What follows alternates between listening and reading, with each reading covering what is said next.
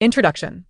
The 27th Bai Xi Award has concluded, with Bai Xi, known in the industry as the Beauty of Bai, losing the Best Actress nomination to seasoned actress Pei Yanqing, who has been in the industry for 11 years. The reporters initially expected a fierce rivalry between the two. However, they were surprised to see one lifting the train of the other's gown on the red carpet. Pei Yanqing even expressed candidly before the cameras, "I have watched Bai's performances. She is my ideal Best Actress." Chapter 1. The flash of cameras momentarily blinded Bai Xi. "She's out. Hello, Bai." The online buzz surrounding your award was quite high. "How do you feel about losing to Pei? Could you share your plans for your next project? Will you continue with serious dramas or consider idle dramas?" At the backstage exit of the 27th Bai Xi Awards, a young woman in a red velvet gown was immediately surrounded by a throng of reporters, blocking the exit. Bai Xi's assistant, though new to the industry, nervously stood protectively beside her. Bai Xi's elongated phoenix eyes slightly lowered. Her manager, Meng Jia, guided the reporters to a nearby open space while ensuring Bai Xi was shielded. "Please, everyone, one question at a time. Our Bai is still a newcomer, so I ask you all to be gentle." As Bai Xi departed from the exit, a woman nearby, also surrounded by media, glanced over. The woman, with her intricately braided hair, revealed an elegant neck. Clad in a white silk backless gown, plunging to her waist, her butterfly bones subtly visible, she exuded a captivating aura. "Congratulations to Teacher Pei for achieving a grand slam." In contrast to Bai Xi's chaotic scene, Pei Yanqing's ambience was relaxed and orderly. "Thank you." The reporters noticed her expressive eyes and provocatively inquired, given the high expectations for Bai Xi's win, "Does your victory feel like a second chance?" However, Pei Yanqing replied, "I have watched Bai's performances. She is my ideal Best Actress." A reporter, intrigued, questioned, "Do you have a close relationship with Bai? Your tone seems quite affectionate." Pei Yanqing shook her head, smiling. "Not at all. Aren't you all calling her Bai?" "Why can't I?" "Of course not," the reporter replied. "It's just surprising that you, Teacher Pei, who are unfamiliar with Bai, hold her in such high regard." Pei Yanqing, unperturbed, blinked and remarked, "Not entirely strangers. She just helped me adjust my gown on the red carpet." After addressing the reporters, Bai Xi, accompanied by her manager, exited the venue.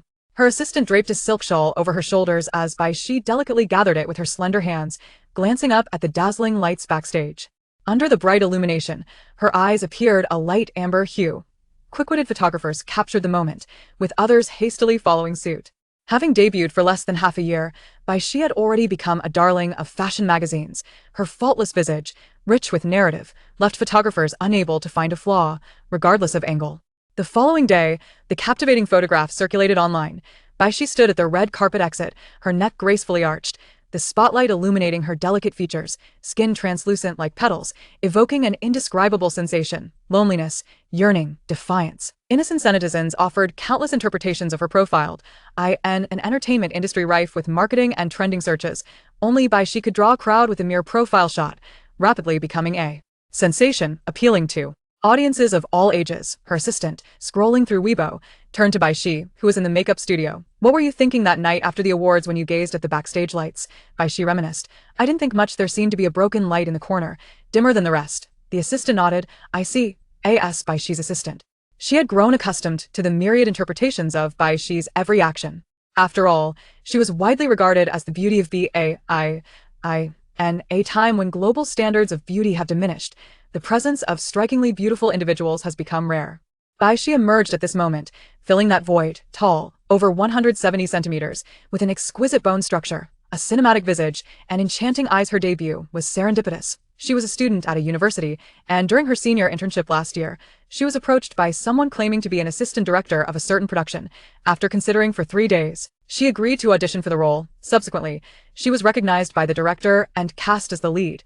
With the drama airing earlier this year, Bai Xi became an overnight sensation. Miracles are not uncommon in this industry. Fame can rise and fall in an instant. Last month, the nominations for the prestigious Bai Xi Award were announced, and Bai Xi received a Best Actress nomination, proving her acting talent. The news erupted online, with her first drama yielding such acclaim like a star falling from the heavens. As a result, the online sentiment shifted, overshadowing the seasoned Pei Yanqing, who had been on the brink of a grand slam for 11 years, as netizens fervently wished for Bai Xi to claim the title and become the leading figure of the new generation. When the results were announced, netizens graciously congratulated Pei Yanqing. Though Bai Xi had begun to shine, she still had a distance to travel to match the recognized caliber of Pei Yanqing. Fast forward 2 days later, the wishes of netizens materialize. The luxurious restroom of a high-end club, the scent of essential oils filled the air, typically overpowering all else. Yet, at that moment, Pei Yanqing detected a fragrance unlike any other akin to roses, infused with the refreshing woodiness of wintergreen. Pei Yanqing slightly lowered her head, observing the young visage that had unexpectedly collided with her, a youthful face, in her early 20s, with a complexion reminiscent of mist and lips like petals, exuding a beauty that could quicken one's heart. It was her. Pei Yanqing gently closed her eyes and averted her gaze, landing it on the ceramic sink not far away. Miss Bai. A weight settled on her shoulder as the other person rested her face there. Pei Yanqing discreetly held her breath for a moment, directing her gaze away from the exposed collarbone and chest revealed by the girl's off-shoulder dress. With one hand, she gentlemanly supported the delicate waist, seeking the door of the stall nearby, leaning against it to ensure that the young woman's entire weight pressing against her would not cause her to falter. A faint scent of alcohol wafted through the air. Miss Bai. Pei Yanqing sensed that she might not regain her clarity anytime soon, so she wrapped her arms around the slender waist, leaning comfortably against the stall door while softly calling her name by her ear from time to time. Miss Bai, wake up. Bai Xi felt as though her consciousness was submerged in the depths of the ocean, intermittently surfacing, as if she could hear a voice calling her, strange yet imbued with an intimate tenderness. Bai Xi closed her eyes beneath the waves, retreating deeper into the sea. She opened her amber-colored eyes, light flooding into her pupils. The restroom was dimly lit, and in the low-saturation glow, the woman before her donned a white leisure outfit and tortoise shell-framed glasses, her tall figure exuding an air of grace and elegance. You're awake. The person in front of her displayed a relieved expression. Pei Yanqing, after a moment of recognition, Bai Xi stepped back, distancing herself from the embrace, and respectfully addressed her. Teacher Pei. Pausing, she added, I'm sorry, I may have had a bit too much to drink. Bai Xi's cheeks flushed lightly, the signs of intoxication evident, her lashes damp with a hint of moisture, especially her amber eyes, shrouded in a veil reminiscent of the mist. Over Changbai Mountain, a sight that tugs at one's heartstrings. Which private room are you in? I can escort you there. No need. Bai Xi politely replied, I can manage on my own. Thank you, Teacher Pei. With that, she leaned against the wall, swaying as she attempted to walk outside, her 10-centimeter high heels causing her steps to falter. The delicate skin of her heels was rubbed raw by the straps, leaving a patch of redness. Pei Yanqing lowered her gaze, observing for a moment. She took out her phone and called her assistant. Nana, could you please bring a pair of flat slippers to the restroom on the right side of the private room? Hearing the phone call and behind her, Bai Xi felt a tightening of her cool wrist as the other gently grasped it again, her eyes meeting the woman's warm gaze. Is it possible not to return to the private room? Bai Xi paused and replied, if Teacher Pei insists, then I end their circle. Everyone was accustomed to elevating some while belittling others, with hierarchy permeating every interaction. A newcomer like Bai Xi could only be molded like clay. Pei Yanqing offered no further explanation and extended her hand, saying, give me your phone. Bai Xi retrieved her phone from her bag, accessing her contacts to reveal a name, my manager, Sister Meng. Hoping Sister Meng could arrive and take her away. Pei Yanqing took the phone from her hand and, under Bai Xi's watchful gaze, dialed Sister Meng's number. The call connected on the other end. The sounds of clinking glasses and familiar flattery filled the air. Sister Meng's voice broke through. Xiao Bai, are you back? Had a bit too much to drink? Why don't you just go back and rest? Before she could finish, the phone fell into another's hands. A drunken middle-aged man's voice boomed. Xiao Bai, everyone is waiting for you. You're the star. It's not the same without you tonight. Come back, do you hear me? By the end, his tone took on a commanding nature. Without needing an introduction, Pei Yanqing surmised that the person on the line was likely a high-ranking executive from the company. She glanced at Bai Xi's blistered heels and politely spoke. Hello, I am Pei Yanqing, Xiao Bai's sister, and she is with me. Bai Xi raised her eyebrows in surprise. The woman exchanged a few pleasantries with the caller before returning the phone to her, saying, your manager wants to speak with you. Bai Xi, still looking at Pei Yanqing, pressed the receiver to her ear. Sister Meng instructed, Xiao Bai, go with her. Bai Xi remained silent, but Sister Meng understood her unspoken question, raising her voice slightly to ensure everyone present could hear. Sister Meng said, I know you had a spat with your sister, but she's come to comfort you. Be good. Go home with your sister. Bai Xi. Sister Meng surveyed the room filled with men with ulterior motives, sighing internally, knowing it was far better than remaining there. After hanging up, the noise in the private room diminished momentarily before returning to its festive atmosphere, yet no one inquired about Bai Xi's whereabouts. Bai Xi chose to trust her manager, tucking her phone away, appearing as if she would comply with the instructions of the person before her. Pei Yanqing's assistant soon arrived. Pei Jia. The assistant held a pair of slippers provided by the venue, glancing at Bai Xi before placing them before her with practiced ease, clearly accustomed to such tasks. Aside from attending events and award stages, female stars rarely wear high heels in their daily lives. They often change into comfortable leisure wear after leaving an event, just like Pei Yanqing. There are some who must remain in heels, usually because they are expected to be ornamental, like Bai Xi. Bai Xi noted the assistant's skilled movements, her gaze shifting slightly as she leaned against the wall to change out of her high heels. The tension in her arches, strained all day, relaxed as she stepped into the slippers, which felt as soft as clouds beneath her feet. She pressed her lips together, her gaze towards Pei Yanqing revealing a barely perceptible complexity. She heard the assistant ask, "Pei Jia, is there anything else you need me to do?" Pei Yanqing replied, "Contact the venue manager and have my room prepared for Miss Bai to rest." The assistant acknowledged and called the venue manager. Only then did Pei Yanqing turn to Bai Xi and ask, "Shall I escort you upstairs?" Bai Xi nodded, picking up her high heels from the floor. Her tall stature and striking appearance shone through even in flat shoes, exuding an indescribable radiance akin to a pearl. Bai Xi stepped closer to Pei Yanqing, nodding, "Thank you." The elevator operated smoothly, and Bai Xi used the reflection in the silver walls to admire the woman's figure despite her casual outfit. She still possessed a captivating beauty. Even the elegant curve of her neck as she looked up at the elevator numbers was stunning. Bai Xi withdrew her gaze. Ding! The elevator doors opened to reveal a soft, quiet corridor of the VIP exclusive lounge, laid with a red carpet. The assistant led the way ahead. Pei Yanqing followed behind, with Bai Xi stepping back half a pace. Pei Yanqing noticed her unsteadiness and promptly steadied her when she stumbled. "Thank you." Bai Xi rested her forehead against her shoulder, disregarding decorum, clearly at her wit's end. "I'm sorry, Teacher Pei. My head feels so dizzy," Bai Xi whispered in her ear, her breath unsteady. The delicate warmth of her breath brushed against Pei Yanqing's ear, sending an unexpected shiver down her spine. Pei Yanqing parted her lips, uncertain whether she was speaking to Bai Xi or to herself, murmuring, "It's all right." The assistant turned back, observing the two intertwined figures, puzzled. Realizing that Bai Xi had detained her artist, she approached and said, "Pei Jia, allow me to assist Miss Bai. You've also had a drink tonight, it's not advisable." Before she could finish, Pei Yanqing wrapped an arm around Bai Xi's waist, sidestepping the assistant's outstretched hand. Casting her a subtle glance, "Focus on leading the way." "Understood." The assistant quietly advanced, uncertainly pondering whether she had indeed become a source of annoyance.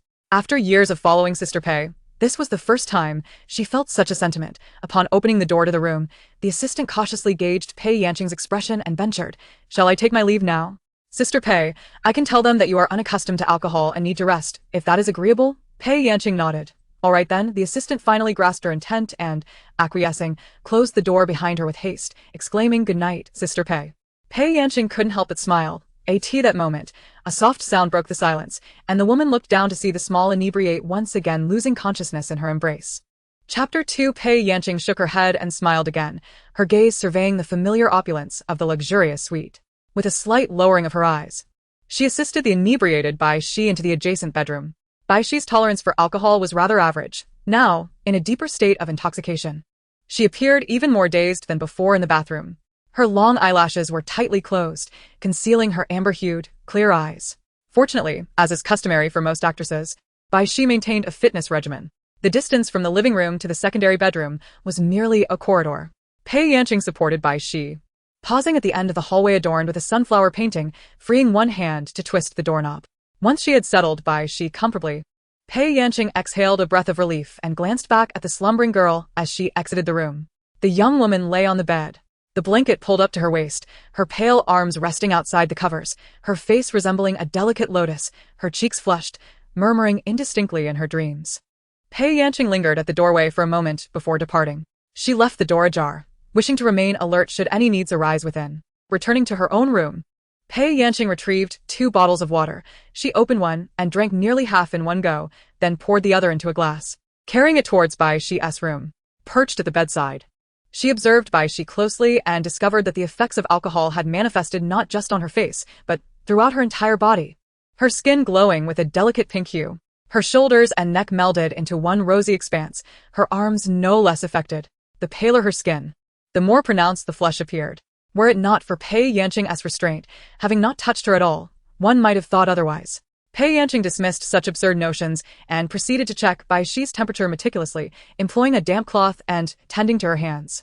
Finding no anomalies, she was fairly certain it was simply a matter of her constitution.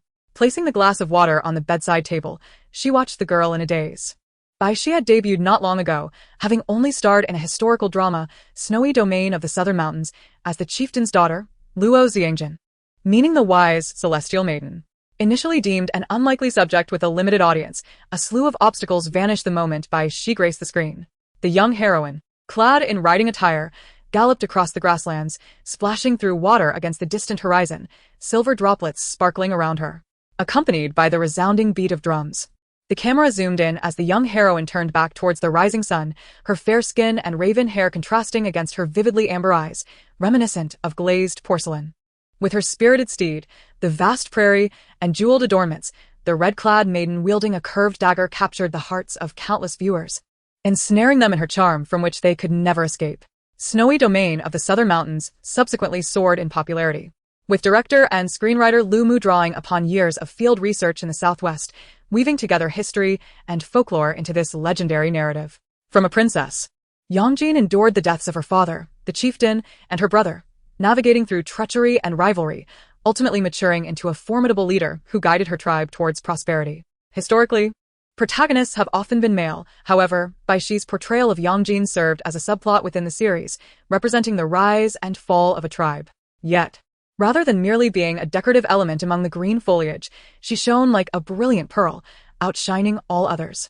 Her role among the men may not have been extensive, yet with a captivating storyline, remarkable acting, and a well-rounded character arc, she still garnered a nomination for Best Actress, embodying both popularity and talent. However, Pei Yanqing had heard of the name Bai Xi even before the drama aired, and had encountered her visage prior to the audience. By serendipity, Lu Mu had once approached her, warmly inviting her to portray Princess Yanqing. Due to scheduling conflicts, Pei Yanqing had to politely decline, subsequently recommending several candidates whom she deemed suitable. After several rounds of auditions, director Lu found the candidates lacking, struggling to identify her ideal leading lady, which nearly jeopardized the project's progress. Pei Yanqing assured director Lu that once she wrapped up her current filming, she would join the cast if the lead had not yet been found. 2 months later, upon hearing the news that snowy southern mountains had commenced filming, director Lu excitedly called to inform her that a satisfactory lead had been discovered. Pei Yanqing extended her congratulations and soon received a still from the costume fitting. Pei Yanqing raised her eyebrows. Indeed, the actress was impressive. Her appearance and demeanor were perfectly aligned with the role. Director Lu, being a friend aware of Pei Yanqing's generous nature, was not a stingy person and enjoyed uplifting younger talents. She appreciated Bai Xi, thinking it prudent to introduce her to Pei Yanqing, knowing that should Bai Xi encounter difficulties in the future, Pei Yanqing's character would surely lead her to offer assistance. Director Lu sighed inwardly, uncertain whether bringing Bai Xi into this industry was a blessing or a curse. With her stunning beauty, yet lacking the means to protect herself, it was akin to a child carrying gold bricks through a marketplace, destined to be devoured by the predatory world of fame and allure, leaving nothing but remnants.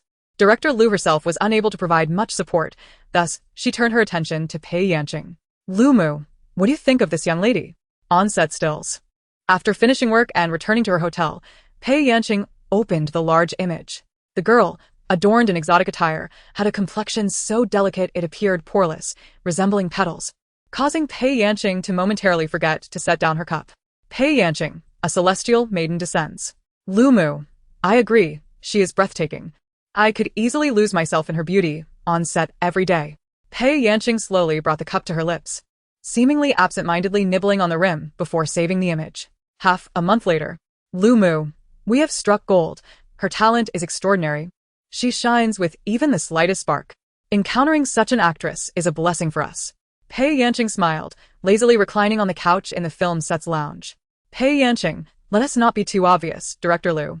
What does your actress have to do with me? I am an actress too. What if we find ourselves as rivals? Lu Mu, with a cheeky grin. One cannot say that. Pei, what if your company has a new project? This could serve as a backup option. Pei Yanqing, you make a valid point. Casually, she swiped up the interface and entered Bai Xi's name into the browser, instinctively seeking her information. As her fingers moved, she perused several pages, only to realize that the actress had yet to debut. With a sigh, she set aside the thought and gracefully picked up the script nearby to continue reading. Lu Mu possesses a sense of propriety, refraining from forceful promotion and seldom intruding upon her life. Their conversations occur only once or twice a month, intermittently cultivating a modicum of affection for Bai Xi. In March, Pei Yanqing stumbled upon a post in Lu Mu's circle, showcasing photos from the conclusion of a film shoot. Bai Xi, clad in costume with her dark hair cascading, stood out like a solitary blossom amidst a sea of foliage. The accompanying caption read, "Happy wrap-up." Another image featured Lu Mu and Bai Xi together. Lu Mu's hand rested gently on Bai Xi's shoulder while Bai Xi's hands hung by her sides, exuding a polite yet reserved demeanor. After several days of silence from Lu Mu, Pei Yanqing took the initiative to inquire, "Has the filming concluded?" Lu Mu responded, "We wrapped last week. I'm now swamped with post-production." Pei Yanqing waited a couple of minutes for new photos to surface, then switched to typing with both hands, so eager. "When do you plan to release it?" Lu Mu replied, "In April, indeed pressing, but there's a prime time slot available. We can't miss it." Lu Mu then added, "I'll talk to you later. I'll join you for dinner after I finish this busy period. It's been a while since we last met." Pei Yanqing deleted her previous message asking about the lead actress, resending, "All right, I'll treat you then." As time swiftly passed, Snowy Domain of the Southern Mountains was scheduled to premiere on April 22nd. On the day of the broadcast, Pei Yanqing had an engagement and returned home by 10 o'clock in the evening. Dressed in a robe and applying a facial mask, she emerged from her bedroom, settling onto the sofa and finally turning on the television, which had remained untouched for 3 months. Bai Xi's entrance not only captivated online audiences, but also left Pei Yanqing in awe before the screen, her attire of red strikingly beautiful. After a week of airing, Bai Xi's search index surged across various platforms, marking her rise to fame. Subsequently, she was nominated for the White Begonia Award. As her competitor, Pei Yanqing learned more detailed information from her agent. Bai Xi, a 20-year-old prodigy from a university, had just returned to campus for her graduation ceremony after being discovered by director Lu Mu last year. Achieving instant fame and signing with one of the top 10 agencies in the domestic film industry, Xinhuan Media. The award ceremony was set for July, and the night before, Pei Yanqing perused her chat history with Lu Mu. Lu Mu had sent, "What do you think of this figure? 10 years of classical dance training. Hard to come by. Here's the video." Pei Yanqing replied, "Beautiful." After watching the video, she closed her phone, a subtle smile gracing her lips as she drifted into slumber. On the day of the red carpet, she was to encounter someone she had indirectly known for months through the screen. Departing from her studio's makeup room, she sat in the car, chuckling to herself. Her assistant asked, "What's so amusing?" Pei Yanqing, resting her chin on her hand, replied, "Nana, have you ever met someone online? Like a virtual acquaintance?" The assistant appeared confused, wondering when Pei Yanqing had begun forging online connections, especially within the industry, as she could easily meet anyone she desired with a mere request. Pei Yanqing merely smiled and said, "It's nothing.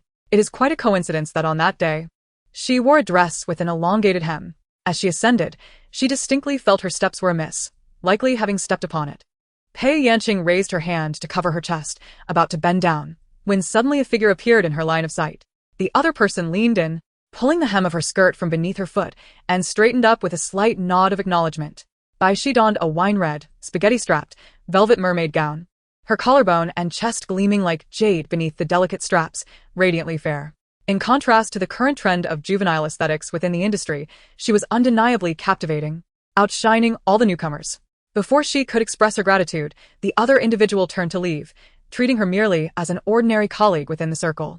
When the award for Best Actress was announced, Bai Xi closed her eyes on the large screen, her hands clasped tightly together, conveying her anxiety. As Pei Yanqing delivered her acceptance speech, Bai Xi applauded alongside others from the audience, her expression genuinely sincere. By the time the ceremony concluded and she departed the venue, Pei Yanqing had not found an opportunity to express her thanks. Thus, their first encounter came to an ordinary end, a typical meeting among colleagues, culminating in an unremarkable conclusion. A young woman in bed emitted a low, discomfort moan. Pei Yanqing returned to the present, her gaze shifting from the memory to the woman's face. "Miss Bai?" Bai Xi, with her eyes closed, had lips tinted a rosy hue yet slightly parched, murmured a single word, "Thirsty." Pei Yanqing reached for the water cup on the bedside table, gently propping her up against her own embrace. "Drink slowly," she advised softly. "Who are you?" The strikingly beautiful young woman's gaze was clouded. Even when her eyes fluttered open, she could not discern the haze before her. "I am Pei Yanqing." "Pei Yanqing?" she echoed, closing her eyelids anew, leaning down to sip from the water in Pei Yanqing's hand. A tipsy person lacks precision. Her lips brushed against Pei Yanqing's knuckles, soft and warm, prompting Pei Yanqing to instinctively turn her head away, her attention drawn to the fluttering curtains of the bedroom window. She briefly shut her eyes, her throat subtly moving. After a moment, she returned, lowering the cup to Bai Xi's lips. Bai Xi drank the water in measured sips. "Would you like more?" Pei Yanqing inquired, observing the woman in her embrace. "No, thank you." Pei Yanqing laid her back down, The young woman's eyelashes were tightly closed, her brows slightly furrowed. The corners of her eyes, already tinged with a rosy hue, appeared even more vivid, resembling petals stained with the juice of a phoenix tail flower. Pei Yanqing hesitated for a moment, reaching out to touch her forehead, which felt cool to the touch, devoid of any abnormality. Just as she was about to retract her hand, her wrist was unexpectedly gripped tightly by a hand. Sister. Chapter 3. Pei Yanqing's eyelids fluttered suddenly. Her gaze, slightly lowered, followed the hand that grasped her wrist to its owner. Bai Xi remained with her eyes closed, drowsily pulling her hand to rest upon her heaving chest. Sister, I feel unwell. The young woman's delicate brows knitted together, as if listening to raindrops on an attic roof, while the lake's surface was kissed by the finest threads of rain. In snowy southern mountains, Bai Xi's lines are voiced in her original tone. Pei Yanqing has seen her performance and is familiar with her voice, which indeed resonates with the character she portrays when she is sober. However, Pei Yanqing did not anticipate the significant transformation in her voice when intoxicated. The coldness dissipates, leaving only a tender charm. This charm, owing to her youth, does not exude seduction but rather carries an essence of innocence. Pei Yanqing gazes at her face, retracts his hand, and remains still. Sister. Who am I? Pei Yanqing fixates on her closed eyelids, a fleeting chill flickering in his gaze. Pei Yanqing. He smiles and extends his wrist for her to grasp. Good girl. It's just that you are not to be mistaken for anyone else. Bai Xi, deeply inebriated, has her cheeks flushed like blooming peach blossoms, the color cascading down to her delicate neck. She slightly opens her eyes, startled by the harsh light of the room, causing her eyelids to flutter. Pei Yanqing shields her eyes with one hand while tenderly illuminating the bedside lamp with the other. He then picks up the phone and calls the front desk. Hello, could you please send up a hangover soup? After hanging up, he observes the woman on the bed, who breathes heavily, one hand still firmly holding her wrist. Pei Yanqing curls his fingers gently, his gaze drifting from the young woman to the corridor outside, lost in thought. Pei Yanqing. The sudden murmur draws his attention back. Teacher Pei.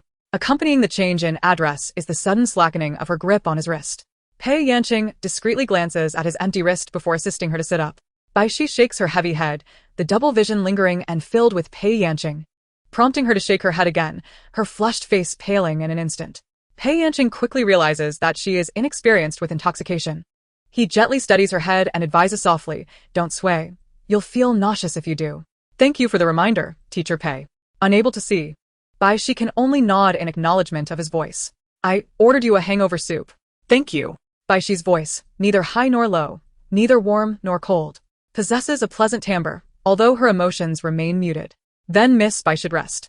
I will call you when the soup arrives. Anzai, Bai Xi deeply. Not forgetting to express her gratitude for the third time.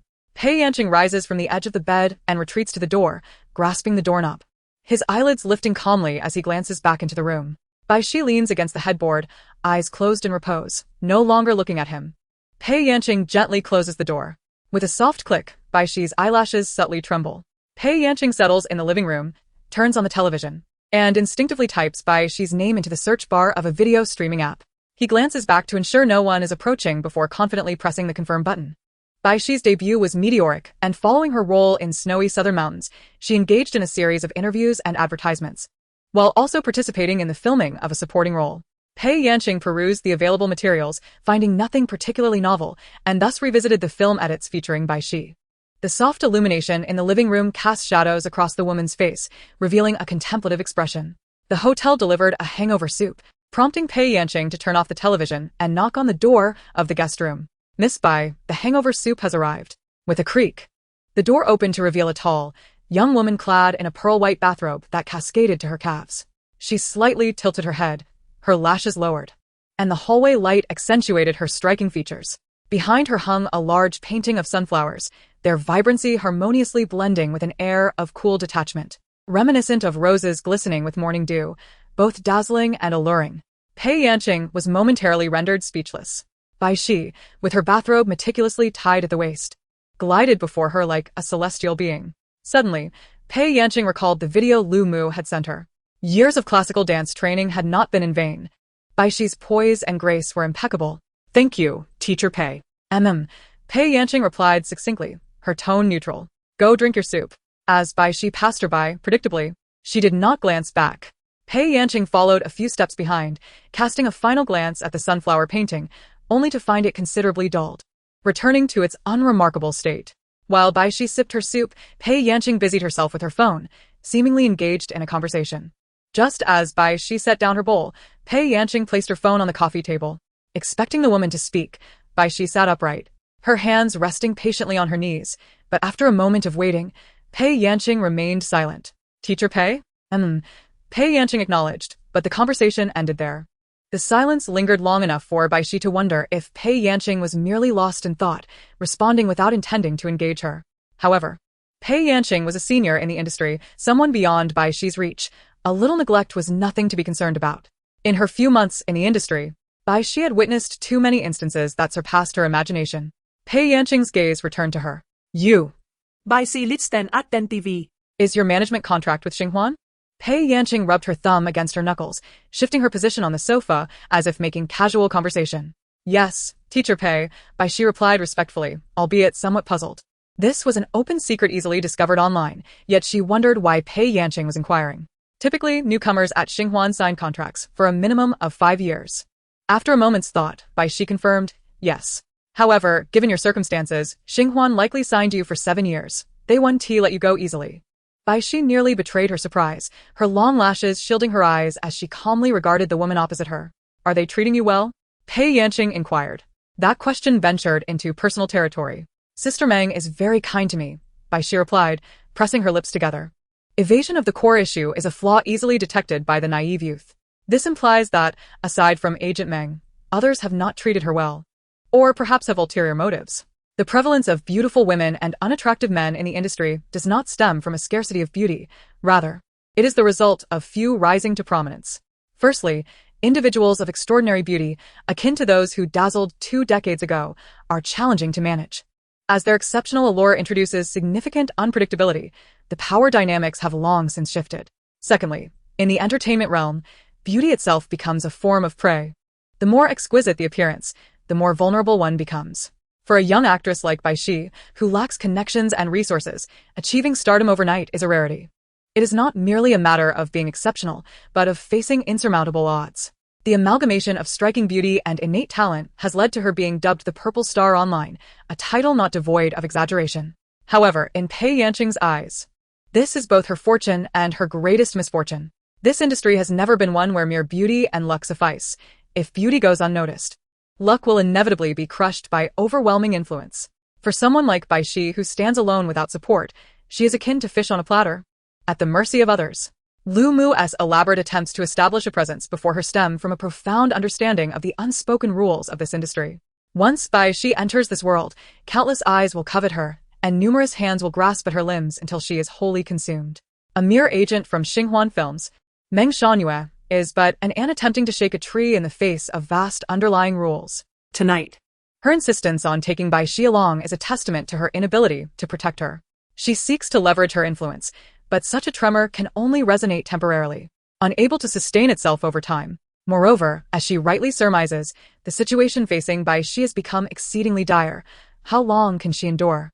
Will she fade into obscurity, returning to an ordinary life, or will she immerse herself in this murky world, becoming complicit? The screen of the mobile phone on the coffee table flickered to life. Pei Yanqing glanced down momentarily. Bai Xi observed her pick up the phone, unlock it, and seemingly read the words on the screen for a moment. Pei Yanqing's fingertip gently tapped the edge of the device, and her gaze, which had shifted to Bai Xi, suddenly bore a smile. Indeed. There may not be a lack of alternative choices. One matter, perhaps somewhat audacious to mention. The woman spoke. Please go ahead. Pei Yanqing paused for half a second, then gently inquired, would you be willing to marry me?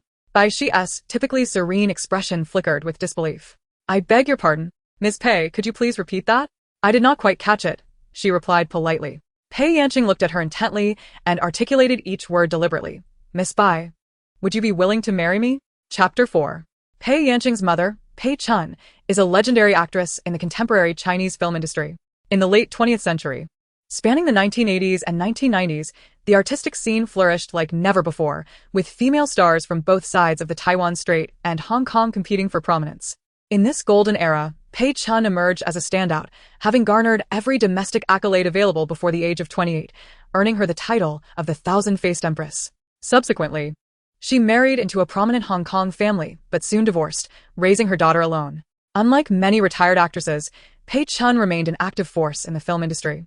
When she could no longer break new ground domestically, she turned her gaze abroad, becoming a regular at the 3 major European film festivals and the Oscars.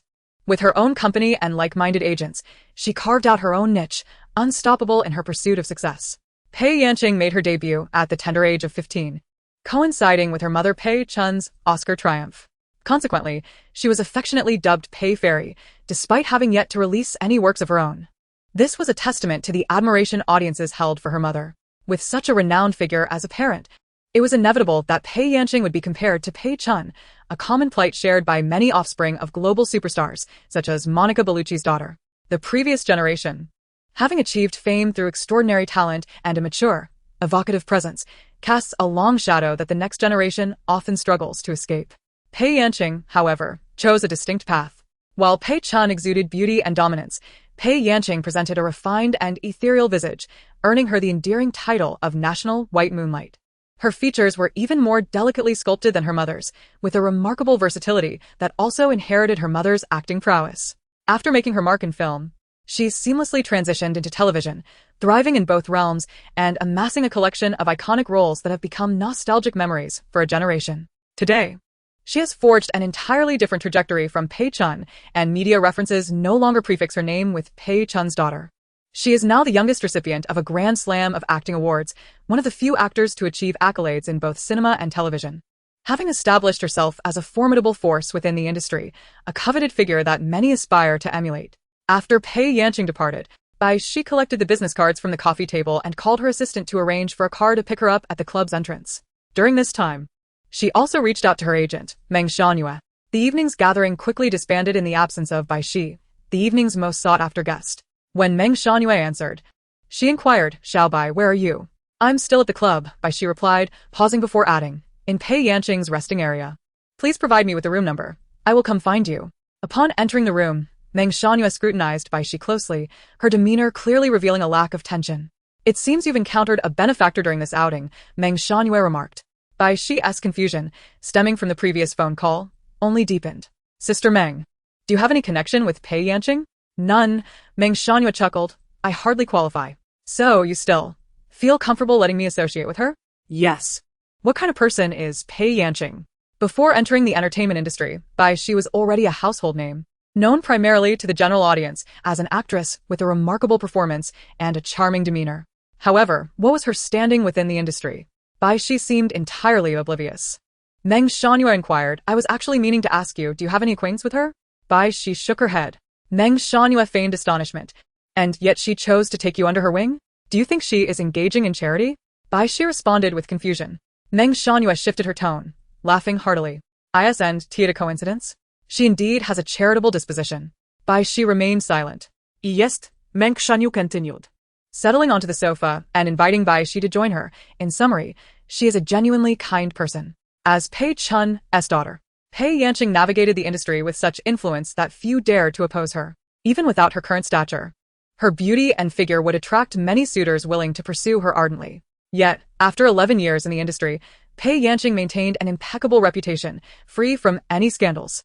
A star's popularity among the general populace does not necessarily signify anything substantial. However, if she is equally revered among her peers, it is highly plausible that she is indeed a virtuous individual. Meng Xianyue, lacking personal ties with Pei Yanqing, could only weigh the options, and it appeared she had made the right choice this time.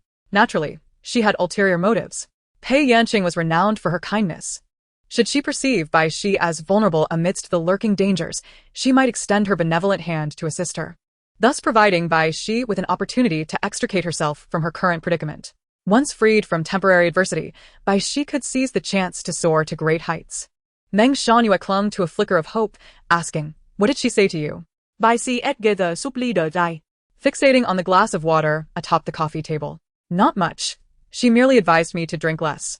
"Drink less?" Meng Xianyue pondered, wondering if this was an expression of concern from Pei Yanqing. She pressed further. What was her expression like at that moment? When Pei Yanqing had made that bold remark, Bai Xi fell into silence. Pei Yanqing did not pursue the matter further, instead lowering her gaze to her phone, seemingly typing. Bai Xi found herself entranced by Pei Yanqing's slender, elegant fingers. Having practiced classical dance since childhood, She had been praised for her grace by all who had seen her, yet Bai Xi thought to herself, they must have never encountered Pei Yanqing. Merely sitting there. Pei Yanqing radiated an almost ethereal glow, akin to an invisible layer of pearlescent light surrounding her. Shortly thereafter, Pei Yanqing's assistant knocked on the door, prompting her to rise and depart with the assistant. Just as one of her feet stepped outside, Pei Yanqing turned back gently, addressing her Miss Bai. Bai Xi was taken aback by the unexpected gesture. Is there something you need? Her adorably startled reaction amused Pei Yanqing, causing her to smile. No. I simply wanted to remind you that your tolerance for alcohol is quite low. Unless absolutely necessary, do try to minimize your consumption. Should you find yourself intoxicated again, she gestured towards the business card left on the coffee table, mimicking a dialing motion near her ear, and softly added, feel free to call me.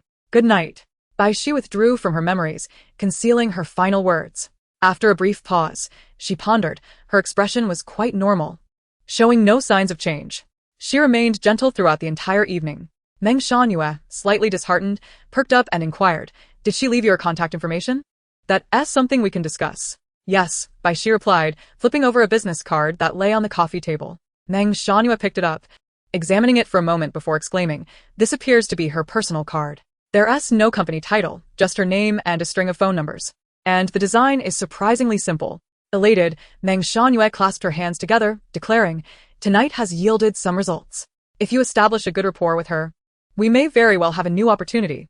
Bai Xi, somewhat distracted, responded with a soft, The chauffeur-driven car glided into a highly secured affluent neighborhood, situated in the heart of the South Riverside area, known for its expansive riverview flats, each exceeding 200 square meters. As a premier first-tier city, land here is exorbitantly priced. Bai Xi's assistant, seated in the car, could not help but lament for the umpteenth time how such places are forever out of reach for ordinary people, even in dreams. The assistant was unaware of Bai Xi's financial background, but she had skyrocketed to fame in less than 3 months since her first television drama aired. Meng Shangyue, recognizing her talent, showed her great care and had a long-term vision for her career, not merely a swift accumulation of wealth that would deplete her popularity, but rather a meticulous selection of brand endorsements. Whenever the interests of the company clashed with Bai Xi's reputation, Meng Shangyue would skillfully negotiate with the higher-ups to secure the best opportunities for her. Thus, Bai Xi currently had few endorsements and advertisements, suggesting that her financial resources were limited, at least insufficient for residing in such luxurious accommodations. If the wealth did not stem from her own earnings, could it be that her family was affluent? Yet, the assistant had never heard Bai Xi mention her family. Her residence bore only signs of solitude. When Bai Xi first entered the industry, entertainment media and enthusiastic netizens had tried to uncover her family background, but the bizarre truth was that nothing surfaced. As if she had emerged from nowhere. Journalists who interviewed her former school found teachers who stated they had never seen her parents attend parent-teacher meetings. In June of this year, at the graduation ceremony of a university, journalists lurking to catch a glimpse of her parents were similarly disappointed. Never tense, Bai Xi. As an outstanding graduate, earned her degree from a university, ranked among the top 5 nationwide, a true academic prodigy. This news ignited a wave of online attention, with her graduation photo trending for 3 consecutive days, attracting countless admirers. Who doesn't he appreciate beauty? It wasn't he the marketing that netizens despised, but rather the ugly claiming to be beautiful. A stunning beauty consistently trending was something they willingly indulged in, cleansing their eyes from the toxicity of the broader environment. In summary, the media, despite its extensive reach, had yet to uncover her origins. However, based on the assistant's everyday observations regarding her lifestyle, it was clear that her background was at least comfortable. After escorting Bai Xi to her doorstep, the assistant bid farewell after taking a sip of water. Once the door closed, the vast space was left with only Bai Xi. This sensation felt familiar. She often found herself alone in such a grand house, devoid of conversation and echoes, growing up in solitude. Is loneliness truly frightening? Bai Xi does not think so. With time, even the most daunting things become familiar. Is darkness terrifying? Those who have grown accustomed to it develop a heightened sense of hearing. What is truly frightening is having once seen the light, only to return to darkness. If one has never experienced the bustle of life, what is there to fear in solitude? Bai Xi rose to clean and neatly store the cup her assistant had used, retrieving another cup from the side to brew herself some oatmeal, replenishing her sugar levels. She then engaged in a workout, perspiring, resting, showering, and donning a fresh bathrobe before unfurling the screen in the living room to watch a film. Having just completed a commercial shoot and a fashion magazine session, she found herself devoid of any other work for the time being. If she remained silent, it seemed unlikely that opportunities would arise again for quite a while. Her phone vibrated. A message from CEO Zhao. Little Bai, are you coming to dinner tonight? Just a casual meal to chat, no drinking, and General Jean will be there too. Bai Xi replied, no, Zhao, I have plans this evening. Zhao then called her via voice, but she declined the call and exited WeChat. Meng Shanhua would reach her directly if needed. She reclined on the sofa, closing her eyes in a light doze. Bai Xi entered the circle for personal reasons, indifferent to the individuals within it or their backgrounds. However, upon stepping inside, she realized how little she had anticipated. This realm does not reward mere ability. The very visage that afforded her opportunities also rendered her prey to wolves. She could certainly walk away, distancing herself from the seductive mire of fame and fortune. Yet where would she go? The vastness of the world offers countless places for refuge. But where can it accommodate her heart? A month passed in solitude as Bai Xi remained ensconced in her home, isolated from the world. While loneliness is not to be feared, it can render one hollow, gnawing away at the heart like a pest. The wind howled as it entered, a great tumult. Pei Yanqing's words echoed like a prelude, ushering in a more profound wind that exposed the growing emptiness within her heart. A stone dropped into the abyss, producing no echo, unfathomably deep.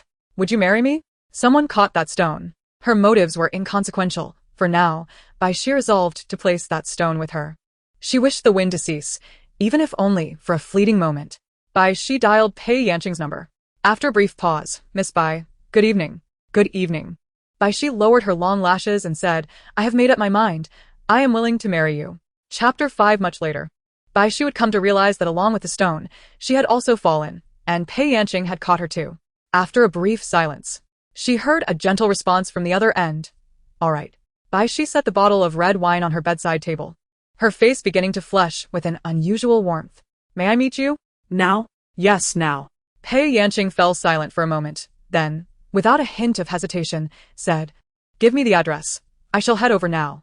Throughout her life, countless individuals have endeavored to win Bai Xi's favor. After entering the industry, there was no shortage of those like Pei Yanqing who boldly extended the olive branch, regardless of gender. Male investors have approached her at banquets, expressing their willingness to divorce their wives for her sake, while female directors have offered leading roles merely to dine with her. She has even faced the scorn of a prominent figure's wife at a party, who poured wine over her and labeled her a seductress for enticing her husband. Yet, not a single gentleman who had previously hailed her as a muse came to her defense. Instead, after the couple departed, they offered gentle reassurances and presented her with an array of exquisite gowns to choose from. That day, Bai Xi saw through the facades of these individuals. They never regarded her as a person. Instances of direct proposals were not uncommon either. Before the first film wrapped, the assistant director who discovered her purchased a diamond ring with the intention of presenting it to her, a mere amateur yet to officially debut. After being declined, he attempted to invoke moral obligation, but Bai Xi found it amusing and left without a backward glance. After her rise to fame, she encountered a myriad of characters in the workplace, many captivated by her beauty, wishing to take her as their cherished companion, while others sought to possess her through coercive means, either by temptation or intimidation. This industry dehumanizes individuals. Those within it wallow in complicity, chasing fame and fortune, drowning in excess, with their moral compass severely compromised. Treating individuals as humans has become a rarity. Why Pei Yanqing? It requires the perfect alignment of time, place, and circumstance. As Bai Xi was about to send Pei Yanqing the address, she opened WeChat on her iPad, only to discover that they had not exchanged contact information. Pei Yanqing seemingly sensed this and kindly inquired, Is this your WeChat number? Shall I add you? Bai Yanqing replied, No. Pei Yanqing raised an eyebrow, not particularly surprised. Bai Xi clarified, This is my work number. Is yours this one? Let me add you. She was inherently reserved, and even through the phone, an undeniable shyness permeated her words. I apologize, she added politely. Pei Yanqing chuckled softly. Yes, that's it. Bai Xi navigated the iPad screen and said, The request has been sent. Please confirm it. All right. The two were set to marry, yet here they were, adding each other on WeChat the day before obtaining their marriage certificate. Pei Yanqing held her phone at a distance, cleared her throat, and stifled a laugh. You and Pei Yanqing are now friends. Perhaps say hello. Bai Xi opened her location settings and selected the nearest 5-star hotel to her home, sending, sharing address. Marriott Hotel. Still at the hotel this late? The gentle voice that suddenly resonated in her ear made Bai Xi realize she was still on the call, startling her again. Although unseen, Pei Yanqing heard her gasp in surprise. Pei Yanqing smiled. Bai Xi said, I'll hang up now. See you shortly. Upon hearing the affirmative response from the other side, She immediately pressed the hang-up button and took a deep breath. Regret surged within her, but after sipping another mouthful of red wine, her remorse dissipated entirely. Pei Yanqing was correct. Her tolerance for alcohol was poor. Yet there were advantages to such shortcomings. The designated hotel was conveniently located just outside the community, requiring no crossing of the zebra crossing. Bai Xi exited and walked to the hotel, presenting her identification at the front desk to check in. The receptionist was merely captivated by her beauty and failed to recognize her as a celebrity. After all, Bai Xi had only recently debuted, with but a single representative work. It was entirely normal for some to be unaware of her. In contrast, Pei Yanqing had enjoyed 11 years of stardom, her visage known to all. Including the years spent as a child alongside her superstar mother, Pei Chun, she had been in the public eye for over 2 decades. Thus, the receptionist was astonished when Pei Yanqing later appeared before her. "Hello, I'm here for the guest in room 1801. In the dead of night. The woman had not adorned herself with excessive disguise. Her raven black hair and black mask highlighted the striking whiteness of her neck and ears. The receptionist, a fan of hers, stifled the impulse to exclaim and dialed the internal line for room 1801. "Hello, Miss Bai. There is a guest named Pei Yanqing looking for you. She is in the lobby. Shall I send her up?" "Very well, wish you a pleasant evening." The receptionist hung up the phone, donning a standard business smile. "Good evening, Miss Pei. Someone will escort you shortly." Pei Yanqing nodded with a subtle smile. "Thank you for your assistance." Her face concealed by the mask, the upper half revealed a striking brow bone and inherited the enchanting peach blossom eyes of Pei Chun, with a graceful curve at the corners that was alluring yet not frivolous. Her beauty exuded a dignified purity, untouched by worldly concerns. The receptionist quietly observed her. While the world praised Pei Chun's exquisite beauty, they remained unaware that the cold plum blossoms, too, could be captivating. The mother and daughter shared similar features, yet their temperaments were entirely distinct. The night manager led Pei Yanqing to the executive suite 1801, knocked on the door, and discreetly departed after Bai Xi confirmed her identity. Although the professionalism of hotel staff was assured, there are no secrets without whispers. If Pei Yanqing frequently held clandestine meetings with others, it would be impossible for her to remain free of scandal within the industry. So, why did she arrive at the mere mention of her name? Bai Xi, under the influence of the wine, leaned against the doorframe, her thoughts wandering. Pei Yanqing observed the young girl appraising her from head to toe, her demeanor calm, even tilting her head in contemplation. Such a bold child. Pei Yanqing, a master of her craft, found it impossible to express even a hint of anger towards her. Even feigned annoyance eluded her, as a smile naturally adorned her features. "Aren't you going to invite me in?" Bai Xi, as if awakening from a dream, replied, "Please." come in. Pei Yanqing closed the door and approached her, catching a faint whiff of alcohol. "Have you been drinking again?" Bai Xi, not that. "Were you entertaining guests?" "No, just drinking at home." "Very well." Pei Yanqing observed her slightly flushed cheeks and inquired, "How much have you had?" 3 sips. Pei Yanqing was momentarily speechless. After a while, she lifted her slender fingers to shield her eyes, with only the corners of her lips curving upwards to convey her emotions. Pei Yanqing, having enjoyed enough laughter, lowered her hands and deliberately inquired, "So, how much did you drink last time at Muyen? You were quite inebriated." Bai Xi ponder momentia. Her mind slightly muddled by the alcohol, it took her a full half-minute to respond. 5 glasses. Pei Yanqing patted her shoulder as she passed by, saying, "I will go fetch a glass of water." From Bai Xi's perspective, Pei Yanqing leaned against the island, laughing so heartily that she nearly doubled over. Seated on the sofa in the parlor, Bai Xi glanced back. Pei Yanqing was rinsing a glass beneath the water, her movements aesthetically pleasing, and she asked, "Would you like a glass?" What? "Water." "Oh, all right," Bai Xi replied, "Thank you." After saying this, she straightened her posture, waiting for Pei Yanqing to pour her some water. After a moment, she felt something was amiss. It was she who had invited Pei Yanqing, yet it felt as if she were the guest being entertained. "Teacher Pei, I can manage on my own. Are we really keeping count?" Pei Yanqing replied from the dining table. Bai Xi thought to herself that she was indeed correct. Although they were not yet well acquainted, they were already verbally engaged, and that was the logic of the matter. She stood up but felt dizzy, so she simply sat back down, deciding not to rise again. "Thank you, Teacher Pei." Pei Yanqing brought over 2 glasses of water, placing one in front of her. Noticing Bai Xi massaging her temples, she inquired with concern, "What's wrong? Do you have a headache?" "Yes, I may have drank a bit too much," Bai Xi confessed, observing a fleeting smile at the corner of the woman's lips, which left her feeling somewhat perplexed. Pei Yanqing said, "Next time don't." With Bai Xi's capacity for 3 glasses, she had intended to advise against drinking, but her selfishness compelled her to swallow the words. Don't what? Nothing. Pei Yanqing replied lightly. Do you need me to prepare a hangover remedy? No, thank you. I'm not drunk. Bai Xi shook her head, her voice lowering slightly. The remedy doesn't taste good. Recently, Bai Xi had been at home. Her hair, which was trimmed to shoulder length, had grown slightly, falling around her loose neckline. She wore a long shirt, casually left a couple of buttons undone, revealing her pristine collarbone, inadvertently exuding a hint of allure. Although she had ventured out at midnight, likely without makeup, her lips still bore a vibrant hue. Her shorts were hidden beneath the shirt, only her perfectly proportioned long legs were visible.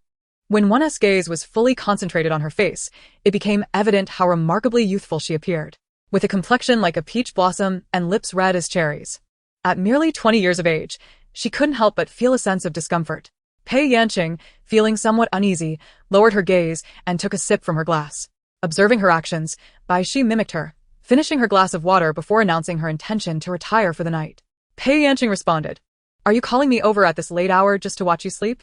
If anyone else dared to treat her this way, they would already be 6 feet under. However, Bai Xi was not just anyone. Pei Yanqing followed her into the room, effortlessly tucking her in, and wringing out a towel to wipe her hands and face. The wide collar of her garment concealed the spring hues. Bai Xi, drowsy, grasped the cool wrist that brushed against her neck, a soothing sensation for one intoxicated and heated. Sister. Pei Yanqing allowed her to hold onto his wrist, pressing it against the girl's fervent cheek. Who am I? The woman's thumb caressed the delicate skin beneath her fingers, observing the gentle flutter of her murmuring lips. Fiancé. Pei Yanqing was taken aback.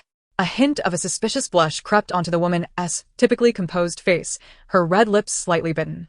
She turned her gaze to the door for a moment before returning her focus to the young woman sleeping before her. Fiancé? How earnest. A smile graced her lips. Pei Yanqing gently extracted his hand, intending to step outside for a phone call. Just as he moved, Bai Xi murmured in her sleep, Don't go. Pei Yanqing softly reassured her, All right, I want to go. He freed his other hand to message his assistant, who, having been jolted awake by the notifications, initially thought it was a dream. After closing her eyes for another round of sleep, she finally rose in shock to attend to Pei Yanqing's instructions. Pei Yanqing remained in Bai Xi's room until late at night, his hand nearly numb. After a brief wash in another room, he too succumbed to slumber. The following morning, they sat face to face on the sofa in the reception room. Pei Yanqing inquired, Do you recall what Miss Bai promised me last night? Bai Xi nodded, I remember. She had called Pei Yanqing before drinking, her mind clear and rational. Of course, the subsequent impulse to meet had taken her by surprise, not anticipating that he would truly come and care for her through the night. Indeed, as Meng Shanhua had said, he was a kind-hearted individual. Pei Yanqing glanced at her tightly wrapped in her robe and confirmed, Do you wish to marry me? Bai Xi answered without hesitation, I do. From now on, we shall be one, entwined in fortune and misfortune, sharing honor and disgrace. Yes. Bai Xi's confidence wavered slightly. Marriage was merely a mutual arrangement, was it not? She sought his character, perhaps his status as well, while Pei Yanqing likely sought her youth and beauty. Why was the tone so serious? As if they were truly a couple exchanging vows before a priest? With her affirmative response, Pei Yanqing relaxed into the sofa, gently inquiring, if that is the case. When shall we obtain our marriage certificate? Does Miss Bai have any thoughts on this? None, Bai Xi respectfully replied. It is up to you, Teacher Pei. As soon as the words left her lips, she caught a familiar smile on Pei Yanqing's face. A sudden premonition washed over Bai Xi. Pei Yanqing smiled nonchalantly. If Miss Bai does not mind my boldness, there is no day better than today. Chapter 6. If there is no day better than today. For reasons unknown, Bai Xi was not surprised when Pei Yanqing uttered these words.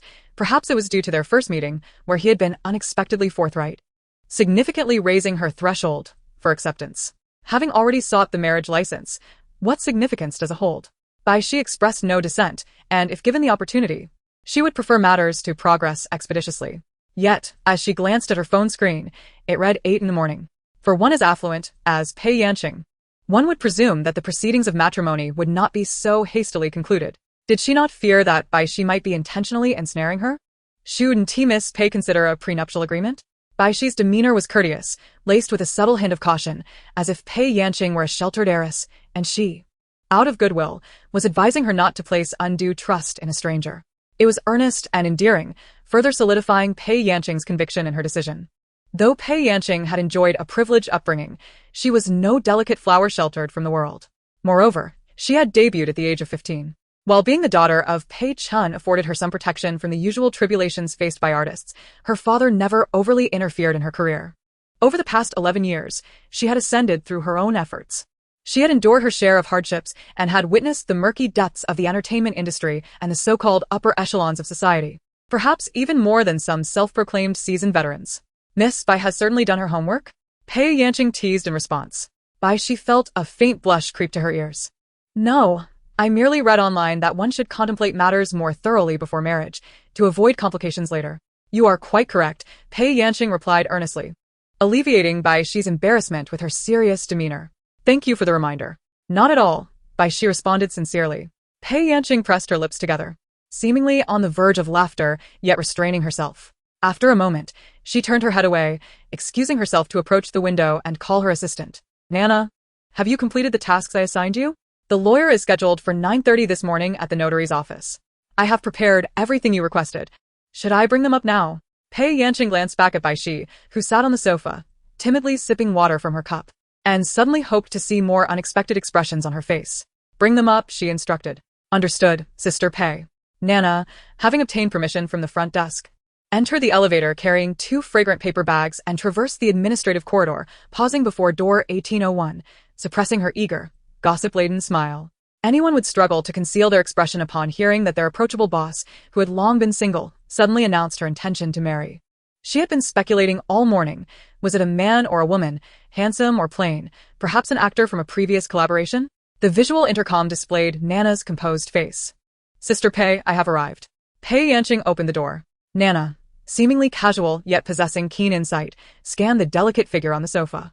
Wow, she exclaimed.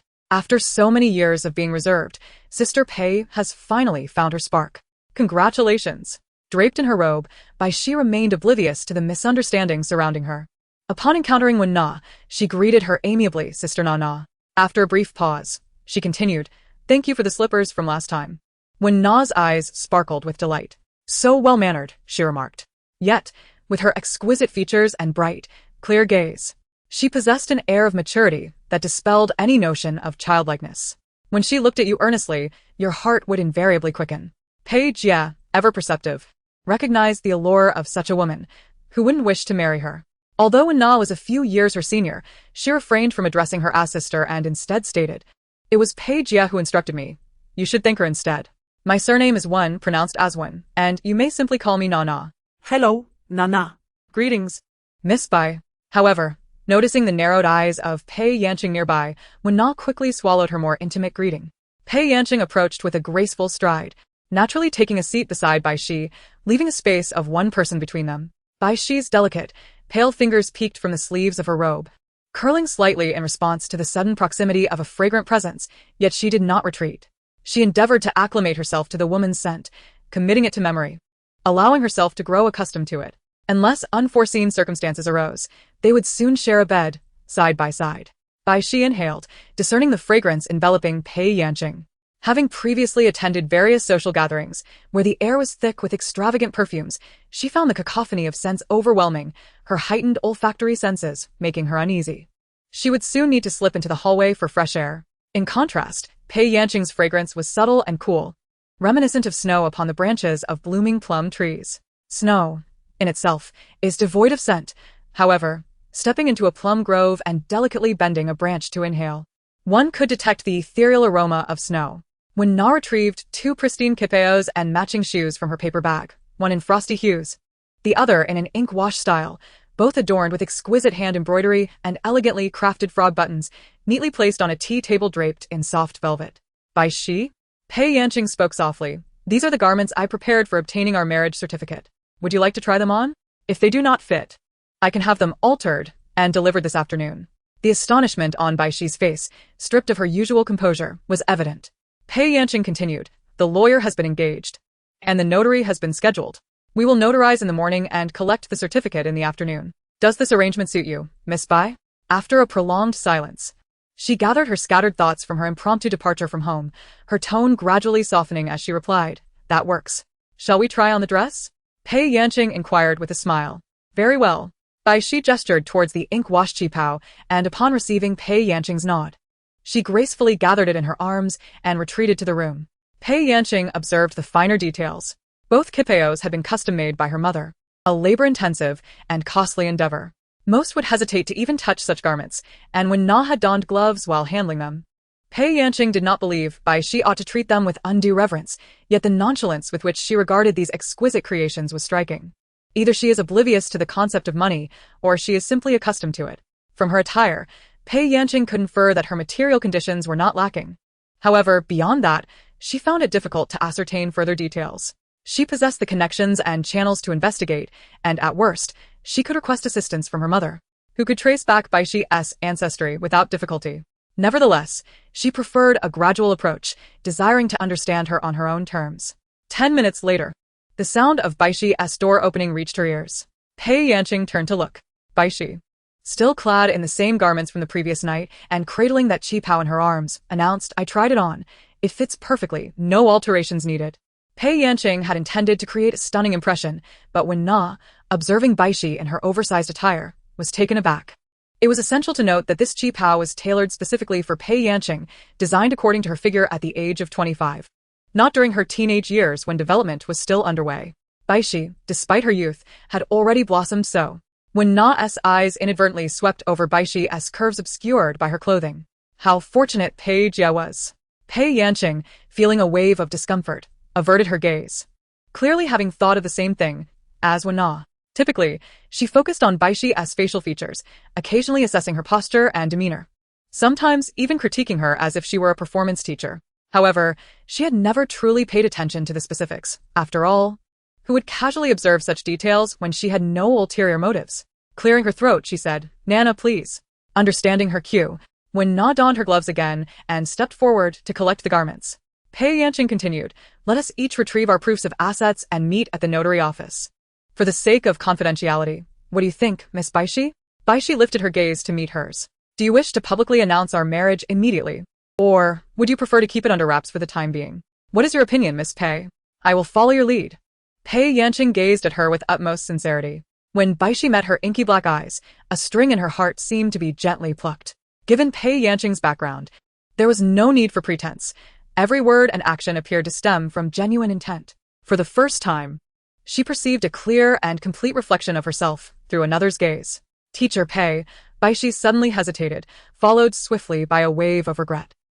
The woman's tone was invariably gentle and soothing, reminiscent of the blooming plum blossoms that grace the landscape before the biting northern winds arrive. With delicate snow softly veiling the dark branches. "Have you truly made up your mind to marry me?" Bai Xi stepped cautiously into the plum grove, where the swirling snow and falling petals captivated her senses. "Are you having second thoughts?" Amidst the fallen blossoms, Pei Yanqing stood elegantly in a snowy attire, questioning her beneath the trees. "I am not," Bai Xi replied, perplexed. "What do you desire?" The woman approached her, the fragrances of snow and plum blossoms swirling in the air around them. Bai Xi stood at the intersection of white snow and red plums, watching Pei Yanqing come to a halt before her.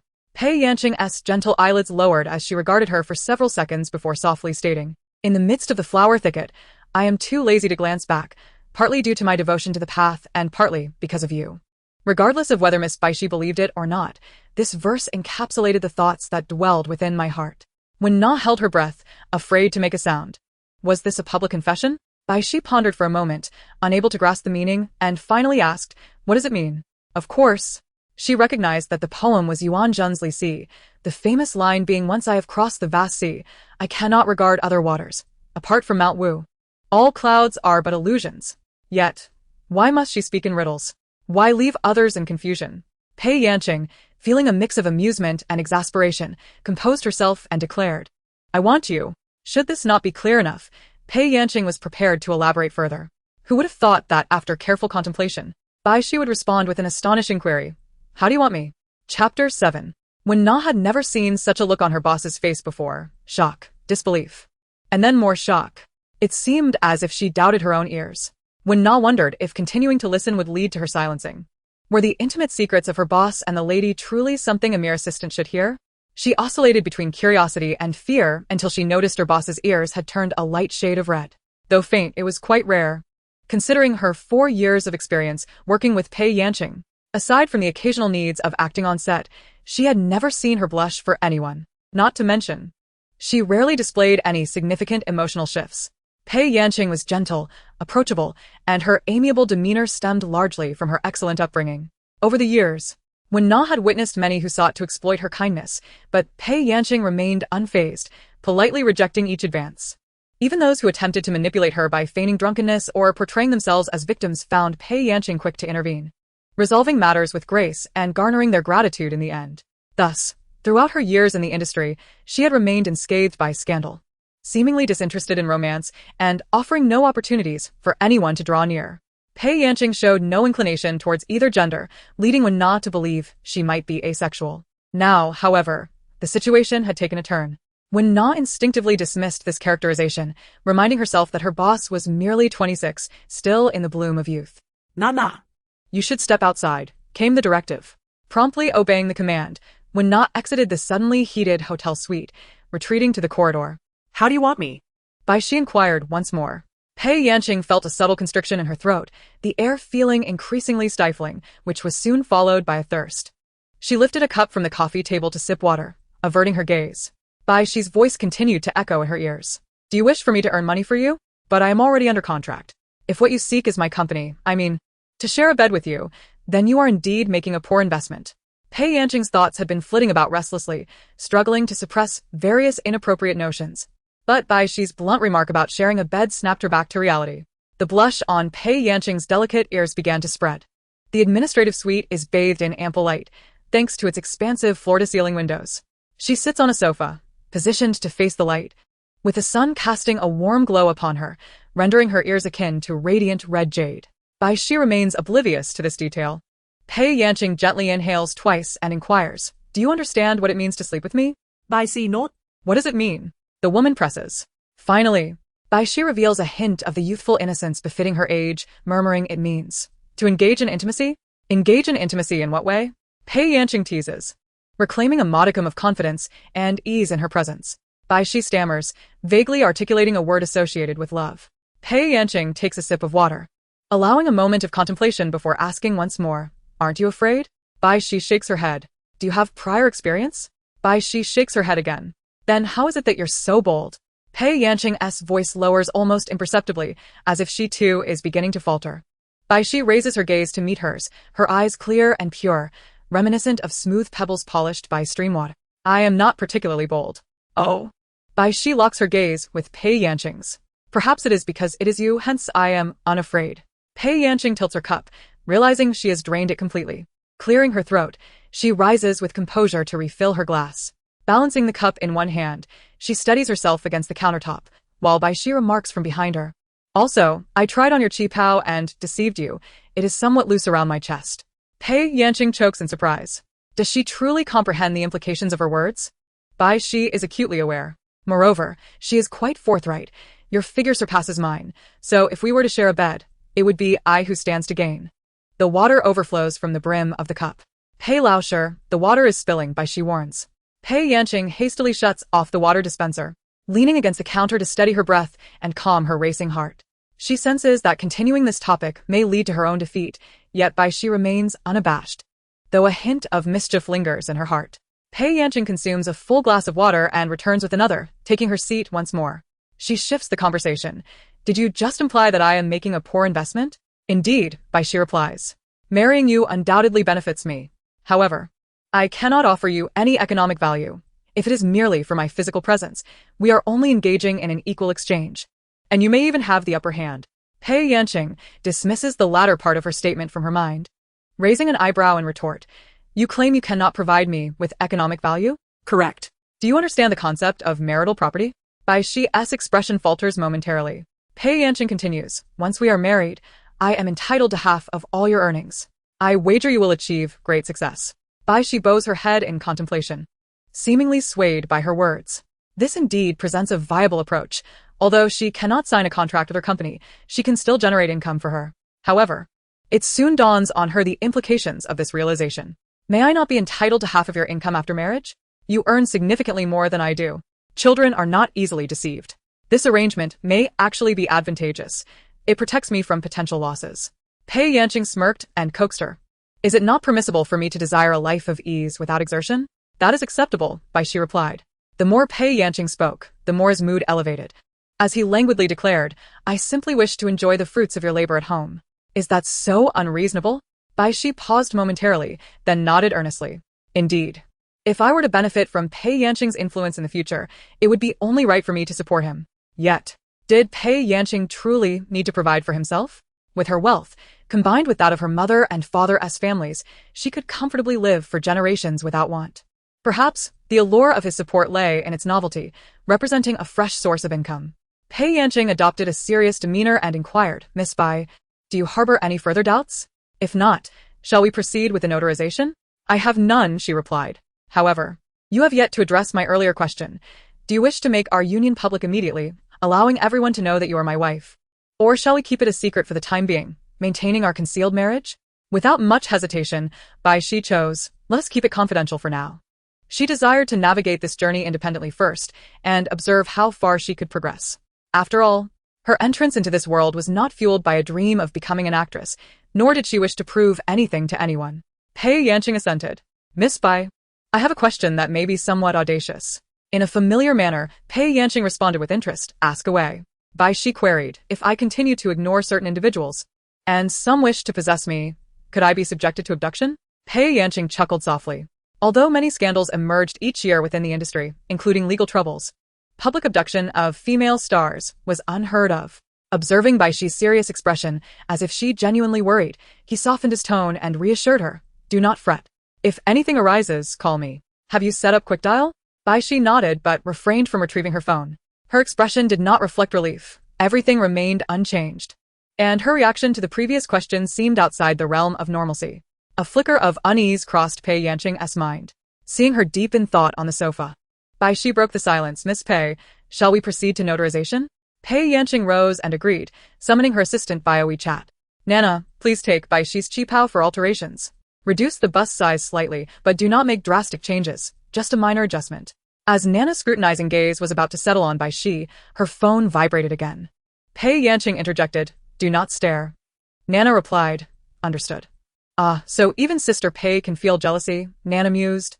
Lifting the paper bag containing the qipao and adhering to her duties, avoiding even a glance at Bai Xi as she positioned herself behind Pei Yanqing. Bai Xi's home was nearby, but due to the crowds during the day, Pei Yanqing instructed Nana to use her car from the previous night to take her back. She summoned a driver and returned home in her usual vehicle. The two later reconvened at the notarization office. Pei Yanqing prepared her attire, prompting Bai Xi to forego any further embellishment. Clad in a white shirt and straight-leg jeans, neatly tucked at the waist, she bore a natural visage, her lips a vivid crimson against her pearly teeth. The heavens had bestowed upon her a bountiful meal, leaving no room for argument. The lawyer, exhibiting utmost professionalism, meticulously drafted the prenuptial agreement. Pei Yanqing had long since anticipated this moment, with an asset list pre-prepared within the document, requiring only Bai Xi's contributions. However, Bai Xi's countenance revealed a flicker of hesitation. Seated beside her, Pei Yanqing gently inquired, what troubles you? The lawyer across from them also directed a glance their way. Bai Xi shook her head, replying, it's nothing. The notarized document was prepared in triplicate, with each party retaining a copy, rendering any concealment of her assets futile. What significance was there in withholding them from Pei Yanqing? Resolutely, Bai Xi began to fill in the details, unperturbed by her fiancé's presence. Pei Yanqing likewise did not regard herself as an outsider, following the movement of Bai Xi's fingers as she typed, reading line by line. An unexpected lift of her brows revealed her surprise. It appeared that her betrothed possessed considerable wealth, yet her expression gradually morphed into contemplation. Why? The freshly printed prenuptial agreement exuded the scent of ink, and once they confirmed its accuracy, they proceeded to the notary.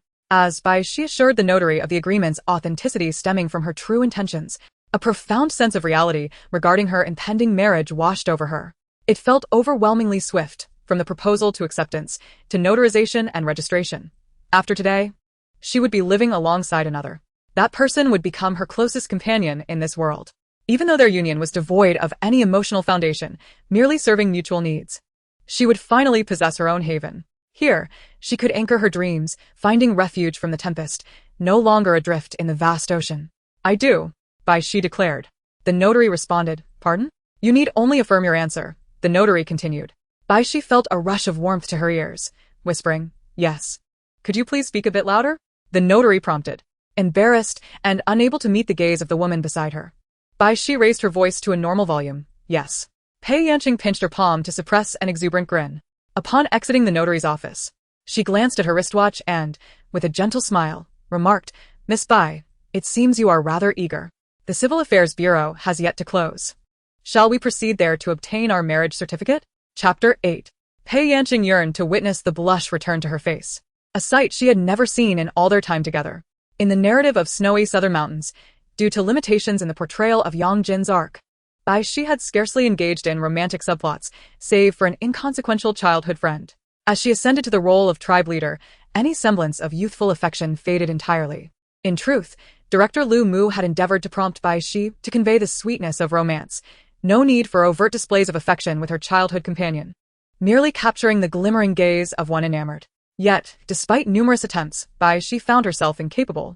Her eyes were rich and profound, capable of conveying all the intricate emotions tied to her homeland, yet they lacked the essence of love. Many young actors, due to their limited life experience and insufficient emotional accumulation, may find themselves in such situations on set. However, Bai Xi possesses an exceptional capacity for empathy, a high level of education, and an astute understanding of the script. Most importantly, her innate talent allows her to transform completely into another person before the camera, with emotions flowing forth naturally and effortlessly. Logically, even if she has never been in love, having consumed numerous literary works, she should be able to imagine such feelings. Lu Mu called Bai Xi over and quietly inquired, Throughout your life, have you never had a crush on anyone? Can you recall how that felt? Bai Xi shook her head and replied honestly, Usually, it's others who have a crush on me. Lu Mu was momentarily speechless and asked, What about unrequited love? This dialogue had once been casually mentioned during a conversation with Pei Yanqing, who smiled with delight. She gestured for her assistant to leave, sinking into the office couch, and typed, What happened next?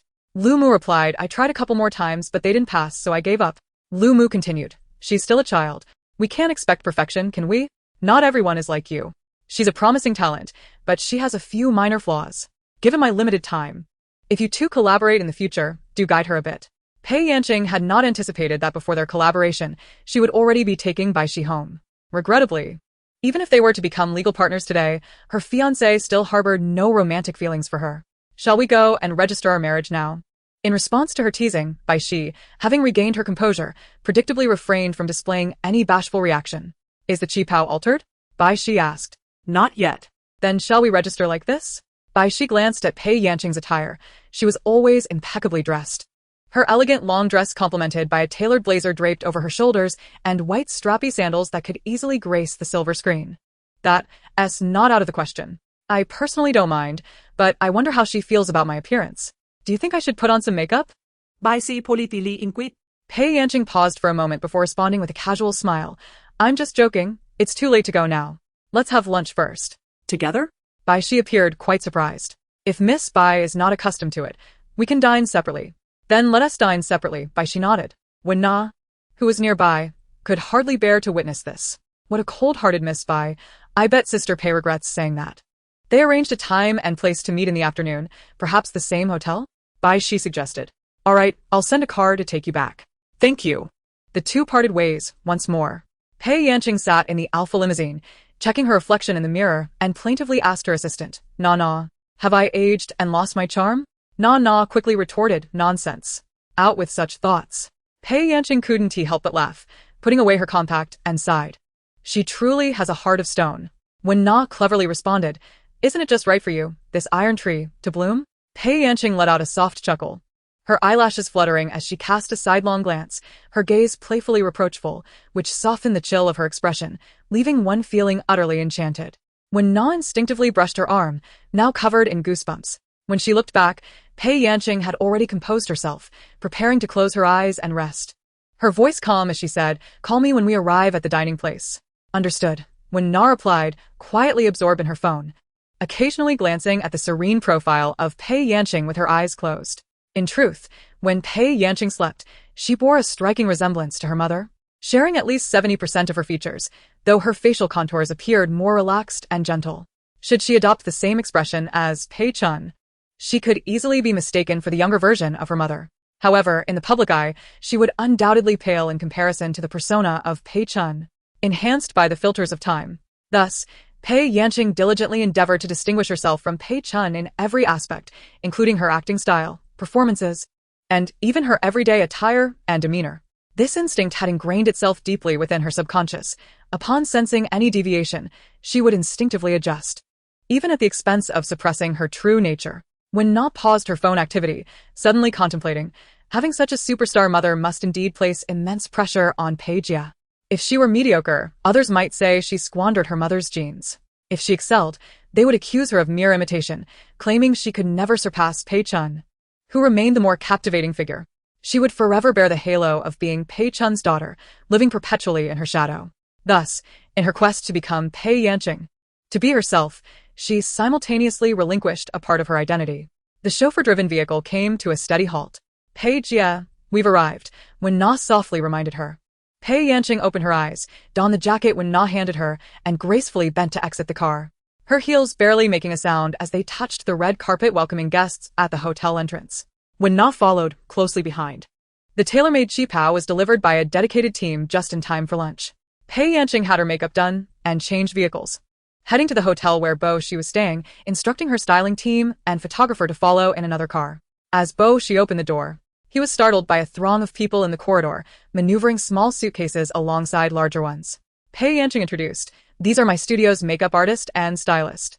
As the group entered, they greeted, "Hello, teacher." Bai Xi, taken aback, replied, "Hello, there's no need to call me teacher. Just call me Xiao Bo." The newcomers were already aware they were there to prepare the future lady boss, so they dared not be overly familiar. Exchanging glances, they jovially rebranded their address, "Hello, Lady Boss." Bai Xi remained in a state of astonishment as the group efficiently organized their equipment.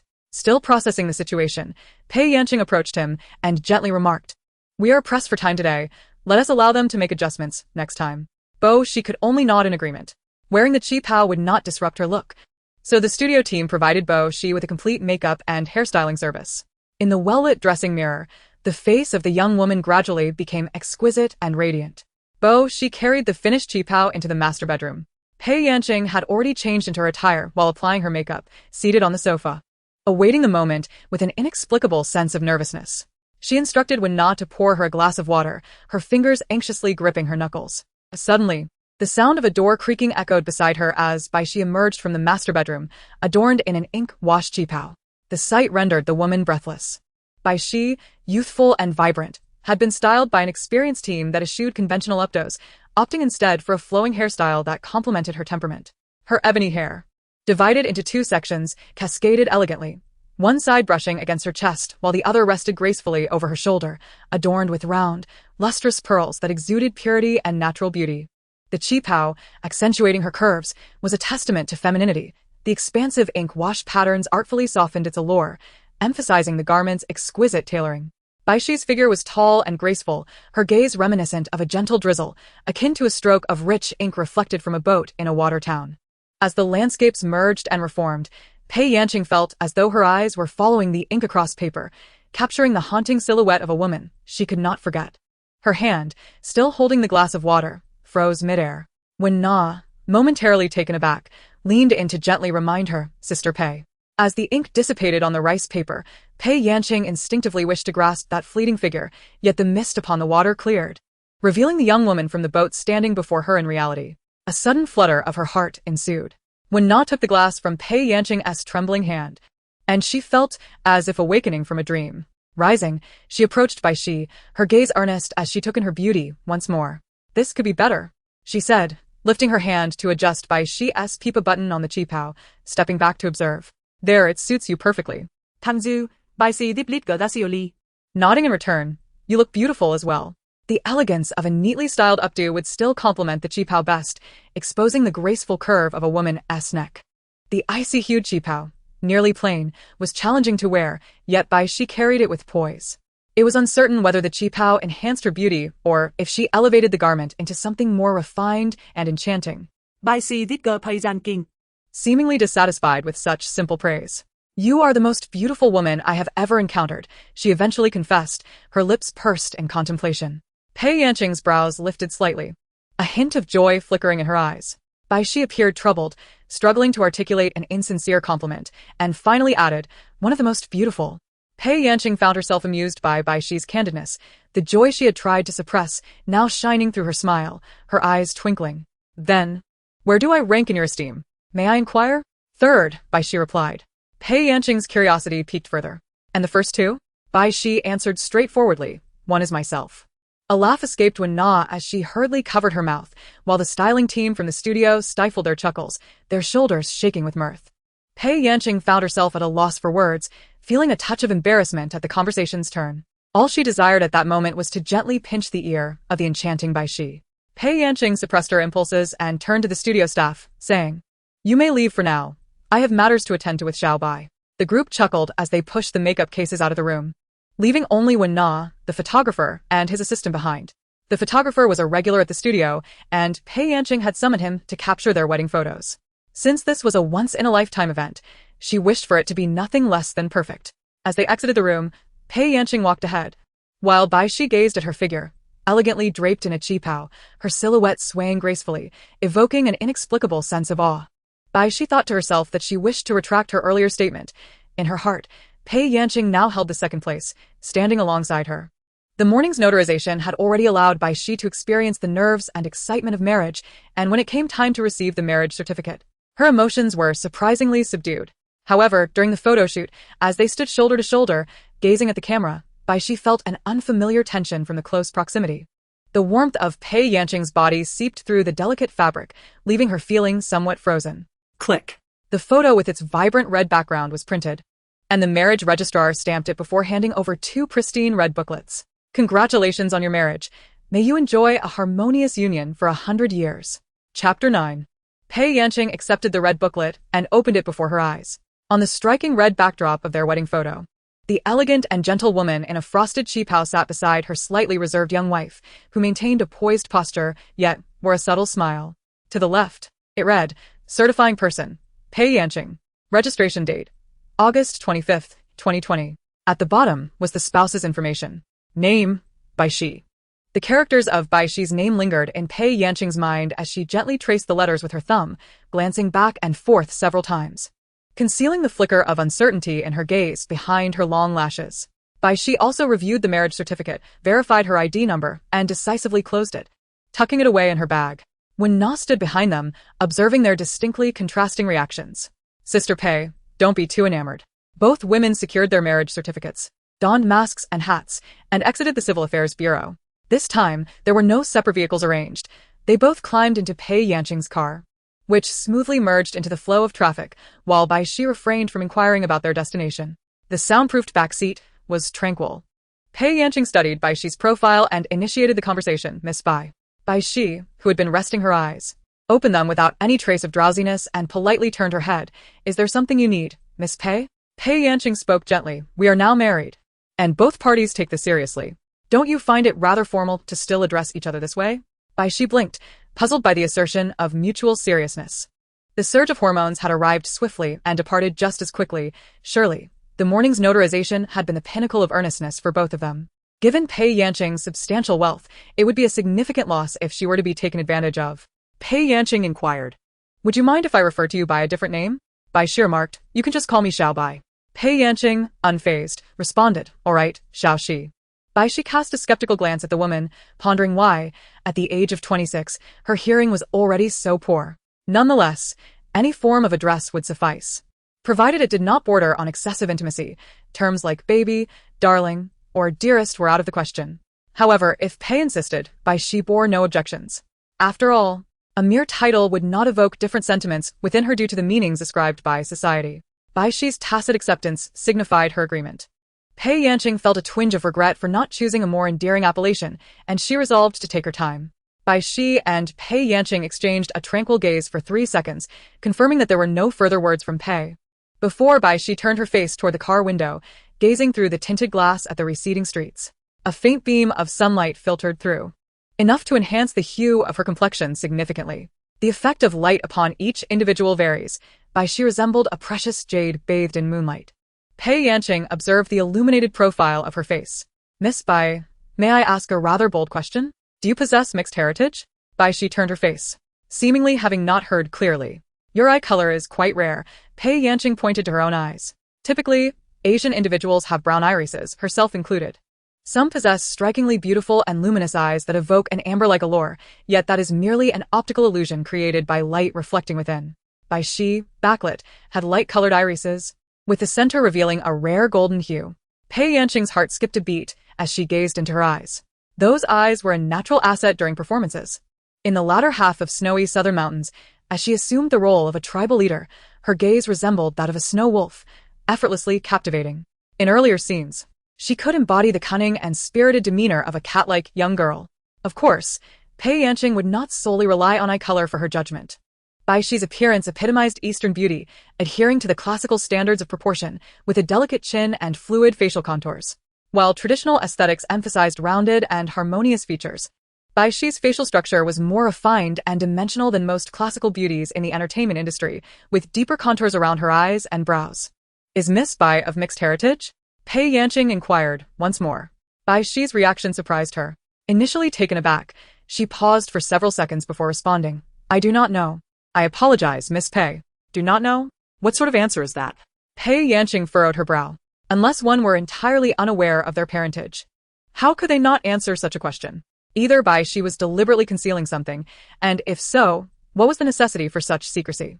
While there were not many mixed individuals in the entertainment industry, there were certainly enough, making it impossible to deduce one's familial background. Pei Yanqing recalled the name on the marriage certificate, realizing that her new wife harbored more secrets than she had anticipated. For reasons unknown, her simple apology caused a pang in her heart. Pei Yanqing replied, there is no need for you to apologize to me or anyone else. You are Bai Xi. Your mixed heritage is merely one of your many attributes. Regardless of that label, you remain Bai Xi. Bai Xi did not respond to her previous statement. She gazed at her and quietly asked, others have remarked that I resemble someone of mixed descent. Miss Pei, being well-versed, do you think so too? Am I? Pei Yanqing observed her expression closely and realized she was genuinely seeking an answer, for she was well-informed and thus posed the question. It became evident that she truly did not know her own identity. Pei Yanqing felt an inexplicable prickling in her eyes.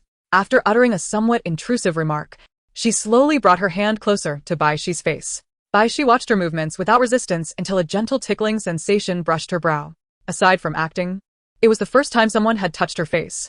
Bai Xi held her breath, instinctively lowering her eyelashes, focusing on the sensation. Once was enough. She would forever cherish this moment. Pei Yanqing's fingertips tenderly caressed her brow bone as she remarked, I cannot say with absolute certainty, but your bone structure strongly suggests a mixed heritage.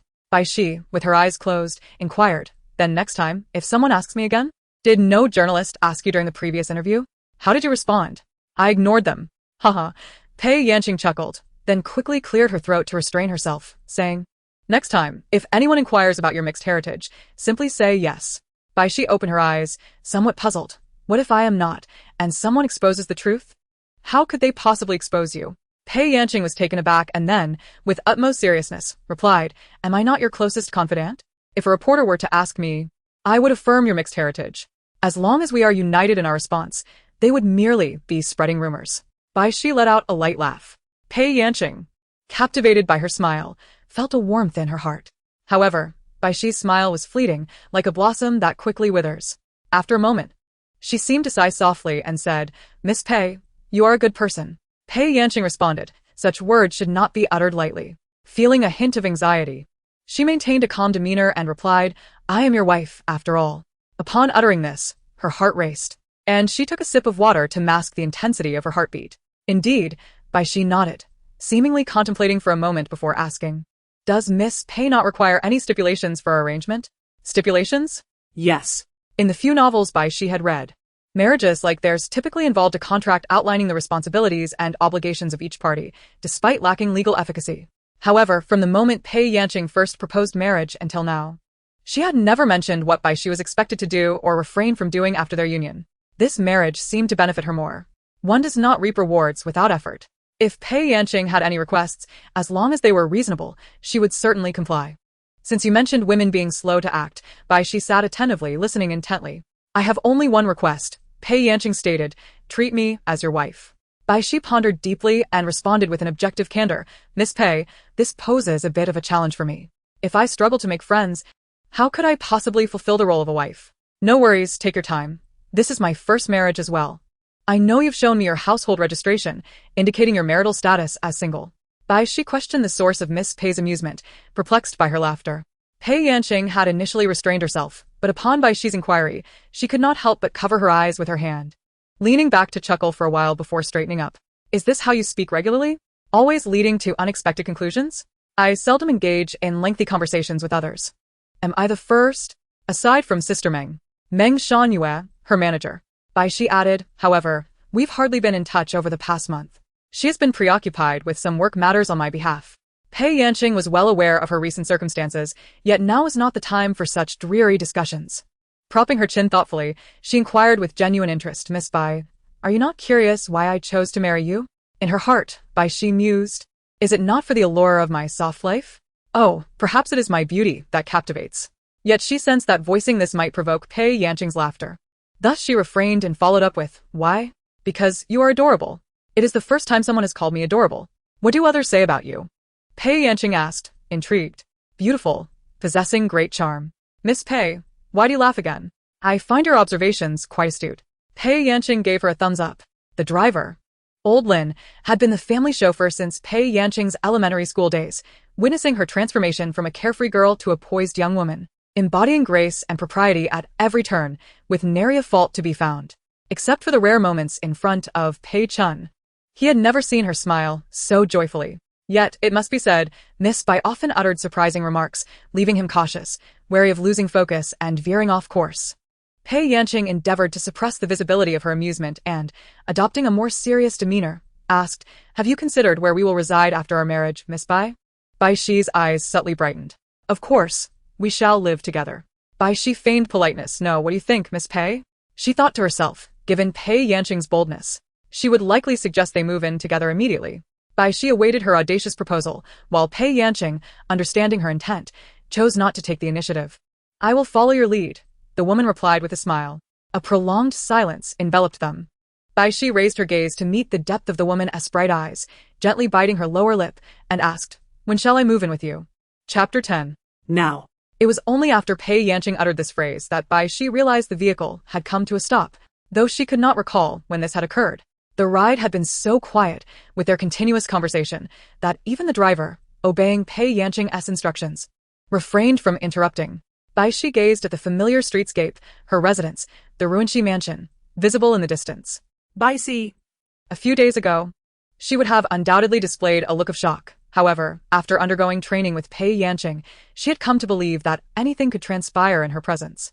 The sudden appearance at the entrance of her community hardly seemed a significant event. It would take a child knocking on her door, claiming to be the daughter of her and Pei Yanqing, to truly astonish her.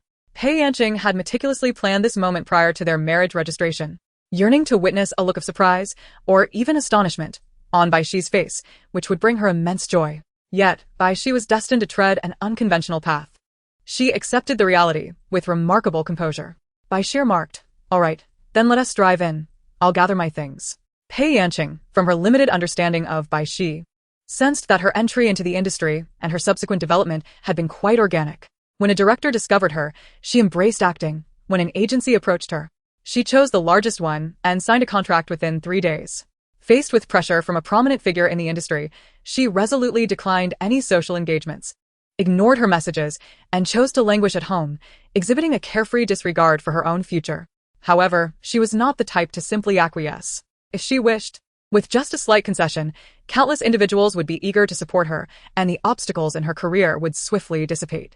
She did not harbor fondness for General Jean and could easily seek another partner, even a woman.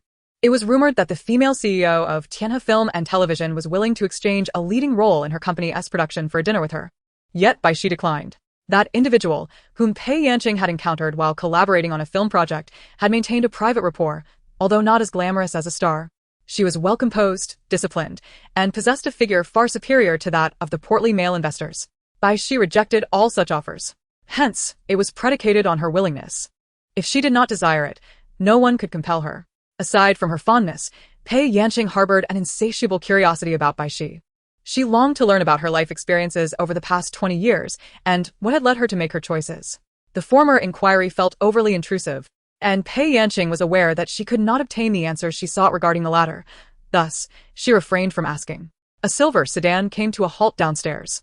Bai Xi did not extend an invitation, and Pei Yanqing, understanding the unspoken cue, sat inside the car without mentioning the prospect of going upstairs. After approximately 10 minutes, Bai Xi emerged, carrying a green backpack. Pei Yanqing inquired, preparing to take my luggage? The driver, ready to assist, observed as the electric tailgate of the recently opened trunk slowly closed.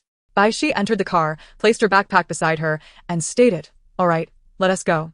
Pei Yanqing, exercising restraint, calmly asked, "Is this all you're bringing?" The limited capacity appeared to hold only a few personal garments and toiletries, akin to a brief visit to her home. Bai Xi explained, "Apologies for keeping you waiting. I grabbed a few changes of clothes for the next couple of days. I'll come back for the rest later, or simply purchase new ones." "Very well," Pei Yanqing replied, instructing the driver to proceed. The sedan glided smoothly along the tree-lined avenue, the nearby river shimmering with glistening reflections as a flock of egrets skimmed the water's surface. "Miss Bai has been living here for how long? Perhaps 1 or 2 years. Did your family purchase it?" No, it was bought by me. Pei Yanqing noted the pauses in her speech and her instinctive turn to gaze out of the car window after responding, all indicative of her reluctance. In the prenuptial agreement signed that morning, Pei Yanqing discovered a substantial amount of cash in her account, an anomaly in her asset structure. She had just turned 18 2 years ago. Perhaps to prevent significant depreciation of her cash, she opted to invest in real estate. Bai Xi lowered the car window. The breeze sweeping across the lake tousled her long hair, bathing half her face in golden light as she gazed at the red-billed gulls resting by the water's edge. Lost in thought, after a prolonged silence, there were no further inquiries from behind, and Bai Xi discreetly exhaled in relief. She was not adept at lying and detested being probed. If Pei Yanqing pressed further, she would be left with no choice but to remain silent. Having just agreed to treat her as his wife, Bai Xi was reluctant to strain their relationship so soon. Pei Yanqing received a phone call. Mom. The woman's voice rose slightly, tinged with a subtle sweetness. Bai Xi curled her fingers and turned her face slightly, her gaze growing contemplative. Pei Yanqing gestured to her, lowering his voice politely. The mother and daughter exchanged a few pleasantries, and before hanging up, Pei Yanqing softly remarked, "Mom, I have something to tell you." Pei Yanqing glanced at Bai Xi, who had turned back to the window, and smiled gently. "I'll tell you when you return to the country." Got it, bye. "Eat well. I'll pick you up when you arrive." Bai Xi listened to the conversation behind her and thought, so Pei Chun was unaware of her daughter's impulsive marriage.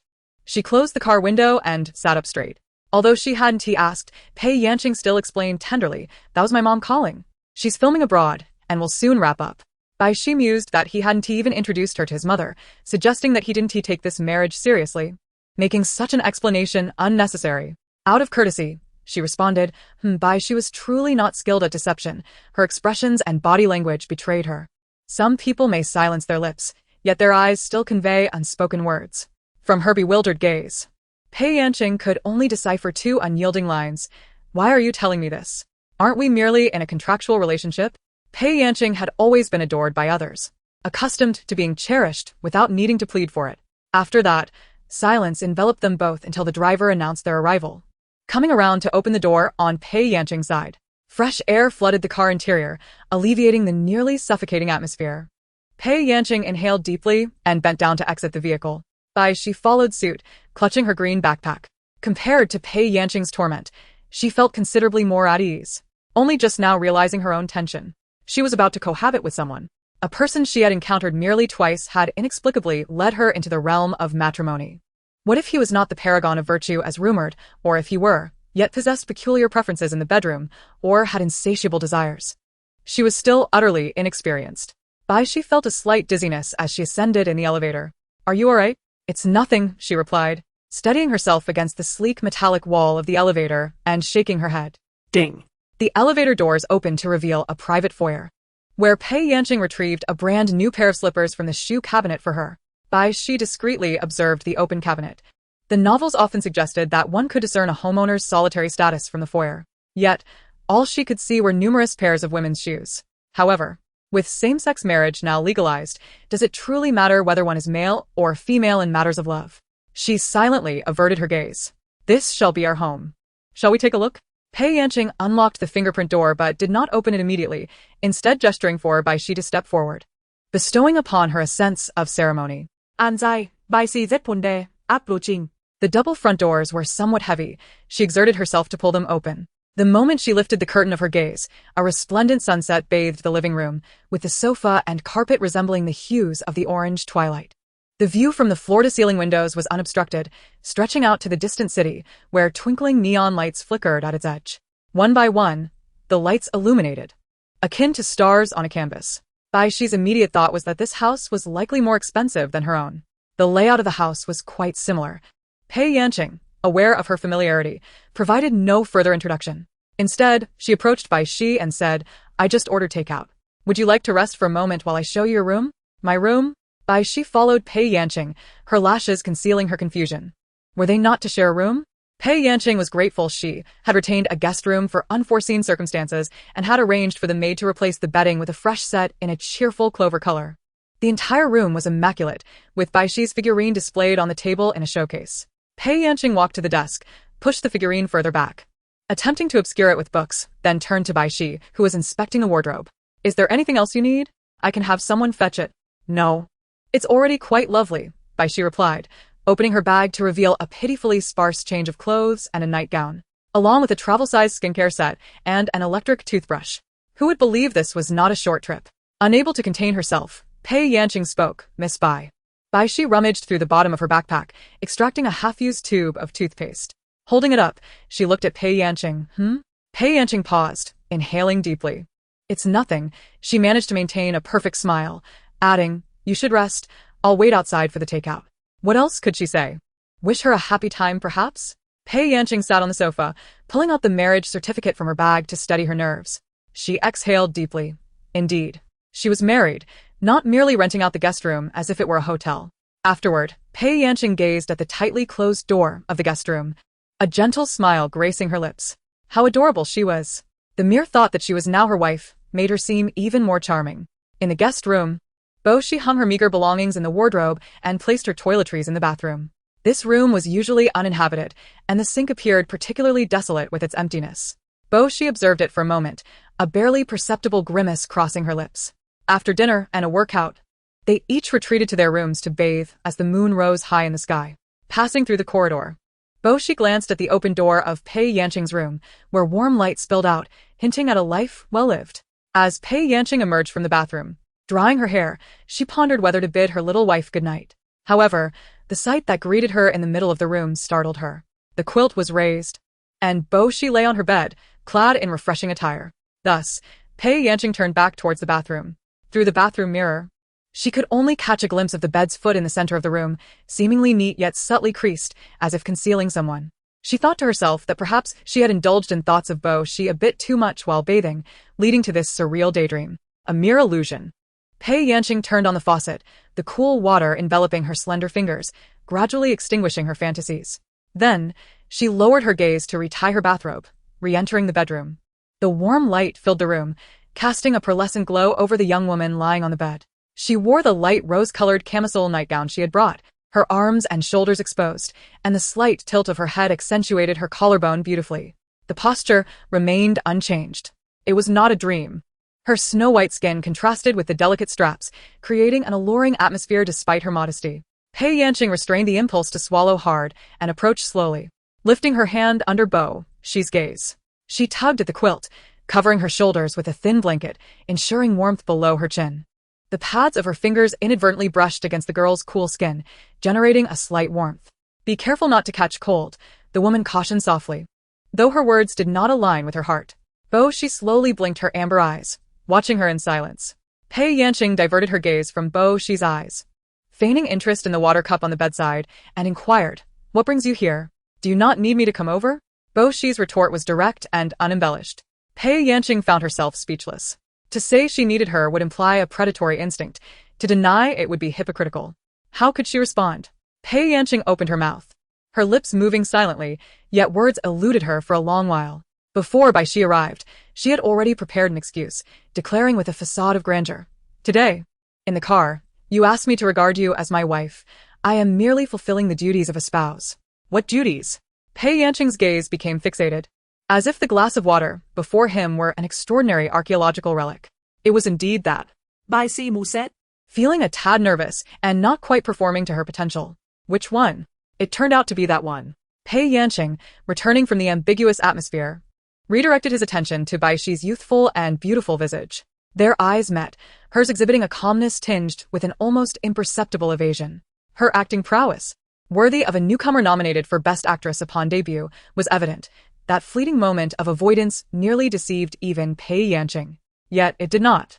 Pei Yanqing quietly observed her for a while, then unexpectedly pulled away the blanket from her shoulders, burying his face into the crook of her neck, his fervent breath cascading upon her skin. In that instant, Bai Xi felt every nerve in her body ignite. Pei Yanqing's lips hovered just 2 centimeters away, his breath brushing against her sensitive ear. Bai Xi instinctively pushed him away. Pei Yanqing had long been prepared. Despite her forceful shove, he did not stumble far, bracing himself against the bed and maintaining a safe distance. He cast his gaze toward the bed. The bold girl from moments ago had curled up at the headboard, clutching the blanket and trembling. "I'm sorry," she said, her eyes glistening with rare tears. Pei Yanqing did not approach, but patiently waited for her to regain her composure, stepping outside to fetch a fresh glass of water and placing it on the bedside table. Bai Xi had quieted, her arms wrapped around her knees, chin resting atop them, watching the softly robed woman move back and forth, then pausing in her original spot. Why force oneself to do something one is unwilling to do? There is nothing I do not want. Bai Xi wiped her tears and replied, "I am just not accustomed to it. The child is quite stubborn." Pei Yanqing feigned in advance, grasping a corner of the blanket, his gaze deeply penetrating as he regarded her. Bai Xi felt defeated. But isn't that what being a wife entails? In Bai Xi's understanding, marriage and intimacy were synonymous. Despite her lack of experience and an innate resistance to the notion, they were legally wed, and thus it was only natural. Who told you that being a wife must be like this? Pei Yanqing noticed her relaxation and sat at the edge of the bed, engaging her in conversation. Suddenly feeling a surge of annoyance, upset that she did not cherish herself, Bai Xi remained silent. Pei Yanqing's inexplicable ire dissipated, and he spoke softly. "This is not your obligation, nor is it a duty of a wife. If I were to force you, you could call the police." "It would be hard to judge," Bai Xi replied. "Have you checked?" The woman raised an eyebrow. Bai Xi pressed her lips together once more. How could she not have checked? After impulsively agreeing to marry Pei Yanqing, she had researched many similar cases online. Ultimately, Bai Xi was merely a 20-year-old girl, suddenly thrust into marriage, with the unknown ahead filled with trepidation. However, this was a decision she made on her own. If she wished to gain something from Pei Yanqing, she must bear the corresponding consequences. Since refusal was not an option, she might as well embrace it. Moreover, once the deed was done, they could share a bed together. Ideally, Pei Yanqing would hold her as they slept, allowing her to feel the heartbeat of another, the person closest to her in this world. She would completely belong to her, and in turn, allow her to possess a part of herself, even if just a fragment. If she could not capture her heart, possessing her in body would suffice. Yet, Bai Xi never anticipated that she would be so resistant from the very first step. "Bai Xi, look at me," Pei Yanqing said, gently lifting her chin.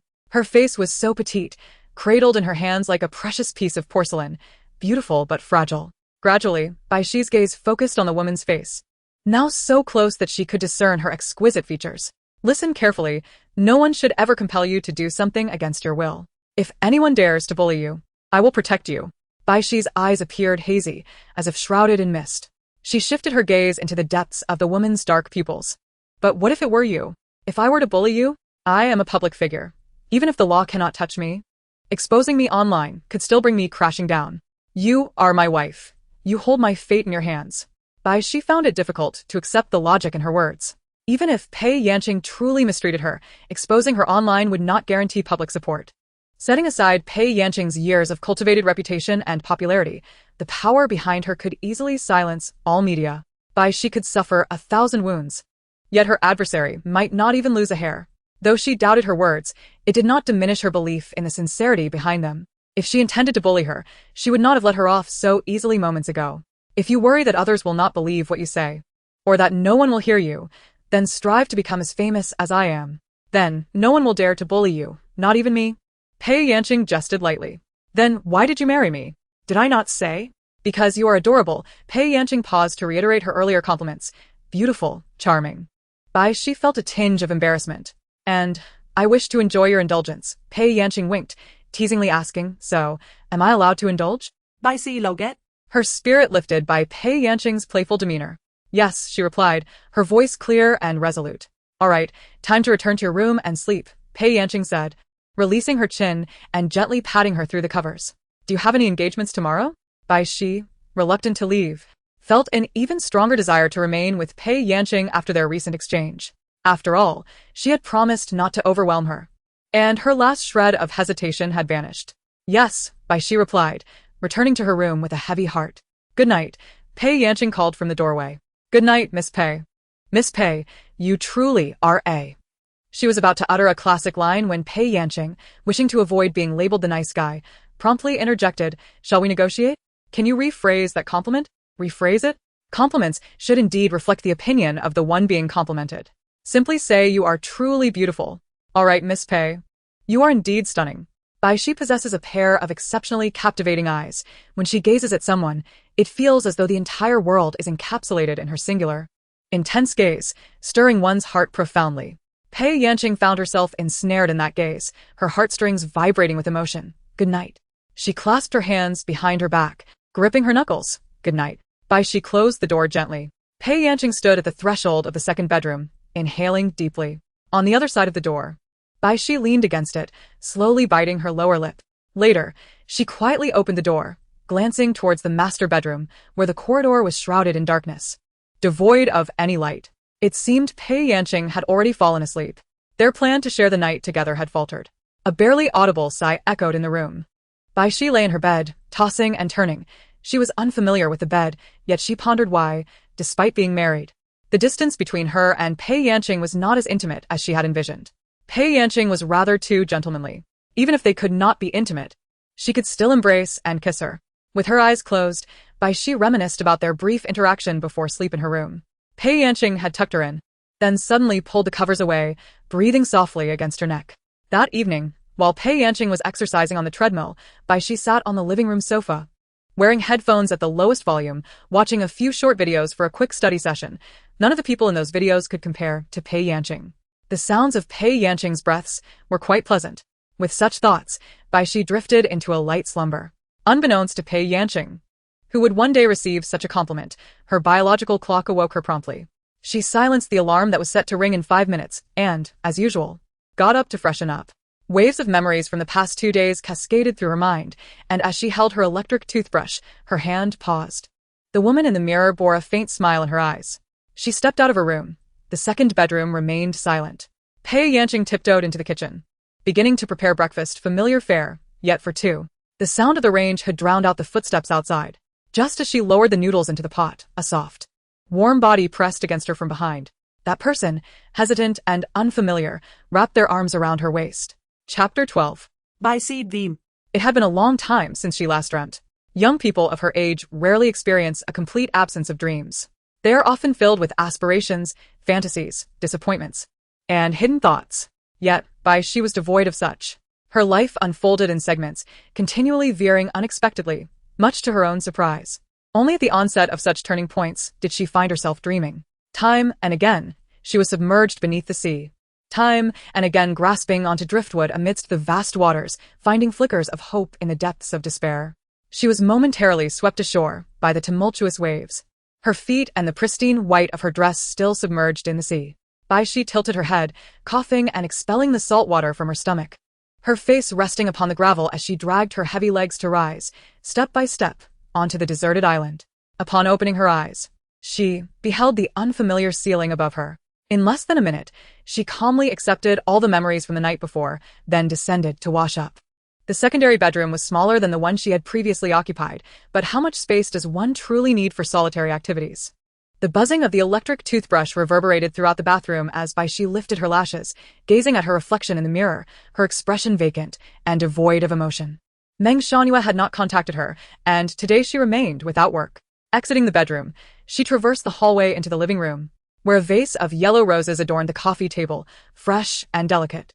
Bai Xi would occasionally place a vase in her own home, hoping to infuse some vitality with fresh blooms, yet often, by the time she remembered to replace them, the flowers had already withered. The curtains in the living room had been drawn open ahead of time, and through the expansive floor-to-ceiling windows, the view was splendid, with clouds swirling and hues of crimson painting half the sky. A different sound caught her attention. Following the noise to the kitchen doorway, she beheld a woman as silhouette, her back turned toward Bai Xi. Dressed in a dark silk nightgown, her form was graceful, her long hair casually pinned up, and her neck elegantly pale. As the woman skillfully prepared the ingredients, a few strands of hair fell forward, obscuring her vision. She raised her hand to tuck them behind her ear, revealing a delicately curved profile. Bai Xi leaned against the doorframe, quietly observing for a moment, her lashes fluttering like butterflies lightly brushing against blossoms. She opened the kitchen door and softly approached the woman. The sound of the range had drowned out her footsteps. Pei Yanqing felt her waist encircled. It resembled an intimate gesture between lovers, yet only Pei Yanqing knew that the embrace was not as close as it appeared. Bai Xi held her as if cradling a tree that might topple at any moment. However, with no other tree to lean upon, she could only hold on, prepared to withdraw if necessary. Nevertheless, this action unsettled Pei Yanqing, leaving her momentarily frozen. Almost instinctively, she covered Bai Xi's hand resting on her waist. Her skin was as smooth as milk. Pei Yanqing summoned the last vestiges of her reason to remain still, resisting the urge to caress. Bai Xi, surprised by her reaction, did not tighten her embrace. The notion did not occur to her. Instead, she quietly acquiesced, resting her face against the woman's shoulder. The water on the stove boiled, and the range had operated at full power, the warm steam rising to her chin bringing Pei Yanqing back to her senses. One hand remained on Bai Xi, while the other lowered the noodles into the pot, reducing the heat before turning to envelop Bai Xi in her arms. Bai Xi seemed to emit a soft murmur, subsequently wrapping her arms around Pei Yanqing's waist. "How did you sleep last night?" Pei Yanqing inquired, taking a few steps away from the stove, her fingers tenderly trailing along Bai Xi's long hair. Bai Xi's body stiffened imperceptibly for a moment before she succumbed to an unprecedented relaxation. She did not respond, and after a few seconds, Pei Yanqing heard her voice emerge softly. "I'm sorry, what did you just say?" Pei Yanqing chuckled, instinctively raising his hand to gently massage her delicate earlobe. "I asked how you slept last night." The warm, tender sensation at her ear startled Bai Xi once more, prompting her to ask for the third time, "What did you say?" Pei Yanqing patiently reiterated in a gentle tone, "I inquired about Miss Bai's sleep last night." Finally grasping his words, Bai Xi replied, "Very well."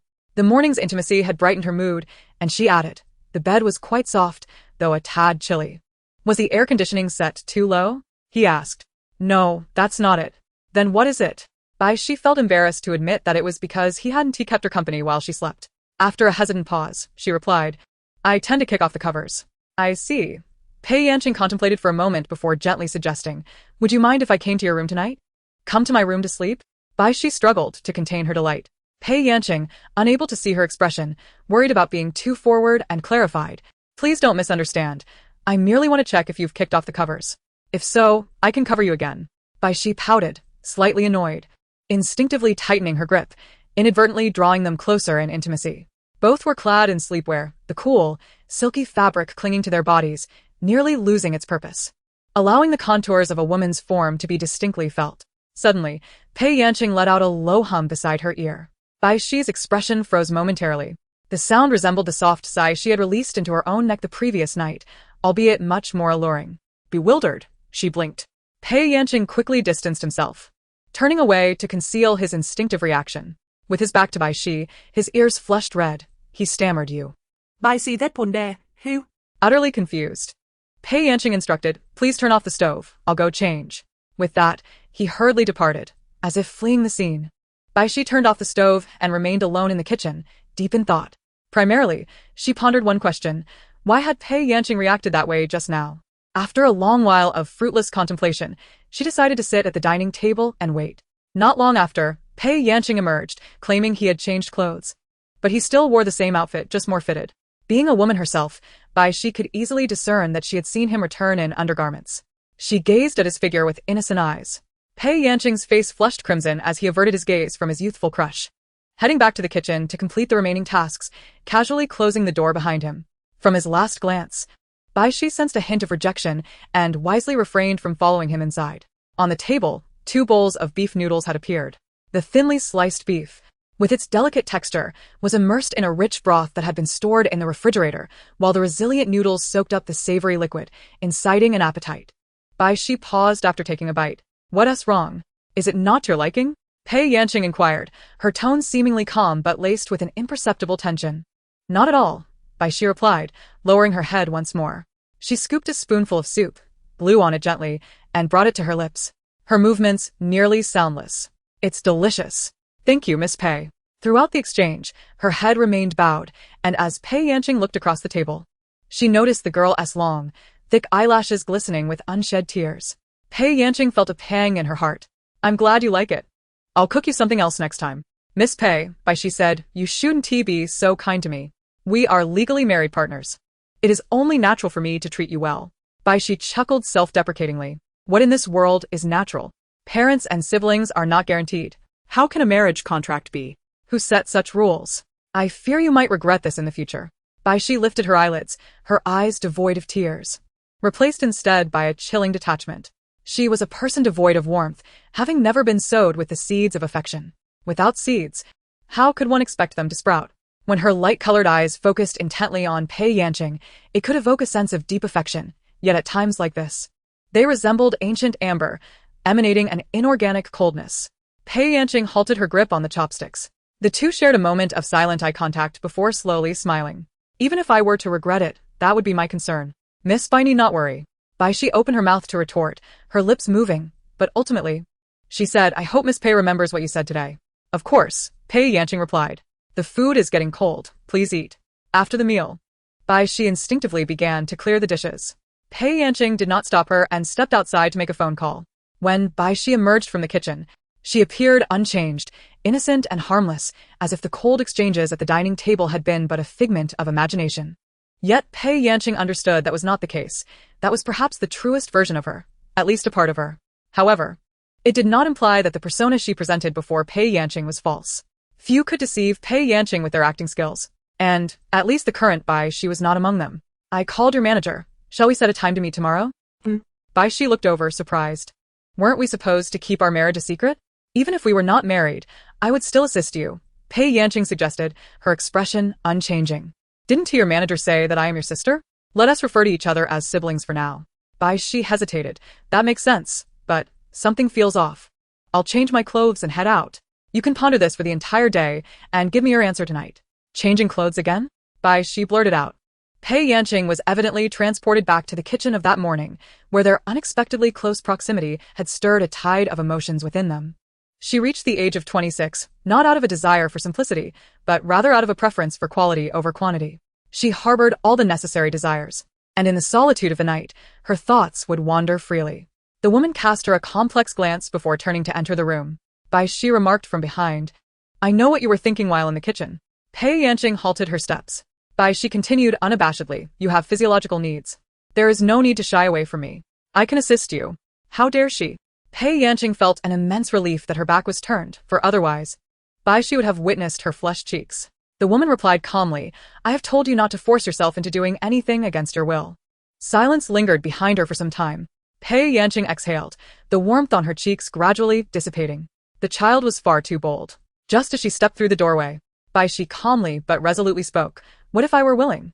Chapter 13. When Na awaited her at the designated time beneath Pei Yanqing's building. Typically, Pei Yanqing would arrive a few minutes early, but this time she appeared right on the, hurried and seemingly pursued by someone. She swiftly entered the nanny car. When Na followed suit, and just as the door closed, she heard Pei Yanqing's urging, Hurry, hurry. Surprised, when Na instructed the driver to depart immediately. The driver complied, skillfully navigating to evade paparazzi and fans, speeding away from the complex. The familiar streets passed by outside the window, and the ride in the nanny car became smoother.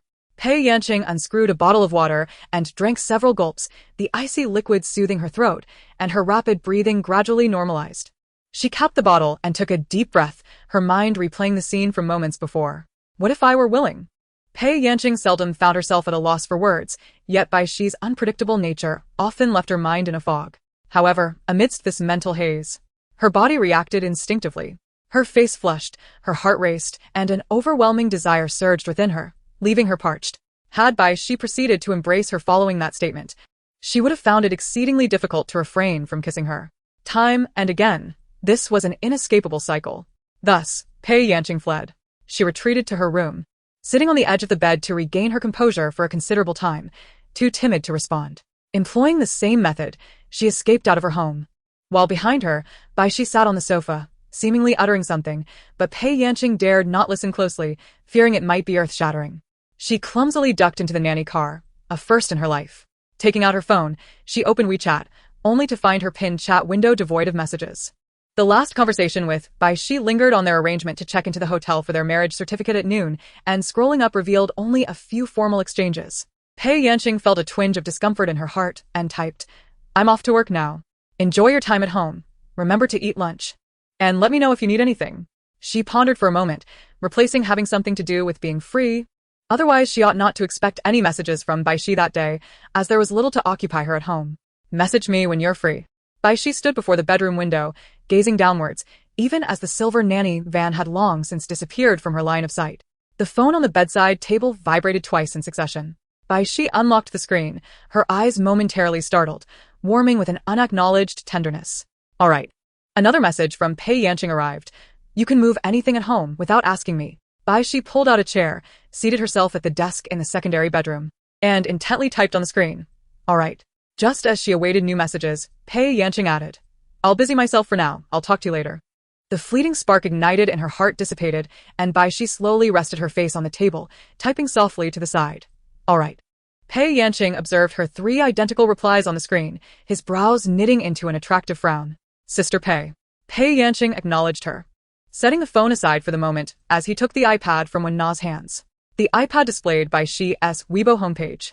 Bai Xi was a pure actress, having debuted recently, with her follower count just surpassing 1 million.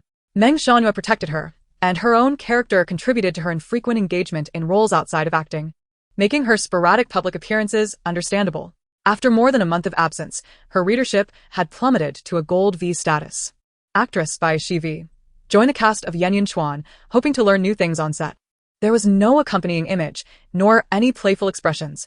Her personal style distinctly apparent, suggesting that she managed the account herself. The front row of comments naturally included affectionate messages. "Congratulations to Xiao Bai on joining the cast. Let the celebrations commence." "Seriously? Not even a selfie, I'm about to throw a fit, crying and rolling on the floor gif." "Just a passerby." Came after watching the Bai Xi award ceremony, beautiful and graceful, utterly captivating. The first among the new generation of flowers in the entertainment industry. If she acts well, there's great potential. Keep going. I support you. Is the female lead of Yanyan Chuan XXX. She's notoriously stingy.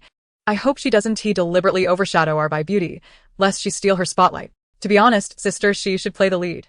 Her radiance eclipses others unless she collaborates with Pei Xian, Pei Yanqing. A clever one, revealing the dagger beneath the guise, huh? Actors, or rather, those who make a living in the entertainment industry, often cultivate their fanbase through trials. Bai Xi's debut had been smooth sailing, her inherent talent attracting mostly casual fans. Captivated by her beauty, engaging in playful banter in the comments section without restraint. Had it been another rising star with genuine popularity, the disparaging remarks about the female lead of Yanyan Chuan would have erupted into a storm of conflict. Fortunately, Pei Yanqing's fans were quite laid back. Apart from a few in the building who refused to engage in coupling disputes, the majority expressed anticipation for the two to share the screen, creating a visual feast of beauty. While it is undeniably significant for an actor to possess a favorable rapport with the public, it is equally true that the audience is notoriously forgetful. In an industry teeming with talent, they flit from one performer to another, offering fleeting compliments to those they find attractive, leaving only superficial impressions in their minds. Conversely, they may trample upon those whose acting fails to impress, subsequently avoiding their work or continuing to criticize in crowded spaces. As actors come and go like stones in a stream, the audience flows past them. After Bai Xi joined the cast of The Legend of Yanyan, her presence seemingly vanished. The production has concluded, yet she is conspicuously absent from the wrap party photos. She was replaced at the last moment. The reasons behind this, as inquired by Pei Yanqing, were twofold: the influence of a certain Mr. Jian, and the stature of the leading lady. As netizens have pointed out, Bai Xi's extraordinary beauty overshadowed the female lead, rendering her as inconsequential as a mere clown, with her looks and demeanor failing to impress. Ironically, Bai Xi's role was significant, yet it was ruthlessly reduced, even altering scenes to exclude her. Nevertheless, the stark contrast in footage remains painfully evident. Regrettably, the diligent preparation Bai Xi undertook prior to her entry into the project has been rendered futile. On the day of the wrap, Bai Xi trended on social media with the query, "Where has Bai Xi gone?" Audiences soon realized that the once low-profile actress had vanished from the set, and aside from a few dedicated fans questioning the production, the general public simply indulged in gossip. The leading lady orchestrated several negative trending topics about Bai Xi, portraying her as unprofessional and attempting to seduce the producer, shifting the blame for her exit onto Bai Xi. The official social media account of the legend of Yan Yun arrogantly failed to issue even a perfunctory statement regarding Bai Xi's departure. Bai Xi's agency, Xinhuan Film and Television, is closely knit with Mr. Jian, thus it was improbable that they would jeopardize their relationship over a minor artist. Even company executives were likely persuaded to counsel Bai Xi. It was Meng Shangyue who utilized her connections to mitigate the negative trends, yet the so-called scandal remained etched in the public consciousness. Should Bai Xi fade into obscurity, many years later, this hidden gem may resurface in a retrospective of classic films, prompting viewers to wonder. Indeed, she was such a remarkable actress. What caused her sudden disappearance? Some may even assert she became difficult to work with, flaunting her success after a single project. I've heard tales of her behavior on set. The audience would lament her absence or deem her fate deserved, then simply move on. Ultimately, Bai Xi would never have the opportunity to defend herself. The entertainment industry has witnessed the quiet demise of too many talents. Rumors often overshadow reality, and the loudest voices do not necessarily convey the truth. Pei Yanqing once stated, without deceit, that even if she never married Bai Xi, she would still extend her support. Ignorance may be one thing. Once informed, it would be unconscionable to allow a pearl to gather dust. If only she had secured Bai Xi's contract with her own company at that time. Pei Yanqing sometimes reflects on how she could have protected Bai Xi after learning of her mistreatment, yet regret is a futile emotion. And she possesses no foresight to predict Bai Xi's future plight. Moreover, her admiration for Bai Xi did not compel her to sign every talent she appreciated, or else the company would be overrun. Fortunately, she still had the chance to safeguard her. A faint smile curved Pei Yanqing's lips. She reviewed the recent comments on Weibo in reverse order. Xiao Bai, are you okay? Please give us a sign. We are quite worried about you. Are you there? Is it true that you are being difficult? You are such a good actress. Why resort to the tricks of influencers? I heard you have 5 assistants on set, and often arrive late. Are you really that arrogant now that you've just gained fame? I am quite disappointed in you. Regardless, your face remains beautiful. I hope to see new works from you. Please do not solely pursue shortcuts. Perhaps learn a bit about artistry and ethics. Stop acting and leave the industry. Get out of the entertainment world. Pei Yanqing's expression suddenly turned cold as she locked the iPad and handed it back to Wen Na, saying, please find CEO Chao's number at Xinhuan Film and Television. Wen Na complied and quickly provided it to her. As Pei Yanqing dialed, she kept her head down and instructed, post something on my Weibo. Wen Na promptly switched to Pei Yanqing's official account. Having debuted for 15 years, she was an accomplished actress with numerous accolades, a true pillar of the industry. Her Weibo had 80 million followers, although not as fervent as those of trending stars. She commanded a significant audience. Whenever she posted, marketing accounts would ensure it trended. This time, however, Pei Yanqing did not post but rather searched for Bai Xi's name, entered her profile, and followed her. She then proceeded to like all her posts, except for the one announcing her joining the cast of Yan Yun Chuan. This sequence of actions was akin to dropping a bomb in deep waters. Coincidentally, it was a weekend, making the fervor of netizens all the more palpable. Once the call connected, Pei Yanqing handed the iPad to Wen Na to continue liking posts while she spoke. CEO Chao, this is Pei Yanqing. Chao Pingyuan was taken aback. Hello, Ms. Pei. The company Pei Yanqing belonged to had been personally entrusted to her by her father, Pei Chun, who had stood at the pinnacle of the industry for decades, and its foundation far surpassed that of upstart companies like Xinhuan Film and Television.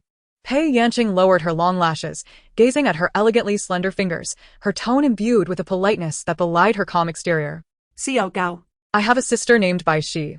I heard she has been mistreated at your establishment? Meanwhile, Bai Xi sat in the living room watching television when her phone, resting on the coffee table, suddenly rang. Who else but Pei Yanqing would be calling her lately? Bai Xi felt an unaccountable resistance, perhaps fearing the other's gentleness. The phone rang for quite some time before she finally picked it up. The caller ID displayed Meng Shangyue's name. Sister Meng? Xiao Bai, you've made the trending list. I don't want to see it. Although Bai Xi was indifferent to external evaluations, it did not mean she was entirely unmoved by the unfounded slanders. Meng Shangyue, seemingly on her way to the office and panting with excitement, exclaimed, no. We have a breakthrough. Pei Yanqing just followed you and hinted at the situation regarding your departure from the group. People online are going wild, and public opinion is on your side. Bai Xi, slightly delayed in her thoughts, mused, not only has she followed me, but she has also married me. As Meng Shangyue stepped into the elevator, she took a moment to compose herself and said, I understand your aversion to social media. Let's not dwell on that. I shall head to the office now. and I will inform you of any new developments. Bai Xi tiếp lít, ô hát, am dài. Thank you, Sister Meng. She then ended the call. Meng Shanhua pondered to herself. Though she recognized Bai Xi's calm demeanor from the very beginning, was she not being a tad too indifferent towards her own career? Did she not fear being taken advantage of? After all, it was her innate goodness that led to this predicament. Meng Shanhua sighed, dutifully planning on her behalf. In other words, this also reflected Bai Xi's trust in her. Meanwhile, Bai Xi continued to watch television, completely forgetting about Pei Yanqing's earlier promise to message her when he had time. As the sun set and the moon rose, it was only when the door creaked open that she realized the outside world had plunged into darkness. The entrance lights flickered on. Pei Yanqing entered, adorned in a formal gown suitable for an event, carefully removing her high heels as she glanced inside. Upon seeing Bai Xi, her eyes widened in surprise, and with a reluctant gaze, she closed the door behind her. Bai Xi sat on the sofa, watching as the woman approached her, as if witnessing a fleeting dream. Her breath caught in her throat. She tilted her head back, her skin glowing with a porcelain-like radiance, her chin delicately pointed, both pitiful and charming. Pei Yanqing stood before her, cradling her face with both hands. Chapter 14. Pei Yanqing had always perceived Bai Xi's visage as a masterpiece. It could not simply be categorized by the superficial standards of strong features or delicate features found online. Bai Xi possessed a quintessential oval face. With a refined nose and crimson lips, her features were exquisite yet harmoniously spaced, her facial contours gracefully defined. Those who have stood before the camera understand that an actor's face must withstand the scrutiny of the lens, not solely through the features themselves but also through the spaces left unfilled. Properly placed negative space evokes a sense of narrative.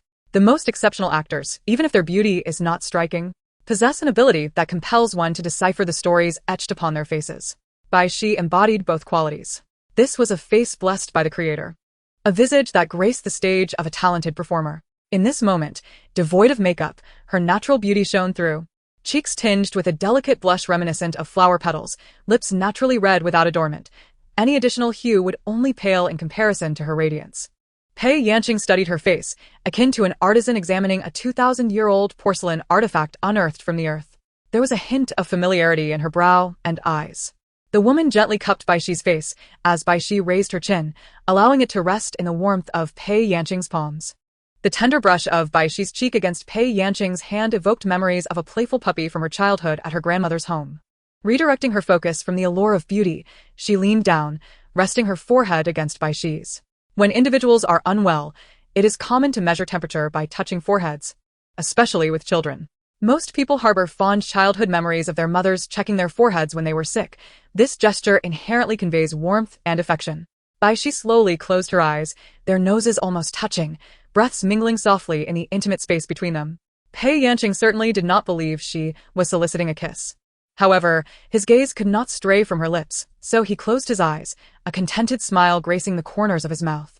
Good evening, Miss Bai. Good evening. How was your day at home? Not bad. What did you have for lunch? There were thawed ribs in the fridge, so I made braised rice with ribs. And dinner?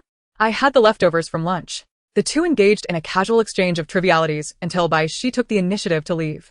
A moment of feigned warmth sufficed. Upon the next bend, she would withdraw decisively. Pei Yanqing suppressed his disappointment, seated himself beside her, and with a gentle smile remarked, Miss Bai, aren't you going to ask how my day was? Bai Xi possessed a commendable trait. Within her capacity, she would comply with whatever Pei Yanqing said, save for matters of the heart. Thus, she dutifully inquired, So, how was your day, Miss Pei? Pei Yanqing blinked and replied, Guess. Bai Xi. She pursed her lips, caught between a smile and a frown. It was a palpable improvement.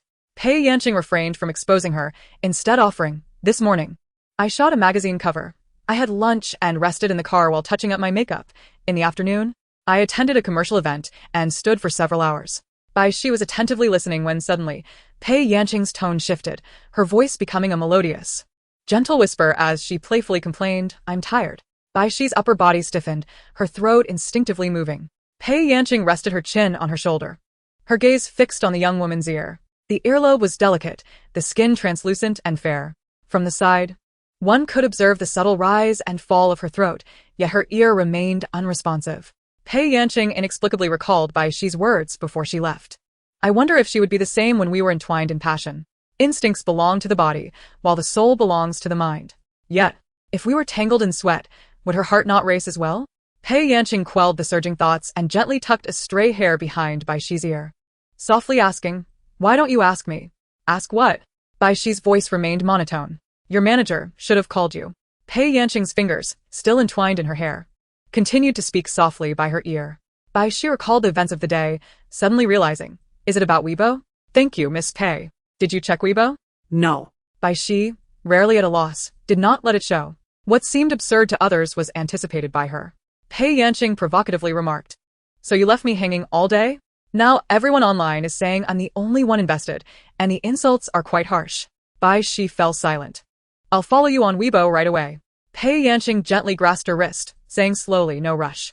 Let us wait a little longer." "Didn't he say the insults were harsh?"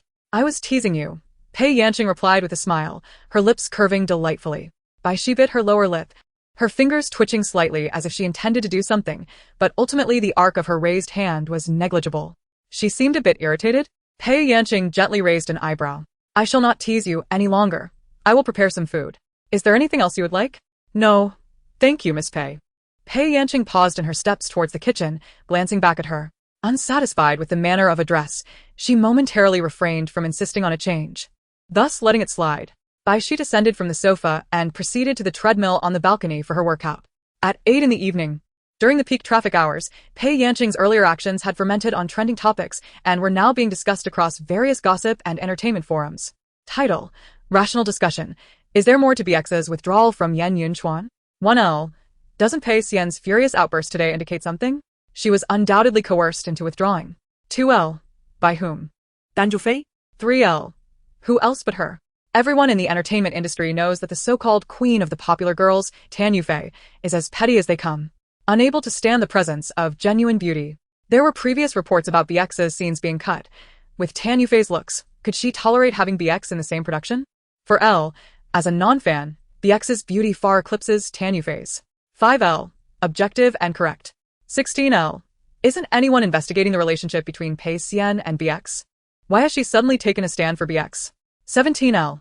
Returning to the previous comment, while I wish to say they have been married for ages, in reality, they merely met at an award ceremony. They should not be acquainted. 18L. How can she support BX without knowing her? I don't believe it. There must be something between them. 19L. Is this your first day in the entertainment industry? My Pei Xian is known as a bodhisattva in the circle for a reason. She has a reputation for meddling, and with her strength and confidence, it is only natural for her to support someone as remarkable as BX from the new generation. 20L. Didn't she also assist someone else with their contract termination fee? Later, she signed with her own company and earned back tenfold. A beautiful heart with a touch of business acumen. 22L. IM18L. IMSP fan. Didn't anyone notice? Laughing and crying. 30L. Let us not be too harsh. Yes, it's all Tan Yufei's fault, but isn't TBX at all to blame?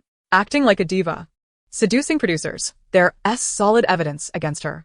She sought shortcuts and now reaps the consequences, and you claim the entire world wants to harm her. 31L. Here come Tan Yufei's hired hands. Your supposed evidence is nothing but fabrication, and you know more than Pei Xian, an insider, do you? 32L. I believe whatever Pei Xian says. Everyone else can leave. 33L. When will you see the main character, who has debuted for 15 years without scandal, praised inside and outside the industry, and boasting a grand slam of achievements, come to challenge? 34L. Who said Pei Xian has no scandals? Be careful. She might just sing. 35L. Pei Xian will silence the above commenters in a flash. Ha ha ha. 155L. No way. A day has passed, yet BX has not responded? It appears that the two are indeed unfamiliar with one another. Sigh, when will my beloved couple finally meet? It matters not. I have been immersed in their story for 3 days and nights. At the entrance of the master bedroom, Bai Xi grasped the doorknob, taking a gentle breath before attempting to turn it, only to find it unyielding. A faint sound escaped her lips. Pei Yanqing had retreated to her room for a bath, deliberately locking the door beforehand, wary of this little wife who had a tendency to intrude uninvited. It was not that she did not wish to see Bai Xi, but rather that she wanted to avoid the unexpectedly alluring sight of Bai Xi sprawled upon her bed after her bath. The limits of human endurance are finite. Bai Xi harbored no love for her. In fact, she lacked even a semblance of fondness, perceiving her merely as a beautiful, warm, lifelike doll. She needed her, akin to requiring a living, breathing entity by her side. Whether that entity was Pei Yanqing perhaps mattered not at all. Pei Yanqing's self-esteem and pride forbade her from engaging with the other under such circumstances. Yet, not sharing a bed did not preclude her from stealthily visiting Bai Xi's room in the dead of night. Bai Xi had once been in the habit of locking her door, but upon moving here, she abandoned that practice, even leaving a small crack for entry. Pei Yanqing tilted her head, fixated on that sliver of an opening. It was hard not to interpret it as intentional. What is one to do with a wife so eager? Naturally, one must rise to the challenge. Since she was already here, what if Bai Xi kicked off the covers during the night and caught a chill? With such altruistic thoughts in mind, Pei Yanqing pushed open the door to the guest room, her steps nearly soundless. The summer moonlight was splendid, with only a sheer curtain drawn inside, casting a soft glow that illuminated a blurred figure on the bed. Bai Xi lay with her back to the door, a thin blanket bundled to her left. Each in their own space. She was fully exposed to the moonlight, clad in the rose-hued silk nightgown from the previous night, the red hue accentuating her fair complexion. The moonlight caressed her skin, gleaming like milk. Pei Yanqing paused at the bedside, gently retrieving the summer quilt that had been kicked aside and draping it over her. Leaning over to tuck in the corners, her focus was entirely on the blanket, failing to notice the faint flutter of Bai Xi's eyelashes beneath her. After completing her task, Pei Yanqing did not depart. Instead, she sat at the edge of the bed, softly holding Bai Xi's hand that lay outside the covers, her thumb caressing the back of her hand, eyes brimming with boundless affection. Pei Yanqing, the one who should have been in deep slumber, suddenly emitted a sound, startling Pei Yanqing, who instinctively withdrew her hand. Yet, Bai Xi thwarted her movement, firmly grasping her hand and preventing her escape. "You're not asleep?" Pei Yanqing found herself unable to break free, conceding to Bai Xi's hold, the corners of her lips subtly rising. "I was just dozing off, but you woke me." "I apologize." "No need," Bai Xi interjected suddenly. "The quilt on my left side is not properly covered." Where? Pei Yanqing leaned forward, her entire being once again enveloping Bai Xi, the blanket perfectly draped over her form.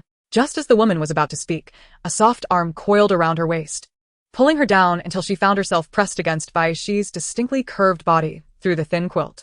Pei Yanqing nearly gasped. Bai Xi gen li let. Their bodies aligning side by side, their gazes locking. The tumultuous heartbeat within Pei Yanqing resonated, and though Bai Xi appeared somewhat perplexed, the intensity in her eyes compelled Pei Yanqing to swallow hard. Words eluded her. Bai Xi's gaze was not one of desire, yet it conveyed a raw, unfiltered yearning, an instinctual drive for closeness, intimacy, and possession.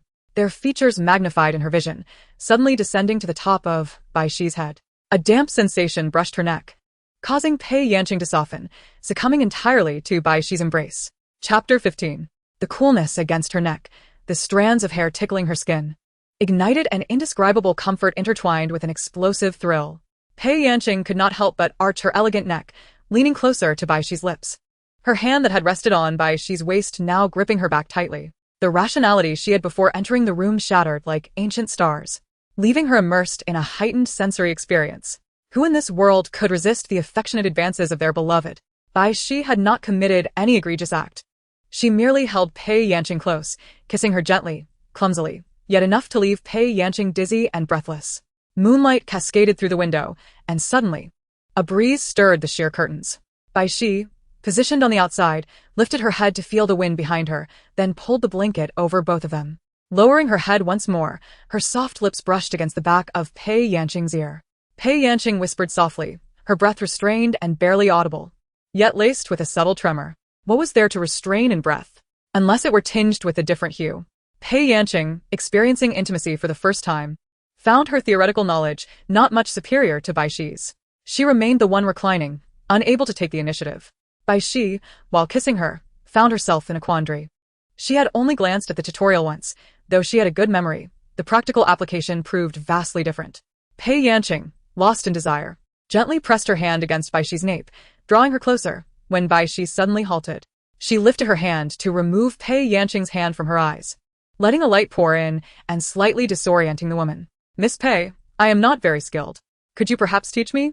Bathed in moonlight, Pei Yanqing beheld the clarity in Bai Xi's amber eyes, devoid of any haze. As they pressed together, she could hardly discern the change in the rhythm of her heartbeat from the norm. Only she was ensnared in this absurd interlude from start to finish. Yet even the most rational among us would find a flicker of discontent in such moments. Pei Yanqing gazed up at her, his expression inscrutable as he said, "Very well. Let me teach you. The first step is to kiss me." This was something she was familiar with. Bai Xi brushed aside the strands of hair by her neck, preparing to lean down. However, Pei Yanqing raised his hand to steady her chin, halting her advance, while his other hand pointed to his lips, instructing, "It is here." Bai Xi was momentarily taken aback, her gaze falling upon the slightly parted, crimson lips of the woman before her. To speak candidly, Pei Yanqing's features were flawless. Her lips alluring, naturally tinted with a translucent, full, rosy hue, devoid of any cosmetic enhancement. Bai Xi reached out to gently poke the center of her lip. It felt soft and moist, reminiscent of a dew-kissed rose.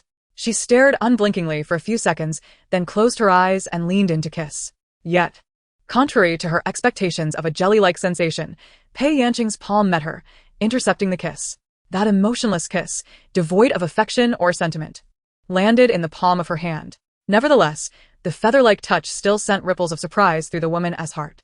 Accompanying her racing heartbeat was a soft, questioning sound from Bai Xi, an inquisitive hum. Pei Yanqing realized that if she continued to recline like this, she would inevitably cast aside her dignity and actively entice Bai Xi. Thus, she pushed her away and sat up. Bai Xi, caught off guard, tumbled onto the bed, blinking in confusion. Her bewildered expression drew an amused smile from Pei Yanqing, who reached out to help her up. The wind was a bit brisk, prompting Pei Yanqing to close the window. The weather forecast had predicted rain for the evening, and she wondered how Bai Xi could be so careless as to leave such a large window open, explaining why she kicked off her blanket during the night. After securing the window, Pei Yanqing returned to cover Bai Xi with the blanket, denying her any opportunity to take advantage of the moment. The silence lingered between them. Just as Pei Yanqing was about to leave, Bai Xi called out to her. "Why?" Standing at the doorway, Pei Yanqing turned her back to her and replied, "Because of me." Summer rains often arrive unexpectedly, and as Pei Yanqing uttered those words, a flash of lightning split the dark sky, illuminating the room as brightly as day. Instinctively, Pei Yanqing glanced back at Bai Xi, concerned she might be frightened. Yet Bai Xi appeared completely unperturbed, as if the terrifying lightning held no sway over her. However, upon Pei Yanqing's gaze meeting hers, she suddenly had a moment of clarity. Curling up beneath the blanket in a slight shiver, observing her delayed reaction, Pei Yanqing thought to herself, such a young age, yet so clever. Realizing her ruse had been uncovered, Bai Xi dropped the act, remaining composed throughout. Pei Yanqing silently gritted her teeth and approached, pinching her cheek lightly. Bai Xi asked, "What?" Pei Yanqing exhaled a breath, the remaining frustration dissipating upon seeing her beautiful face. "Do not do that again," she warned with a hint of seriousness. "Was it like that just now?" Bai Xi inquired, glancing at Pei Yanqing, who was rebuttoning her silk pajamas. Tilting her head, she added, "But I believe you enjoyed it." She then hugged Pei Yanqing tightly, emitting a sound akin to a small cat's mewl. Although Bai Xi lacks relevant experience from Pei Yanqing's various reactions, it is evident that she bears no aversion. "What do you think? Have you treated anyone else in such a manner?" "Certainly not. You are the first." Pei Yanqing is well aware that she is not, yet she deliberately misconstrues the topic to mask her own awkwardness, inadvertently provoking a reaction from the other party. She suppresses her joy and maintains a stoic expression, asking, "Do you wish for a second?" Bai Xi shakes her head. At least for now, she does not intend to. Her devotion to Pei Yanqing takes on a different form. Before their divorce, she would not seek the company of others. But what of Pei Yanqing? It seems there was no stipulation at their wedding that Pei Yanqing could not have anyone else. This is merely a line she has unilaterally chosen to uphold. "Miss Pei, there is something I hope we can reach a consensus on." Bai Xi sits up, clutching a thin blanket, and her serious demeanor prompts Pei Yanqing to adopt a more composed expression. Speak. "If you engage in a relationship with someone else." At this point, Pei Yanqing has not yet become angry. She merely manifests a barely perceptible frown. Bai Xi continues, "I need to be informed. What do you think?" Pei Yanqing offers a faint smile. Unbeknownst to Bai Xi, the chill beneath her smile goes unnoticed as she completes her statement. "Although we have not enforced fidelity upon one another, I possess a certain scruple. At least during the duration of our marriage, should you choose me, you must maintain physical purity. The same applies to me regarding you. What if I have not been intimate with you? Does that exempt me from loyalty? Naturally. You may engage with as many others as you wish. That is your freedom." Pei Yanqing takes a deep breath, squeezing out a single word between her teeth. "Fine." Bai Xi nods. "May we have a pleasant collaboration." In response, a thunderous slam of a door echoes, resonating like thunder from afar, sending shivers down one's spine, yet Bai Xi's expression remains unperturbed. She sits on the edge of the bed, contemplating whether her previous words were conveyed clearly and if there were any other loopholes. She and others, Pei Yanqing, can only choose one. If she were in Pei Yanqing's position, she would first select her, indulge herself, and then seek others, not a violation of their agreement. This particular thought remains unshared with Pei Yanqing. It is her own selfishness. She does not harbor romantic feelings for Pei Yanqing, yet the two names on the marriage certificate quietly sow a seed of possessiveness in the depths of her being. However, Pei Yanqing's intellect will surely lead her to grasp that the ultimate decision lies in her hands. She hopes this marriage can endure a little longer, at least not concluding at this moment. Bai Xi finally exhales softly. Is it raining? She hears a sound and turns to gaze out the window. Pei Yanqing, in a fit of anger, paces the room throughout the night. How can there exist such a tone-deaf and heartless individual in this world? While Na claims to be a tree that blooms in iron, what then is Bai Xi? A bulletproof iron lump? Is she unable to perceive the kindness I extend towards her, or does she deliberately choose to ignore it? Pei Yanqing made a call to her mother. Due to the time difference, it was daytime there. Pei Chun was quite surprised to receive her call. Why are you still awake? Who has the audacity to provoke you so? Pei Chun chuckled. After her divorce, Pei Chun entrusted her daughter to her parents' care. Her grandmother, a dance artist, raised Pei Yanqing, instilling in her a gentle and humble demeanor. Later, when she was brought back to her mother's side, she inevitably absorbed some of her mother's traits, yet her calm disposition, evident since childhood, only deepened with maturity. As a mother, Pei Chun certainly did not wish for her daughter to bottle up her emotions. Venting her frustrations occasionally could be beneficial. You still laugh. I am not laughing at you. I am immersed in my acting, cultivating emotions. Mother, I am not 3 years old anymore. Weren't you easily deceived by me when you were 15? What is it like to have an Oscar-winning mother? Pei Yanqing could speak from experience. She had been fooled throughout her upbringing, each instance different, yet similarly bewildering. I shall sleep now, she said. Are you still angry? Shall I video call you? Much better. It won't interrupt your filming. Finish early. As I wish to bring someone to meet you. It wouldn't be that person who upset you, would it? Pei Chun pierced straight to the heart. Pei Yanqing remained silent. Are you in a relationship? Pei Chun immediately followed up, astonished. Ching, you aren't getting married, are you? As expected of a biological connection, Pei Yanqing, fearing that the surprise might vanish, hurriedly replied, I truly am going to sleep now. We shall discuss the rest later. Pei Chun decisively responded, very well, good night. Whether it was true or not would be revealed upon her return. Good night. Pei Yanqing exhaled a sigh of relief. She ventured to the living room to pour water and paused for a moment at the entrance of the opposite room, holding an empty cup. The anger she had just subdued threatened to resurface.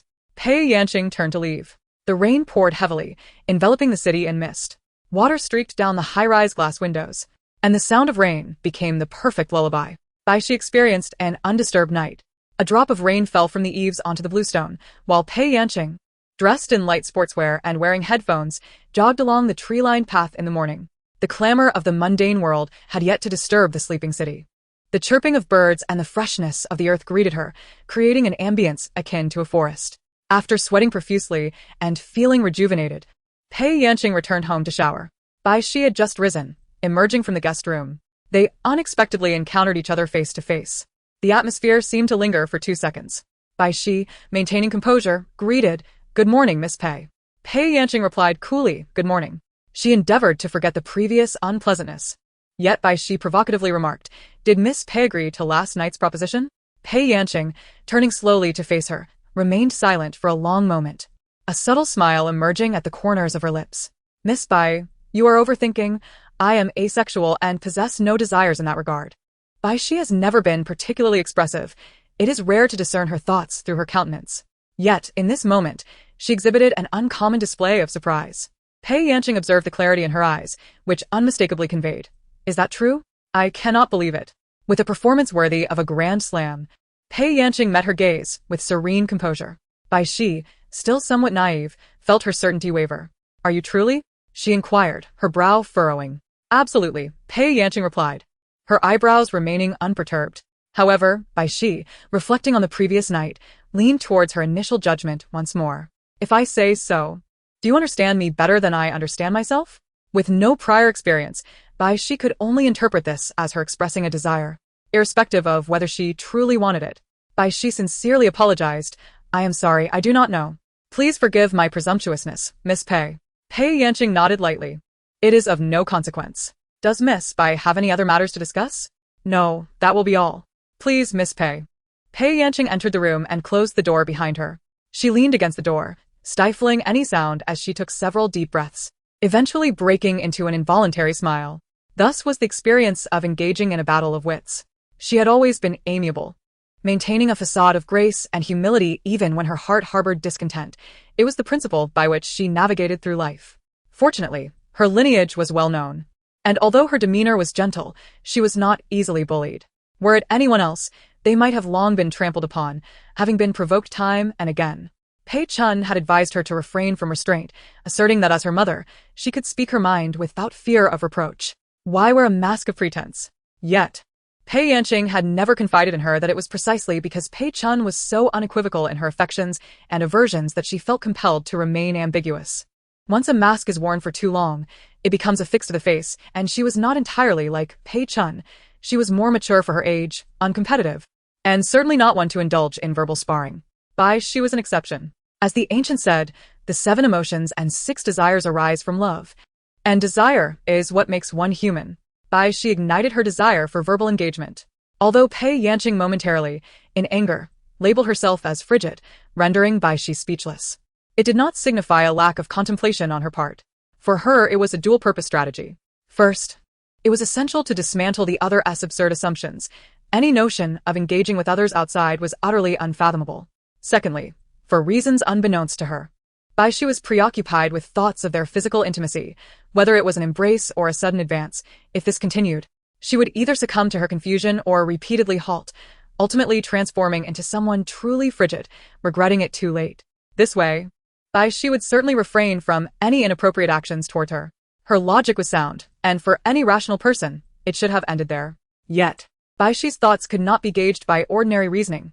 That is a tale for another time, to be set aside for now. After her shower, Pei Yanqing emerged from her bedroom, catching the enticing aroma of braised ribs. 2 bowls of rib noodles rested upon the dining table, the rich, creamy broth exuding a depth that suggested it had been simmered for an extended duration. The noodles were handmade, accompanied by a soft-boiled egg, surpassing the breakfast previously prepared by Pei Yanqing. Pei Yanqing let out a soft hum. She recalled that the broth in the refrigerator had just been finished, which could only mean that Bai Xi had simmered it the day before and stored it in the fridge. Was it necessary to keep such meticulous account of merely a breakfast? Bai Xi emerged from the kitchen. When she had moved in, she had brought only a change of clothes and a camisole nightdress, yet now she wore a knee-length fuchsia silk nightgown, the ties loosely draped around her waist, exuding an alluring grace. Her long, fair legs moved with an elegance that hinted at the sensuality of a woman straddling the line between girlhood and adulthood. Pei Yanqing, seated at the dining table, accepted the chopsticks and spoon offered to her. After tasting the rib soup and offering her praise, she casually inquired, "Did you return to your former home yesterday?" Bai Xi, failing to grasp the implication of former, replied, "Yes, I packed some belongings to bring over." "Why didn't you tell me last night when I asked?" The woman said gently. "You didn't ask if I went out," Pei Yanqing responded, accustomed to her manner of speaking. After a brief pause, she smiled softly, her tone imbued with affection. "All right, this time it was my oversight. It won't happen again." A peculiar sensation stirred within Bai Xi, akin to an ant traversing her skin, a fleeting itch that prompted her to lift her gaze towards the woman before her. Bai Xi was not oblivious to the fact that her words from the previous night had irked Pei Yanqing, who held a strong aversion to untidiness, and thus perceived Bai Xi's association with others as sullied. She knew there were gentler ways to articulate her concerns, leading to a mutual understanding between them, a harmonious existence. Part of her intent was deliberate. She sought to provoke Pei Yanqing, to instill a sense of dissatisfaction within her, so that when the day came for Bai Xi to depart, or when Pei Yanqing grew weary of her presence, the parting would be less painful. The summer sun shone long and bright, having fully risen above the clouds, casting a golden hue across the living room. Light streamed onto the dining table, enveloping Pei Yanqing in the morning sun. Fresh from her shower, her slightly damp, naturally curled hair contrasted strikingly against her snow-white shirt. The 2 undone buttons at her collar revealed a pristine neckline and elongated swan-like neck, her poise impeccable. This woman radiated a cleanliness akin to snow, drawing the gaze of all who encountered her, yet to harbor thoughts of claiming her would be sheer folly. Bai Xi's gaze lingered on her gently curved jawline, her long lashes casting shadows on her cheeks. She eventually murmured softly in response. Pei Yanqing's expression shifted slightly, observing the downward cast of Bai Xi's eyelids with a contemplative air. Following the routine established the day before, Pei Yanqing took charge of clearing the dishes while Bai Xi settled on the living room mat with a thick book she had borrowed from Pei Yanqing's study. having already read over half of it. Pei Yanqing stood at the kitchen door, observing the scene before her, pondering. She had yet to mention this particular matter. As the clock struck 8, Pei Yanqing approached and said, "Change your clothes. We are heading out." Bai Xi, seated, looked up at her from a lower vantage point, her expression one of confusion.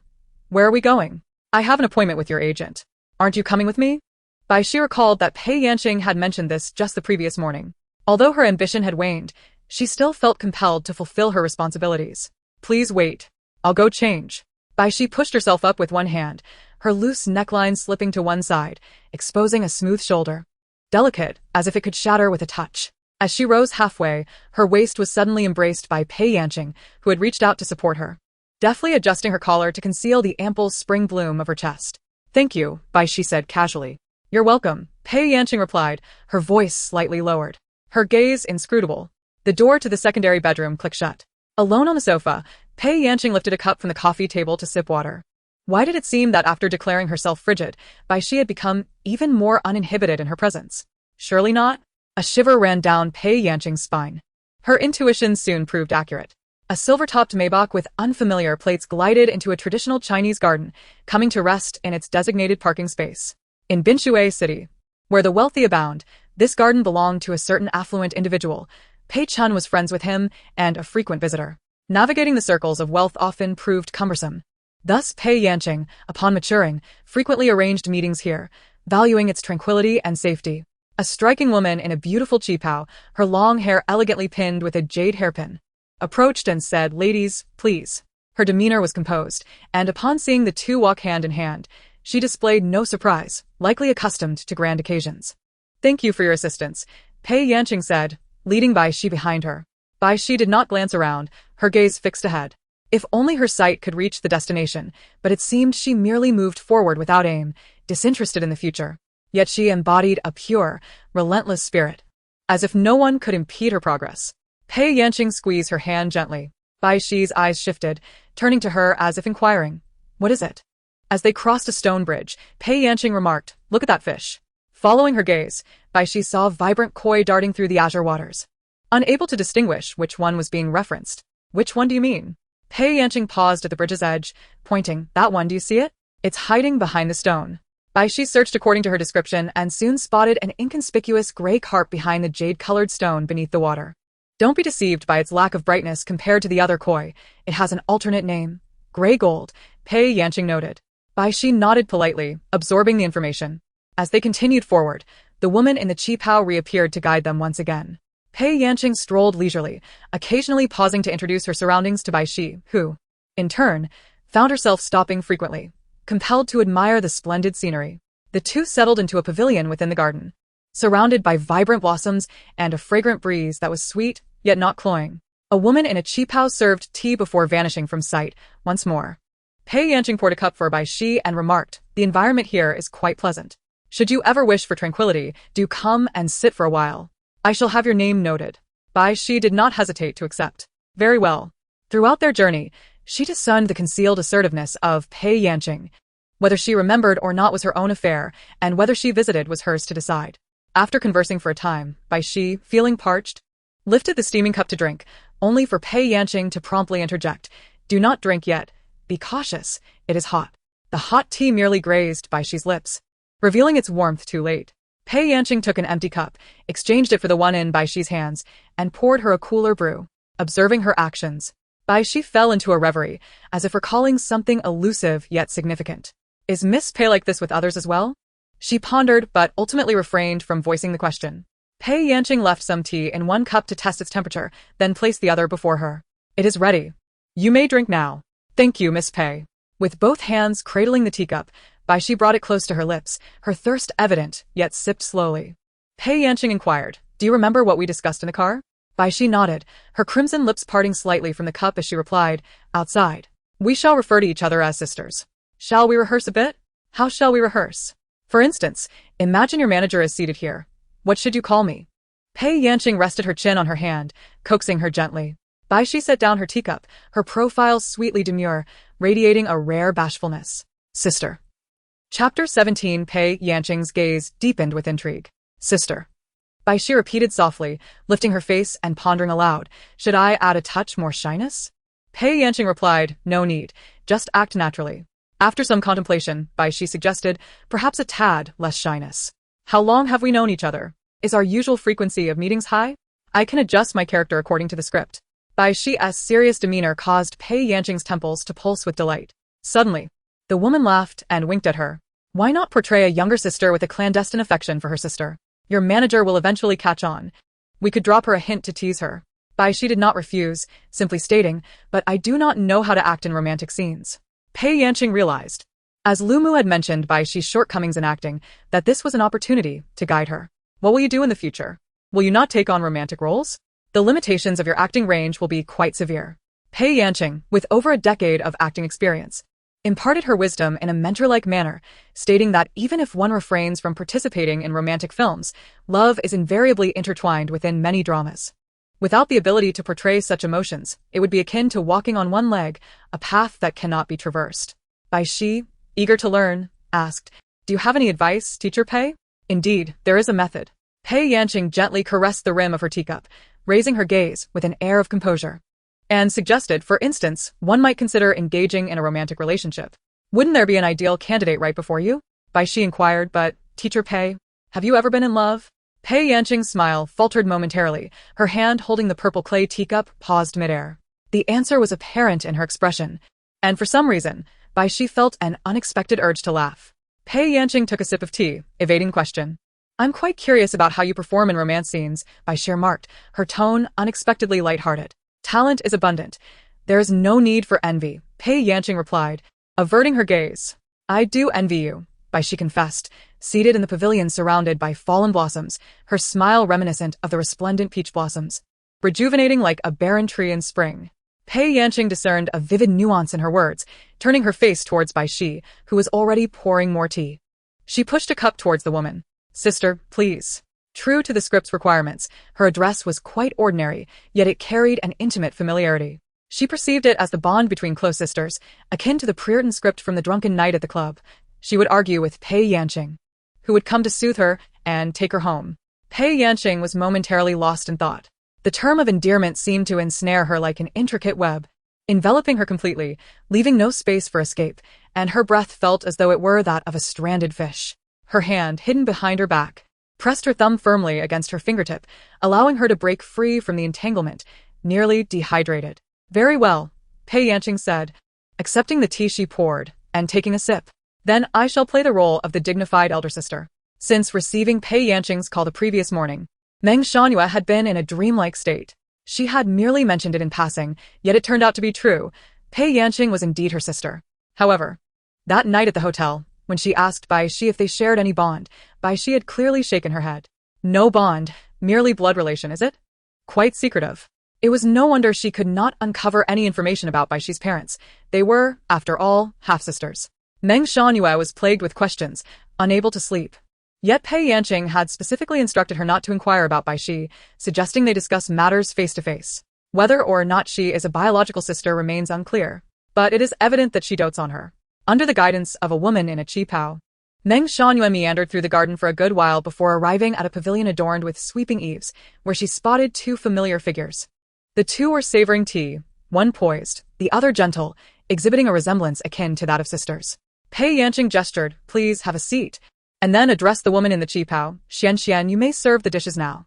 The woman in the cheongsam responded promptly. Bai Xi glanced at her silhouette. This woman had not uttered a word since the beginning, yet her attire, demeanor, and name bore a resemblance to that of a Hong Kong native. Meng Shangyue, feeling anxious, took her seat, occupying only a third of the chair, and said, you can just call me Xiao Meng, Mr. Pei. Greetings, Xiao Meng. Oh, Mr. Pei, you are too kind. Meng Shangyue, who was among the top 10 agents in the entertainment industry, yet not a standout, felt dwarfed in the presence of Pei Yanqing. Pei Yanqing was akin to a celestial being. Even in her approachability, she instilled a sense of awe in ordinary individuals. Meng Shangyue cradled the tea that Pei Yanqing had poured for her, expressing her gratitude with trepidation. Pei Yanqing observed her for a while, noting her commendable character and professionalism. Though she lacked somewhat in connections and resources, Pei Yanqing possessed the latter. She only required this individual to dedicate herself entirely to Bai Xi. In recent days, Meng Shangyue had tirelessly scoured every avenue for Bai Xi, exhausting all possible favors. Although the results were minimal, her efforts were commendable. She was indeed worthy of consideration. Pei Yanqing poured her another cup of tea and kindly remarked, "Ms. Meng, for your relentless dedication to Xi, I raise this cup of tea in lieu of wine." Upon hearing Bai Xi's name, Meng Shangyue immediately forgot her anxiety and hastily said, "Mr. Pei, do you know about Bai Xi's current situation?" Pei Yanqing gently interrupted. "I am aware, and I shall resolve it. Do not fret. Let us dine first." Meng Shangyue sipped her tea, set down the cup, and immediately continued, "How can I not be anxious? My hair is turning gray from worry. I do not understand, since you are Bai's sister. Why do you allow her to be bullied by outsiders?" Newly appointed as an elder sister, Pei Yanqing felt a flush of embarrassment at this remark and cleared her throat awkwardly. Bai Xi interjected to defend Pei Yanqing. "I had a quarrel with my sister. I was the one who didn't want her assistance." Meng Shangyue responded, "No wonder, Bai Xi seems unconcerned. It turns out she is too proud to accept help from her sister while toiling away outside. You might as well infuriate me." Meng Shangyue raised her hand to poke Bai Xi's forehead. Pei Yanqing coughed. Meng Shangyue sheepishly withdrew her hand and shot a furtive glare at Bai Xi. Bai Xi smiled at her in a charming manner. With that smile, Meng Shangyue could hardly remain angry. She grinned widely, revealing her teeth. Pei Yanqing cleared her throat repeatedly, feeling utterly overlooked by the two, especially by Bai Xi. It was as if Bai Xi considered her invisible, while she was actually quite aware of her surroundings. The jealousy that bubbled within Pei Yanqing clouded her thoughts, and she said with a stern expression, "Bai Xi, come here." Fully immersed in her role, Bai Xi glanced at her, then at the seating arrangement, deep in thought. How should she move over? Fearing another quarrel between them, Meng Shangyue, seated between the two, quickly stood up and suggested, "Xiao Bai, let us swap seats. You two sit together." Bai Xi thi li gong li. With a profound understanding of her character, Bai Xi effortlessly grasped Pei Yanqing's hand, soothingly coaxing, "Do not be angry." The once bitter vinegar jar transformed into a sweet honey pot, leaving Pei Yanqing even less lucid than before. The woman reciprocated the grip, tenderly caressing the smooth back of her hand. "Si." Meng Shangyue, observing from the side, felt a shiver of unease.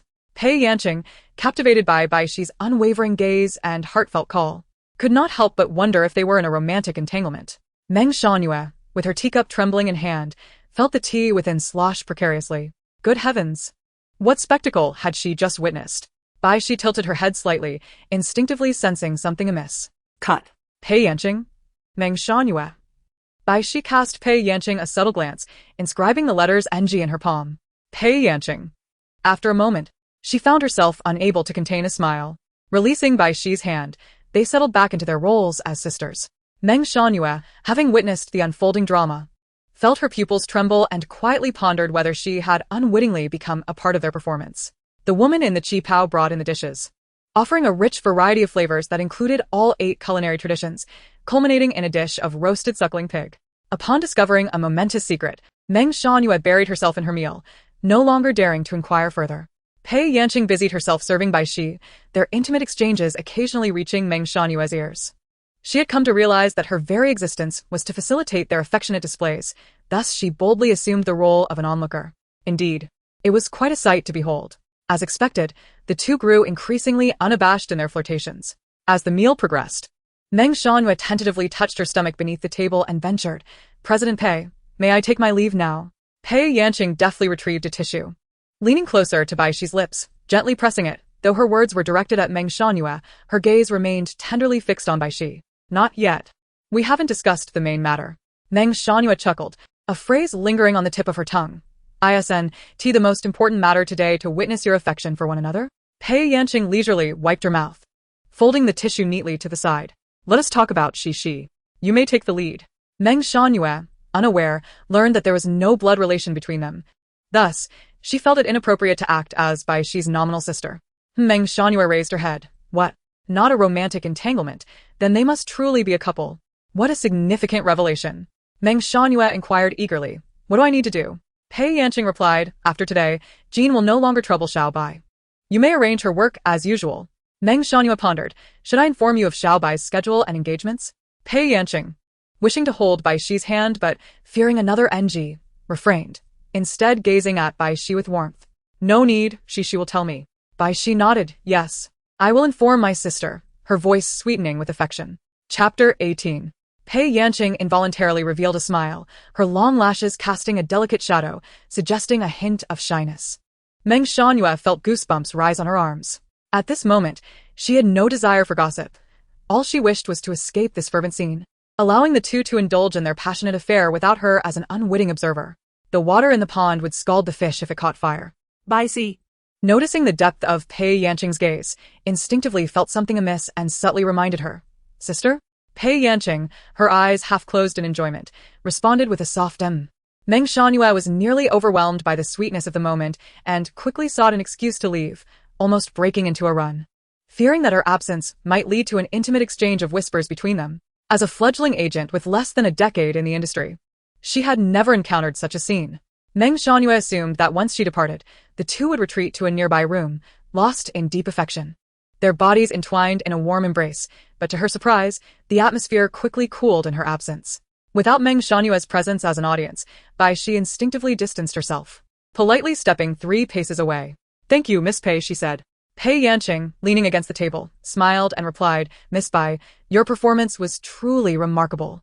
Bai Xi returned the compliment, albeit with a hint of reservation. Miss Pei, your performance had its shortcomings. They exchanged pleasantries, yet the formality lingered. Bai Xi was not devoid of emotional intelligence. Even if she struggled with deceit, sometimes silence proved more prudent than honesty. However, Pei Yanqing's indulgence compelled her to test the waters, pondering what actions might genuinely provoke Pei Yanqing's ire. She yearned to present her authentic self before her. Pei Yanqing, with a sincere expression, humbly acknowledged, Today, I indeed fell short of your level. Bai Xi portrayed familial affection, while Pei Yanqing, taking liberties, enacted romance. Clearly, one of them had misinterpreted the script. It couldn't be Bai Xi.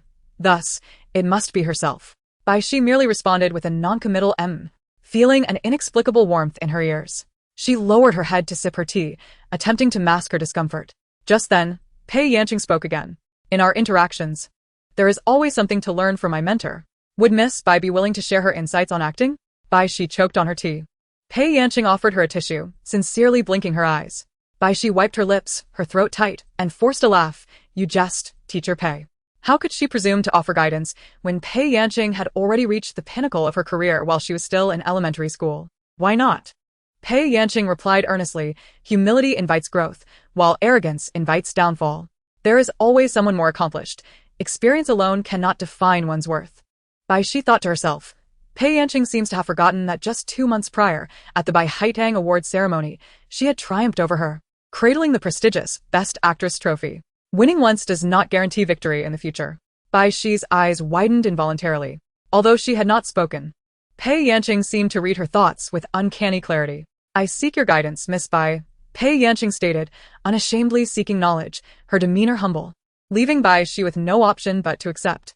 There's no need for flattery. Miss Pei and I are merely learning from one another. Pei Yanqing lamented earnestly. I find it challenging to embody the role of an elder sister. What exactly do you find challenging? Bai Xi inched her chair closer. She was not accustomed to wearing perfume, her scent merely a hint of the home's rose-scented shower gel. Pei Yanqing's peripheral vision caught their shoulders nearly touching, and she stifled an urge, reminding herself that time was on their side. For instance, how close are we in our relationship? Pei Yanqing queried, earlier. In front of Meng Shangyue, would you have embraced me if no one else were around? Certainly, Bai Xi replied, her eyes reflecting a hint of anticipation. After a brief moment of silence, Bai Xi reached out and enveloped her in an embrace. In that instant, Pei Yanqing felt an overwhelming sense that this was something she had long desired.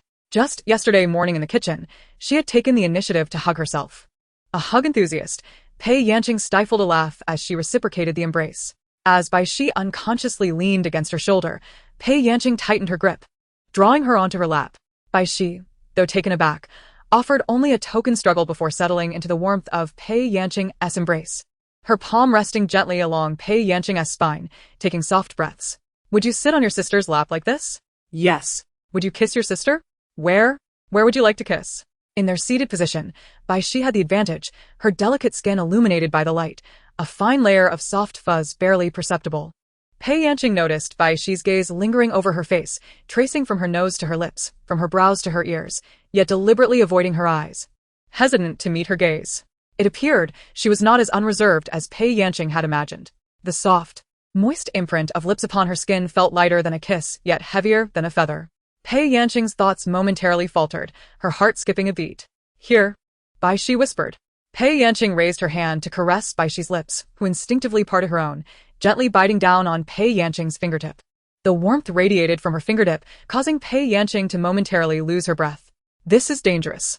Release me, stop biting. She swallowed hard, her voice trembling. Bai Xi released her finger. You must never allow anyone else to touch your lips, and you certainly cannot treat others the way you treat me. Do you understand? Bai Xi gazed deeply into her eyes. Only with you. Do you realize what you are saying? Pei Yanqing asked, her throat tightening. If Bai Xi continued this way, Pei Yanqing might mistakenly believe she was intentionally teasing her. I know. I am indeed enticing you, Bai Xi thought to herself. She craved more than mere embraces. She yearned for Pei Yanqing to see only her in her eyes. If reality could not allow it, perhaps the script could? A younger sister could possess a sense of possessiveness towards her elder sister, couldn't she? She could also play the role of a lovesick character.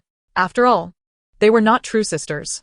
Bai Xi's heart fluttered irregularly as she leaned closer to Pei Yanqing's smooth visage, gently nuzzling in the hollow of her neck. Her breath escaping in soft, tantalizing whispers. This evoked in Pei Yanqing a vivid imagery reminiscent of the green serpent from a film. While she felt akin to a monk whose resolve had been unraveled. If even a venerable monk could falter, how much more susceptible was Pei Yanqing, whose heart had already been stirred by mortal affections. As Bai Xi's hand slowly caressed her face, she murmured tenderly once more, sister. Unable to restrain herself any longer, Pei Yanqing tilted her head and kissed her. Chapter 19 Bai Xi's seduction was not particularly sophisticated. Pei Yanqing had witnessed countless women throw themselves at her, both on stage and in reality. Yet, the essence of seduction does not dwell solely in the finesse of the approach, but rather in the allure of the seducer. The fragrant and delicate figure in her embrace was indeed her beloved. This person continued to whisper sweet nothings into her ear, their breath warm against her skin. Bai Xi's cool fingers grazed Pei Yanqing's slightly flushed cheek, creating a fleeting chill that ignited an even greater warmth within her. It felt as though she were being roasted over a flame. Though Bai Xi could not hear the thunderous beating of Pei Yanqing's heart, she could see the fine beads of sweat forming at her temples due to her restraint. She relished Pei Yanqing's responses. Although she could not discern whether her affection stemmed from Pei Yanqing herself or from the mere fact that this individual, who harbored no disdain for her, existed solely for her in that moment. Was there truly someone in this world destined for her, someone whose gaze was fixed solely upon her? Look at me. Look at me, sister. Look at me. Her fingertips glided over Pei Yanqing's silky skin, akin to a soft-bodied creature nestled against the woman's neck. Suddenly, her chin was grasped firmly, and just as she thought Pei Yanqing intended to halt her actions, the woman's features magnified before her. A warm, soft sensation brushed against her lips. Initially, she was unclear about what was occurring, but in that moment when Pei Yanqing kissed her, she heard the other's breath escape in a rush of restrained urgency. A peculiar warmth enveloped her cheeks. Her hands rested on Pei Yanqing's shoulders as the woman secured her waist to prevent her from slipping, while the other hand cradled the back of her head, refusing to let her break free. The sensation of their lips meeting became clearer. Bai Xi's eyelashes fluttered as she slowly closed her eyes. Pei Yanqing did not rush to deepen the kiss, but patiently awaited a moment. Noticing that there was no intention of refusal from Bai Xi, Pei Yanqing moved her hand from the back of her head to her ear, cradling her cheek as she kissed her gently. Bai Xi held her breath, daring not to exhale, cautiously savoring the moment. Pei Yanqing tentatively licked the seam of Bai Xi's lips, causing her to startle like a frightened rabbit. Pei Yanqing then refrained from probing further, soothing her with tenderness. As the kiss concluded, Bai Xi, flushed from holding her breath, turned her head to breathe deeply. Pei Yanqing, still blushing but composed, observed Bai Xi's rosy cheeks and glistening eyes, undeniably enchanting. Once a stranger, twice familiar, Pei Yanqing once again cupped her face, leaning in for a kiss. Bai Xi readily reciprocated, reveling in the way Pei Yanqing's lips met hers. With her eyes wide open, Bai Xi discreetly observed the rapture that enveloped Pei Yanqing, her heart inexplicably racing. When the kiss finally ended, Pei Yanqing buried her face in Bai Xi's shoulder, panting heavily. The two were in such close proximity that the thin summer fabric could not muffle the sound of the woman's frantic heartbeat. Bai Xi felt an overwhelming urge to listen closely to it. They held each other in silence for a moment, before Bai Xi slid off Pei Yanqing's lap. Attempting to feign nonchalance as she asked, "Has teacher Pei gained a deeper understanding of the script?" Pei Yanqing thoughtfully tapped her chin, nodding in affirmation. "I see now. This pair of sisters shares such a relationship." Bai Xi, feeling a twinge of discomfort, diverted her gaze to the side. There, beside the garden's rockery, stood a woman in a blue qipao, elegantly adorned with a jade hairpin. She had no idea how long she had been watching or how much she had seen.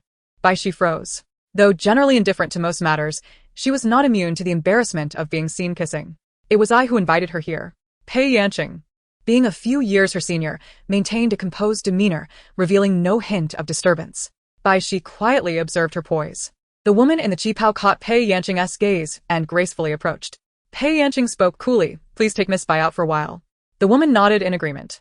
Pei Yanqing gently placed her hand over Bai Xi's, resting on her knee, speaking softly, "Cici, I have an unexpected matter to attend to and cannot accompany you home. The driver will take you back later." Meng Shangyue had left early, so Pei Yanqing saw no need to continue the charade of sisterly affection. Yet, coincidentally, Bai Xi chose to play along, continuing the act. "Understood, sister." Good. Pei Yanqing leaned in, kissing her cheek as if the world around them had ceased to exist. "Remember to let me know when you arrive home safely." Bai Xi cast a discreet glance at the woman in the qipao, who lowered her eyes, maintaining a placid demeanor. Anzai, Bai Xi diplit. Pei Yanqing departed, taking a different route from the one they had arrived on. Bai Xi, accompanied by the woman in the qipao, walked towards the parking area. They walked in silence for a moment until the woman introduced herself. "My surname is Zhong. I am the housekeeper here. You may call me Miss Zhong, or Xianyuan as Miss Pei does." Bai Xi nodded. "Hello, Miss Zhong." Zhong Xianyuan greeted her again. As they crossed a stone bridge, Bai Xi glanced at the koi in the lake and casually inquired, "Are you from Hong Kong, Miss Zhong?" Yes. "Which part?" Kowloon. Bai Xi's small talk was brief. Yet Zhong Xianyuan seemed intrigued by their shared connection, asking, "Are you also from Hong Kong, Miss Bai?" "I am not," Bai Xi replied, her tone somewhat disinterested as she focused intently on the shadow of a gray goldfish in the lake. "Do you have relatives in Hong Kong?" Zhong Xuani switched to Cantonese and quickly uttered a few words. Bai Xi turned around, her eyes filled with bewilderment. "What did you say?" Zhong Xuani smiled and translated.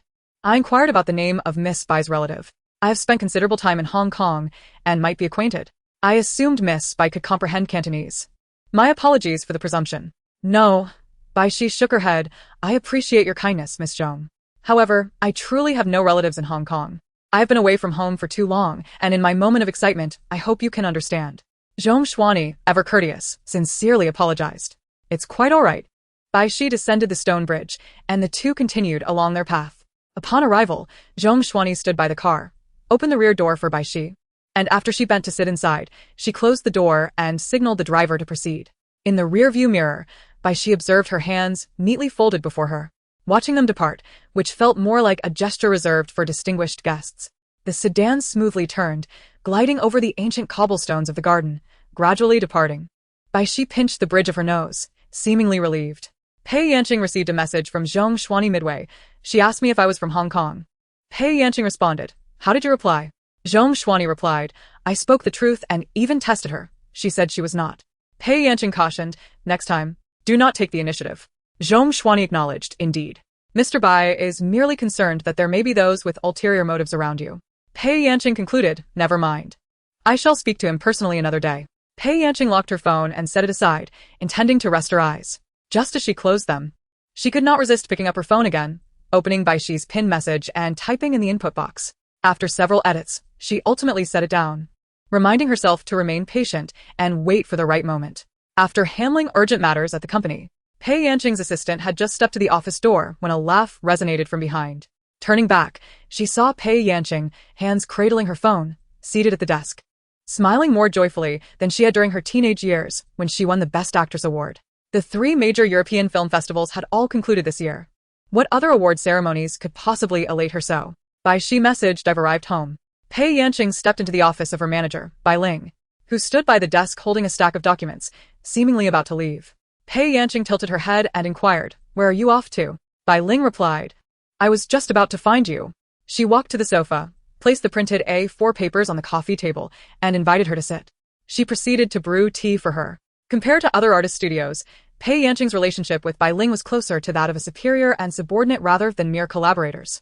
However, Pei Yanqing never held herself aloof. Typically, the two interacted more like friends. "Try the newly purchased floral tea." All right. Pei Yanqing blew on the steam rising from the cup, took a delicate sip, and remarked, "It is indeed delightful. Save me some. I shall take it with me." Bai Ling, curious, asked, "When did you start enjoying this?" Pei Yanqing smiled. A little one has joined our household. Perhaps she will like it. Bai Ling assumed the child was a relative's and did not inquire further. She picked up the documents on the coffee table and remarked, "This is your recent schedule." Pei Yanqing returned home at 10 that evening to find Bai Xi sitting in the living room, watching a movie on the projector. The curtains were drawn back, casting a dance of light and shadow upon her delicate profile. "I'm back." Pei Yanqing instinctively softened her voice. Bai Xi turned her head, quietly observing the woman who was changing her shoes at the entrance. "Miss Pei," she spoke. Pei Yanqing paused momentarily. "Good evening, Miss Bai," she replied, her smile indistinguishable from usual. "Good evening. I'm going to take a shower now." All right. As the door to the master bedroom closed, Bai Xi lowered the volume of the movie and sat in silence for a while. She switched off the projector and made her way to the guest bedroom. Pei Yanqing had just attended an event and was somewhat fatigued. She needed to rise early the next day. After finishing her shower and drying her hair, she prepared for bed. Suddenly, a knock resonated on her door. Pei Yanqing tidied herself before the mirror, took a deep breath, and opened the door. Bai Xi's voice abruptly halted. Standing at the entrance, clad in a pure white camisole dress and cradling a pillow, her gaze held a familiar glimmer from earlier that day. "Sister, may I sleep with you tonight?" Chapter 20. Bai Xi, I'm home. These 3 words had been brewing in her mind since she left the garden. It was rare for her to dwell on a thought for so long. She opened WeChat and, upon seeing Pei Yanqing's chat box on the first page, noted that she had few friends. Apart from Meng Shangyue, Pei Yanqing was the only one with whom she had conversed in recent days. To call it a conversation would be an exaggeration. There were only a few terse exchanges, all initiated by Pei Yanqing. "I've gone to work. Enjoy yourself at home. Remember to eat lunch, and message me when you're free. You can use anything in the house without asking me. I'm busy for now. I'll talk to you later." Bai Xi replied to her with 3 simple words. "Okay." She traced the metallic edge of her phone, her gaze lingering on the dialogue box. Pei Yanqing's brief messages had become etched in her memory. Ultimately, she locked her phone, placing it face down on the seat. After the driver dropped Bai Xi off, she ascended the stairs alone. The elevator chimed as it ascended. With a fingerprint scan, she unlocked the door. The sequence of actions felt like mechanical memory. Even though she had only stayed in her new home for 2 days, it felt entirely familiar. The layout of the new house was largely similar, with greater depth. The kitchen transformed from open to closed, separating Western and Chinese cooking areas. The remaining spaces, master bedroom, guest bedroom, study, were indistinguishable from the outside when the doors were closed. Yet, the essence of a home is not defined by its structure, but by the presence that moves within it, the traces left by its inhabitant. Bai Xi changed into loungewear, drew back the curtains, and habitually settled onto the mat in the living room, picking up the book she hadn't finished before leaving. The yellow roses on the coffee table bloomed vibrantly. Bai Xi leaned back slightly, the wide collar of her garment slipping to one side. She raised her hand to adjust it, but suddenly froze. It was in the morning here that Pei Yanqing had lifted her up, helping her to adjust the collar. Even when she went to fetch water, she would recall the sight of Pei Yanqing standing there. The woman habitually using one hand to hold the cup, while the other rested on the edge of the countertop, her movements deliberate and unhurried. Bai Xi sipped from her glass, then picked up her phone. She swiftly typed 3 words and sent the message, "Home now." She closed her eyes and lay back on the mat, allowing her ears to empty themselves of the surrounding sounds, and thus her racing heartbeat became pronounced. Bai Xi felt she had been lying there for a long time, though in reality, it was merely 10 minutes. She sat up to check her messages. Pei Yanqing had responded almost instantaneously upon receiving her text, received a kiss from the kitty JPG. There was another message. "What are you doing at home?" 5 minutes later, Bai Xi replied, "Reading, but feeling a bit drowsy. I'm going to sleep." Pei Yanqing responded, "All right, Shishi, good afternoon." Pei Yanqing was still engrossed in her morning script, and Bai Xi naturally played along. "Good afternoon, sister." Even though Pei Yanqing knew she was acting, she couldn't contain her joy, which lasted throughout the day. Bai Xi repeatedly scrolled through their chat history, momentarily allowing herself to immerse in the feelings of her role. A smile curving her lips. "I have an engagement tonight, so I'll likely return home late, around 10. Around 7, Pei Yanqing informed her again. Bai Xi had already stepped out of her character and simply replied with okay. At 9 o'clock, Pei Yanqing sent Weibo link to event photos. Following the link, Bai Xi was directed to Weibo, where an official account had posted a series of images showcasing Pei Yanqing adorned with the brand's jewelry at the event. Pei Yanqing's height was comparable to Bai Xi's, but her appearance leaned towards a gentle elegance that, though usually understated, became strikingly prominent in a crowd. Bai Xi was not a fan of celebrities and rarely browsed star-related content online. Her understanding of Pei Yanqing prior to their marriage was limited to her being a commendable actress.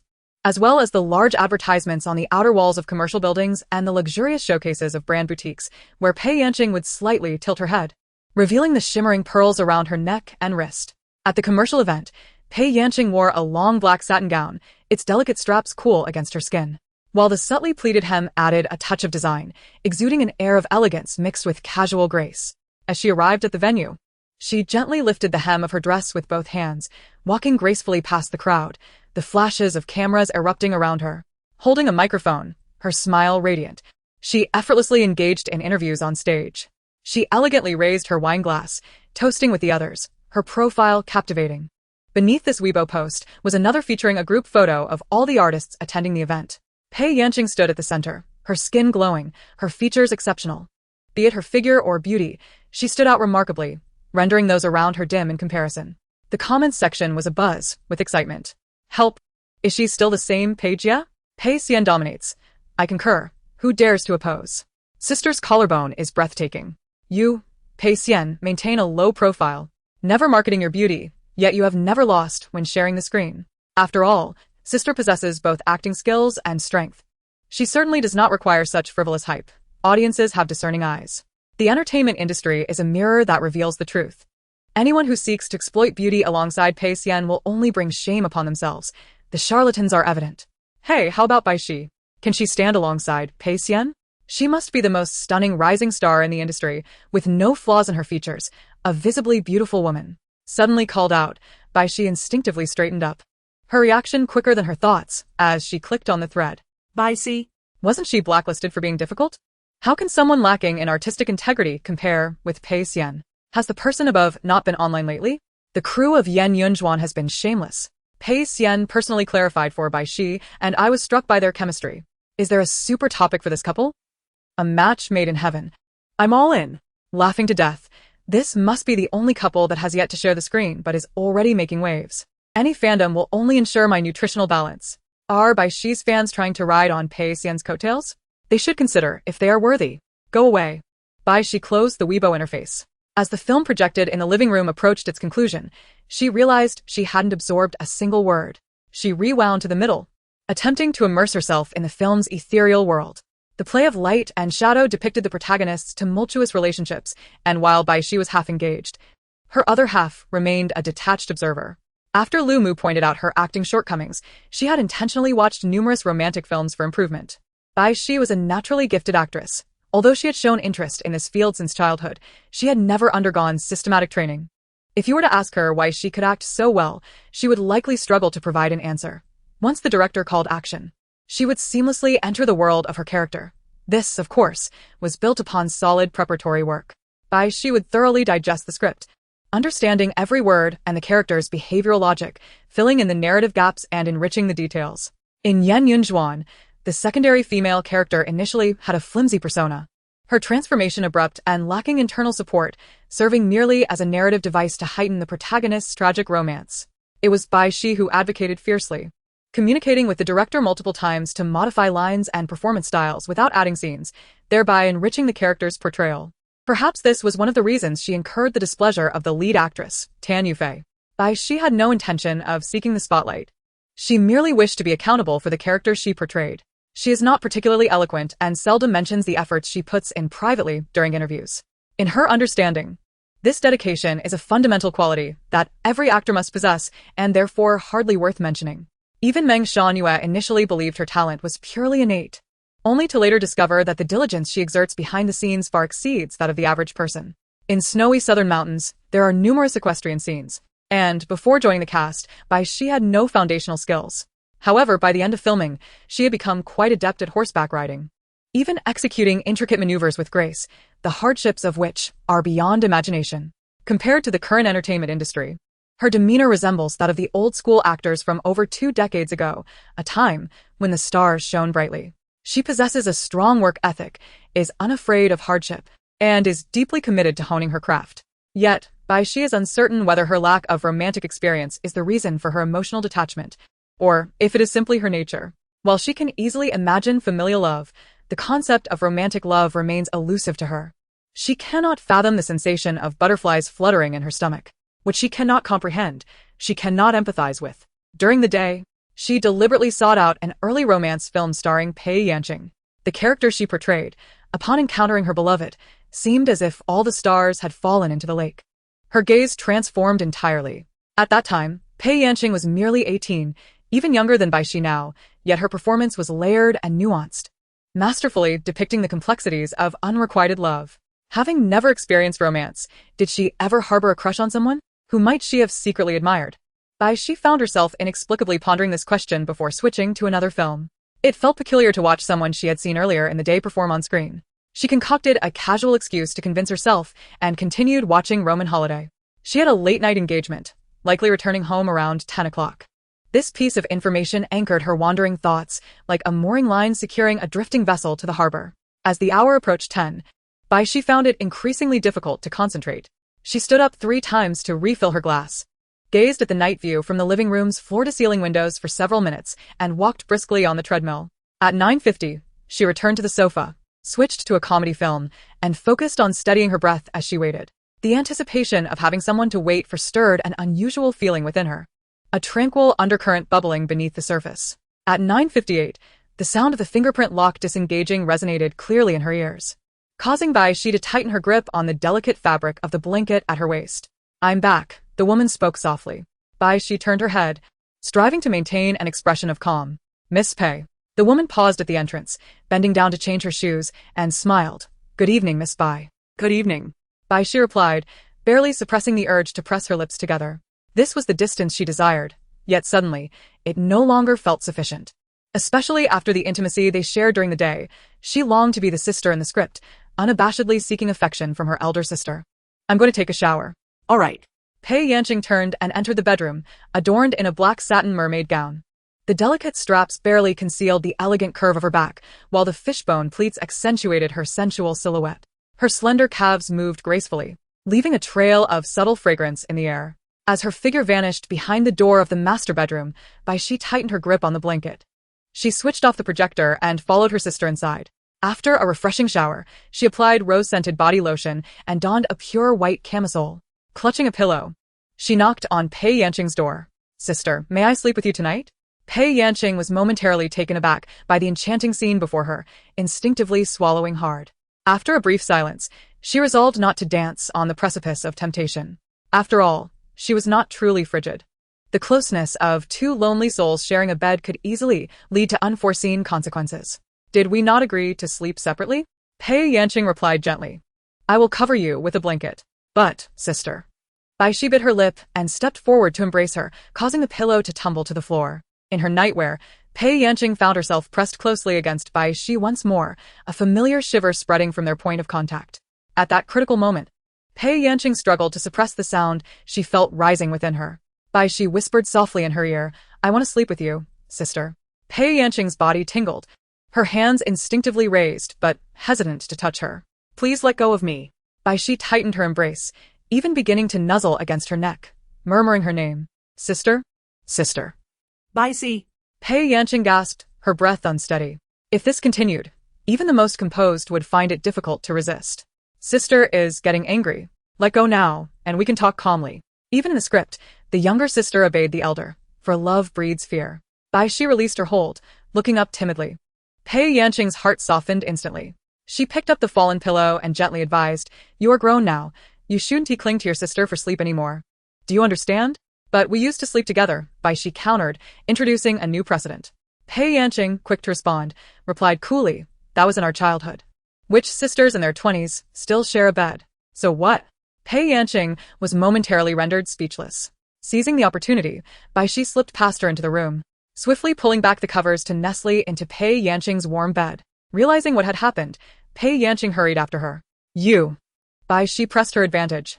"Sister, give me the pillow." Instinctively, Pei Yanqing handed it to her. Bai Xi settled onto her own pillow, comfortably resting in Pei Yanqing's bed, her eyes drifting shut. Pei Yanqing was taken aback. Bai Xi feigned sleep, and when Pei Yanqing gently tapped her shoulder through the covers, calling her name softly, she stubbornly kept her eyes closed.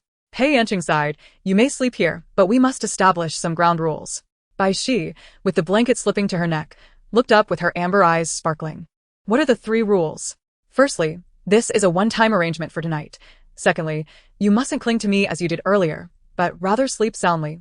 Thirdly, I shall discuss further matters with you later. It's settled. Bai Xi mischievously winked and said, I merely wish to sleep beside my sister. Pei Yanqing let out a soft hum in response. You had better. Bai Xi's my. Pei Yanqing reached out to gently tousle her long hair, then went out to fetch a glass of water, placing it on the bedside table to quench her thirst in the middle of the night. The lights were turned off. The woman softly signaled before extinguishing the last bedside lamp in the master bedroom. Good night. Good night, sister. In the darkness, deprived of sight, the other senses became increasingly acute. Pei Yanqing was accustomed to solitude. Even the faintest breath beside her held a significant presence, particularly when it belonged to the one she cherished. She closed her eyes, striving to dismiss the chaotic thoughts swirling in her mind and focusing her attention on slumber. The night breeze rustled through the trees, the sound becoming a lullaby. In a state between dreams and wakefulness, the room was filled with soft rustling noises as Pei Yanqing's half-conscious mind drifted. Her right hand rested gently on her abdomen, her breathing even and prolonged. Suddenly, her calves encountered a wave of warmth. Though the season had yet to yield to summer's heat, Pei Yanqing instinctively shifted her legs away from the source of warmth. Bai Xi, after a while, the woman's breathing became even lighter, indicating a deeper slumber. Bai Xi turned to embrace her slender waist, resting her forehead against the woman's shoulder. The silk fabric felt cool against her skin, and, almost as if possessed, Bai Xi slid down the shoulder of her garment and pressed a kiss there. In the dim light, she repeatedly traced the contours of the woman beside her with her gaze, planting a gentle kiss on her smooth chin before closing her eyes and drifting off to sleep. Before dawn, a gentle rain fell, bringing with it fresh, humid air. Awakened precisely by her biological clock, Pei Yanqing stirred. Feeling a slight itch at the nape of her neck, her bent right arm ached, as though it had been resting on something all night. Pei Yanqing opened her drowsy eyes to behold a dark head nestled against her. Bai Xi lay curled in her embrace, her sleeping face serene. Each delicate eyelash was distinctly curled, her nose gently descending, and her slightly parted rosy lips exhaled warm breaths that caressed Pei Yanqing's collarbone. The woman softened her expression, lowering her head to plant a kiss atop Bai Xi's head. Enduring the ache in her arm, she maintained her position, closing her eyes once more until the alarm rang. Pei Yanqing promptly silenced the alarm, causing the girl in her arms to furrow her brow. The woman gently pressed her fingertip to Bai Xi's brow, smoothing away her displeasure, and then quietly rose to wash up in the bathroom. Bai Xi awoke shortly after Pei Yanqing left. The warmth of the woman still lingered beside her, and she placed her palm against the spot. Gradually cooling, it chilled completely just as Pei Yanqing returned. Having just washed her face, droplets of water clung to her skin, her complexion a delicate pink akin to peonies blooming in the snow. Draped in a robe, with her long hair loosely tied up, her graceful neck appeared more radiant than usual. Are you awake? Pei Yanqing approached, taking her hand that rested outside the covers, remarking, Why is it so cold again? I've had the air conditioning on, Bai Xi replied obediently, tucking her hand back under the blanket. As Pei Yanqing entered the bathroom to fetch a tissue, Bai Xi called out to her, Sister Pei Yanqing. The woman turned, her eyes sparkling with a smile. What is it? Nothing, Bai Xi thought to herself, feeling as if she could no longer maintain the pretense. She oscillated among various titles, Miss Pei, Teacher Pei, Sister, yet never used the term Sister Pei Yanqing. She believed she could clearly delineate reality from script, poised to advance or retreat, yet ultimately found herself lost in the warmth of reality. What she truly yearned for was not that illusory shadow, but the woman before her, the one who bore the title of her wife, Pei Yanqing. Once ready, Pei Yanqing leaned down to plant a kiss on her forehead, saying, I woke up late this morning and ordered takeout. Would you like to join me for breakfast? I can bring you some clothes. No need. I'll just freshen up in my room. Thank you, Teacher Pei. Bai Xi slipped out from under the covers, nodded slightly at the woman, and entered the room across the hall. Pei Yanqing gazed at the closed door, softly repeating, Teacher Pei? A smile slowly crept onto her lips. No longer calling her Miss Pei, was this progress? Bai Xi took longer than usual in the bathroom, and by the time she emerged, the takeout was already laid out on the table, featuring a selection of Hong Kong-style dim sum. She sat down at the table, momentarily startled, before regaining her composure. Pei Yanqing explained, My mother spent several years in Hong Kong when she was young, and she has always reminisced about dim sum. I occasionally join her. Bai Xi, not that. I know. Oh. I mean, your esteemed mother starred in several classic Hong Kong films, and she even brought home the first Golden Palm Award to our country, establishing herself as a legendary actress in Chinese cinema. Everyone knows that. Bai Xi articulated her thoughts carefully, her words slightly stumbling. Esteemed mother? Pei Yanqing chuckled. If you prefer not to call me Mom, you can refer to her as Auntie. All right. Bai Xi silently focused on her breakfast. Pei Yanqing offered her a shrimp dumpling, casually inquiring, "Do you also admire my mother?" As the only living legend still active in the film industry, Pei Chun had garnered countless fans among her peers. No male actor in Chinese cinema could surpass her. Bai Xi agreed, adding, "I often study her films. The distinct styles from different periods in mainland China, Hong Kong, and abroad have greatly influenced my craft. I have watched Zhou Xi dozens of times." Bai Xi unconsciously set down her chopsticks, animatedly discussing cinema. In the time Pei Yanqing had known her, Bai Xi had spoken more today than in all their previous encounters combined. Could it be that the woman she regarded as the most beautiful of all was actually her mother? She chose to marry herself, perhaps because she is Pei Chun's daughter? The substitute is actually me? The more Pei Yanqing thought about it, the more distorted her thoughts became, prompting her to interrupt Bai Xi. "The shrimp dumplings will get cold. Let us eat first." All right.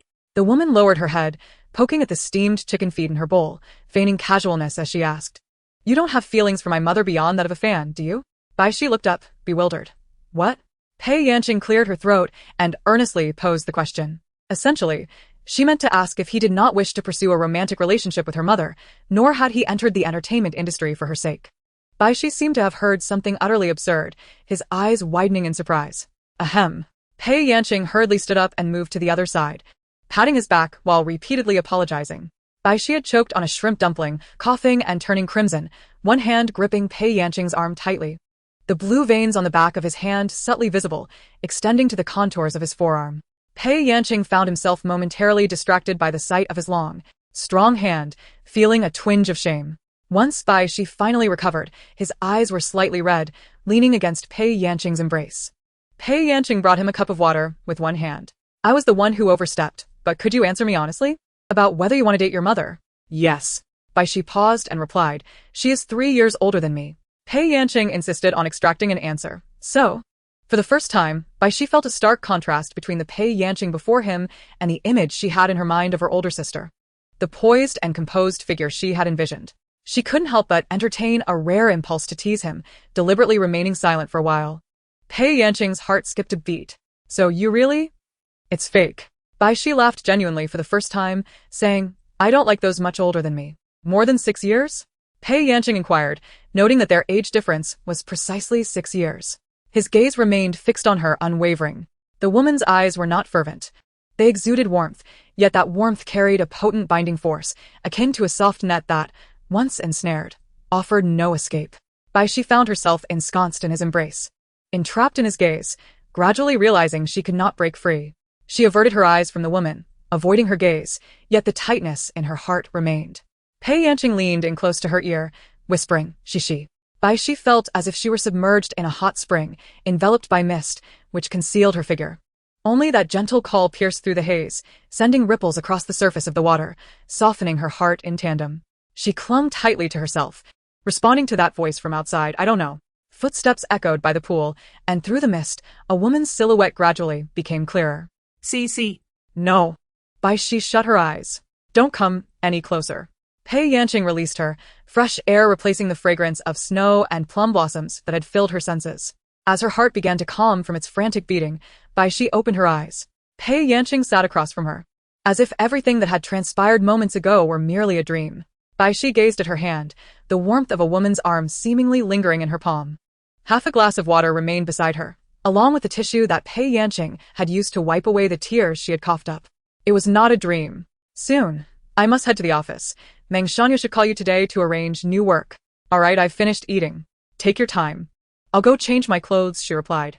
Pei Yanqing elegantly wiped the corners of her lips and rose from the table. As she passed by Bai Xi, her steps faltered for a moment, as if she wished to say something, but ultimately departed without uttering a word. "I'm heading out," Pei Yanqing announced at the entrance after changing her shoes. Bai Xi sat at the dining table, watching her. "Goodbye, Teacher Pei." See you tonight, she said. Pei Yanqing smiled in response. "Yes." The sound of the door closing resonated in the air. Alone, Bai Xi tidied the table, putting away the unfinished food in the refrigerator. As expected, Meng Shanyu called her shortly after. "Xiao, Bai, there's an audition at 10 this morning. Shall I come pick you up?" "Sure," Bai Xi replied. "But I no longer live at the previous place. I'll send you my new address."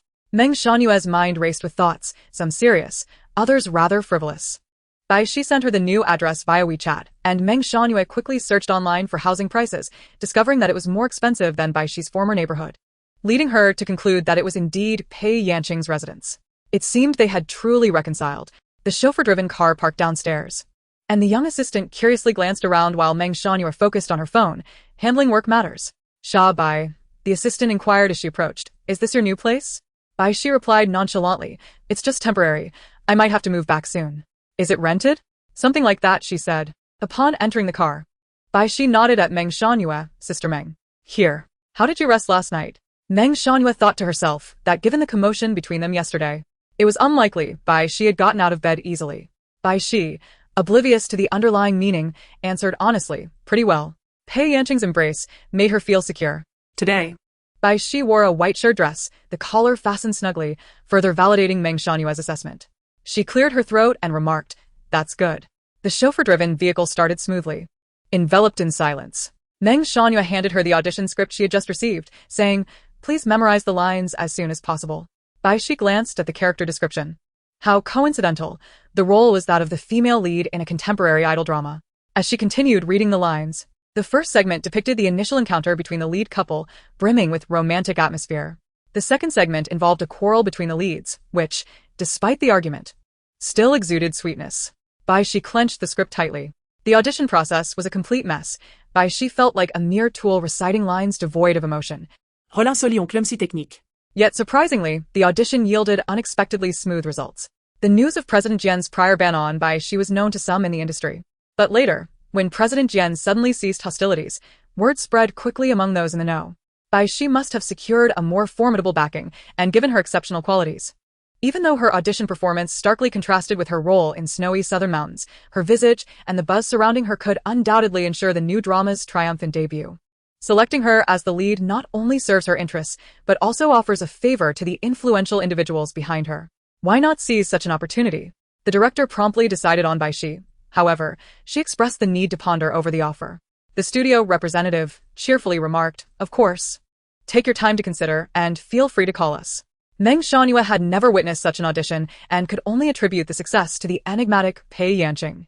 After nearly 2 months of inactivity and with no recent drama to garner attention, Bai Xi found herself with limited business engagements, returning home after a simple lunch out. She took to the internet to locate the original IP of the script and dedicated an afternoon to finishing the novel. With over 90% of the narrative focused on romantic drama, she felt ill-equipped for the role. That evening, as Pei Yanqing exercised on the treadmill, Bai Xi circled around her several times until Pei Yanqing paused, raising an eyebrow and inquiring, is there something on your mind? Bai Xi seemed to find her resolve in that moment, approaching with the 2 pages of the script. What is it? Pei Yanqing asked, accepting the pages while wiping the sweat from her neck and collarbone with a towel. Let me handle this, Bai Xi insisted, pulling her down to sit on the sofa, taking it upon herself to wipe her sweat. Pei Yanqing, disregarding the slight tickle from Bai Xi's fingers grazing her neck, diligently read through the script. Bai Xi confessed, I passed the audition, but I'm not particularly keen on accepting the role. Pei Yanqing placed the papers back on the coffee table and replied, then don't take it. But I wish to undertake a romantic role to challenge myself. That's not the right way to challenge yourself. This script lacks substance. Don't be desperate. Cherish your talents. Sister Meng also mentioned that this drama is quite good. It could serve as a valuable resource for me at this moment. What good resource could she possibly offer you? Pei Yanqing scoffed. Such scripts are beneath Bai Xi. They squander her acting prowess. And with all those sticky, sentimental scenes, what kind of intentions do they have? Leave it to me. I will help you find a better script. Bai Xi responded with a soft "oh." Pei Yanqing partially opened her eyes, softening her tone. Am I being too controlling? If you feel uncomfortable, just let me know. I want tea, Bai Xi replied earnestly. When she said she wouldn't tea, she meant it. What she didn't disclose was her enjoyment of Pei Yanqing's care. No one had ever looked after her before, and she was the first. Pei Yanqing returned to the treadmill for her workout. Bai Xi took an early shower and then entered Pei Yanqing's room, grabbing a book to read by the bedside. Upon entering, Pei Yanqing saw her and stepped back to the door, confirming she hadn't entered the wrong room before walking in again. See. Bai Xi's gaze remained fixed on the book, responding with a nonchalant Shouldn't you be heading back to your room to sleep? Bai Xi did not reply. Pei Yanqing's lips curved upward into a smile. Playing coy, are we? Do you want to switch rooms with me? Shall I sleep in your room instead? She remained silent. Pei Yanqing took her pajamas and went to the bathroom in the guest room. After finishing her shower, she lay down on Bai Xi's bed. Intentionally, she left the light on. Before long, the bed sank behind her as a warm presence enveloped her waist from behind. Last night, she had been playful and coy. But tonight, she was merely being stubborn. Pei Yanqing would not indulge her, pushing her hands away and turning her back to her, saying, "I'm going to sleep. You should return to your own room." "This is my room," Bai Xi mumbled from behind her. "Then I'll leave." Pei Yanqing pretended to rise, only to be pulled back down by Bai Xi, who held her firmly in place. Pei Yanqing feigned impatience, clicking her tongue. Finally, Bai Xi mustered the courage to ask, "Can I sleep with you? Didn't we agree that we could only do this once?" But "Unless you pay me a reward, you can't just use me as a pillow, right? My right hand has been hurting all day." Upon hearing her complain about her hand, Bai Xi immediately began to massage it, asking, "What kind of reward?" Pei Yanqing's attention was entirely focused on her right hand being gently kneaded, from the elbow to the forearm, the wrist and each fingertip meticulously attended to. Pei Yanqing closed her eyes in pain, withdrawing her right hand and tucking it under the blanket, using her left hand to tap the center of her lips. Bai Xi understood. Mimicking Pei Yanqing's previous gesture, she cradled her face with one hand and leaned down to kiss her. Pei Yanqing had only intended for a light peck, but she was taken aback by Bai Xi's earnestness as she replicated every action Pei Yanqing had done before. Finally, she tentatively explored the seam of Pei Yanqing's lips with her tongue. Pei Yanqing's breath quickened. She grasped Bai Xi's head, willingly parting her lips to meet her advance. Chapter 21. Bai Xi seemed oblivious to the implications of Pei Yanqing's actions and merely imitated her. As her tongue brushed lightly against the seam of Pei Yanqing's lips, Pei Yanqing suddenly pressed her head down and kissed her, engaging forcefully with the unexpected intruder. Bai Xi, momentarily stunned, felt her mind buzz softly. The sensation of their sweet, soft contact was strikingly clear yet unfamiliar, surprisingly not unwelcome. Pei Yanqing's hand, resting on the back of Bai Xi's head, tangled in her hair as she tilted her face to deepen the kiss. Bai Xi, dazed for a moment, slowly closed her eyes. The two gradually shifted to a side-lying position, facilitating a more profound entanglement. Eventually, Bai Xi's cheeks flushed, and she gently pushed Pei Yanqing's shoulder. Pei Yanqing released her, and Bai Xi gasped for fresh air, relieved as the suffocating sensation in her lungs subsided. Pei Yanqing chuckled softly. "Why don't you breathe?" "I can't." Bai Xi's usual candor left Pei Yanqing momentarily speechless, as she had intended to tease her. Although aware of Bai Xi's lack of romantic experience, Pei Yanqing still asked, "Have you ever kissed anyone?" Bai Xi replied, "You are the first." Pei Yanqing's eyes sparkled with delight. She appreciated Bai Xi's honesty. "Was it enjoyable?" the woman asked with playful intrigue. Bai Xi contemplated for a moment and replied, "I don't know. In any case, I don't dislike it." This answer was well within Pei Yanqing's expectations. She gently stroked the girl's soft, moist lips with her thumb, her voice a low, alluring whisper. "Shall we try again?" Bai Xi agreed. It was still early to sleep, and idleness was a burden. Moreover, Pei Yanqing held her tightly while kissing, caressing her face. She cherished such intimacy. "Try to breathe," Pei Yanqing instructed, lowering her head to capture the rose before her. This time, Bai Xi was much more composed than before. She discerned Pei Yanqing's breath, learning the rhythm of her inhalations and exhalations. Yet, when Pei Yanqing suddenly deepened the kiss, launching an assertive assault, Bai Xi found herself unable to keep up. As oxygen swiftly dwindled, she coughed against Pei Yanqing's shoulder when she finally regained her breath. "I cough."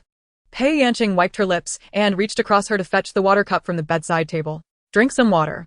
Pei Yanqing remained unfazed, giving no indication that she had intentionally left Bai Xi in such a state. "Tangju," Bai Xi deeply. Propping herself up on her elbow as her shoulder strap slipped down, Pei Yanqing promptly assisted her in adjusting it, tucking the covers snugly around her to prevent herself from lingering too long in observation, effectively averting any thoughts that might hinder her sleep later on.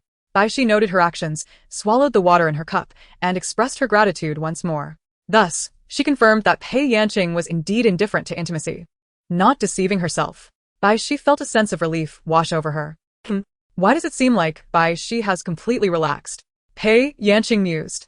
Bai Xi had sipped half a cup of water, and Pei Yanqing naturally took the remaining half, placing the empty cup beside herself. Bai Xi was momentarily taken aback. She nestled into the covers, tightly tucked in, feeling the warmth radiating from the woman just a breath away. "Shall I turn off the light?" Pei Yanqing gently inquired. "All right." "Good night, Teacher Pei." Bai Xi wished her a good night. She had a habit of drawing only a sheer white curtain, allowing the moonlight to fill the room. Pei Yanqing consciously maintained a distance of 2 fists from Bai Xi, closing her eyes to cultivate sleepiness. Perhaps it was the lingering effect of their earlier kiss. But Pei Yanqing's heart raced, making it difficult for her to drift off. She found herself uncontrollably replaying every detail, the tentative explorations of Bai Xi, her clumsy pursuit. The sound of their entwined breaths, the initial taste of her tongue, and the thrills that accompanied their shared intimacy, each memory pulsating through her heart. Pei Yanqing was on the verge of abandoning sleep, planning to wait until Bai Xi fell asleep before returning to her own room. With her eyes closed, she felt as though a considerable amount of time had passed, yet there was still no sound of Bai Xi's slumbering breaths. Was Bai Xi unable to sleep as well? Why? Soon, she discovered the answer. A rustling sound ensued as Bai Xi turned and embraced her waist. Carefully lifting Pei Yanqing's right hand and wrapping it around her neck, fully nestling into her embrace. It was a mirror image of their morning sleeping position. A soft laugh fell from above. The furtive Bai Xi startled, yet her body remained obediently close to her. Aren't you asleep? I was, but you woke me. The woman spoke lazily, her voice laced with a nasal tone. Then go back to sleep. Pei Yanqing nearly chuckled aloud. This child certainly knew how to turn the tables. But what if I can't sleep? Pei Yanqing feigned a drawn-out tone, expressing a sense of melancholy. Bai Xi hesitated for a moment.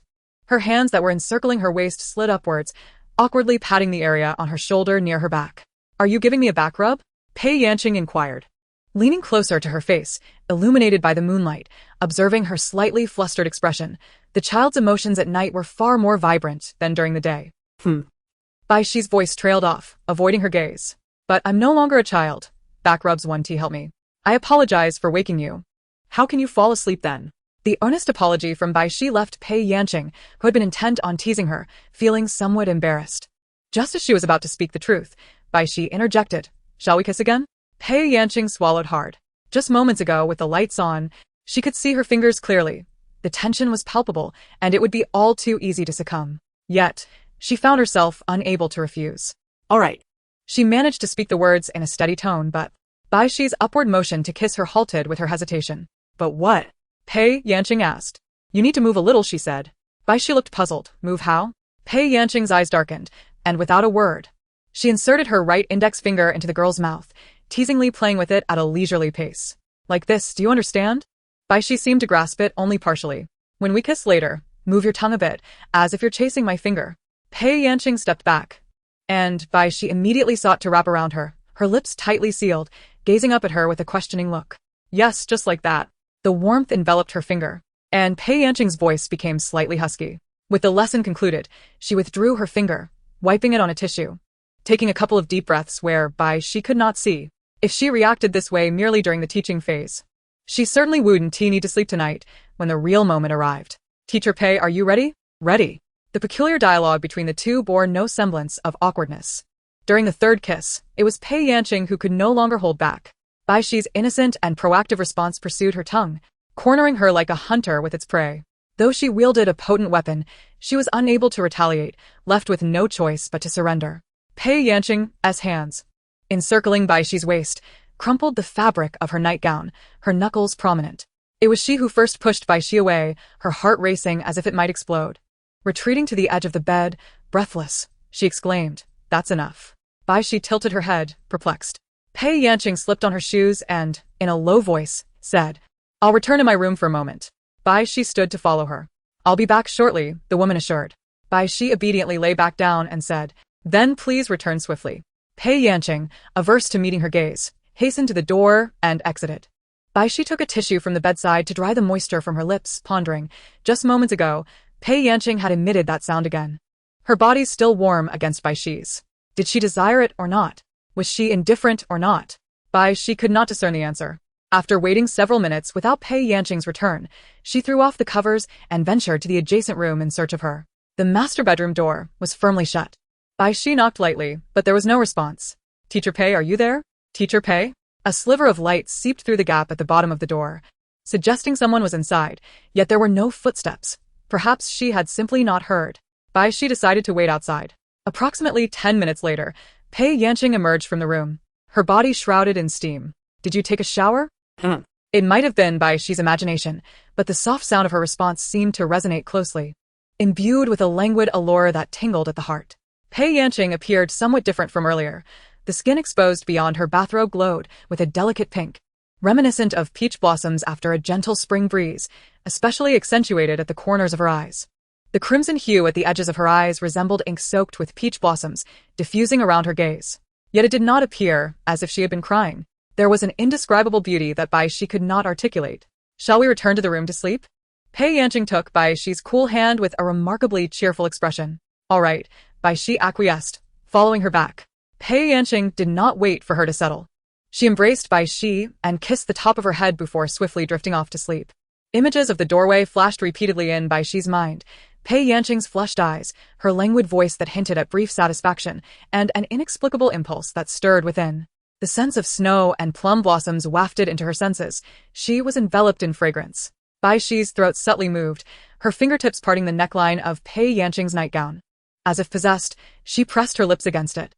Outside, 2 dark clouds drifted by, obscuring the moon. The rainy season continued, with fine rain weaving into a mist that enveloped the city's pristine white dawn. Pei Yanqing slowly opened her eyes, breathing slightly heavy. Cradled in her arms was a familiar figure. Bai Xi's face rested in her neck, soundly asleep.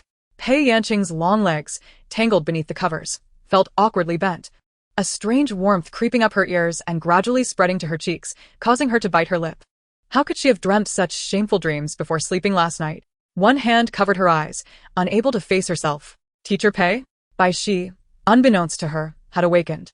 Pei Yanqing lowered her hand, finding the other protagonist of her dream gazing back at her, eyes clear. Pei Yanqing's heart skipped a beat, and she feigned calmness, saying, "It's too bright." Bai Xi glanced at the gloomy rainy day outside, unconcerned, and replied, "Then next time, let's draw the curtains while sleeping." "Let's get up." All right. As Bai Xi rose, she turned to see Pei Yanqing sitting on the bed, her hand fumbling beneath the covers. "Did you drop something? Would you like me to help you search for it?" "No need," Pei Yanqing replied, relieved to confirm that she had not soiled the sheets. With an air of composure, the woman got out of bed and walked into the master bedroom opposite. "I'm going to take a shower." Chapter 22. A production can take anywhere from 6 months to an indefinite period from filming to release. The legend of Yen Yun was originally an excellent method for Bai Xi to maintain her popularity. Tan Yufei, a favored rising star in the industry, possessed average looks and acting skills, yet garnered a substantial fanbase and generated significant buzz. Although Bai Xi gained fame through snowy southern mountains, earning a nomination for the White Begonia Award, she ultimately lacked depth and a robust body of work. As a newcomer with only a few months in the industry, her fans had no history to delve into, and her mysterious background rendered her akin to a flawless masterpiece that seemed untouched by the mundane world. Without any apparent flaws, it was difficult to evoke sympathy, and thus, genuine emotions from fans were unattainable. Moreover, public interest was fleeting. Currently, Bai Xi did not possess the capital to stand solely on her works, leaving her reliant on other means to ensure she remained in the audience's memory. With Tan Yufei around, was there really a shortage of topics to discuss? Such is the nature of the entertainment industry, each person leveraging another. As fortunes can change overnight with a hit drama, who could have predicted the sudden emergence of General Jian?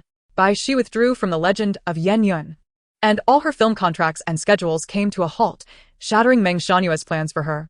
At only 28 years old, Meng Xianyue was merely 2 years senior to Pei Yanqing. Her ambition was undiminished, and she had accumulated some professional experience, making it a prime time to fervently pursue her career. Upon meeting Bai Xi for the first time, she resolved to invest her life and fortune in her, believing that if she could nurture a future Best Actress or Best Supporting Actress, it would signify the pinnacle of her own life. During the period when Bai Xi was confined at home due to the ban, Meng Xianyue tirelessly sought connections, losing sleep over the stress, and even shedding a considerable amount of hair. Yet, fortune smiled upon them. Unbeknownst to many, Bai Xi and Pei Yanqing shared a clandestine relationship, whether as lovers or otherwise. All obstacles transformed into mere paper tigers, easily blown away, revealing a path of clarity. Indeed, a new script for the leading lady had conveniently arrived. However, Bai Xi's struggle with romantic scenes seemed to pose a significant challenge. Yet, confronting problems is the first step toward resolving them.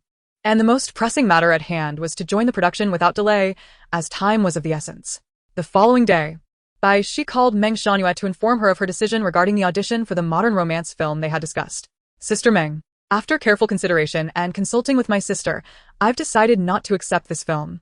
Could you kindly convey my refusal to the director?" Upon hearing Bai Xi mention Pei Yanqing, Meng Xianyue assumed she understood the situation, interpreting, "Is it that President Pei is feeling jealous and doesn't want you to perform in intimate scenes with the male lead?" Bai Xi caught onto an unfamiliar term. "Jealous?" It is not uncommon for individuals to experience jealousy, even those in the acting profession. Witnessing a beloved figure portray a romantic partner with someone else inevitably stirs discomfort. A fleeting yet persistent sense of irritation surfaced in Bai Xi's mind as she recalled watching Pei Yanqing's romantic film the previous day. Unconsciously, she parted her lips slightly. However, Pei Yanqing remarked that the script lacked substance, urging her to cherish her reputation. Given the circumstances, it was a remarkable achievement to secure such a role. The likelihood of landing a quality script was slim for them. Meng Shangyue casually inquired, "Isn't she your sister? Does she intend to provide you with a good script?" Bai Xi quickly responded, fearing her thoughts lingered on the prior question. She mentioned she would help me find one and advised me to refrain from worrying. Meng Shangyue suppressed a clap, her heart swelling with excitement. She had indeed wagered correctly on Bai Xi, now that she was aligning with influential figures. How far could she be from becoming a top-tier agent? Very well, heed her advice. However, if you cannot join a production shortly, I would like to arrange some variety shows for you, if that is agreeable. You cannot remain in the shadows indefinitely. Meng Shangyue sought her opinion. I will consult Teacher Pei and provide you with an answer shortly. That works. Please do so promptly. After hanging up, Meng Shangyue mused. One moment it is sister, another it is teacher, and now Pei Yanqing is indulging in flirtation right before my eyes? Pei Yanqing's company, a leading entity in the film industry, bears a whimsical name, Moon Island, that contrasts starkly with its image. The company's logo features a crescent moon with a small rabbit perched atop, aptly named Moon Island. Those unfamiliar might assume it is a cartoon or animation firm. Nevertheless, both industry insiders and outsiders are vaguely aware of its origins. Years ago, Pei Chun gave birth to her daughter, divorced her former husband, and returned to the mainland from Hong Kong to establish this company. The moon symbolizes Pei Chun, while the carefree little rabbit represents her daughter, encapsulating Pei Chun's love. It is common knowledge that Pei Yanqing is Pei Chun's treasured jewel. As an established entertainment company, Moon Island not only manages artists but also ventures into film, music, and variety shows. Following Pei Chun's international expansion, the company engaged in collaborative projects abroad, solidifying its status as an industry leader. Upon entrusting the company to Pei Yanqing, Pei Chun also appointed several capable assistants, with whom Pei Yanqing has gradually developed a rapport. During times when she is not filming or rushing to appointments, she typically attends to matters at the office. President Pei, here is the project proposal you requested. President Pei, the meeting notes are on your desk. President Pei, coffee. The secretarial staff moved in and out with precision. Pei Yanqing halted the last newcomer, casually asking, "How is Yin Jinghong faring lately?" The newly appointed secretary, uncertain of the specific context of her inquiry, replied, "Director Yin is currently at the office. Would you like me to summon her?" "She is at the office? Never mind. I fear that meeting her might shorten my lifespan. Please ask her agent to come instead." Understood. The junior secretary exited the office and called Yin Jinghong's agent, later discreetly inquiring of the chief secretary, Zhui Yuan, Sister Wenwen. "Is there any past conflict between President Pei and Director Yin? Why did she say that seeing her would shorten her life?" Zhui Yuan, clad in a professional suit and high heels, exuded an air of competence as she held a stack of documents, poised to exit. With an expressionless demeanor, she inquired, "Have you not watched the variety show, hosted by Director Yin?" The secretary shook her head. Zhui Yuan, with a hint of significance in her tone, advised, "Make sure to catch up on it tonight. Have you finished reviewing the materials I provided?" "I will start right now," the secretary exclaimed, dashing back to her desk, engrossed in her studies. After Zhui Yuan departed, the secretary opened her browser and searched for the name Yin Jinghong, discovering her connection to Pei Yanqing, suggesting a close relationship between the two. Yin Jinghong was a remarkable director, a distinctive female presence in an industry dominated by male figures, earning her the moniker tyrant of the set. In her 20s, she worked as a screenwriter and refused to alter her script at the behest of the production team, leading to a dramatic fallout where she burned her script, resulting in the project's cancellation. Transitioning from screenwriter to director, she revealed her tyrannical nature, subjecting the lead actress in her productions to considerable distress, with claims of psychological manipulation leading to potential legal disputes. Eventually, the film premiered, and the lead actress won an award, allowing the incident to fade from public memory. However, her subsequent film flopped, and the lead actor, likewise tormented, received no accolades, prompting an outburst. They sued Yin Jinghong and her company, alleging severe repercussions from their filming experience and seeking substantial damages. The company, in turn, countered with a lawsuit for breach of contract against Yin Jinghong, demanding compensation for termination fees. It was Pei Yanqing who recognized Yin Jinghong's talent and aided her through this precarious period, covering her termination fees and signing her to his company. Indeed, Yin Jinghong possessed talent, and in her second year with the firm, she directed a commercially successful film, significantly benefiting the company. This success became a celebrated tale within the industry. Who wouldn't cherish a lucrative asset? Pei Yanqing's smiles towards Yin Jinghong were notably more genuine than those bestowed upon others, until they collaborated on a film together. The secretary scrolled down the page and stumbled upon an interview with Pei Yanqing, the title bluntly stating, Pei Yanqing on Yin Jinghong. I do not wish to collaborate again. Curiosity piqued, she blinked in surprise.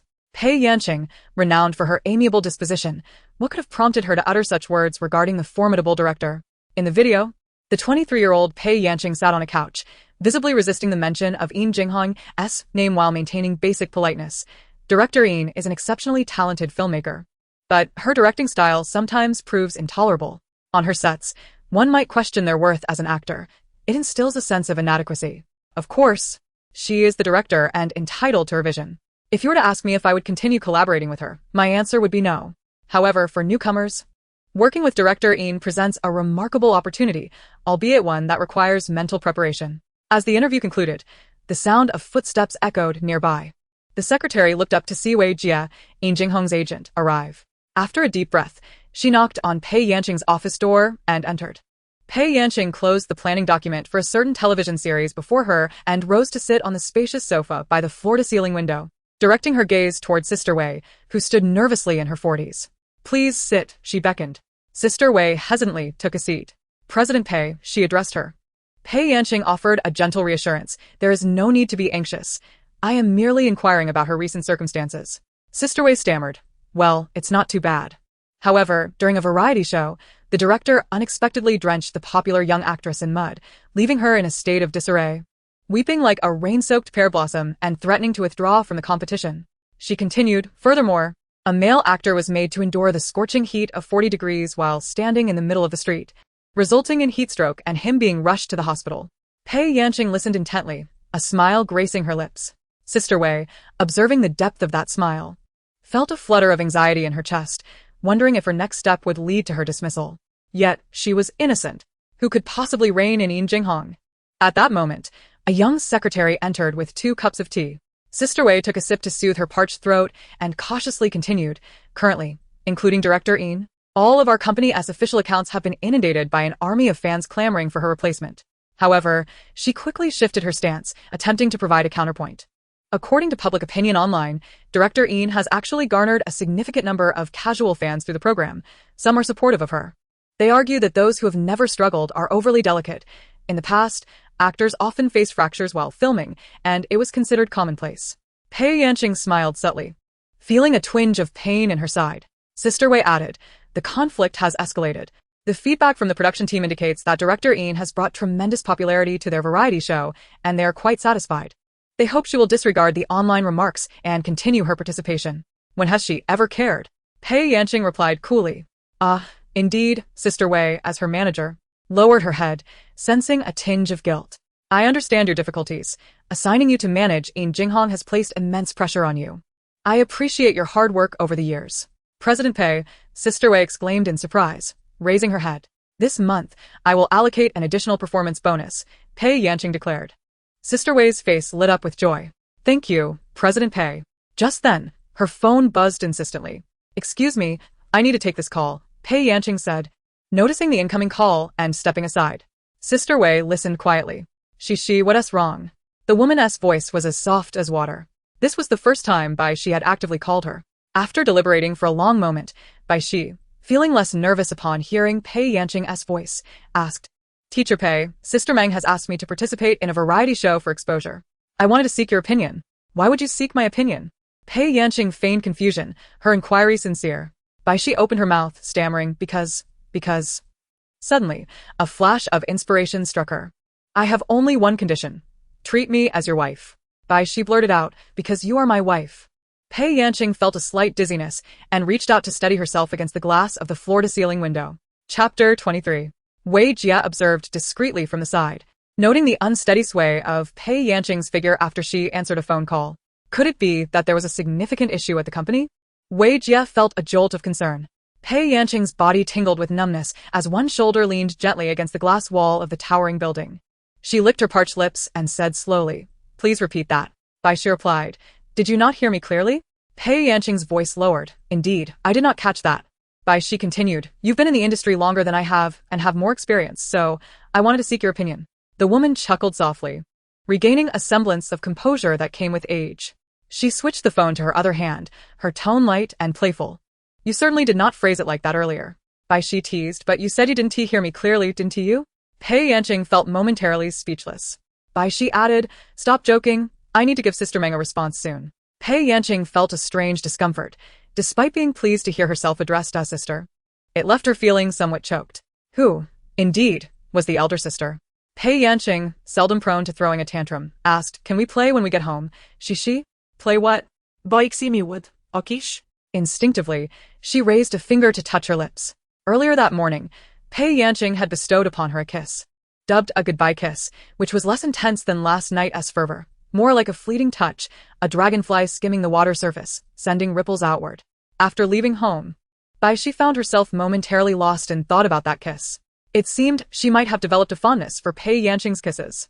Pei Yanqing seemed to utter something on the other end of the line. Bai Xi, slightly delayed in her response, asked, what did you say? Pei Yanqing countered, what are you thinking about?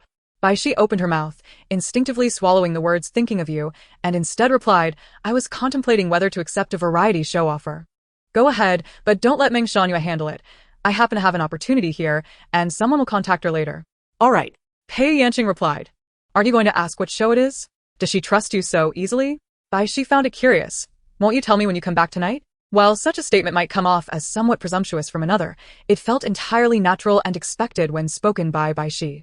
Moreover, she was merely stating a fact. Pei Yanqing paused for a moment before conceding, you're right. I won't disturb your work any longer. See you tonight. See you tonight. And don't forget to call me sister. Sister. Bai Xi complied eagerly, her voice so obedient it made Pei Yanqing wish to abandon her duties and return home immediately. After hanging up, Pei Yanqing walked back and caught a glimpse of Wei Jia's expression, which was one of astonishment. Wei Jia quickly lowered her head, her mind racing with thoughts of what to do next. It was all too evident. The tone of Pei Yanqing's voice and the smile on her face could hardly be misinterpreted as anything other than affection. Previously, I had never heard of this. Surely, she cannot be the first to know, right? Is there a possibility that she might be silenced? What merits does she possess? Taking on the ticking time bomb that is Yin Jinghong, and now having to hear such exclusive secrets while reporting her work? Sister Wei felt a wave of darkness wash over her. She was perilously close to losing her job. Pei Yanqing lifted the flower tea from the table, and the fragrant aroma reminded her of Bai Xi, causing her to lower her gaze and smile faintly. Internally, Sister Wei was inundated with thoughts of despair. It's over. It's over. It's over. Pei Yanqing chuckled for a while, sipped half a cup of the cooled tea, and then spoke in earnest. What is the current progress of the actor variety show that Yin Jinghong is participating in? Is there a segment for challenging other teams? Yes. It is nearly halfway through, and they are currently finalizing the list of challengers. Has it been confirmed? Preliminary confirmations are underway. Contracts have yet to be signed. Do you have any recommendations, President Pei? There is one candidate, Pei Yanqing replied, but I have two conditions. Please go ahead. Pei Yanqing set her teacup down on the coffee table with a light thud. First, during the mentor group assignments, she must not be placed in Yin Jinghong's team. Second, she must not be assigned to perform in any romantic scenes. Understood, Sister Wei responded solemnly. I will ensure it is done. There is one more thing, Pei Yanqing said. Leaning slightly forward, you must convey a message to the production team. Sister Wei lifted her eyes in surprise. You. She suddenly grasped the implication, saying, I understand. It seemed that Pei Yanqing was not at all secretive about her relationship with that mysterious lover, and it appeared she would not be dismissed after all. Pei Yanqing provided her with a phone number. This is Bai Xi's manager's contact. You are more familiar with this program, so be sure to communicate thoroughly. All right. If there is nothing else, you may leave and contact her manager. Yes. Once Sister Wei exited, she immediately searched for Bai Xi online. Female, debuted as a leading actress, and nominated for Best Actress for her first television drama, The Legend of Yan Yun. It turned out that just a few days ago, President Pei had furiously defended her online, all for her sake. How long had they been in discussions? Why hadn't she heard any news? Pei Yanqing spent some time in her office, finished reviewing the project proposal, and made an internal call. The head secretary, Zhu Yuan, knocked before entering. President Pei, I have a task for you. Please go ahead. When Na was Pei Yanqing as personal assistant, responsible for her affairs during filming and engagements. Zhu Yuan, her deputy, assisted in managing the company and all tasks delegated to her. Sister Wei, after all, was merely Yin Jinghong's manager. She was more suited for handling this variety show. But she could not monopolize Bai Xi's matters in the future. I have a younger sister named Bai Xi. She is a newcomer, and I intend to promote her. Pei Yanqing stated succinctly. Understood. Zhuo Yuan, as a competent secretary, adhered to her duties, asking not a single question more. Are you not curious about my relationship with her? Zhuo Yuan lifted her gaze, observing her visibly eager superior, and after a moment of silence, she inquired, what is the nature of your relationship? Pei Yanqing shyly brushed her fingertip against her nose and chuckled. She won't let me say. Zhuo Yuan remarked, I believe if your expression were to grace the silver screen, the world would undoubtedly discern the nature of your relationship. Pei Yanqing remained silent, yet she had revealed all that was necessary, contentedly lifting her coffee cup to take a sip, her hand resting on the armrest of her office chair. I will send you the WeChat contact of Bai Xi's manager shortly, so you can liaise with her regarding Miss Bai's work matters. Understood. Thank you for your hard work. You may leave now.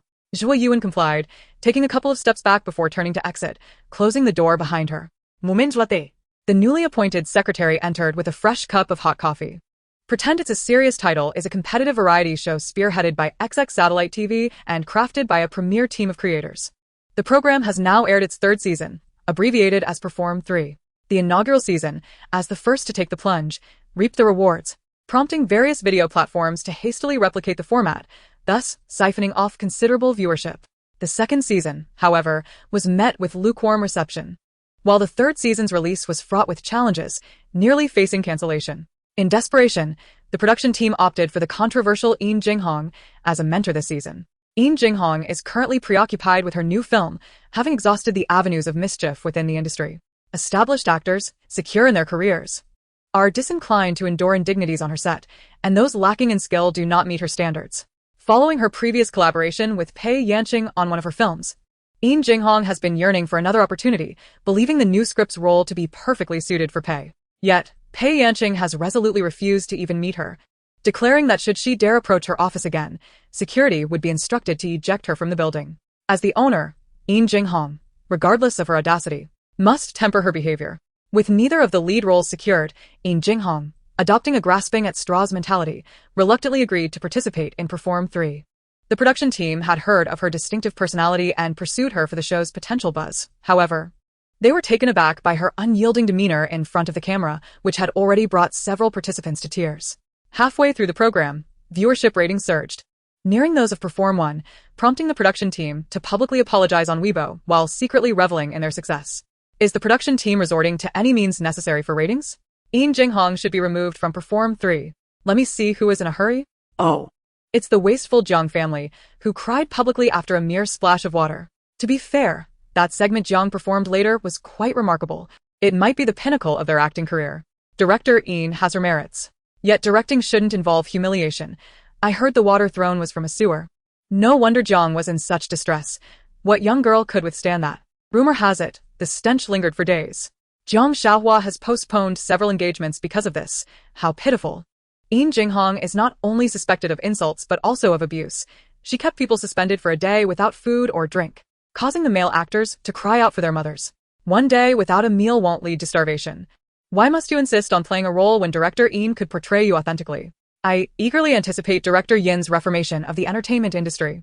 Fans empathize with their beleaguered idol, while onlookers revel in the spectacle.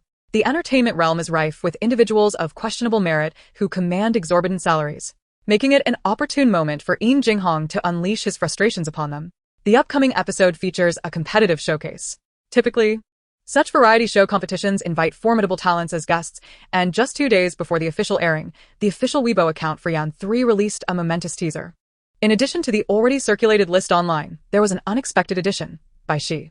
Having debuted not long ago, she is exceedingly youthful, and to some, her name remains unfamiliar. However, upon reviewing her credentials, she has been nominated for the Bai Xi Award, earning widespread admiration for Bai Xi's fans and casual observers alike. This revelation is a delightful surprise, prompting them to rush to the official Weibo comment section. Did I just see Bai Xi's name? Ah. Little Bai, mother truly misses you. Our enchanting Bai has finally made her appearance. I intend to savor this episode frame by frame. Screenshots galore. A beauty renaissance is upon us. Allow me to introduce her to the unacquainted. Bai Xi, female, 20 years old, star of Shuyu Nanshan, nominated for the Bai Xi Best Actress Award, an actress of undeniable talent. With a promising future ahead. Is she truly that impressive? I must watch this episode closely. At the recording site of Anne 3. Bai Xi and the other actors awaited their turn, listening to the host's grand introduction. This week, we have invited a highly popular and accomplished actor to serve as our guest star. While the other actors leaned in with anticipation, Bai Xi remained undistracted, quietly standing with her gaze lowered. The host's voice rose in excitement. She is the esteemed actress Pei Yanqing. Please welcome her. Bai Xi, caught off guard, blinked in surprise, her eyelashes fluttering before she suddenly lifted her gaze. Chapter 24. There was no need to wait for Pei Yanqing to return home and inform Bai Xi about the variety show she would be participating in. That very afternoon, Meng Shangyue, having been contacted by Wei Jie, connected with her via video call to relay every detail about Yan 3 and the aspects she should be mindful of. Subsequently, Meng Shangyue compiled a written summary and sent it to her. By the time Pei Yanqing arrived home that evening, Bai Xi had already reviewed the document twice and had nearly memorized its contents. I have selected a competitive acting variety show for you. You require exposure. But it must be meaningful exposure. This competition of acting prowess is perfectly suited for you. Yet, when Pei Yanqing began to speak, Bai Xi, seated on the sofa, feigned ignorance of Meng Shangyue's earlier words. What was it? After a day apart, her eagerness to converse with Pei Yanqing was palpable, causing her to forget the basic art of concealment. How could Meng Shangyue have failed to inform her of the show's title? Pei Yanqing suddenly laughed, wary of Bai Xi perceiving her thoughts, and stood to say, I'll fetch a glass of water. I feel a bit parched. As she walked toward the central island, she turned back to ask, would you like some? Bai Xi replied, yes. Bai Xi found herself with nothing to do, so she began to admire the woman leaning against the island counter. Today at the company, Pei Yanqing was dressed relatively formally, donning a white shirt adorned with intricate embroidery and tailored trousers that accentuated her slender waist and long legs, a sight to behold. Habitually, Pei Yanqing rested one hand on the edge of the counter, her figure elegantly wrapped in the attire, with curves that were undeniably captivating. Sensing the gaze upon her, the woman unexpectedly turned her head, catching the observer off guard. Are you stealing glances at me? She teased playfully. Indeed, Bai Xi met her gaze without flinching, as if she were blissfully unaware of the concept of shyness. Perhaps her nerves had yet to awaken to the idea around Pei Yanqing. You are truly beautiful, Bai Xi declared. Pei Yanqing barely managed to suppress a reaction that might have caused the water in her cup to spill over once more. As she returned with 2 glasses of water, she asked earnestly, have you ever complimented anyone else on their looks? Bai Xi shook her head. No, in reality, I have only seen one person as beautiful as you. Do not extend such praise to anyone else as you do to me. Bai Xi tilted her head in confusion. Pei Yanqing softened her approach, her tone laced with a hint of charm. Promise me, will you? Anzai, Bai Xi not that seriously. The small request, in light of what Pei Yanqing had done for her, was easily granted. Suddenly, a thought flickered through Pei Yanqing's mind. You are among the most beautiful women I have ever encountered. Then where do I rank in your heart? May I know? Third. One of the top 2 was Bai Xi herself, while the other was likely the most beautiful woman in Pei Yanqing's imagination, someone she had never met in real life. Where and when had she seen this person? Who exactly was she? Pei Laosher. Yes. Pei Yanqing took a sip of water, concealing her contemplative expression. You haven't finished discussing the show. Feigning ignorance while seeking a closer connection, Pei Yanqing gazed at Bai Xi's face. Under the light, her dark hair and fair skin appeared even more endearing. She cradled Bai Xi's face in her hands and gently kissed her lips, initially intending only a fleeting touch. Bai Xi closed her eyes, seemingly relishing the moment. Pei Yanqing's fingers wove through Bai Xi's long hair, parting her lips and delving deeper, their tongues entwining. It was not long before Bai Xi leaned against her, breathing softly. Pei Yanqing wrapped her arms around Bai Xi's waist, maintaining their position as she continued. You need not worry. I have assured the production team that you will not be required to shoot romantic scenes, avoiding any shortcomings. So neither the mentors nor the audience will notice your deficiencies. Bai Xi inhaled the fragrance that lingered around Pei Yanqing and softly hummed in acknowledgement. But I have a request for you as well. Can you agree to it? What is it? When it comes time for mutual selection between mentors and students, you cannot choose Yin Jinghong. Bai Xi had delved into research about this director in depth that afternoon, although not exhaustive. She was aware of his notorious reputation as a tyrant on set, having heard whispers about him before entering the industry. The direction was exceedingly rigorous. The film held paramount importance. In pursuit of her envisioned effects, she resorted to every conceivable means, treating the actors in her realm with little regard. Critics voiced their discontent, and some actors openly mocked her. Yet the accolades she garnered firmly secured her stature as a distinguished director, establishing her position in the industry. Film is the director's artistry. Bai Xi prided herself on her resilience and was willing to endure humiliation for the sake of cinema. Collaborating with Yin Jinghong might prove to be a uniquely special experience. Thus, Bai Xi did not immediately acquiesce, but inquired, "Why?" "I have worked on a film with Yin Jinghong," she added. Pei Yanqing paused, observing Bai Xi's expression, which betrayed no knowledge of the matter, leaving her with a sense of defeat. It seemed Bai Xi had yet to proactively seek understanding of her desires. She was undoubtedly a director with visions, though at times, she lacked clarity regarding her own thoughts. Fantastical and spontaneous, she embraced the challenges of acting, fearing not the hardships of filming but rather the futility of effort. Pei Yanqing had suffered a fractured rib while working on Yin Jinghong's set, a result of relentless dancing demanded by the director, an exertion so intense it led to injury, only for her performance to be entirely cut from the final edit. The subsequent accolades for Spring Tide, which won the Golden Rose Award for Best Film that year, and Pei Yanqing's nomination for Best Actress did little to change her resolve to avoid any future collaboration with Yin Jinghong. Bai Xi's gaze fell upon her ribcage, a rare flicker of emotion surfacing as she asked, "Where?" Pei Yanqing guided her hand to the spot, saying, "Here, but it has healed well, and I feel nothing now." Bai Xi's fingers instinctively curled, slowly retreating from her grasp. "I am unafraid," she declared. Pei Yanqing met her gaze. "But I would feel pain for you." Bai Xi was taken aback. "I do not wish for you to suffer under her direction. There are many talented directors, and we need not choose her." Cece's words faltered as she lowered her gaze to Bai Xi's hand resting over her heart. The warmth of her palm, filtered through the fabric of her shirt, resonated with the rhythm of her heartbeat. Thump, thump, steady and strong. It gradually became erratic. "Is this what it means to feel pain?" Bai Xi pondered, intently attuned to the acceleration of the woman's heartbeat. Pei Yanqing clasped her wrist. "Yes, this is what it means to feel pain. If one day you find yourself feeling pain for me, please tell me, will you?" The woman gazed deeply into her eyes. The notions of love and pain are intertwined. Where one exists, the other often follows, though the presence of one does not guarantee the other. Pei Yanqing did not demand that she instantly develop affection but hoped she would take the first step towards her. And I, Bai Xi deeply. "And I also agree to the matter of not choosing Yin Jinghong." Pei Yanqing embraced her, and Bai Xi quietly leaned into her arms. That night, the two shared a tacit understanding as they rested together in the master bedroom, entwined in slumber. The program group's contract was delivered to Meng Xianyue's desk the following day. With the addition of Yin Jinghong, the show has become exceedingly popular, a coveted opportunity in the eyes of many. Those who declined invitations before the launch are now filled with regret.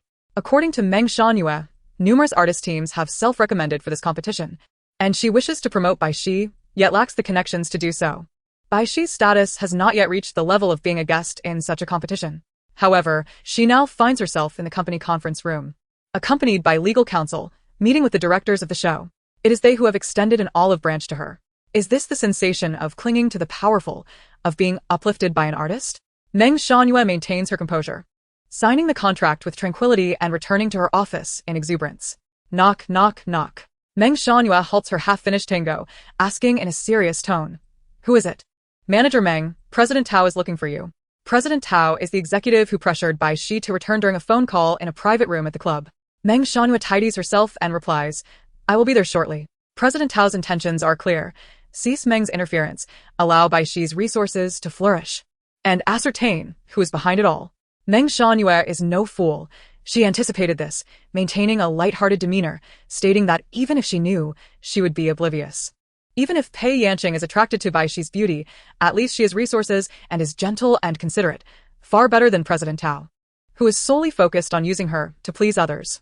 Upon reflection, she considers Bai Xi's striking appearance and figure.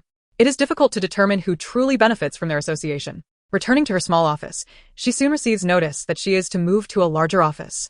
"Little Bai," she says in the car en route to the production team, "do not be nervous. I will be by your side." Bai Xi glances at her, replying flatly, "Sister Meng, it is you who is nervous." As she hands Meng Xianyue a tissue, she responds, "Thank you," wiping the sweat from her brow. This is a pivotal moment in her career. Whether she ascends to the pinnacle of success depends entirely on today. "Why are you so calm?" Meng Xianyue inquires, realizing the question may be superfluous. After all, Bai Xi appeared untroubled even after being blacklisted. Could it truly be worse now? Moreover, with her sister by her side, who would dare to harm her? Yet Bai Xi responds, I am merely here to act. I have no other intentions. Are you not afraid of being eliminated? Of a one-time performance? Then it would merely indicate my inferiority in skill. Meng Shanhua chuckles, her laughter tinged with resignation rather than derision. Little Bai, you are too naive. Do you believe that success on stage is solely based on talent? That the skilled remain while the less adept are cast aside? If the entertainment industry were that straightforward, it would be indistinguishable from a utopia. Meng Shanhua continues, not only on stage, but off stage as well. So many wish to compete. Why have they chosen us? I do not mean to imply anything about your capabilities. We are in this together. I merely wish to caution you not to oversimplify matters. Bai Xi remained silent for a moment before replying, but before I set off, my sister told me to act well and not to think of anything else. Meng Shanhua can only respond with silence. She covered her face with her hands, a wail escaping through her fingers. I should not have humiliated myself. Bai Xi inquired. What? Meng Shanhua lowered her hands and replied earnestly, your sister is right. You should heed her words. Fairness in the entertainment industry is conditional. Only under the influence of power does relative fairness exist. At the XX TV station, upon the arrival of the chauffeur-driven car, a staff member approached with a sign to greet them. Meng Shanhua walked ahead of Bai Xi, calmly shaking hands with the other party. Are you Teacher Bai? Hello, hello. Hello, just call me Xiao Bai, Bai Xi responded, maintaining her usual politeness. Teacher Bai, Manager Meng, please follow me. They made their way backstage, without any hindrance. There were a total of 4 guest challengers, 2 men and 2 women.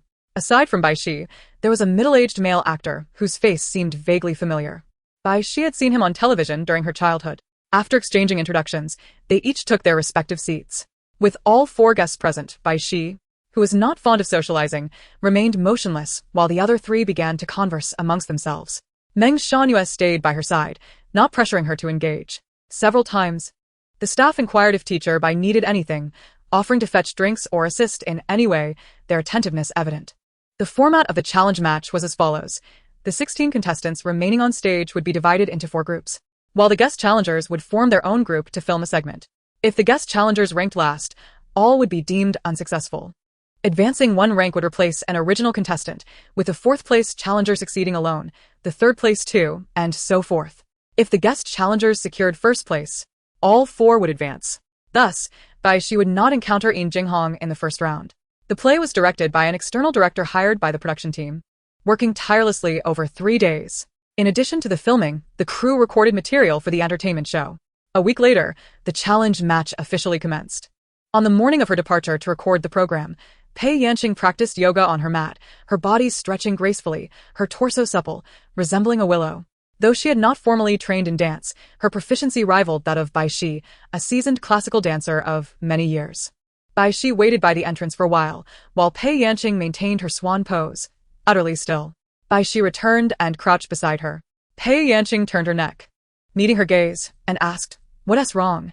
Bai Xi replied, "Did you forget something?"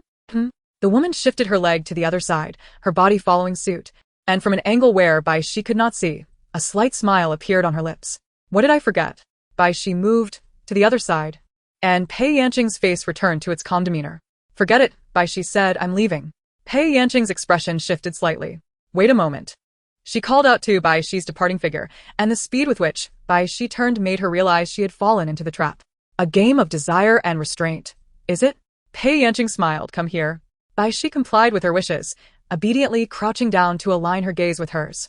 Unexpectedly, Pei Yanqing wrapped an arm around her waist, tenderly cradling the back of her head as she pressed her down onto the floor. The world turned upside down, and as Bai Xi beheld the woman above her, a flicker of surprise crossed her features. Suddenly engulfed in darkness, Pei Yanqing leaned in to kiss her. Ever since they had shared a bed, Pei Yanqing had refrained from deep kisses, wary of igniting a spark. Yet even so, there were moments when the floodgates opened uncontrollably, prompting one of them to retreat to the adjacent bathroom for solace. Today was no different. The kiss appeared urgent, yet it barely brushed against her lips. It wasn't that she couldn't shower in the morning. Rather, she had pressing matters to attend to shortly.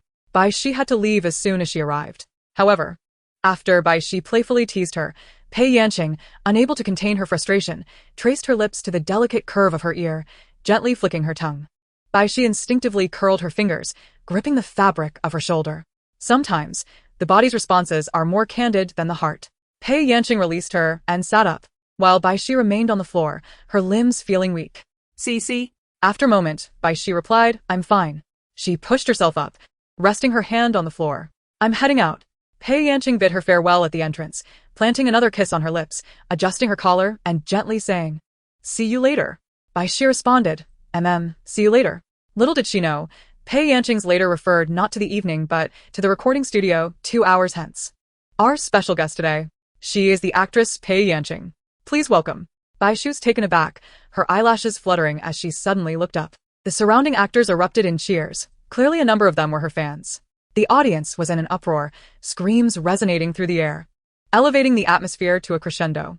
As the youngest recipient of a grand slam of acting awards, including multiple Best Actress trophies, Pei Yanqing was indeed deserving of such an honor. Amidst the music in the studio, Pei Yanqing gracefully ascended the stage in an embroidered, form-fitting gown. The host stepped forward to join her, guiding her into the spotlight. Pei Yanqing was busily juggling filming and managing her company, leaving her little time for variety shows or interviews, managing to fit them in only when possible. To suddenly appear at the set of Show 3 was nothing short of a delightful surprise. The host posed a question that piqued the curiosity of everyone present. Pei Yanqing smiled gently and replied, Because there are people I care about here, I came to check in. All eyes in the room turned toward the mentor's seat, their gazes speaking volumes. In Jinghong. Pei Yanqing had not informed her in advance of her visit. The host announced, Please welcome our flying guest to the mentor's seat. Pei Yanqing nodded and made her way to the mentor's area at the front of the audience, taking her seat. A large screen in the venue displayed all the actors waiting backstage. Pei Yanqing lifted her gaze and, amidst the crowd of over 20 individuals, instantly recognized a familiar figure. That person was also looking towards the camera, unable to conceal their surprise and a barely perceptible delight. Pei Yanqing suppressed the overly tender smile that threatened to escape her lips. The video of the guest performers was the last to be screened, signifying that the 4 from Bai Xi would be the final act. After showcasing an extraordinary performance, the audience erupted into enthusiastic applause for the quartet. Suddenly, Pei Yanqing rose from her seat among the mentors. The host and the entire audience were taken aback. Pei Yanqing approached the stage, her smile impeccable as she expressed her admiration, commending the actors for their hard work, shaking hands with 2 male performers and embracing another female actor. Before finally standing before Bai Xi gazed at her, the two facing each other. The camera could only capture their profiles, obscuring their expressions. Pei Yanqing flashed a smile and enveloped her in a warm embrace. Chapter 25. Bai Xi found herself enveloped in a woman's embrace. Although she had mentally prepared for it, being embraced in public still sent her heart racing. This was a live show, soon to be witnessed by viewers nationwide. Pei Yanqing Bai Xi's hands hovered awkwardly in the air, unsure whether to embrace her back or not. Pei Yanqing leaned in and whispered softly, audible only to them, Hold me. Bai Xi's hands descended, encircling the woman's slender waist. They embraced for a moment longer than Bai Xi had with a previous actress, before Pei Yanqing released her. Standing face to face, adjusting Bai Xi's collar in a gesture befitting an industry senior, complimenting her performance. Well done. Tangzu, Bai Xi deeply. Compared to the excitement of the last actress who had been embraced, she appeared rather subdued. Outside the film set, Bai Xi's acting was less than that of an average person. She found it challenging to exhibit exuberance in front of someone she saw daily, while joy existed. It was not the elation of meeting an idol, but rather a profound joy hidden deep within her heart, imperceptible to others, including herself. Pei Yanqing had approached, and the host, improvising, remarked, It seems Pei Xian is quite fond of this performance group. Pei Yanqing smiled, recalling something, and exclaimed, Oh, am I supposed to vote later? Would that be considered a spoiler? The host raised a hand, instructing the director, Cut this part. Pei Yanqing sighed in relief. That's good. The host continued, But that's impossible. Pei Yanqing displayed a look of resignation.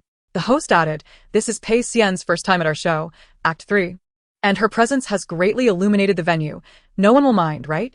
Pei Yanqing had an excellent rapport with the audience, who responded in unison, yes. There were even exuberant declarations. Pei Xian, you're so beautiful. I love you. The host had to raise their voice to restore order before the audience quieted down. Pei Yanqing wore a long white dress, adorned only with embroidery on the bodice, devoid of any excessive embellishments, perfectly aligning with her usual ethereal and aloof impression. Her long hair was elegantly secured at the back of her head with a jade hairpin, while 2 wisps framed her forehead, imbuing her presence with an aura of refined grace. Not to mention the exquisite beauty bestowed upon her by the creator, her skin as smooth as ice, her features reminiscent of a blooming peach blossom. Wherever she appeared, she was a person worthy of fervent admiration. Pei Yanqing naturally stood by Bai Xi's side as the host continued to guide the proceedings, leading into the mentor evaluation segment. Bai Xi turned her head to glance at the woman beside her. The low bun accentuated her graceful, elongated neck. Her slender back and waist delicate enough to be encircled by a single hand, her calves straight and slender. The high heels she wore elevated her stature by several centimeters, allowing her gaze to meet just at the level of Bai Xi's ears. Those petite, rosy ears, illuminated by the bright lights of the studio, revealed the delicate skin and fine downy hair. This woman's ears alone were a sight to behold. Bai Xi found herself momentarily entranced. Yet, she maintained a degree of attentiveness, turning to earnestly regard the mentor when her name was mentioned, her demeanor humble. At that moment, Pei Yanqing subtly bit her lower lip, a gentle flush creeping across the contours of her ears. On the day of the broadcast for the third performance challenge, millions of viewers eagerly refreshed their screens. And within minutes, a trending topic emerged, Pei Yanqing as a guest star on Performance 3. Half an hour later, it soared to the top position. Pei Yanqing and Yin Jinghong's variety show debut also trended soon after. Strictly speaking, Performance 3 was not Pei Yanqing's first foray into variety shows. But it had been at least a decade since her last appearance, dating back to the early days of her career.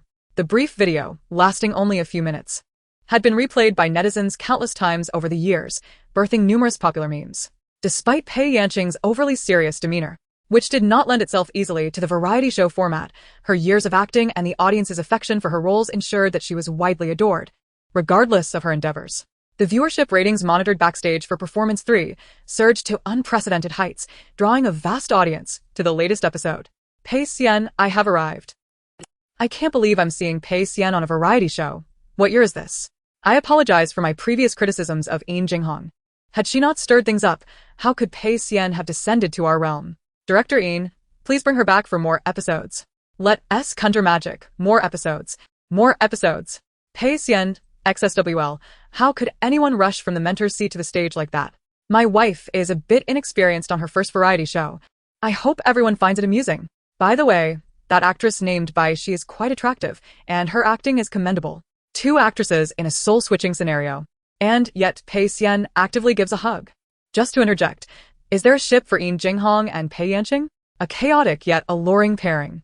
I wonder if Pei Xian would smile at the thought of taking a knife to you. At 10 o'clock in the evening, Pei Yanqing and Bai Xi trended, with the combined ranking for their segments in Performance 3, including individual shots, totaling a substantial duration of several minutes. The moment has finally arrived, and I truly see you. Qingxi, my dream of a couple has come to fruition, and the foundation has begun to lay. Rumors are circulating that Pei Xian and Bai Marin will soon collaborate on a romantic project. As a mere bystander, I must inquire, are they good friends? The excitement is palpable. No. Today marks the first time they have met. The guest group led by Bai Xi ultimately secured second place, and according to the rules, 3 individuals advanced. The list of those who progressed was determined through a collective vote from mentors, judges, and the audience. Before Pei Yanqing stood a whiteboard that, when turned towards the camera, boldly displayed the elegant name Bai Xi. On set, Wei Jie and Meng Shangyue seemed utterly unpretentious. Apart from her, another mentor also cast a vote for Bai Xi, expressing great optimism. Under normal circumstances, Pei Yanqing would have felt elated, but that mentor was Yin Jinghong. Yin Jinghong is a figure who transforms between the filming set and the outside world. If one were unaware of her fearsome reputation, they might mistake her cheerful demeanor for that of a kind-hearted older sister. This day marked Bai Xi's first encounter with Yin Jinghong in person. She appeared to be in her early 30s, though her actual age is slightly older. Her features are not overly refined but possess a grand elegance. Her face, though broad, is perfectly proportioned, complemented by cascading brown curls that exude a distinctive Hong Kong style.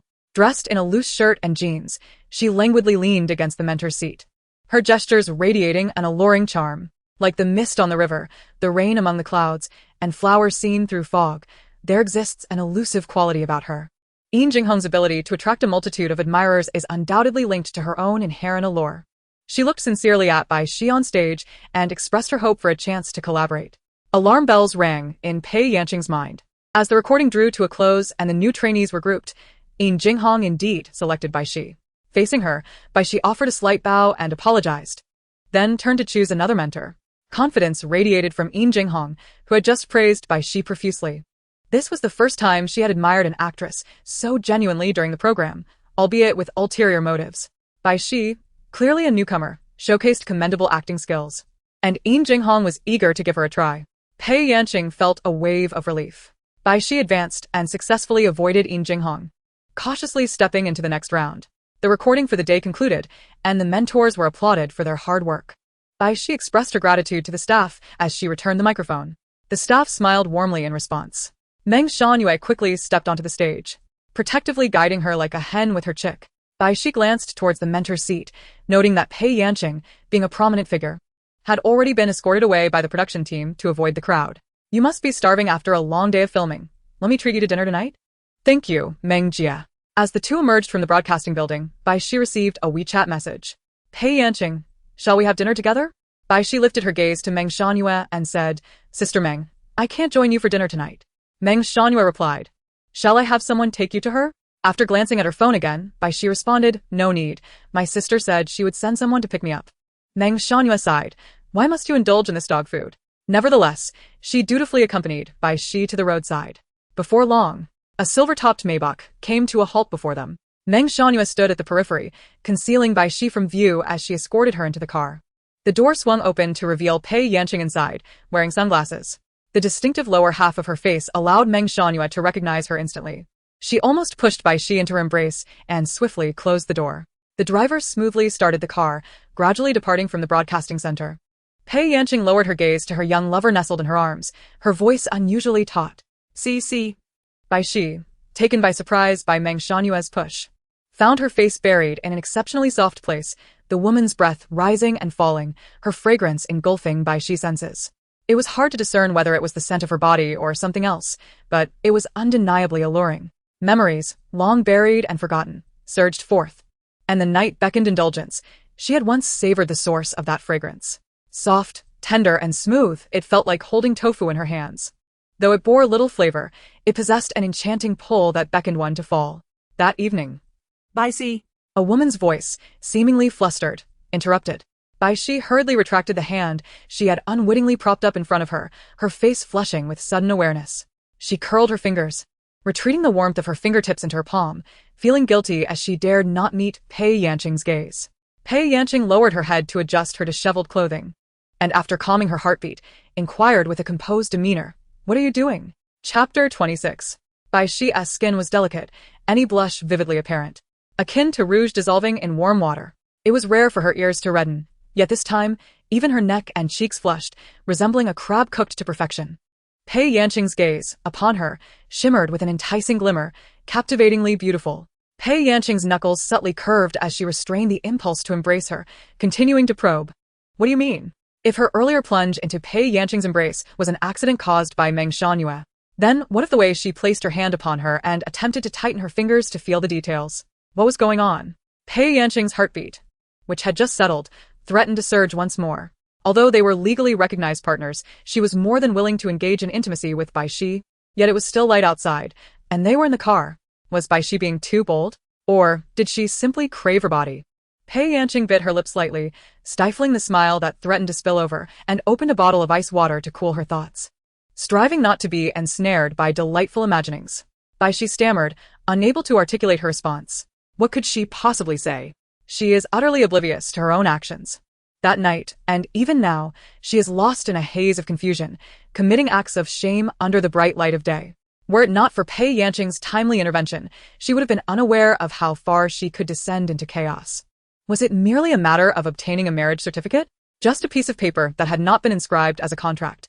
How could she truly treat Pei Yanqing as her wife and behave so recklessly? Even as a wife, consent is paramount. What difference is there between her current behavior and that of a rogue? This was the first time Bai Xi had ever acted with such audacity. She gritted her teeth and said, I am sorry, Miss Pei. Pei Yanqing frowned. Miss Pei again. I do not enjoy hearing that. Bai Xi mistakenly believed she was averse to the apology, so she raised her eyes and suggested, Why don't you call the police? Pei Yanqing. Had she not witnessed Bai Xi's unusually earnest expression, she might have assumed the other was merely being provocative. Pei Yanqing inquired, Why would I call the police? Bai Xi lowered her voice slightly, yet it remained clear and unambiguous, devoid of any suggestiveness. Pei Yanqing was momentarily taken aback by her train of thought, regaining her composure after a brief pause, her eyes glinting with amusement as she inquired, If the police were to ask how you assaulted me, what would you say? Honestly. How honestly? I must hear this first. If the police arrive and you contradict yourself, I would be at risk of being accused of filing a false report, which could tarnish my reputation and career. Bai Xi opened her mouth, stumbling over her words as she confessed, I touched without your permission. Her face flushed crimson, a tapestry of embarrassment and discomfort. Pei Yanqing, unable to tease her any longer, interjected gently, that's enough. The mist in Bai Xi's eyes thickened, her amber irises catching the dusk's light like a delicate haze. Pei Yanqing felt a surge of compassion and guilt, softly assuring her, I was merely jesting. I will not call the police.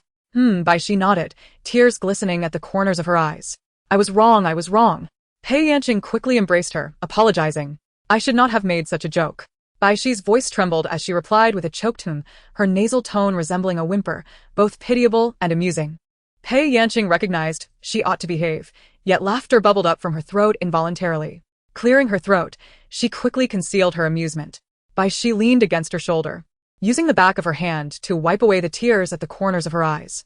I was wrong, my dear. Please do not cry. I am not crying. Bai Xi sniffed, clarifying, it is not because of your threat to call the police. Then, what is it for? Pei Yanqing straightened, her hands resting on Bai Xi's shoulders, gazing intently into her eyes. The corners of Bai Xi's eyes, stained with tears, resembled strokes of peach blossom ink. I just feel so sorry for you. You have been so good to me, yet I have behaved in such a disgraceful manner. Pei Yanqing interrupted. What if I were willing? Bai Xi appeared momentarily stunned. What if I truly enjoy what you did to me? Pei Yanqing stifled the warmth rising in her cheeks and candidly declared, Xi, I relish how you treat me. Bai Xi lowered her gaze, silently acknowledging, I am aware. That evening, as Pei Yanqing lay in a drowsy stupor, she persistently brought morsels to Bai Xi's lips, calling her name in a tender tone. Believing Pei Yanqing to be awake, and realizing she was already discovered, Bai Xi continued, feeling that the affection was mutual and reluctant to relinquish the moment. In a subsequent embrace, Pei Yanqing held her head firmly, enveloping her tightly for several seconds before gradually easing her grip. Bai Xi was bewildered by the sudden shift, her heart racing in tandem with her movements, a sheen of perspiration forming on her back. Ultimately, they drifted into slumber, both perspiring yet swiftly succumbing to sleep. However, upon waking the next morning, it appeared that Pei Yanqing had no recollection of the events from the night prior. As Bai Xi pondered over the details, they crystallized in her mind with remarkable clarity. See? She snapped back to reality, lifting her eyelids to inquire, what is it? Are you feeling hot? Pei Yanqing observed the fine beads of sweat at her temples, a hint of confusion in her eyes. A little, Bai Xi replied, diverting her gaze. May I open the window, if you're not concerned about being seen? She quickly dismissed the thought. Pei Yanqing adjusted the temperature from the rear control panel, and as the cool air enveloped Bai Xi, her thoughts cooled alongside. She mused that even if Pei Yanqing harbored feelings, it did not grant her the liberty to act on them indiscriminately. Teacher Pei, I apologize for the earlier indiscretion. It's quite all right, came the reply. Bai Xi was at a loss for words, merely uttering a soft acknowledgement. After a moment, she heard the soft, almost imperceptible voice beside her. As long as you wish, you may do so next time. Startled, Bai Xi turned to find Pei Yanqing gazing out the window, her dark tresses failing to conceal the blush that betrayed her true feelings. Bai Xi instinctively swallowed hard and reached for a bottle of chilled water. Their dinner was marked by a profound silence, punctuated only by fleeting glances exchanged, one diverting while the other offered food. This is delicious, do try it? You as well. On their way home, Pei Yanqing opened her notebook to attend to work, while Bai Xi rested her hand on the window's edge, lost in the nightscape. As they entered the community, Bai Xi lowered the window, allowing the late summer breeze to waft in. She turned back, her gaze falling upon Pei Yanqing's focused profile, her hair cascading loosely, a jade hairpin askew within. Strands fell softly onto her shoulders, exuding a casual elegance that was both inviting and serene, infused with the warmth of human experience. In truth, Pei Yanqing was never an unattainable flower on a distant peak, rather, the persona constructed by audiences and media, shaped by the characters she portrayed, had obscured her true nature. Despite her privileged upbringing, those who approached her understood that she possessed an approachable warmth, akin to the gentle glow of the moon. Yet, if one reaches out to grasp it, how can one be certain it is not merely an illusion reflected in water? The more seemingly attainable it appears, the more likely one is to plunge into irretrievable depths. Pei Yanqing sensed a gaze lingering upon her for quite some time. Upon lifting her head, she found Bai Xi had redirected her attention to the window. Pei Yanqing inquired, the driver has parked the car downstairs. Bai Xi exited the vehicle first, and as Pei Yanqing took a moment to gather her laptop, she assumed the car door opening was the driver's doing. only to find Bai Xi waiting outside for her. A peculiar sensation surged within Pei Yanqing. "Ms. Pei, please." "Why this sudden display of courtesy?" Pei Yanqing chuckled. Bai Xi offered no reply, stepping ahead to summon the elevator. The metallic walls of the elevator reflected their figures clearly. Pei Yanqing observed her own image, while Bai Xi's gaze remained fixated on the ascending numbers. Ding. Bai Xi pressed the elevator button, waiting for Pei Yanqing to disembark before she followed suit. As Pei Yanqing took a couple of steps, she abruptly turned back, grasping Bai Xi's wrist and pulling her along. "Isn't this a recording? Why the sudden delineation of senior and junior?" Pei Yanqing could easily discern Bai Xi's intent to create distance. Having boarded her vessel, she now wished to depart. Such thoughts were utterly absurd. "I merely what?" Bai Xi found herself at a loss for words. "I've simply realized that the more I gaze upon you, the more I become ensnared, even daring to dream of plucking the moon for myself." Aware that this journey would not be lengthy and that parting was inevitable, she lamented. "I do not wish to harbor regrets in the future, nor do I want you to look back and rue the way you have treated me today. A fleeting touch. Never to linger. Do you understand, Pei Yanqing?" Of course, Pei Yanqing did not comprehend. Even if she grasped Bai Xi's thoughts, she would only pursue her desires relentlessly, rather than retreating in the face of adversity. Her life thus far had been smooth sailing, with few obstacles. The challenges encountered in filming and work were but trifles to be endured. Yet this person before her was a riddle she would unravel at all costs. Seeking the key to her innermost sanctum, Bai Xi stood at the entrance while Pei Yanqing skillfully retrieved 2 pairs of slippers, bending to place 1 pair before Bai Xi. Their rare moments of returning home together intensified this inseparable sensation, as if the moon were racing towards her. "What are you daydreaming about?" Pei Yanqing took the bag from her hands, urging her to change her shoes, leading her further inside. Bai Xi obediently followed her commands, settling onto the sofa. Pei Yanqing poured 2 glasses of water. Bai Xi accepted one, sipping slowly. Suddenly, Pei Yanqing leaned closer, delicately savoring the droplets upon her lips. Just as she was about to continue kissing her, Bai Xi turned her head aside. "Miss Pei, I wish to take a shower." "Then go to my room." During this period, Bai Xi had not only claimed her bed, but also monopolized her bathroom, relishing every space imbued with Pei Yanqing's essence. Akin to a young creature yearning for the warmth of its mother, Pei Yanqing harbored a concern. Might she unintentionally regard herself as her mother? Yet, upon further examination of the nuances, it seemed unlikely, particularly evident during their car ride today, where her desires for herself were unmistakably clear. Had she known better than to restrain her, it was not as if the driver could perceive or hear any commotion from the back seat. If anything were to transpire, it could merely be viewed as an opening to a new realm of experiences. Reflecting on this, Pei Yanqing felt a twinge of regret. "No. I shall return to my own room," she declared. "Shall I fetch you your pajamas? They're still on our bedside. There are new ones in the wardrobe," she added. At the threshold of the guest room, Bai Xi halted Pei Yanqing's advance, stating, "I am going to take a shower now." "Good night, Teacher Pei." "Very well, you may shower. I will come to fetch you later," Pei Yanqing replied, feigning ignorance of the underlying implications in her words. "No need. I feel rather fatigued today and prefer to retire directly to bed." "All right." Despite Bai Xi's overt rejection, her penchant for playful stubbornness was not a novel occurrence, prompting Pei Yanqing to think that emulating her behavior was not entirely out of the question. Just as Bai Xi donned her sleepwear, a knock resounded, once more at the door. Pei Yanqing stood at the threshold, a glass in hand, raising an eyebrow as she queried, "Would you like a glass of milk before you sleep?" Bai Xi's gaze subtly shifted. It was not that she was conjuring other thoughts, but rather that Pei Yanqing's robe was loosely fastened to her waist, revealing an enticing glimpse of her neckline, elegant yet not overtly provocative. Following Bai Xi's line of sight, Pei Yanqing lowered her head, elongating her tone as she inquired, "Or perhaps you desire something else?" Chapter 27. Or perhaps you desire something else. The woman, holding the glass of milk, posed her question while her robe offered a tantalizing glimpse, akin to a red plum standing resilient against the snow. Her actions seemingly hinting at intentions beyond mere refreshment. The familiar warmth surged within Bai Xi again. Despite Pei Yanqing not encroaching upon her personal space, nor embracing her tightly as on that fateful night, the memories coalesced into a tangible form, wrapping around her being, leaving no room for respite. The sensation of pressure coursed through her heart, inducing a rapid heartbeat. Fresh from her shower, Bai Xi's skin glistened with perspiration in the air-conditioned room. Her cheeks flushed with an unusual hue. As Pei Yanqing stepped closer, Bai Xi remained rooted in place until the latter closed the door behind her. The sound of the door closing snapped Bai Xi back to reality. "Wait!" she exclaimed, blocking Pei Yanqing's path as she attempted to approach the bed. Miss Pei. Miss Pei? Upon meeting her gaze, Bai Xi's instincts prompted her to amend her address swiftly, Teacher Pei. Although she continued to resist, her instincts had been conditioned through their interactions. Pei Yanqing observed her with satisfaction. What is it? You ought to return to your own room to sleep, Bai Xi politely suggested. Why? Pei Yanqing tilted her head, gazing into her eyes. Bai Xi found herself at a loss for words. Why? The last few times, she had insisted on staying overnight on Pei Yanqing's bed.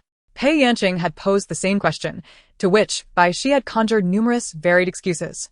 Now, Pei Yanqing need not utter a word. Bai Xi has already discerned from her gaze that she has returned all her previously spoken words. To deny Pei Yanqing is to deny her own recent behavior of seeking solace in sleep beside her. Of course, Bai Xi could refute it, yet after a period of calm reflection, she still yearns to share the bed with Pei Yanqing. Thus, she cannot speak too definitively. Bai Xi racked her brain, clumsily stating, I feel a bit unwell today. Then it is even more imperative for me to stay and care for you, Pei Yanqing replied. During Bai Xi's moment of contemplation, Pei Yanqing had already settled on the edge of the bed. With a gentle tug of her wrist, Bai Xi found herself falling into her embrace. Attempting to resist, she was firmly pressed onto Pei Yanqing's lap, who soothingly urged, Be good, drink your milk first. The collar of her robe had loosened further during this exchange, nearly exposing her. Bai Xi's hand rested upon Pei Yanqing's shoulder, the touch smooth and warm, causing her heart to skip a beat, her pale fingers curling slightly. Pei Yanqing's ears flushed crimson, yet her demeanor remained composed as she said, Help me adjust my clothing. Bai Xi averted her gaze towards the wall, striving to avoid further contact, and began to gingerly adjust the collar from her wrist. Why do you not dare to look at me? Pei Yanqing inquired. Bai Xi offered no response. You clearly desire this, do you not? Pei Yanqing took her right hand and placed it directly on her left side. Bai Xi Foza. Pei Yanqing focused on the graceful curve of her throat as she leaned her face against Bai Xi's shoulder, breathing softly, Shi. The memories of that night converged completely. To wear or to remove. Bai Xi suppressed the impulse to retract her fingers, her lowered lashes resembling a profound well as she gazed at the enchanting woman in her arms. Gradually, Bai Xi freed her hands from Pei Yanqing's grasp, her gaze unwavering as she tied the sash of her robe, inch by inch concealing her flawless form. All done, Teacher Pei, she stated, her demeanor now unruffled and serene. Thank you. Will Teacher Pei be sleeping here? Then let us sleep. May I have the milk? Here. Bai Xi accepted the glass from her hand, drank the milk in one go, washed the cup, and set it aside on the desk before returning to Nestle under the covers. Good night, Teacher Pei. Good night. Pei Yanqing turned off the light and naturally reached out to embrace her. Bai Xi closed her eyes, finding a comfortable position in her arms and drifting into slumber. The moon hung high, its soft glow filtering through the sheer fabric, casting a delicate silhouette of the two entwined forms in the room. Bai Xi cautiously turned, presenting her back to Pei Yanqing. Her right hand, tucked under the covers, tightened slightly, feeling the lingering warmth in her palm. The softness felt during wakefulness was clearer than the intoxicating sensations of the night. This included the gradual changes within Pei Yanqing's embrace. Even though she had done nothing at all, she still leaned against her slowly. Unable to find rest, Bai Xi rose to pour some water. The bedside lamp flickered to life, and as she felt a tightening in her waist, a woman behind her pulled her back into an embrace. Her breath warm against her ear. The silk robe, clinging closely to her back, felt almost insubstantial. Bai Xi's hair stood on end. After a moment, she spoke, Teacher Pei. Bai Xi nudged Pei Yanqing's arm, rousing her from slumber. I'll go get a glass of water. Bai Xi's voice was low, her throat slightly hoarse. Pei Yanqing, with her eyes half closed, shielded her forehead with her hand, murmuring in a dazed tone, Come back soon. Bai Xi turned off the lamp, hastily got out of bed, and made her way to the door, illuminated by the moonlight. In the living room, she drank a glass of water and stood at the central island, gazing at the night view beyond the floor-to-ceiling windows. The landmark buildings sparkled with lights, and the distant roads of the city glimmered with the occasional headlights of passing cars. Most people were lost in dreams. Bai Xi set down her glass and returned to the bedroom. Pei Yanqing's hand remained in place, unmoving, and Bai Xi assumed she had fallen asleep. Yet as she climbed into bed, Pei Yanqing instinctively leaned closer. With a kiss upon her forehead, she gently patted Bai Xi's back twice and whispered, Sleep now. Bai Xi closed her eyes for an extended period before drifting into slumber. Once asleep, nestled in Pei Yanqing's arms, she found the most restful sleep, unknowingly entwined with her. Pei Yanqing awoke once from the heat, adjusting the air conditioning temperature. The latter half of the night passed peacefully. The following day, Bai Xi had a schedule for filming, just like last time. spanning 3 days without distinction between day and night, meaning they would be apart for that duration. Bai Xi instinctively exhaled in relief. In Pei Yanqing's car, which took her to the recording center, she was reminded to call and text. A wave of unfamiliar reluctance surged within her. Do you remember? In the car, Pei Yanqing adjusted her clothes. Bai Xi note that. But I also have a business trip in the next few days, so I may not be able to reply promptly. You have a business trip? Bai Xi's inquiry revealed an unusual urgency, though she quickly tempered her tone, adding blandly, "Why didn't you mention this before?" Pei Yanqing nearly laughed, suppressing a smile as she gently replied, "I arranged it after confirming your schedule. It was only finalized yesterday." Bai Xi bit her lip, feeling a bit flustered. "Aren't you curious where I'm going?" Pei Yanqing coaxed gently. "You'll tell me yourself. I want to say. Some people don't even care where I'm going, so it feels pointless to mention it." The woman deliberately elongated her last syllable, turning her gaze toward the window. Bai Xi fell silent for a moment, then reached out to tug at her sleeve. Seizing the opportunity, Pei Yanqing divulged, "I'm going to City B. If all goes well, it will be 2 to 3 days, and no longer than a week. I'll message you when I arrive." Bai Xi lowered her gaze, lost in thought. Pei Yanqing remarked, "Take good care of yourself while you're here. I've arranged for 2 people to assist you. One is someone you know, my assistant, Wen Na, and the other has sent you a friend request. For daily matters, consult Wen Na. For work, reach out to her." Bai Xi could not help but look up and replied, "I am an adult." Pei Yanqing gently tousled her hair, chuckling, "Yet you are also my wife. You must grow accustomed to my concern and affection." While he preferred the term girlfriend, given Bai Xi's temperament, it would be more challenging to win her over as a girlfriend than to marry her. Fortunately, they had obtained their marriage certificate, allowing him to rightfully care for her, to occupy a place by her side, and to be her closest confidant. She had a lifetime to wait for her to willingly embrace him. Bai Xi forced herself to dismiss the notions of concern and affection, retorting, "And there's also your nagging."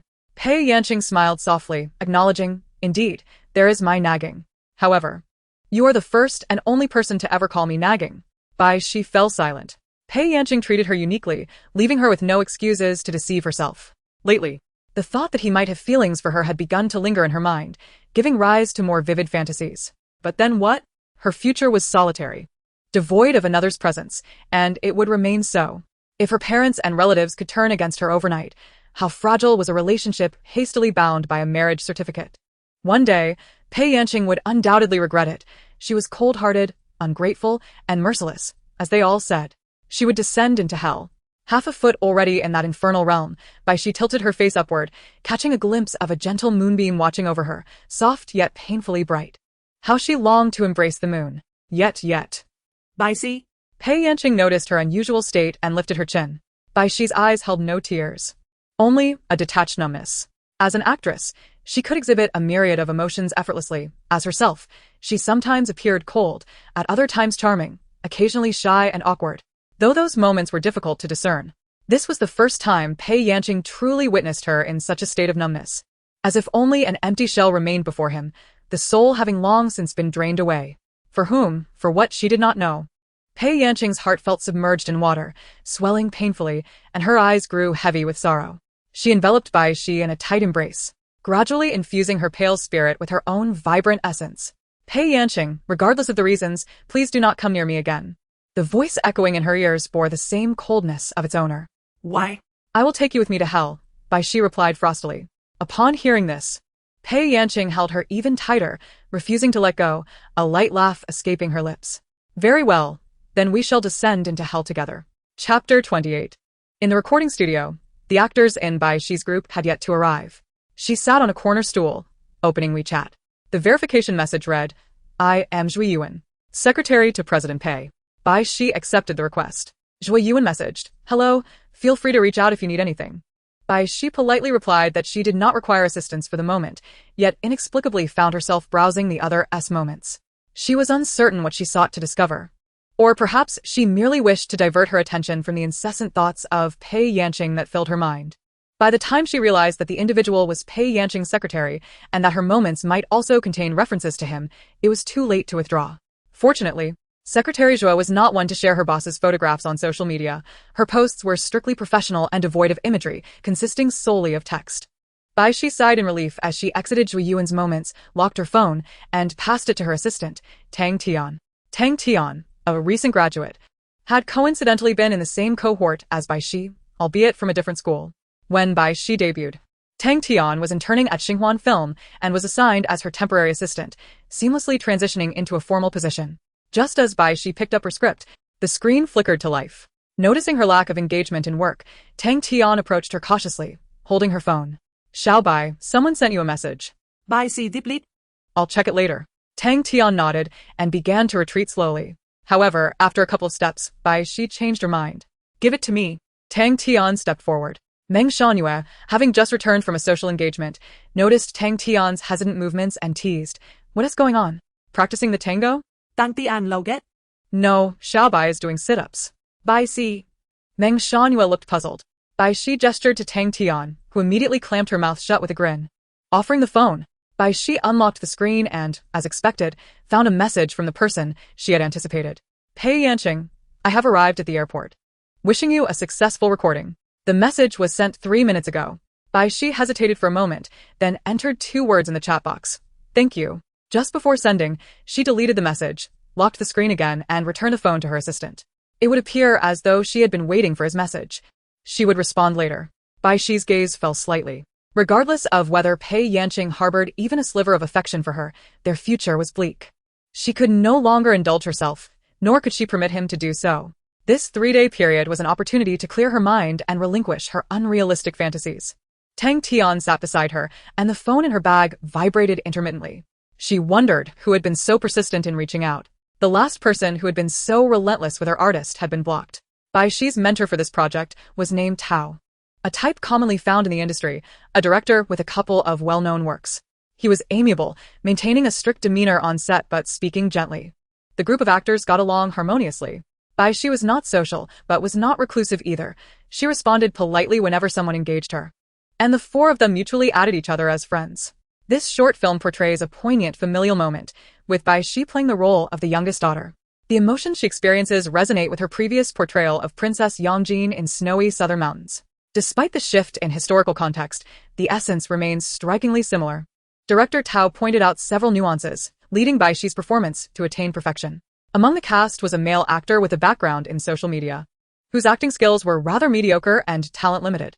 Much of the time, the other 3 actors found themselves supporting him through repeated rehearsals. Not only did the male actor feel remorseful, but director Tao also expressed his discomfort, particularly since one of the cast members was an esteemed veteran.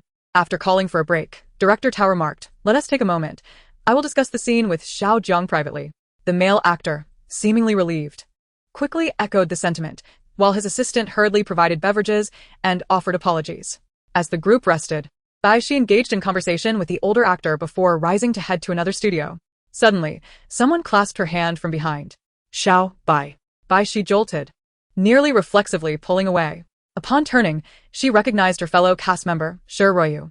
A former child star with 2 decades of acting experience, she was only 24 this year, rendering her a contemporary of Bai Xi. Her performances have been commendable, yet she embodies the girl-next-door aesthetic, having carved a niche in the industry thanks to childhood nostalgia.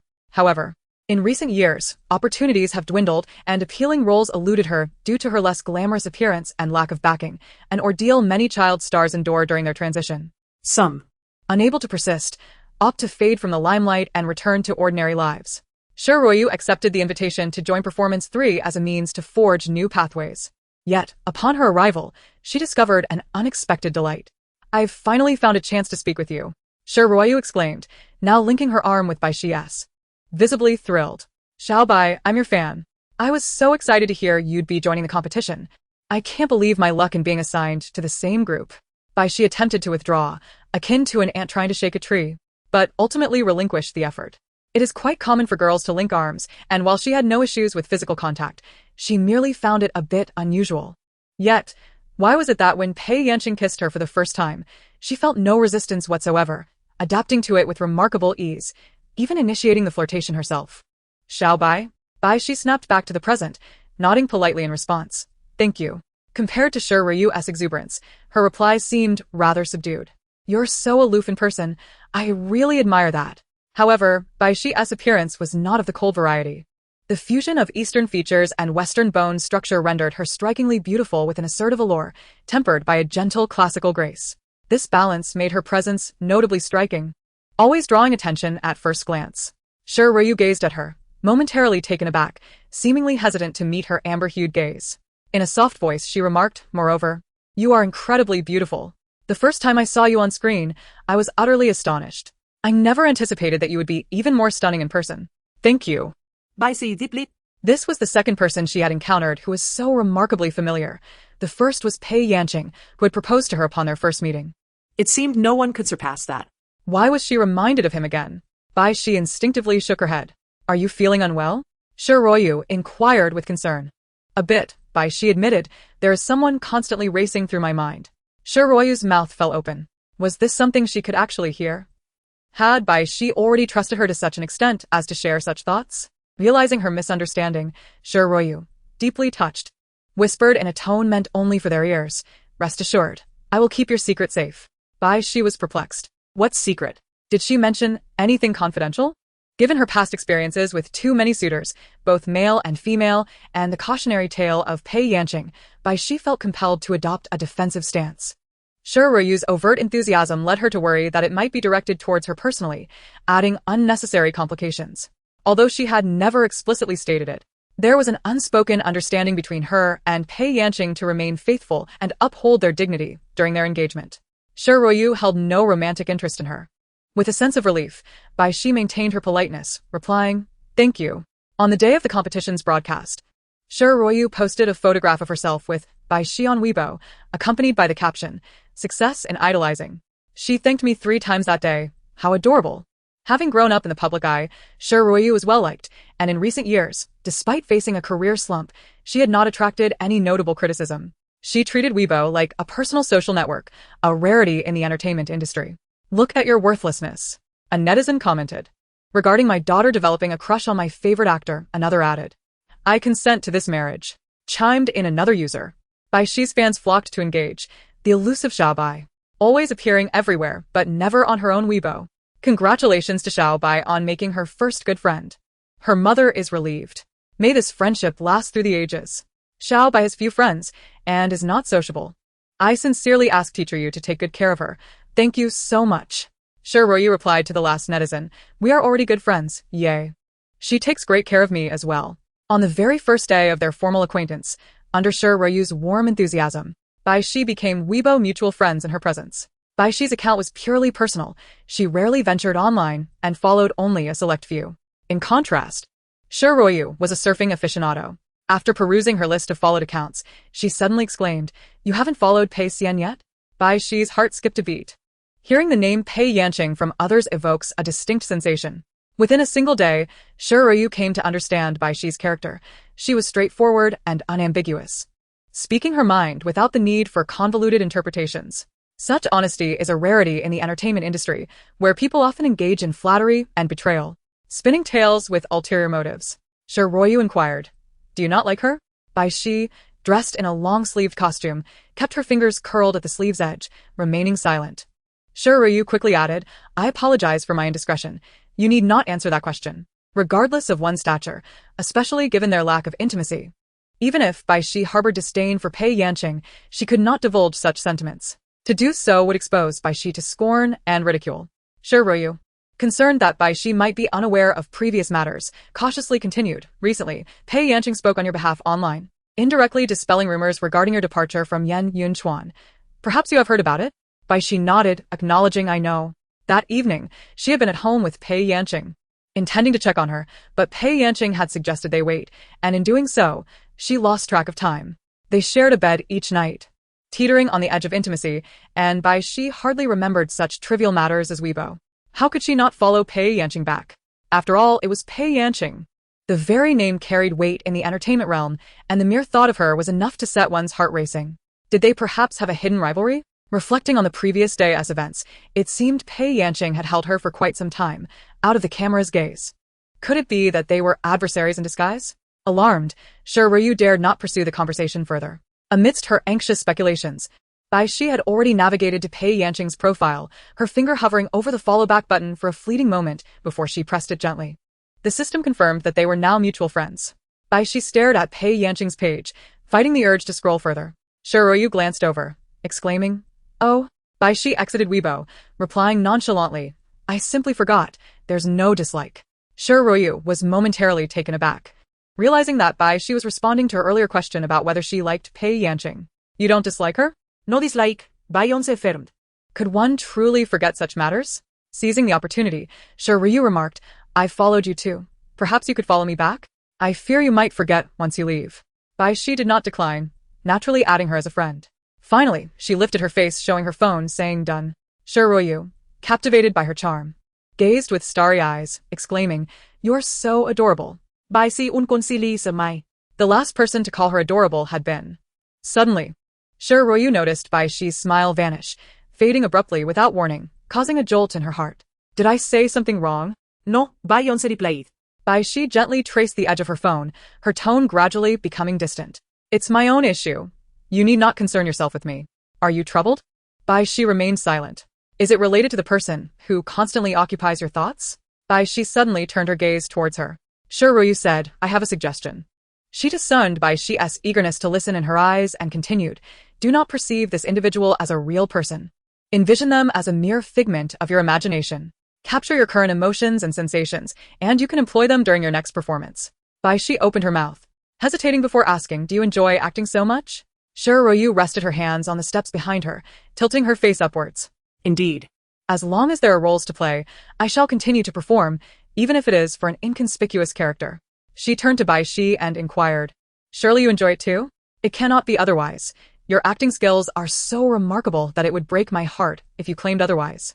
In the presence of her peer, Bai Xi felt a relaxation that she did not experience in front of Pei Yanqing. I am uncertain. Bai Xi remained silent for a long time before adding, I am pursuing the shadow of someone. She was once an actress. Your idol? Not quite. Shi Ruoyu's eyes sparkled with mischief. Is that the person who wanders through your thoughts? Bai Xi smiled and shook her head. No, I have only just met her. She is the most significant person in my life. As Bai Xi spoke, she lowered her long lashes, a glimmer of emotion passing through her eyes. Shi Ruoyu observed her profile. Her high nose and pronounced brow bones formed a striking structure, yet she still radiated the ethereal beauty characteristic of Eastern women. She seems familiar. That individual was a senior in the industry, having debuted around the same time as Shi Ruoyu, but being 10 years her senior. She was among the earliest wave of popular stars, enduring the trials of 2 decades and amassing countless devoted fans. When Bai Xi first emerged, her resemblance to this senior earned her the nickname Little Huashijuan. Naturally, this was also due to Meng Shanyue's publicity efforts to ride the wave of attention in the industry. However, Huashijuan's fans were fiercely protective, and such comments were swiftly silenced. Only a few outsiders occasionally used that moniker beyond the fanbase's reach.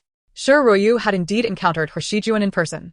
In her view, Bai Xi's features were far more exquisite, with no unflattering angles, beautiful from every viewpoint. The only setback was her late debut. Given 3 more years, her name would undoubtedly be on everyone's lips. No one relishes having their name preceded by another's title. Thus, Shi Ruoyu swallowed her words, choosing to end the conversation that might sadden Bai Xi. She patted her shoulder and said, Come, let us watch Director Yin filming. Director Yin? I shall not go. Bai Xi recalled her promise to Pei Yanqing and steered clear of Yin Jinghong. Are you not curious? Not at all. Shi Ruoyu linked her arm with Bai Xi's, laughing heartily. I am curious, so accompany me. Bai Xi was pulled along to Yin Jinghong's filming location. A profound silence enveloped the scene. Yin Jinghong, clutching the intercom, unleashed a torrent of expletives. Lighting technician, what manner of illumination is this? Do you find this visually appealing? Set design team. Clearly, my instructions went unheard. Adjust it again. Prop master. How could you overlook such an obvious flaw? Where are your eyes? She slammed the script onto the table, commanding, Assistant Director, come here. The atmosphere was thick with tension, the only sounds being the hurried adjustments of the crew, while several actors huddled nearby, trembling like quail, uncertain whether it was their turn, or if they had already faced the brunt of her ire. Shi Ruoyu and Bai Xi stood at a distance, whispering. The irascible Director Yin is at it again. Observing her unperturbed demeanor, Bai Xi inquired, Are you familiar with her? I've heard her reputation in the industry is rather unsavory. I'm not acquainted, but I've seen her films and hold her in high regard, perhaps a facade as thick as several fathoms. Shi Ruoyu replied, cupping her face. What genius lacks a touch of eccentricity, right? Indeed. After all, she is not berating me, Bai Xi chuckled softly. Yet, Director Yin possesses a formidable presence. Even seasoned actors seem to shrink in her presence. I doubt I could maintain my composure on her set. Is it truly that exaggerated? Bai Xi gazed into the distance.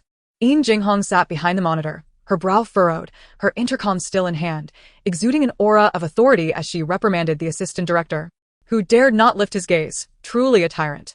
As the assistant director departed, Yin Jinghong's line of sight was unobstructed, and her piercing gaze met that of the two bystanders, sharp as a blade. Bai Xi instinctively nodded in acknowledgement. Being new to the industry, she was unencumbered by entrenched hierarchies. Furthermore, having met Pei Yanqing, she had kissed the lofty moonlight, making it difficult for her to feel intimidated by Yin Jinghong, who was merely an employee of her so-called wife. Sure, Royu gasped, clutching Bai Xi's arm tightly, whispering, "She's coming over." Bai Xi casually glanced at the approaching figure, her demeanor calm. "Isn't she your idol? Please spare me the embarrassment." Sure, Royu buried her face into Bai Xi's shoulder, her hands trembling. A smile played at the corners of Bai Xi's lips. Yin Jinghong approached them, towering at over 175 centimeters, clad in a white linen shirt and blue jeans, her long brown curls cascading over her shoulders. If one were to overlook her brooding expression, she resembled a languid and charming figure of Hong Kong style. Having just chastised the crew, her mood was evidently foul. "Do you require something?" No. Bai Xi replied with a poised demeanor. "We are here to observe and learn. Just act as if we do not exist." Sure, Ruyu, overhearing this, felt her admiration for Bai Xi intensify. Yin Jinghong snorted. "If you wish to watch, then come closer." With that, she strode away. As Shiryu heard the footsteps fade away, she finally dared to lift her head and remarked, "I told you, Director Yin is quite splendid." Bai Xi in Gazette. "Who was it just now that was so frightened they hid behind you?" The two of them moved a little closer, seeking a better vantage point to observe. Shiroyu's voice lowered considerably. Director Yin was quite fierce during her directing sessions. Previously, a certain Jiang Xiaohua had been doused with filthy water, crying so loudly that her sobs echoed throughout the expansive filming studio. For days afterward, a pungent, sour odor lingered in the air whenever Shiryu passed by her. There was also an assistant performer who had been harshly reprimanded by her, leading to a request to switch to another group. However, when she directed, she truly exuded an impressive charisma. Shiryu cupped her face in her hands and declared, "As long as I am not in her production, she remains my idol." Bai Xi listened quietly to her ramblings, her gaze fixed on the unsatisfactory performance unfolding before them. Some of the scenes appeared acceptable to her. Yet the walkie-talkie incessantly relayed Director Yin's interruptions. Cut. No good. Again. Until the assistant urged them both to return for filming, not a single scene had passed muster. Not only the actors within the studio, but even Shiryu found herself furrowing her brows, vigorously rubbing her face in confusion as to why a single shot could not be perfected after numerous attempts. And Director Yin would not enlighten them as to the reason. She was indeed a director of imagination, though at times, her own ideas seemed elusive, whimsical, and unpredictable. Was this the reason why Pei Yanqing had advised against selecting a project under Director Yin? This uninvited guest had intruded upon Bai Xi's thoughts yet again, but unlike before, she did not cast her out. Instead, she heeded Shiroyu's words, choosing to embrace the present emotions and sensations, hoping they would serve her in future performances. But what kind of feeling was this? Was it longing? Or something else? Bai Xi opted to jot down her thoughts for later discernment. Filming concluded at 2 a.m. Meng Shanhua left first, while assistant Tang Tian slumped in a chair, cradling Bai Xi's bag, drowsily swaying back and forth. Periodically, the phone's vibration resonated against the bag's edge. Once again jolted awake, Tang Tian yawned widely and remarked as she watched Bai Xi finally wrap up, "Xiao Bai, your phone has been vibrating all day." Bai Xi replied, "I know. Hand it over." The two made their way outside the recording center, where Pei Yanqing's departure seemed to carry away the last vestiges of summer's warmth, ushering in autumn overnight. Bai Xi, clad in a long dress, felt the chill prick her exposed, pale arms, goosebumps rising in response to the cold breeze that suddenly met a warm barrier. Tang Tian inexplicably produced a jacket from somewhere and draped it over Bai Xi's shoulders. Bai Xi inquired, "Huh?" "I don't recall this garment being present when I arrived this morning." Tang Tian, noticing her puzzled expression as she glanced at the jacket, scratched the back of her neck in confusion and explained, "Someone delivered it while you were in the studio this evening. I asked Sister Meng, and she told me to accept it." As Bai Xi deftly swiped the screen of her phone, a message from Pei Yanqing caught her eye. "Take care in the cold. I've sent someone to deliver some clothes to you." Chapter 29. The evening breeze caressed the air, and the poplar trees stood tall by the lakeside. Bai Xi halted before the central broadcasting building, Pei Yanqing had sent her over a dozen messages, primarily updating her on her schedule, striving to alleviate any pressure on her. Aside from the morning message, "I've arrived at the airport.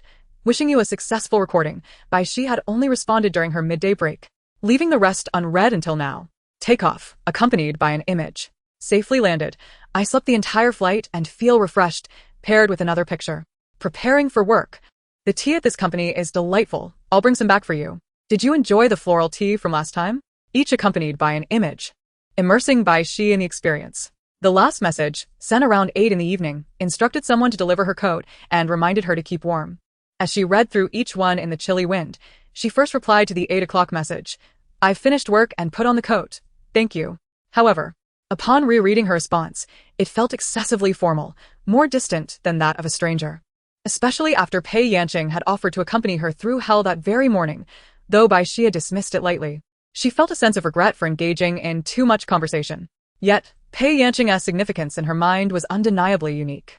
Bai Xi deleted her reply word by word, uncertain of how to articulate her thoughts, hesitating in place.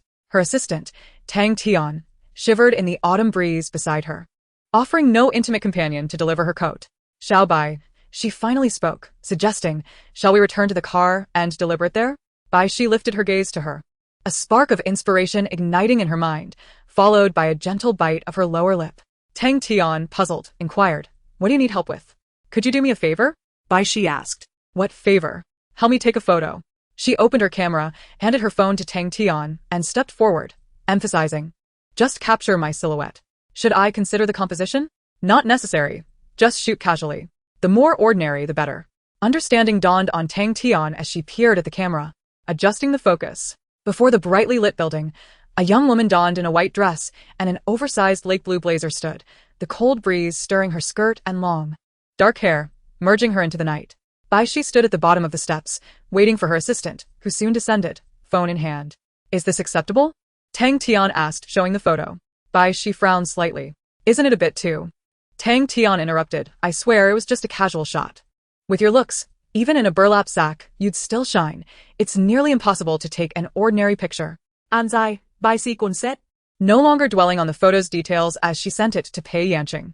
This way, she avoided typing while expressing her gratitude. As the chauffeur-driven car idled by the roadside, Bai Xi had taken only a few steps when a voice call from Pei Yanqing rang through. Bai Xi extended her finger to connect the call. "Are you done for the day?" A woman's voice resonated softly amidst the silence, imbued with its usual gentle clarity. Bai Xi discerned her surroundings, surmising she was in a hotel. After a few seconds, she responded with a simple "Aren't you curious as to why I'm still awake?" Pei Yanqing chuckled. Bai Xi was almost convinced that the woman had installed a listening device in her brain, as she seemed to know precisely what Bai Xi was thinking. "Why?" Following the prompt of the other party, Bai Xi inquired, yielding to the voice of her heart. "Because I'm waiting for you." Pei Yanqing's tone was not serious. Rather, it was light and conversational, yet it left Bai Xi momentarily stunned. For the first time, someone was waiting for her to finish work, waiting for her to leave school, waiting for her to return home from dance class. Someone who would take her hand and patiently listen to her recount the events of her day at school. If only she had met her sooner. How wonderful it would be to have such a sister. Tang Tian grasped Bai Xi's arm, guiding her slowly toward the van. Bai Xi's reverie was abruptly interrupted, and she responded with a sparse although her ears were keenly attuned to the woman's voice. "Was today's shoot exhausting?" "Not at all." Pei Yanqing leaned against the headboard, her hand reaching for the water cup on the nightstand, only to suddenly pause in surprise. Given Bai Xi's usual demeanor, she would typically respond with a nonchalant "it's fine," rather than a specific sentiment. Today, however, she seemed different. Pei Yanqing perceptively observed the change and gently asked, "Did anything interesting happen today? Did you meet any new friends?" She was already aware of Bai Xi's interest in Shi Ruoyu's Weibo, which had stirred her jealousy throughout the day. Initially, she intended to find a moment to playfully tease Bai Xi, but it had unexpectedly come in handy. "Yes," Bai Xi confirmed, "I met an actor, but we're not friends." "Didn't he catch your fancy?" "No," Bai Xi replied. "Wait, let me get in the car first." "All right. I'll pour myself a glass of water too." Tang Tian stood by the open door of the van as Bai Xi pressed the microphone to her lips. Bending to sit inside, Tang Tian settled beside her and closed the door. The van had already been warmed with the heating system. Tang Tian naturally reached for Bai Xi's coat, but Bai Xi held onto the edge of her blazer, shaking her head. She released the microphone, continuing the conversation. "Are you back, sister? I've been here all along." Bai Xi sank into the seat. The suit she wore likely belonged to Pei Yanqing, enveloping her in a faint fragrance that was warm and comforting, rendering her unwilling to move a single finger. Sister, Bai Xi imagined, calling out to the person on the other end, as if she truly had an elder sister who cared for her throughout her life. What's the matter? The woman responded tenderly. I miss you. Bai Xi lowered her head, 2 strands of dark hair cascading from behind her pale ear, concealing her fleeting, dim gaze, while she swallowed the words that lingered at her throat. It's nothing. The chauffeur-driven car started smoothly, and Bai Xi gazed out of the window, stating, I only know Shiroyu. We are not friends. Had it not been for her understanding of Bai Xi's character, Pei Yanqing might have assumed that this remark was intended to soothe her jealousy. However, it mattered little. She chose to interpret it as Bai Xi's way of comforting her. A faint smile graced the corners of Pei Yanqing's lips. And what about us? Are we merely acquaintances? Certainly not. Bai Xi could not utter insincere words. So, what exactly is our relationship? This was a question Bai Xi had addressed before, skillfully evading Pei Yanqing's verbal trap. She replied coolly, we are in a legal bond. Pei Yanqing found it both amusing and exasperating. How had she not realized her wife was so astute? If she were present, she would undoubtedly pinch her cheeks playfully and shower her with kisses.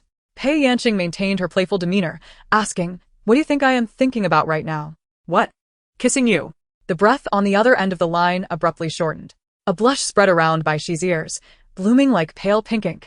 As she tightened her grip on her phone, Pei Yanqing continued, don't you wish the same? Bai Xi had never entertained such thoughts before, but as she pondered her words, she found herself reconsidering. Yet, it was a sentiment she could not articulate. It's quite late. Should you not get some rest? The young woman clumsily attempted to redirect the conversation. I had already taken a nap before you finished work. Then. But I must rise early tomorrow. I really need to sleep. Pei Yanqing, ever considerate, allowed her the space to reflect, knowing that such openings could lead to deeper thoughts. Good night. Bai Xi felt a sense of relief. Good night, Xi. The woman chuckled softly before ending the call. As Bai Xi listened to the dial tone, she quietly repeated, good night, with a lingering affection. The reflection in the car window revealed another face, and as Bai Xi turned her head, she found Tang Tian nearly pressed against her. Startled, Bai Xi masked her surprise. She locked her phone screen and inquired, what's the matter? Since joining Xinhuan Film and Television, Tang Tian had been with her. And being from the same graduating class, Bai Xi did not regard herself as a celebrity. Their interactions were casual. Xiao Bai, were you just on the phone with your girlfriend? No. Bai Xi's expression remained unflawed. It was my sister. You seem to have a good relationship with your sister. Understanding the importance of not prying further, Tang Tian swiftly shifted the topic, expressing with envy, I wish I had an older sister. You will one day. Tang Tian noticed Bai Xi's distracted demeanor and chose to remain silent. The chauffeur-driven car glided through the tranquil night, its headlights casting shadows that danced in the distance. Bai Xi lowered her head to open the WeChat chat history with Pei Yanqing, lingering on the photo she had sent. Pei Yanqing had gone to sleep as she said she would, leaving no reply. Bai Xi pressed her lips together slightly. In a luxurious suite on the top floor of a hotel, Pei Yanqing buried half her face in the pillow, her mouth slightly ajar as she breathed deeply and rhythmically. Her cheeks and neck flushed with a delicate pink hue reminiscent of wildflowers. Bai Xi, she whispered with her eyes closed, her slender, snow-white neck arched back, exposing her most vulnerable throat as she continuously uttered a name. The flames of the mountain fire finally reached the corners of her eyes, tears spilling forth from the deep crimson edges. Pei Yanqing remained motionless for a considerable time before sitting up, discarding the item from her finger into the trash bin, and gulping down half a glass of water from the bedside table. The woman casually tied her disheveled robe, enveloping her graceful figure, and swept her slightly curled long hair from behind, tilting her face to shake it free before heading to the bathroom for a shower. Upon returning from her bath, Pei Yanqing opened her phone. It was 3 a.m. Sending another message to Bai Xi at this hour might disturb her slumber. So Pei Yanqing enlarged the photo she had received from her, examining it meticulously several times before setting it as her chat background. The moment she awoke the next morning, she promptly replied with a message, a beautiful screenshot of the chat background. Upon seeing herself as the background on the other's phone, Bai Xi responded, good morning.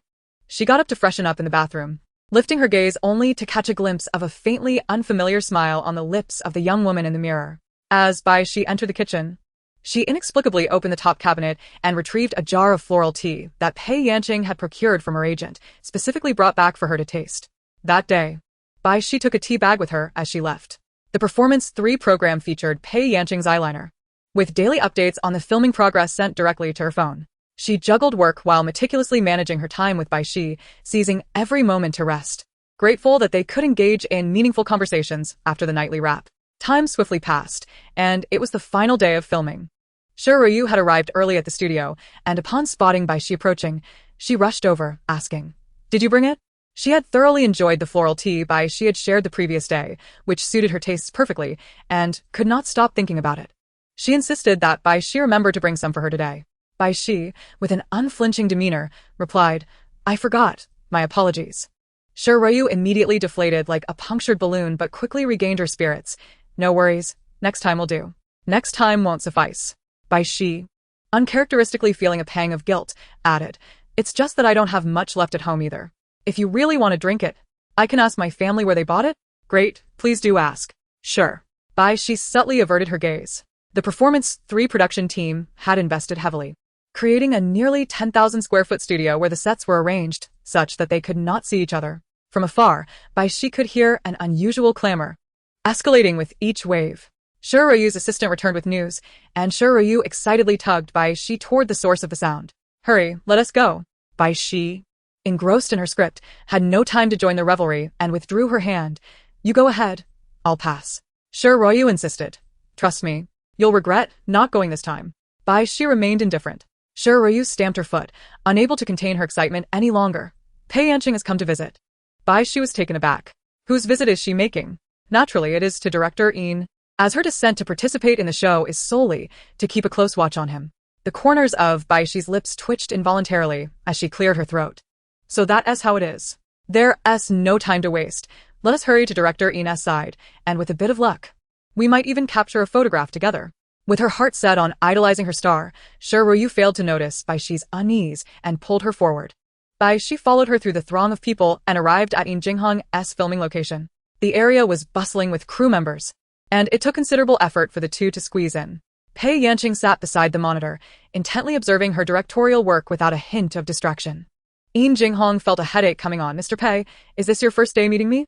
Haven't I always been like this? I beg you, spare me and leave." The authoritative director, who would normally challenge even the mightiest, seemed utterly transformed. Pei Yanqing smiled and casually remarked, "Where's your dressing room? I'm going to grab a drink." Ryu was thrilled to witness this clash of titans, excitement radiating from her as she leaned in to whisper to Bai Xi. However, Bai Xi's gaze was fixated on the woman's chin, tracing the contours of her full, crimson lips. "Xiao Bai, are you listening to me?" "Yes." Bai Xi shifted her focus from Pei Yanqing's face to her figure. The woman wore a blue leisure suit, its loose fit failing to conceal her curves, instead exuding an air of relaxed elegance. Her long, fair hands were crossed in front of her, and her chestnut hair cascaded in soft curls, with one side tucked behind her ear, adorned with jade earrings that accentuated her porcelain complexion. As Pei Yanqing conversed with Yin Jinghong, she turned her head, her profile directed towards Bai Xi. Some possess a side profile that could easily grace the silver screen.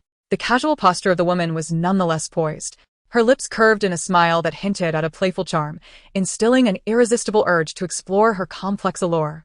Ryu was entranced. The last time she felt this way was in Bai Xi's presence. "You two," she murmured, her gaze returning to Bai Xi, "are such a perfect match." Bai Xi frowned, beginning to ponder if she had inadvertently revealed a flaw in her demeanor. Upon realizing her slip of the tongue, Ryu quickly clarified, "What I meant was, you both are exceptional actors."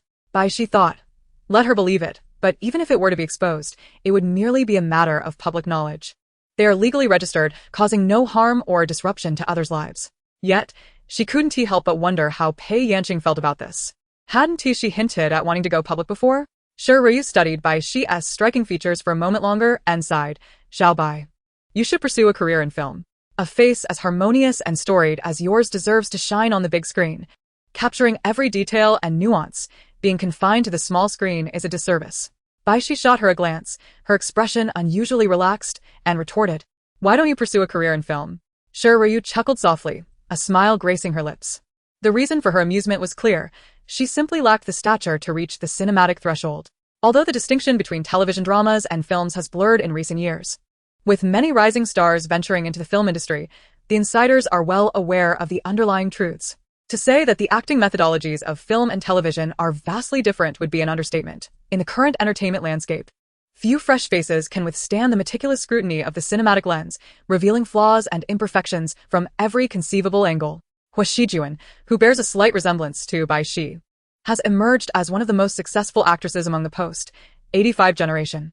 With commendable talent and striking beauty, she has rightfully earned the title of television queen. Yet, her attempts to star as a leading lady in films have met with failure on 2 occasions. It cannot be said that her acting is abysmal, but there exists a palpable sense of dissonance. Her fans have urged her to concentrate on television, and her management team has abandoned any plans for her in film. The 2 realms are inherently distinct, belonging to entirely different circles with divergent networks. Only a select few actors manage to achieve success in both film and television, and Pei Yanqing is one of them. She made her debut in film before transitioning to television, predominantly contributing to the latter, and only accepting film roles when the production quality and script are exceptional. The barriers between the 2 domains do not apply to Pei Yanqing. She is a luminary within the industry, possessing unparalleled connections that allow her to pursue any project she desires. For ordinary actors, however, crossing this divide feels as insurmountable as a chasm. Shi Ruoyu, having faced a career lull in recent years, considers herself fortunate to receive any roles at all, and dares not dream of serendipitous opportunities. Bai Xi, on the other hand, is a different story. She burst onto the scene with immediate acclaim, her youth propelling her into an upward trajectory in her career. It is not far-fetched to imagine a discerning director recognizing her potential and elevating her to new heights. Though director Ian may be somewhat stringent, the chances of winning awards in her productions are substantial. One should seize such opportunities. Should she establish a foothold in the film industry, Bai Xi's prospects would be on an entirely different level. Faced with Shi Ruoyu's well-meaning advice and earnest gaze, an unfamiliar warmth surged within Bai Xi's heart, yet she shook her head resolutely. Shi Ruoyu, no longer preoccupied with her own aspirations, urgently reached out to grasp Bai Xi's wrist. Pei Yanqing had already spotted Bai Xi approaching and instinctively averted her gaze from Shi Ruoyu. Given the crowd's scrutiny, she wished to avoid suspicion and any inconvenience for Bai Xi. However, were they not a tad too close for comfort? Pei Yanqing stood up abruptly. Finally, she was about to leave, and Yin Jinghong immediately offered, "President Pei, allow me to escort you to the lounge. It would be best if you did not return." Pei Yanqing discreetly swept her gaze past the 2 women, waving her hand dismissively. "Enough, you have numerous responsibilities. Do not let me hinder your filming. Just find someone else to guide you." Her eyes scanned the area as the atmosphere quieted. Shi Ruoyu, having relinquished her grip on Bai Xi's hand, allowed her to blend into the crowd. As an actress, Bai Xi was naturally afforded space by others, allowing her to position herself in the front row. She observed Pei Yanqing raise her hand, surveying the room, her porcelain-like fingers coming to rest directly before her. "You!" Shi Ruoyu exclaimed, her face flushed with excitement. Me? "Pei Yanqing, the one beside you." Bai Xi slowly stepped forward. Pei Yanqing inquired, "Do you know the way?" Bai Xi replied, "Yes." Pei Yanqing approached her, as if suddenly recognizing her, and exclaimed, "You are Bai Xi?" Bai Xi's gaze lingered briefly on her face before she averted her eyes in shyness, fearing she might betray herself. Indeed, Pei Yanqing gestured for her to lead the way, conversing as they walked. "The last time I saw you, your performance was commendable. How do you find working with director Tao's crew?" "Quite good." "Did you encounter any challenges during the filming?" The passing staff overheard, merely thinking that Pei Yanqing was showing concern for her junior, as she was renowned for her beauty and kindness. Even Shi Ruoyu, watching their retreating figures, silently wished for Bai Xi to encounter another benefactor, hoping Pei Yanqing would lend her a helping hand once more. At the entrance of the lounge, Bai Xi hesitated. Entering meant being in close quarters. Would that lead to complications? Pei Yanqing deliberately spoke loud enough for nearby staff to hear, saying, "How has Director Ian been behaving these days? Come in and tell me." The curious onlookers gasped in realization. Pei Yanqing was indeed here to investigate Yin Jinghong's conduct. Bai Xi stepped into the soundproof lounge. As the door closed behind them, it effectively muted the outside world, creating a barrier akin to a sheet of glass. Pei Yanqing turned, pressing her against the door, one arm encircling her waist while the other gently cradled the back of her head. Their heights were nearly equal, and their breaths mingled, brushing against each other's nostrils and lips. Bai Xi's eyelashes fluttered, her gaze falling upon the woman's slightly dry lips, igniting an impulse within her to moisten them.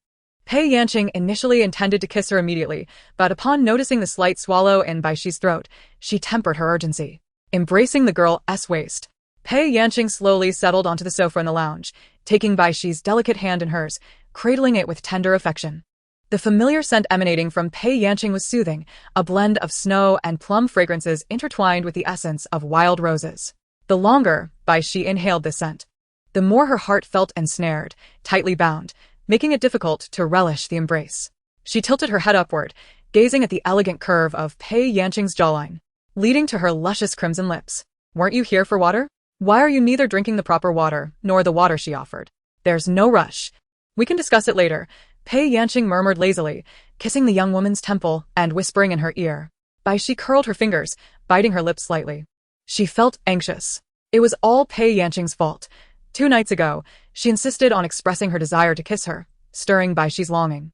Last night, she reiterated it, and this morning, she mentioned that once work was done, her first act would be to kiss her.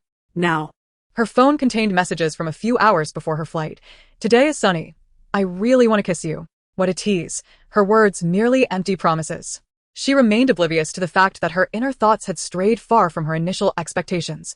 After a brief moment of mild complaints, she resolved not to dwell on the matter of kissing any longer. Teacher Pei. Huh? Are you here to observe Yindao's class, or mine? Of course. I came to see you. Who would want to watch her? She is merely a pretext. Bai Xi lowered her gaze. A slender, elegant hand reached out to lift her chin, and she found herself gazing into the depths of the woman's dark eyes, unable to conceal the faint smile that lingered on her lips. I came to see your class. Are you happy? Pei Yanqing gently inquired. Bai Xi, not that. Pei Yanqing did not press further.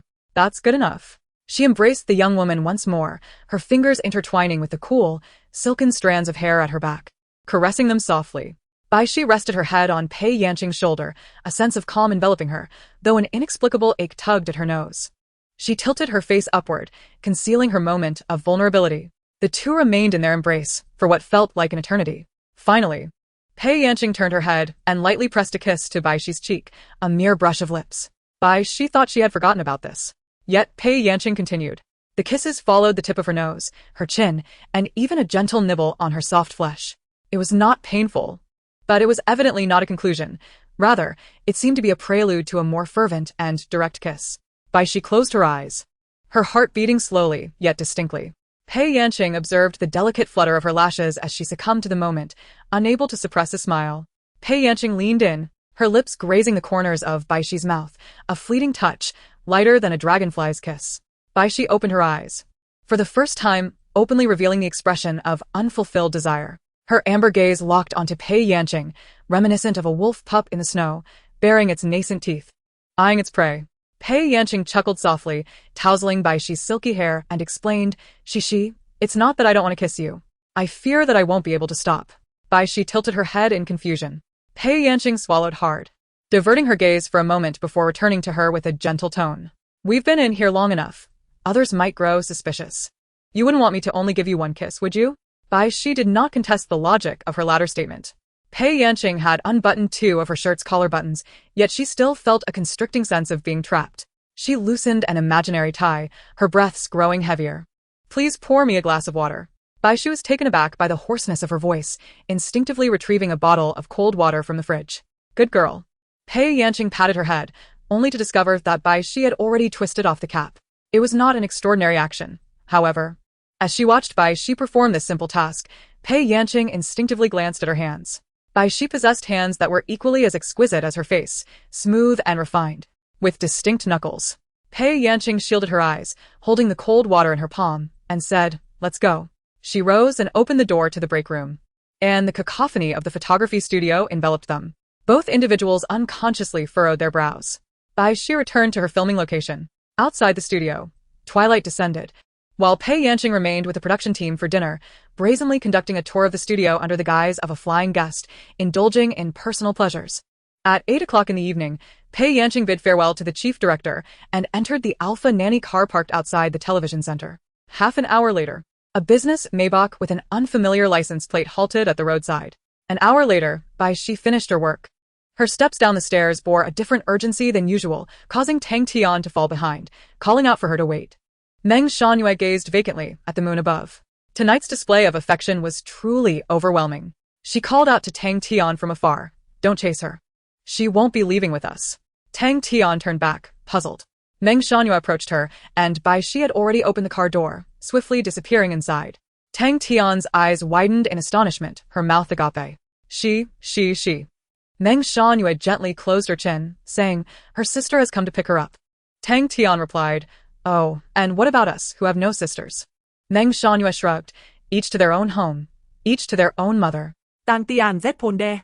All right then.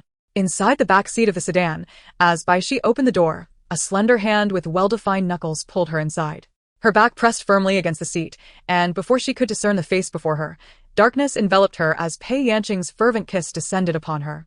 In the 31st chapter, Pei Yanqing had initially intended to restrain herself until they returned home. Considering Bai Xi's current state, she thought that if she could maintain her composure, the one to take the initiative might eventually become Bai Xi. However, she overestimated her own self-control. Her first experience of love felt akin to an old house ablaze. A wildfire sweeping through, fervently consuming everything in its path. Perhaps it was the actor's profound sensitivity that left her astonished by the breathtaking nature of love's emergence. The literature suggests that nothing compares to the thrill of first-hand experience. While immersed in this enchantment, she could not help but worry about losing control of her heart and mind. Before her business trip, she believed that creating physical distance would dampen her passion, cooling her mind overwhelmed by the frantic secretion of dopamine. Yet, the incessant depletion of personal supplies indicated otherwise. It was, in fact, the complete opposite. During the time she and Bai Xi shared a bed, they did not require daily self-sufficiency. Occasionally, they could simply cover themselves with a blanket and enjoy pure conversation, comfortably drifting into slumber. In the 3 days spent in City B, she reached a point where, aside from work, her thoughts were consumed by Bai Xi. To the extent that she struggled to sleep at night, her fingers absent-mindedly adorned.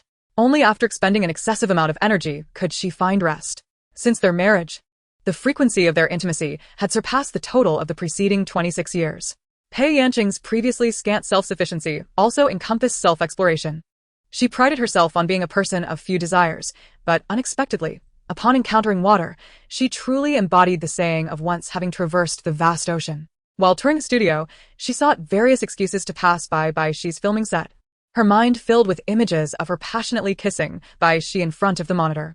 She found herself needing to divert her attention to Yin Jinghong's production from time to time. Eventually, even this method proved ineffective, forcing her to leave early. During the hour in the car, as the end of work drew nearer, her desires became increasingly difficult to suppress. If Bai Xi delayed any longer, mere kissing would hardly suffice. A shadow fell over Bai Xi's eyes as the soft petals of a woman's lips enveloped her own, dry and urgent. Pei Yanqing offered no respite. Fingers gripping her chin, compelling her to part her lips slightly, seizing the opportunity to delve inside, intertwining and entangling. The kiss was a tempest, a battlefield where opposing forces clashed. The enemy seemed momentarily bewildered by the sudden onslaught, leaving the central lines wide open before they remembered to counterattack. Thus, there was an ebb and flow, a mingling of sweetness and softness, with Bai Xi retreating step by step, rendered powerless against the woman who held her chin captive. Pei Yanqing's nose brushed against her cheek, savoring the taste lingering on her lips, as her fingers traversed Bai Xi's warm cheeks. Each caress sent Bai Xi's mind spiraling further into a haze. In a moment of breathlessness, Pei Yanqing whispered with a slurred voice, her eyes glazed. Pei Yanqing's fingers danced to her delicate earlobe, kneading and twirling, yet her lips remained unbroken, softly inquiring, "What is it?" Bai Xi had nothing significant to say, merely an impulsive urge to call out to her. Pei Yanqing, not waiting for further elaboration, focused intently on prolonging the kiss. Inside the business Maybach, a partition separated the front and back seats, rendering the driver oblivious to the commotion behind, as he navigated steadily along the illuminated thoroughfare. Bai Xi transformed from a passenger in her seat to a figure nestled in Pei Yanqing's embrace. Pei Yanqing's arms encircled her waist, leaning against the backrest, while Bai Xi, with instinctive familiarity, draped her arms around Pei Yanqing's neck, lowering her head to kiss her in return, creating a rhythm of give and take. The woman suddenly experienced a delightful sense of possession. As long as Pei Yanqing did not suggest stopping, Bai Xi continued to kiss her, blissfully unaware that she had become the one commanding the situation. The tempest had shifted to a gentle spring rain, moisture permeating the unseen space. Pei Yanqing shifted her legs, one hand gripping the nape of Bai Xi's neck, her voice husky as she murmured, "All right." Bai Xi paused, her kissing skills still unrefined. Resting her head against Pei Yanqing's shoulder, breathless. The sound of her gasps echoed in the woman's ears. Pei Yanqing revealed a familiar, bittersweet smile from an angle unnoticed by Bai Xi. The woman gently patted her lower back, signaling Bai Xi to descend from her lap. Confused, Bai Xi complied obediently. sitting beside her.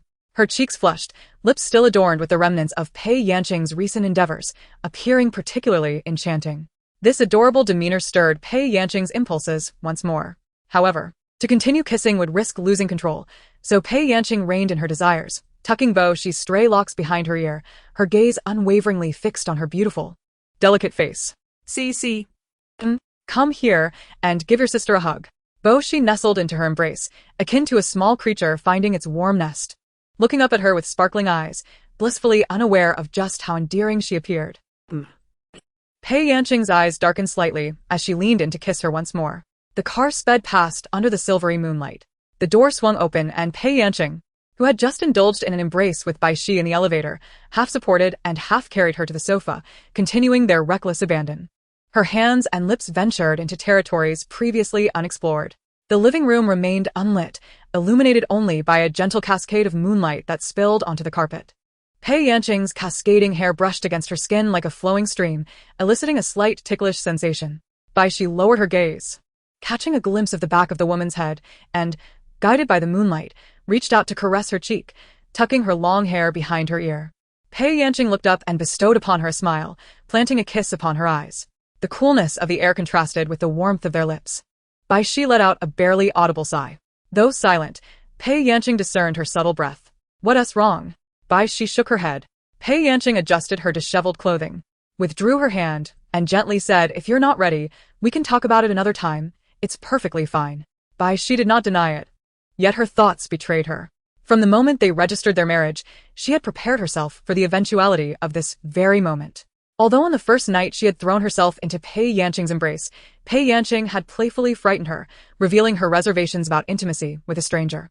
However, as time passed, she found herself no longer averse to Pei Yanqing's closeness. She believed that even if Pei Yanqing were to take her tonight, she would not harbor regrets. Yet there lingered a hesitation. It seemed impossible for her to regard Pei Yanqing solely as a nominal wife, and their relationship had entered a phase she had not anticipated. Her mind began to swirl, instinctively resisting the emerging possibilities. To some extent, Pei Yanqing's words rang true. Her body was prepared, yet her heart remained far from ready. Pei Yanqing sat up, drew the curtains, and switched on the living room lights. In the stark brightness, Bai Xi saw her neatly dressed, while she herself felt disheveled. Pei Yanqing reached out, but Bai Xi instinctively avoided her gaze, turning to fasten one button after another on her shirt. To desire someone necessitates finding them alluring. In Pei Yanqing's eyes, Bai Xi's graceful neck and the way she subtly concealed her allure within her shirt was no less seductive than undressing. Bai Xi turned her face, only to meet Pei Yanqing's gaze. Pei Yanqing awkwardly averted her eyes, clearing her throat and initiating small talk. Are you hungry? Shall I make you a late-night snack? Bai Xi replied, no need. As artists, they both lacked the habit of late-night snacking. A sudden urge to laugh bubbled within Bai Xi, and she seized the moment to fetch water, allowing a smile to grace her lips. Does Teacher Pei drink water? Sure, Pei Yanqing responded. Bai Xi Muset. It seems she is always drinking water. However, today Bai Xi also felt a tinge of thirst. The two exchanged glances as they sipped from their glasses of water, instinctively avoiding each other's gaze. Pei Yanqing stretched her long legs and rose from the sofa, remarking, having been back for a while, I'm covered in dust. I shall return to my room for a shower. Bai Xi tidied up the water cups on the tea table and retreated to her own room, stepping into the shower. The warm water cascaded from the shower head, flowing down her back and momentarily pooling at her waist before splashing onto the porcelain tiles below. As Bai Xi rinsed off the lather, she paused, her expression shifting with an unusual sensation. After meticulously finishing her shower, she donned a silk robe identical to Pei Yanqing's and approached the mirror. The reflection of the young woman radiated a soft pink hue, the steam enveloping her. The loosely tied robe fell open, partially revealing the delicate blush just beneath her collarbone. Puzzled, Bai Xi raised her hand to touch the area, but instead of fading, the color deepened. She murmured to herself, Recalling the previous scene on the sofa, her scant theoretical knowledge flickered in her mind, hinting at an understanding of what had transpired. Bai Xi lowered her gaze to her right hand, where a lingering stickiness resided on her fingertips. She tucked her fingers into her palm, staring vacantly into the mirror. It seemed she pondered much yet also nothing at all, lost in aimless contemplation. A series of knocks interrupted her reverie. Startled, Bai Xi quickly secured her robe adorned with bamboo leaf embroidery, ensuring it was neatly fastened, and softly approached the door to open it. Teacher Pei. Pei Yanqing stood at the threshold, her figure enveloped in moisture, likely just emerged from the bathroom. Her damp hair cascaded over her shoulders, a few strands clinging to her chest, soaking her robe. The lightweight fabric of the robe allowed the chill to seep into her skin, inciting a flurry of emotions. Bai Xi froze momentarily at the sight. She had always known of Pei Yanqing's attractive physique, had faced it numerous times, and even touched it before, yet, for the first time, she felt a wave of nervousness. Focusing on Pei Yanqing's composed visage, she inquired, "Is there something you need?" Pei Yanqing, feeling the cold as well, gathered her damp hair behind her and replied, "I came to ask whether you would like to sleep in my room tonight or stay here. You can dry your hair first before joining me. You can dry your hair later. I wish to see you sooner." Bai Xi's ears buzzed lightly, involuntarily replaying the latter part of her statement in her mind. A warmth creeping up her neck and ears. After a brief pause, she bit her lip and replied, "Let's stay here." Turning towards the bathroom, Bai Xi fetched a large dry towel. Pei Yanqing did not take it, but instead sat at the edge of the bed. Bai Xi hesitated for a moment, then approached her side, wrapping the towel around her long hair, awkwardly drying it. While she was rather careless with her own hair, she was especially cautious with Pei Yanqing, fearful of tugging at the roots and causing her discomfort, gently absorbing the moisture from her dark locks. Finally, she retrieved a hairdryer from the drawer, clumsily attending to Pei Yanqing's hair. The awkwardness of her actions was evident, betraying her inexperience. Pei Yanqing glanced down and smiled softly. The woman's raven hair cascaded like seaweed, meticulously cared for, and her fingers danced gracefully, cool and smooth like flowing water. Unbeknownst to her, Bai Xi found herself kneeling on one leg upon the bed behind her, captivated by the delicate ear concealed beneath the dark strands. Impulsively, she reached out, her fingertips brushing lightly against it. To her surprise, Pei Yanqing's earlobe was unexpectedly sensitive, a blush blossoming from the tip and cascading down her neck. A sudden thought surged within Bai Xi. How beautiful she would be if her entire body bore this hue. Chapter 32. Bai Xi's hand gently settled upon Pei Yanqing's shoulder. The tender touch caused Pei Yanqing to stiffen momentarily before relaxing instantly, too swift for the other to notice. Bai Xi's fingertips glided from her shoulder to her neck. The hairdryer continued to hum softly, and her gaze became somewhat dazed, fixated on the delicate blush adorning the woman's neck. Her instincts and curiosity found their greatest expression in Pei Yanqing's presence. Despite their brief acquaintance, the inexplicable bond of their marriage, and the lack of mutual understanding, she felt an unprecedented sense of security beside Pei Yanqing. No matter her actions, even those that defied reason, Pei Yanqing regarded her with gentle, indulgent eyes. She felt like a person experiencing love for the first time. Even if she could not distinguish what love was, she had already succumbed to its embrace. Love itself was the ultimate sanctuary. Her fingers roamed, and Pei Yanqing's ears flushed deeper, her breaths growing heavy and distinct, resonating against the eardrum. Her heartbeat was equally unmistakable. The young woman's hand had now traversed to the front, her fingertips caressing Pei Yanqing's collarbone. Pei Yanqing swiftly grasped her wrist, drawing the one behind her into view. Bai Xi tumbled into her embrace, enveloped in a fragrant cloud, her recently stirred mind becoming hazy once more. Pei Yanqing regarded her with a look of bewilderment, reluctant to replay the earlier incident on the sofa, merely squeezing her wrist as she whispered, "Your hair isn't dry yet." In her unsteady state, Bai Xi instinctively shielded the hairdryer, switching it off with dexterous fingers. Ah! Bai Xi let out a soft gasp. As a form of playful reprimand, Pei Yanqing nibbled the back of her left index finger before releasing her, proclaiming like a queen, "Continue." Bai Xi noticed the bite marks on her knuckle and, without realizing it, smiled, obediently moving behind her to resume drying her hair. After her first attempt, she felt she had grasped the technique. Perhaps driven by the desire to make amends for the earlier incident, she proposed, "Shall I dry your hair from now on?" Pei Yanqing was delighted by the unintentional mention of "from now on," and replied with a smile, "Then I shall dry yours too?" She could hardly bear to see Bai Xi toil so, yet she cherished this rare opportunity even more. Bai Xi was already inching closer. "I help her dry hair. She helps me dry mine?" Bai Xi tilted her head, pondering the difference between this and doing it herself. Pei Yanqing's hair was longer than hers, requiring more time to dry. Rounded off, it should be said that it was indeed more exhausting for her. Bai Xi the mat, Anzai. Thus, the two reached an agreement. Bai Xi neatly coiled the hairdryer's cord and stored it in the drawer, then picked up a cup of water from the table and stepped out to refill it. The corridor's light illuminated her figure, adorned in a robe, slender and graceful. Pei Yanqing leaned back on her hands on the bed, feeling a sense of tranquility and happiness. Throughout her life, she lacked for nothing, including love. Even after Pei Chun's divorce, her father would fly from Hong Kong to spend 2 months with her each year before she reached adulthood. Though Pei Chun was absorbed in her career, Those rare reunions instilled in Pei Yanqing a deep belief in her mother's love. The company's name itself was a testament to how profoundly Pei Chun adored her only daughter.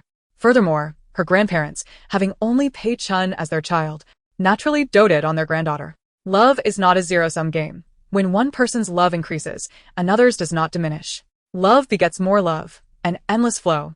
Pei Yanqing's affection overflowed, finding an outlet after all these years. Bai Xi needed to do nothing but allow Pei Yanqing to love her, and her heart's river would flow freely. Bai Xi placed 2 cups of water on a bedside table. The 2-meter bed accommodated them snugly in the middle, embracing each other, rendering the placement of the cups inconsequential. Are we going to sleep? Pei Yanqing instinctively lifted the covers and nestled in. Bai Xi took the responsibility of turning off the light. The room was still adorned with a single layer of sheer curtains. Pei Yanqing had grown accustomed to falling asleep bathed in moonlight. Not long ago, they had ignited a spark, yet they refrained from any reckless displays of affection, gently kissing each other's cheeks before drifting into slumber. On Wednesday, the new episode of Performance 3 was set to air. Bai Xi, having officially joined the regular cast through a competitive showcase, showcased her impressive acting skills, once again capturing the audience's attention, prompting netizens and various production companies to take note of this hidden gem of an actress. The explosive impact of the variety show was evident, with a slew of new scripts and an influx of brand promotions and collaborations arriving. Meng Shangyue was determined to establish Bai Xi as a milestone in her career, dismissing frivolous promotions and meticulously selecting 2 advertisements. Bai Xi's visage, whenever captured on camera, proved to be a magnet for fans. Before agreeing, she specifically consulted Pei Yanqing's secretary, Zhui Yuan, who granted her approval. After signing the contract, Meng Shangyue tentatively inquired if she knew which production team was involved. Zhui Yuan replied to wait a moment, and that evening, she revealed a renowned director's name, a figure well known in the industry. Logically, for an advertisement shoot, even without being a spokesperson, it was unnecessary to engage such a prominent director. Yet, Pei Yanqing insisted on providing her with the best. Unbeknownst to Bai Xi, who simply followed Pei Yanqing's guidance to perform well on the show and act earnestly while avoiding Yin Jinghong, the soaring ratings of Performance 3 were attributed to one individual. Gossip Forum. Title: Is there something more between Pei Yanqing and Yin Jinghong? The celestial maiden descending to the mortal realm for love is indeed captivating. Many boldly declare that their bond is more genuine than pure gold. If they are not authentic, then I must be a mere illusion. What tyrant and demoness, nay, celestial beauties. My heart aches. Has Pei Yanqing never participated in a variety show before? Is this her inaugural appearance? She is utterly enchanted. To clarify, she graced a show a decade ago. This is her second time. However, I wholeheartedly agree with your latter sentiment. Her enthusiasm is unmistakable. Oh, dear. Even now, watching director Yin seems delightful. My shipper heart can't help but exclaim. True fans of Pei Xian are genuinely moved.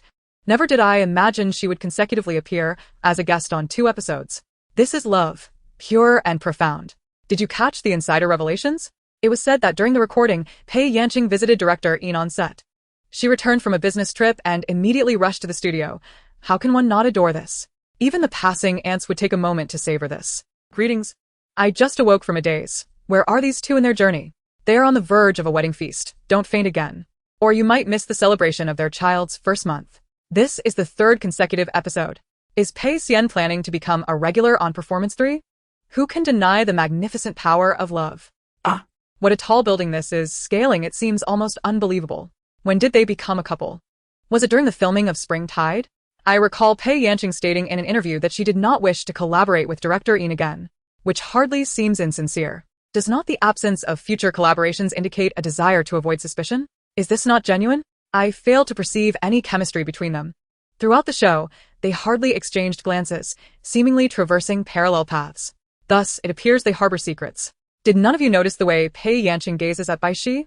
Each time the camera shifts to her, Pei Xian's eyes are filled with longing. It is glaringly obvious. Is it not common knowledge that variety show footage relies heavily on editing? One could only say that attempts to conceal have backfired, or perhaps someone within the production team is shipping this pair. Speaking of Bai Xi, a certain individual suddenly comes to mind. I, too, have thought of the same person. The one who bears a resemblance? Oh dear. Memories long buried have suddenly resurfaced. My past ship. This may not be the appropriate discourse, as it is unfair to Bai Xi. Fear not. We shall not speak before the principal. I am still trying to comprehend the details surrounding Pei Yanqing and He Shijuan's breakup.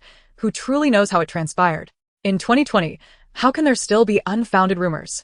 Pei Xian herself stated they are merely friends. Is that not sufficient? 3270L.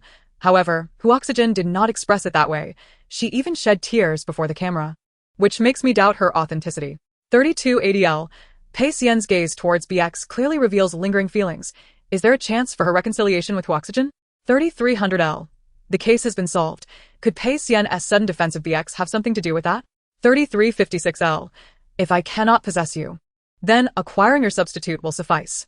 Initially, I was enamored by the sight of you, but now I am left with a bitter lump in my throat. Who can comprehend this?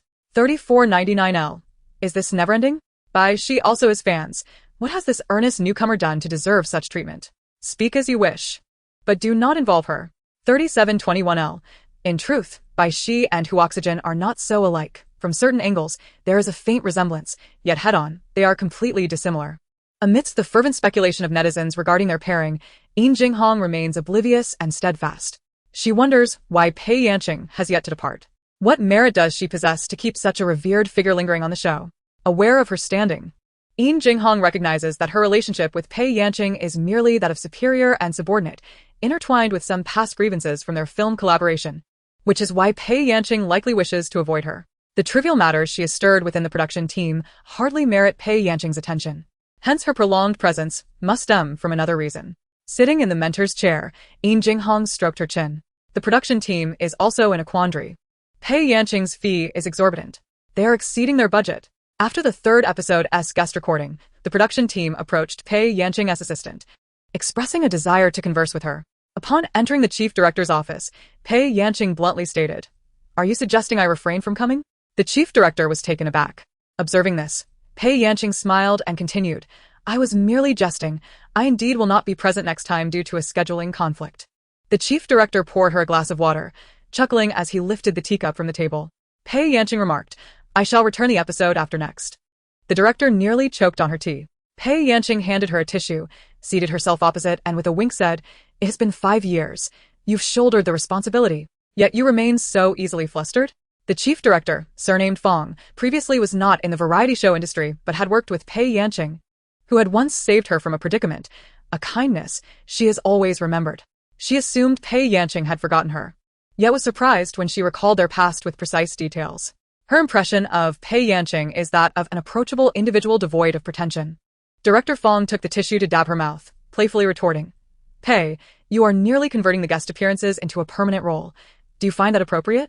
One might think we are engaged in some clandestine arrangement." Pei Yanqing gently patted the arm of her chair and sighed. "Indeed, there is such an arrangement. Did I not ask you to look after her?" The name Yin Jinghong instantly flashed through Director Fong's mind, only later realizing that she had been specifically instructed to care for Bai Xi. Do not let her join Yin Jinghong's production, nor allow her to participate in romantic scenes. The first point is easily comprehensible, while the second provokes deeper contemplation. When Director Fong initially received the instruction, he was merely perplexed and followed it without further thought. He is well aware of who Yin Jinghong is and recognizes that she cannot be easily managed. If she were inclined to show deference to her employer, she would not have had a disagreement with Pei Yanqing during the production of Spring Tide.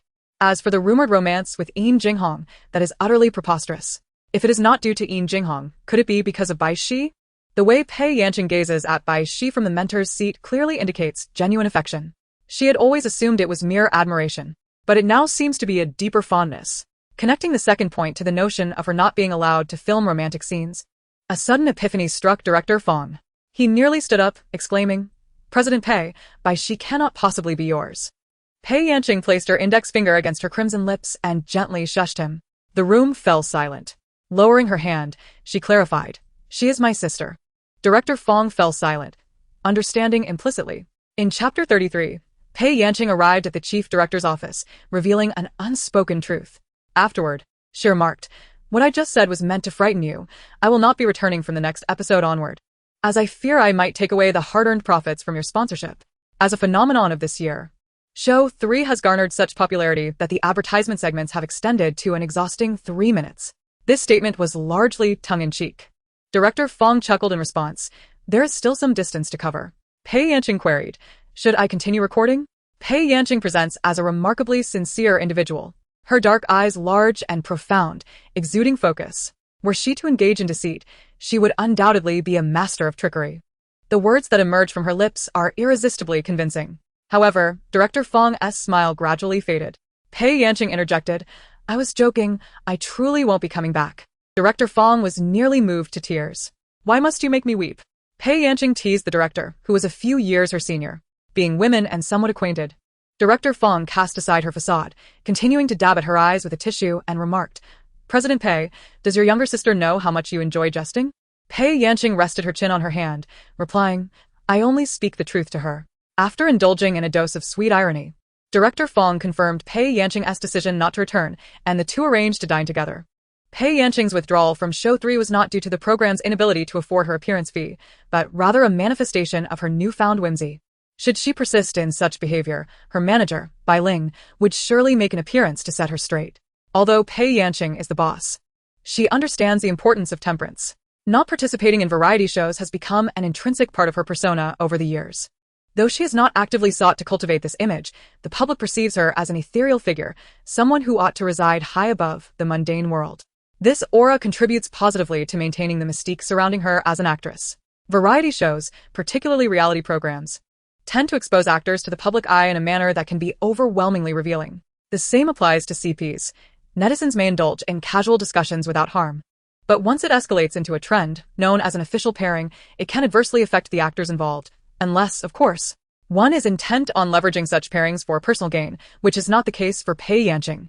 She has repeatedly made exceptions for Bai Xi, whom netizens mistakenly believe to be Yin Jinghong, sacrificing her own popularity and exposing herself to the scrutiny of variety show cameras. The intensifying CP dynamic with Yin Jinghong brings her more detriment than benefit. Now, even the deceased CP of Huaxijuan has resurfaced, with the internet flooded with old rumors that have lain dormant for years. Bai Ling is acutely aware of the immense effort it took to reach this point, striving to break free from the halo overshadowing her by Pei Chun and finally becoming her own person, the actress Pei Yanqing. Pei Yanqing understands this truth as well, which is why she has decided to draw the line. She wishes to see Bai Xi, and she can still come to fetch her, but not today. Pei Yanqing, she, I'm having dinner with the chief director, and I'll likely be home late. I'll have Xiaomeng take you back shortly. Bai Xi had just finished her work when she received this message from the assistant. Tang Tian turned around and noticed that Bai Xi, who had just been striding out confidently, had halted. It seemed she bit her lip, then her pace reduced by a third. Tang Tian, slightly taken aback, adjusted her own pace to match Bai Xi's, which now reflected a more measured speed, albeit it was their normal walking pace. Meng Shanhua observed keenly. It was evident that her sister had not come to fetch her. The small couple's feelings were written all over their faces. One might wonder when exactly Bai Xi and Pei Yanqing had become a couple. If it was a long time ago, why had she never sensed this romantic connection with Bai Xi before? The trio slowly made their way outside the building. The atmosphere was overly quiet, and with the intention of lightening the mood and bringing a smile to Bai Xi's face, Tang Tian recalled a gossip piece she had recently seen online.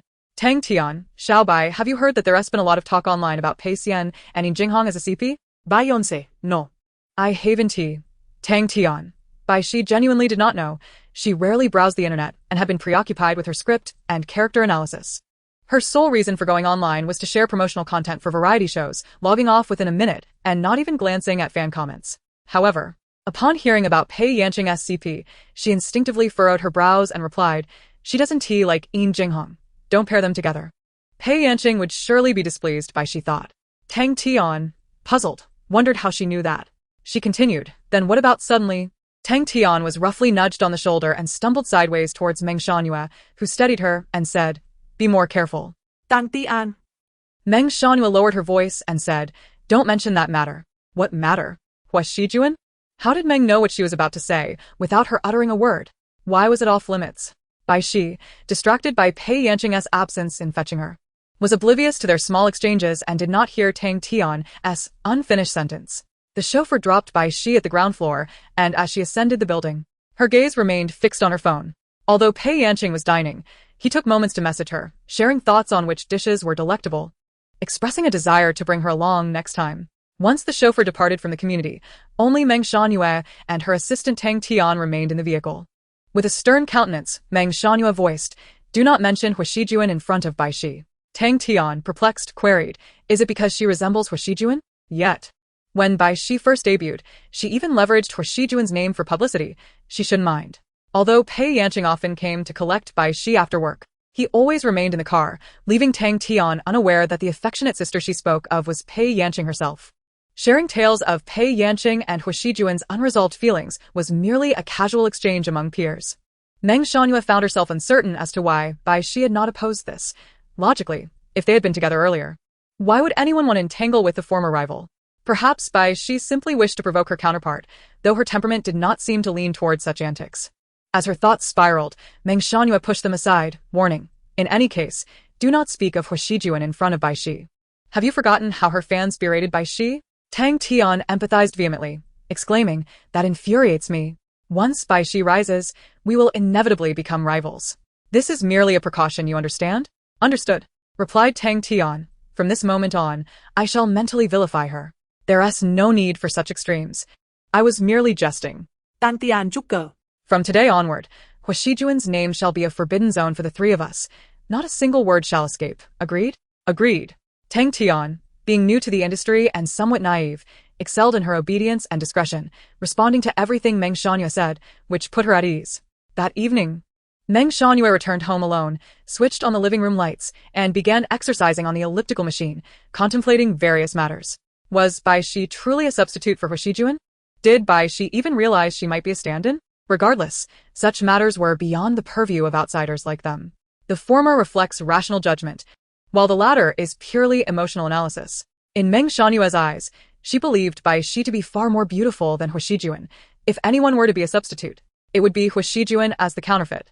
She was unaware if Pei Yanqing had ever discussed Hu Shijuan, but she had personally denied any rumors, and there was no tangible evidence online. Moreover, during their amicable period, despite Hu Shijuan participating in numerous variety shows, Pei Yanqing had never appeared as a guest. Yet, upon Bai Xi's arrival, Pei Yanqing would pick her up and drop her off, traveling great distances to visit her, cherishing her as if she were fragile, and meticulously overseeing her participation in shows. Observers not present assumed the transitions were mere edits, but those on the sidelines could see clearly. Whenever Pei Yanqing spot Bai Xi, she couldn't help but smile. If this wasn't love, what could it be? After performances, she would often create opportunities for incidental physical contact, brushing hands, embracing shoulders. Pausing before Bai Xi to softly exchange a few words, her gaze unwaveringly fixed upon her. In Meng Shanhua's perspective, Pei Yanqing was far more ensnared than Bai Xi. The matter of Hu Shijuan was of little consequence to her. Having disembarked from the elliptical machine, Meng Shanhua messaged her public relations colleagues in the workgroup.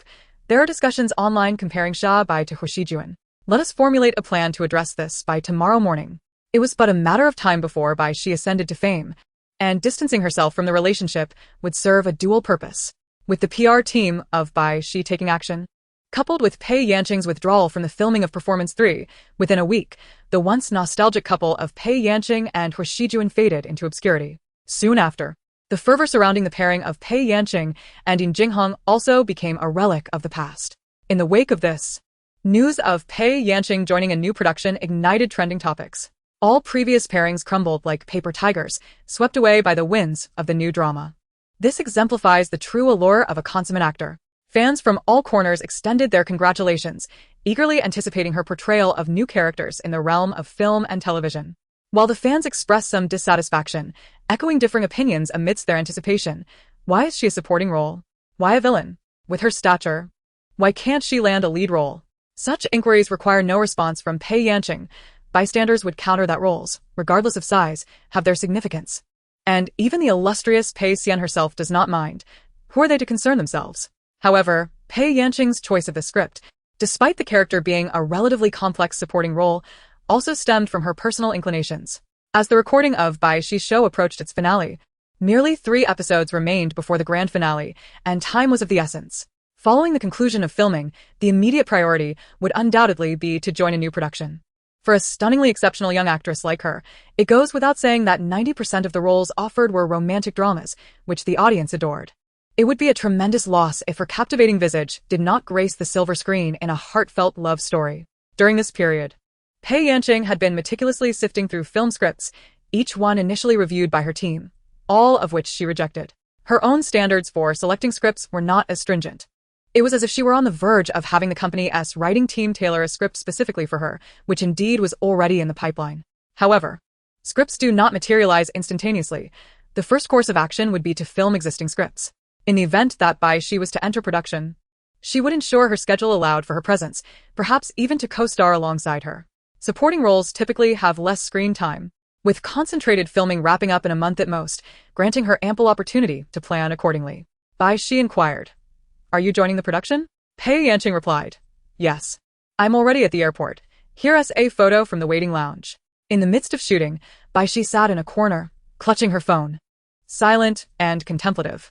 Pei Yanqing concealed nothing from her, even sharing the script, which Bai Xi found quite agreeable.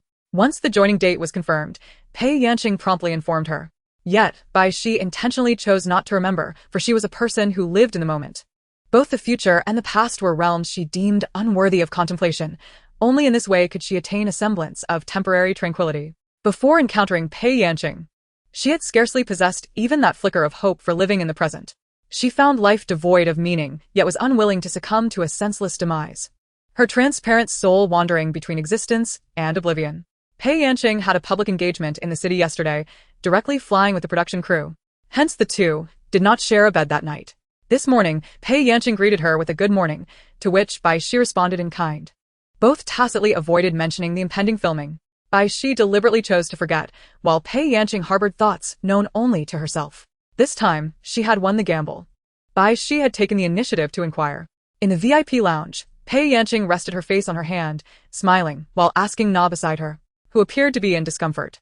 The woman had uttered her words only once, yet on this day, her mind seemed to have automatically set an alarm, recalling memories again and again, expelling all else from her consciousness. She was to join the crew today. She needed to ask her, prompt her, inquire without hesitation. A persistent voice urged within her, and overwhelmed, Bai Xi had no choice but to heed her inner feelings once more. Bai Xi, ma. A signature response. However, Pei Yanqing was no longer the same Pei Yanqing of before. This reply indicated her desire to engage in conversation. Pei Yanqing, look at this delightful little pastry. This cookie is quite tasty. I'll bring back a picture for you. Bai Xi. Pei Yanqing, are you smiling? Bai Xi was astonished by her perceptiveness and immediately attempted to suppress the smile at the corners of her lips, only to realize in the next moment that she could not see her, allowing her eyes to curve in delight. Pei Yanqing, you must be thinking, why does she want to bring me everything? I've had exquisite treats before. And now she's heading to the crew. How could she bring anything for me? Bai Xi. Caught in her words, Pei Yanqing laughed. Pei Yanqing, when I see delicious things, I think of you. When I see fun things, I think of you. I wish to present all the beauty of the world before you. You may not understand now, but one day you will. After sending this message, she noticed the other was typing, albeit taking slightly longer than usual. Bai Xi, is that how a mother behaves? Pei Yanqing suddenly furrowed her brow. Na across from her glanced over, sensing that her mind was likely filled with questions. System notification. My wife has retracted a message. Bai Xi, ma. Bai Xi, I must go to shoot. We'll chat tonight. That evening, Bai Xi received a package delivered by a courier, containing neatly packaged cookies and a handwritten card with Pei Yanqing's script. The next time we meet, I want to kiss you until you can't speak. A little angry figure was drawn beside it. Bai Xi wished to clarify that she did not see her as a mother but decided against it. Knowing Pei Yanqing would never regard her as a daughter, she would rather consume her entirely. Bai Xi secretly tucked the card away, a subtle anticipation blossoming within her. This is a tale for another time. Presently, Bai Xi found herself in the studio, confronted by someone blocking her path. She stood slightly taller than Bai Xi, her shirt tucked neatly into her jeans, her long legs and slender waist exuding a leisurely yet languid air. At first glance, her countenance suggested she was a rather attractive woman. However, her face possessed a deceptive quality that instinctively prompted Bai Xi to take a step back, maintaining her distance. Yin Jinghong arched an eyebrow, inquiring, "Shall we converse?" Bai Xi replied succinctly, no. It was a rare occurrence for Yin Jinghong, who had garnered fame, to be so abruptly silenced. Yet, Bai Xi's expression conveyed no disdain or aversion. It was simply a calm and natural rejection. Lowering her voice, Yin Jinghong remarked, I am aware of your relationship with Pei Yanqing. Bai Xi lifted her gaze to meet hers. What relationship? Her nonchalant demeanor momentarily caused Yin Jinghong, who had intended to elicit a response, to question her own approach. She feigned a composure that surpassed Bai Xi's. Do you wish for me to announce it here before everyone? Bai Xi contemplated before responding, let us discuss this in the lounge. She felt indifferent about the public nature of their conversation, Her uncertainty lay with Pei Yanqing's stance and how Jinghong had acquired such knowledge. Given the current circumstances, she preferred to maintain the status quo, steering clear of further complications. Jinghong flashed a smile. Please. Bai Xi cast a glance at her. The director's talent had been evident in the film snippets presented during the program, yet her character remained an enigma. During the recording, Bai Xi spent most of her time in the studio, seldom engaging in social interactions. On stage, she radiated warmth as a mentor. Yet her expression would harden upon witnessing subpar performances. Though her critiques were often sharp, her demeanor was generally amiable, starkly contrasting with her tyrannical approach to directing. Now. As she extended an invitation, there was an almost sincere, childlike quality to her demeanor. Logically, as a director, she should lead, with Bai Xi following. However, Jinghong seemed entirely unperturbed by the reversal of roles. Nevertheless, Bai Xi understood the nuances of social etiquette and instinctively took a couple of steps back to allow Jinghong to proceed. The two entered the lounge in succession. The door closed firmly behind them, soundproofing enveloping the space. Bai Xi found herself inevitably recalling the time spent here, with Pei Yanqing. Are you pleased that I came to visit your class? Yes, I am glad, she replied swiftly, regaining her composure as she regarded Jinghong. What do you know? What I know is inconsequential. I invited you here to inquire if you would be willing to act in my film after the program concludes. It was a rare moment where Bai Xi, known for her straightforwardness, found herself taken aback by a similar candor. She exhaled softly, acclimating to this unfamiliar sensation. Jinghong retrieved a stack of A4 printed scripts from a drawer, extending them toward Bai Xi. She did not accept them. Instead, Jinghong forcefully thrust the papers into Bai Xi's embrace. Such aggressive salesmanship was a rarity. Jinghong tilted her chin slightly, stating, "Peruse it. I am not demanding an immediate commitment." Bai Xi adjusted the script, casting her eyes downward at the cover. The title read, Whispers, Tentative. Director and screenwriter, Jinghong. The lower right corner of the paper was frayed, evidence of numerous eager perusals, yet it remained remarkably pristine, a testament to its owner's care. Bai Xi cast a glance at Jinghong, who gazed at her with fervent eyes, as if presenting a cherished possession. Unable to resist, Bai Xi turned to the first page. The sound of a bicycle bell echoed as the wheels wobbled along the streets of the 1930s. While a sprightly newsboy called out, "Extra, extra, the Paramount is reopening, and the Rose of Red will take the stage tonight." The rhythmic chant continued, "Extra, extra, the Paramount is reopening, the Rose of Red." Trams halted at the platform, with someone leaning out the window, requesting a newspaper. The atmosphere was intoxicating.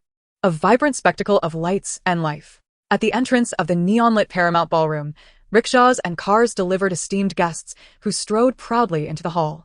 The enchanting Rose of Red, adorned in a crimson satin qipao and a birdcage veil, descended from a grand white shell. In the center of the audience sat a woman clad in military attire, unmistakably feminine, lifting a glass of red wine. The Rose's gaze swept over the crowd. Lingering on the woman, and with a sultry smile, her hand glided down the microphone, reminiscent of caressing a lover's skin. The woman in the audience felt her cheeks flush. The script was not overly thick, yet Bai Xi was engrossed, flipping through to the end in one breath. But there was no conclusion. Holding her breath, she turned to Jinghong, exclaiming in astonishment, "Director where's the ending?" Jinghong shrugged, saying it wasn't written well. "But fret not. I trust that a conclusion will naturally emerge on set." With confidence, she added, "You must be aware of my habits. This is the most complete version of the script thus far." "Was it the same when you were a screenwriter?" Bai Xi inquired. "That was different.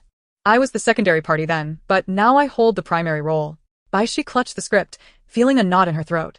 During her university years, she had heard her roommate passionately condemn poorly concluded novels, and though she seldom read them, she found herself experiencing a similar frustration with Jinghong's work. With a deep exhale, Bai Xi composed herself and asked, "Which role do you wish for me to play?" The film featured dual female leads. One, the captivating Rose of Red, and the other, the themes of prosperity and decay, order and chaos, nobility and commonality. The smoke of war, these were all set in the Republic era, brimming with endless untold stories. This narrative was far more alluring than the urban romance that Meng Shanhua had subjected her to, filled with heart-wrenching love across realms. "There's potential." Jinghong's eyes sparkled. "Neither of the female leads have been cast yet.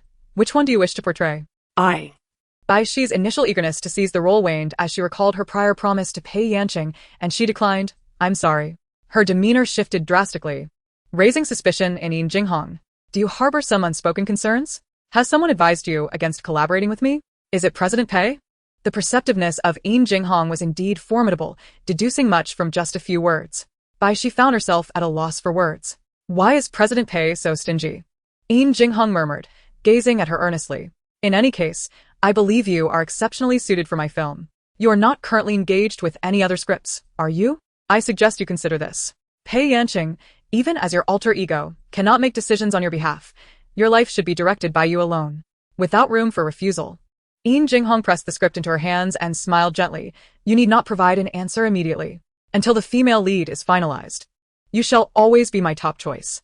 Bai Xi, though somewhat resigned, could not hide her emotional stirrings. She was indifferent to hardship and unconcerned whether Yin Jinghong treated the actors with dignity on set. Her resolve to choose her own path was unwavering. Most importantly, she was a film director. As Ruoyu remarked, the transition from television actress to film actress is not a simple feat. If she were to act in this film, would it not bring her closer to her aspirations? After a prolonged silence, Bai Xi replied, All right, I will consider it and get back to you. Thank you, Director Yin. Yin Jinghong replied with a warm smile. No rush. Take your time to ponder. She personally escorted Bai Xi out of the lounge. Once the door was closed, Yin Jinghong leaned against it and let out a deep sigh of relief. Little did she know of the true nature of Pei Yanqing and Bai Xi's relationship. From her observations over the past days, it seemed that Pei Yanqing harbored unique sentiments towards Bai Xi. Though Pei Yanqing was approachable, she maintained a fundamental sense of distance. Her words warm, yet her physical contact minimal unless absolutely necessary. Yin Jinghong had noticed several occasions where Pei Yanqing had casually placed her hand on Bai Xi's shoulder, held her hand, and spoken tenderly to her. Quite unusual behavior. Bai Xi, however, appeared oblivious, remaining cool and courteous to everyone. Bai Xi's thoughts were of little consequence. As long as Pei Yanqing held an interest in her, there was a chance to entice Pei Yanqing into the production. The notion that Bai Xi was her first choice was mere pretense. She intended to use Bai Xi to draw Pei Yanqing in. In truth, Pei Yanqing was her preferred candidate, yet her heart was steadfast, and she had no option but to seek her indirectly. Should Pei Yanqing ultimately remain elusive, acquiring Bai Xi would still be a commendable outcome. There are no actors incapable of performing, only directors who lack the skill to guide them. Moreover, Bai Xi was not only talented, but also possessed a striking appearance. Securing one lead was the priority. As a renowned director, even with her eccentric temperament, once she publicly held auditions, a multitude of aspiring actors would flock to partake in her film. Yin Jinghong was not without options. Rather, her standards were exceedingly high. If she could not find a satisfactory candidate, she would prefer to forego the project altogether. In the film industry, she ranked among the top directors still active today. She was confident that Bai Xi would likely acquiesce to her proposal. Having seen the exquisite, how could one endure the commonplace? Upon returning home after a day's work, Bai Xi maintained her usual disciplined routine of exercise. After a refreshing shower, she sat on her bed and opened Yin Jinghong's script once more. The first reading was for the plot, the second, to delve into the emotional currents of the protagonist. Indeed, this was a romance, a genre that posed the only shortcoming for Bai Xi. Her refusal was, in part, due to the thematic content. Though she is incapable of empathy, the essence of this film lies in the delicate and poignant relationship between the two female protagonists, a vivid stroke against the somber backdrop of the era. Her greatest concern is her inability to perform convincingly. The young woman unconsciously fiddles with the lower right corner of the script, striving to immerse herself in the role of the Red Rose on stage, envisioning the gaze she would cast upon Miss Song. She contemplates what Miss Song might have felt during that uncontrollable kiss. Confusion envelopes her thoughts. The vibration of her phone disrupts her reverie, and upon seeing Pei Yanqing's message, she is unexpectedly filled with a sense of guilt. She has accepted the script from Yin Jinghong, although she remains uncertain about her participation. Pei Yanqing, are you asleep? Bai Xi quickly hides the script away in a drawer. Not yet. Pei Yanqing, are you waiting for me? Bai Xi does not deny it. Pei Yanqing sends a video request. Bai Xi declines and types. Just took a shower sitting on the bed. Pei Yanqing, what do you look like that I've never seen? Bai Xi thinks to herself that he has indeed never seen her post-shower appearance. After a moment of awkwardness, she clears her throat and touches her ear. Relieved that no one can see her blushing earlobes, she finds herself in self-doubt. How had she transformed into this? Her inner voice grows increasingly uninhibited. Since Pei Yanqing joined the crew, he is either filming or delving into the script. Unlike Bai Xi, who fluidly immerses herself in her role, he leans towards experiential methods, seeking ways to merge with his character. Their moments of communication have significantly diminished. After a brief exchange, Pei Yanqing must return to his duties. Bai Xi, not particularly clingy, remains composed despite a subtle sense of longing. Go ahead. Pei Yanqing, you don't even say you miss me. Bai Xi, it's just a month. You'll be back soon. Pei Yanqing, you are not allowed to look at other women. Bai Xi, what other women? Lately, aside from Shi Ruoyu and Yin Jinghong, and the program crew, she has not conversed with any other women. Pei Yanqing, no men either. Bai Xi, Anzai. Bai Xi does not comprehend the irrational jealousy that arises within him, yet she remains emotionally stable, never angered, and obedient. Yet, conversely, she lacks the desire to delve into Pei Yanqing's thoughts. She continues to live in the moment, indifferent to the future. 3 weeks later, Performance 3 approaches its grand finale, captivating the nation and dominating trending searches. Yin Jinghong will no longer be present. In the final rankings of Performance 3, XXX takes the championship, while Bai Xi secures 3rd place. At the celebration banquet hosted by the production team, her ability to drink is astonishing. She becomes intoxicated after just 3 sips and collapses after 5. Pei Yanqing had preemptively instructed Director Fong to ensure she did not touch a drop of alcohol, leading Director Fong to keep her closely by his side, resulting in meaningful glances exchanged among the attendees. No wonder Director Fong has been so attentive to Teacher Bai. It all makes sense now. Director Fong. If Pei Yanqing were to find out, she would surely be beside herself with worry. Bai Xi ultimately indulged in a few sips of wine to blend in. She wanted to test her tolerance, fearful that Meng Shangyue would whisk her away at any moment. As she exited the banquet hall, her steps were remarkably steady. When she finally regained consciousness, she found herself in a taxi, the morning light filtering through the tinted windows, casting a soft, warm glow upon her cheeks. Bai Xi pressed her temples and murmured groggily, "Haven't we arrived home yet?" She recalled leaving the celebration in the early hours, puzzled by the extended journey. Meng Shangyue yawned, glancing at her phone's navigation. "Where are we? It should take another half-hour to reach the film set." Bai Xi was bewildered. "What film set? Didn't you say we were visiting Pei Yanqing?" Meng Shangyue replied, "We have to head to the airport at dawn. The earliest ticket I could get is for 5 o'clock. Bai Xi paused momentarily, then exclaimed.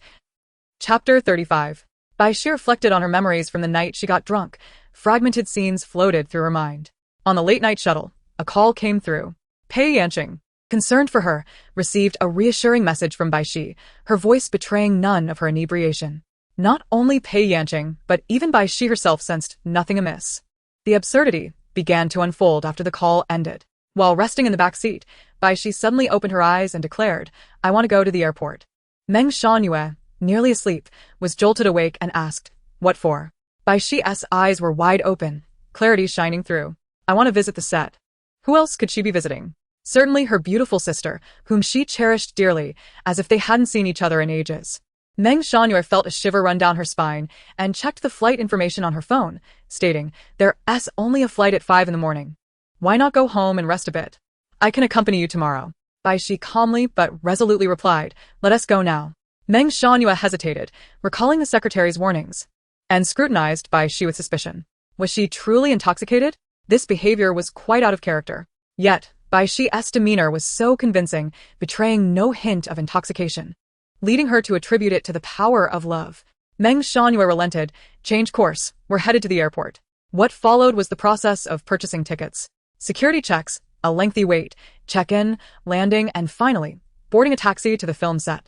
These moments played out like a film, pieced together in her mind to form a coherent narrative. Bai Xi. Immediately, she reached for her phone, thanking her lucky stars that she hadn't sent Pei Yanqing any messages about visiting the set. She scrolled through her call history, finding only the late-night call. "Sister Meng." Bai Xi suddenly turned to Meng Shangyue, locking her gaze onto her. Meng Shangyue jolted. "What's wrong?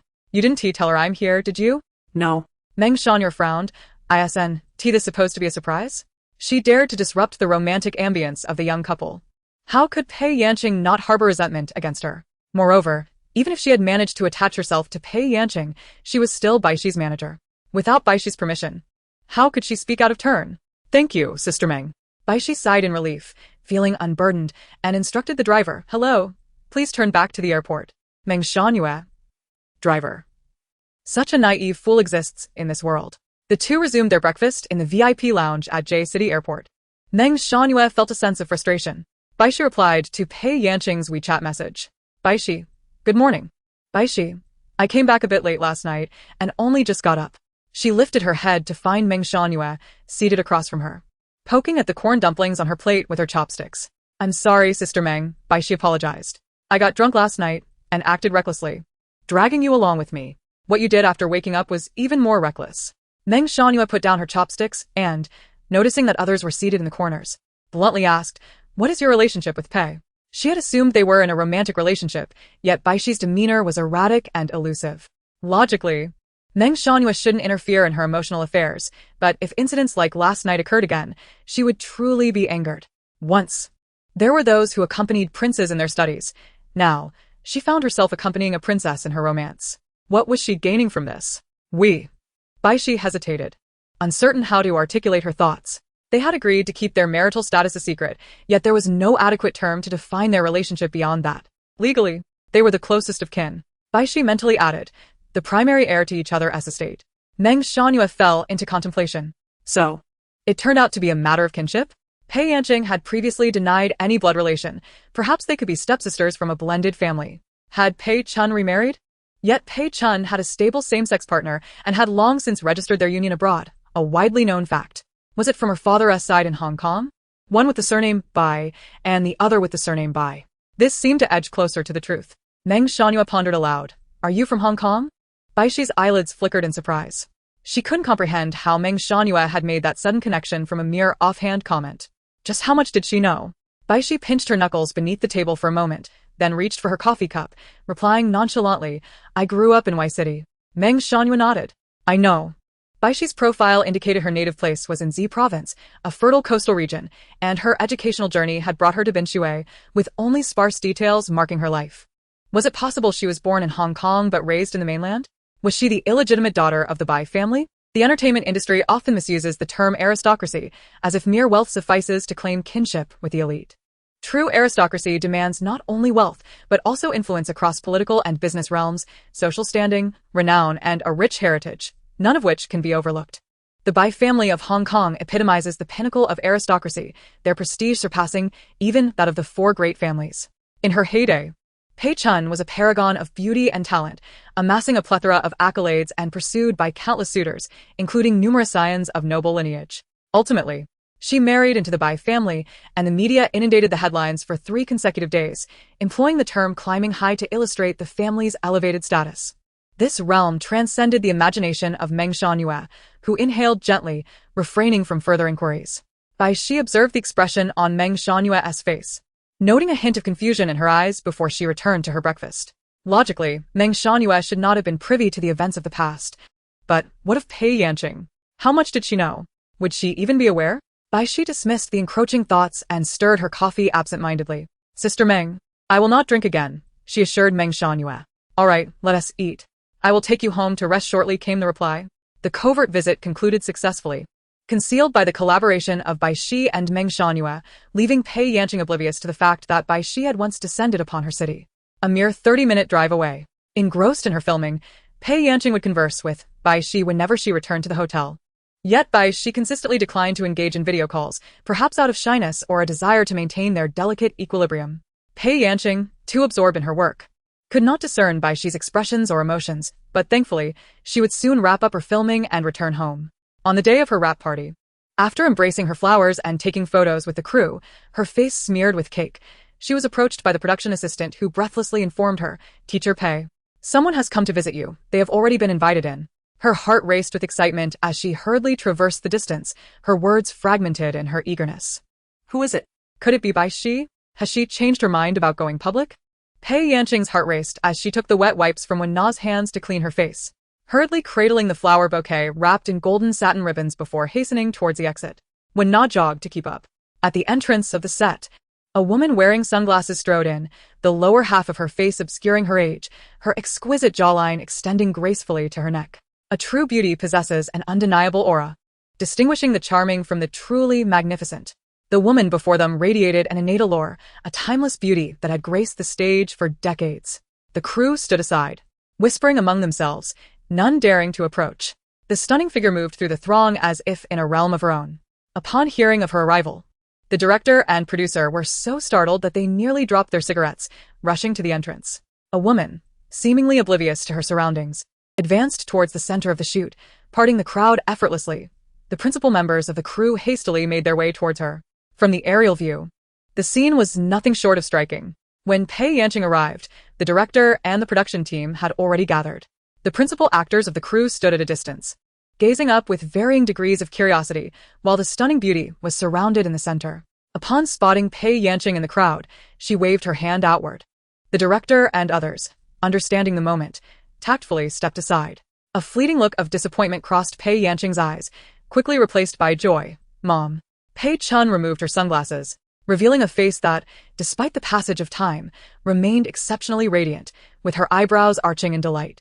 Pei Yanqing hurried 2 steps forward, and just before she could leap into Pei Chun's embrace, she restrained herself, placing her hand down and saying, Mom. Pei Chun, aware of her daughter's nature, remarked, You've become less fun as you've grown. Have you wrapped up filming? Yes, Pei Yanqing replied. Can we leave now? Come dine with me. With Pei Chun's invitation, who would dare to refuse? Furthermore, since Pei Yanqing was not the leading actress, there was no need for a wrap party. The director, busy beside them, assured, Of course. There's no need to trouble Miss Pei. We will sort out the remaining matters and send them to the hotel. Pei Chun took her hand and said, Let us go. Pei Chun's assistant nodded to everyone present, maintaining proper etiquette. Goodbye, Director Liu, and to all. Goodbye, goodbye, the director replied with a smile. Didn't you say to call you before returning home, so you could pick me up? Pei Yanqing asked, seated in the back of a luxury sedan. Her arm linked with Pei Chun's. Is there a difference? I came to find you right after finishing filming. You're getting on in years, Pei Yanqing teased. Silly girl. Pei Chun sighed in Cantonese, then added, Without my age, where would your youthful brilliance come from? Pei Yanqing was taken aback, not expecting this emotional turn from Pei Chun. She had intended to jest, but Pei Chun took a sentimental route instead. Pei Yanqing speculated, Did you have a disagreement with Aunt Xiao?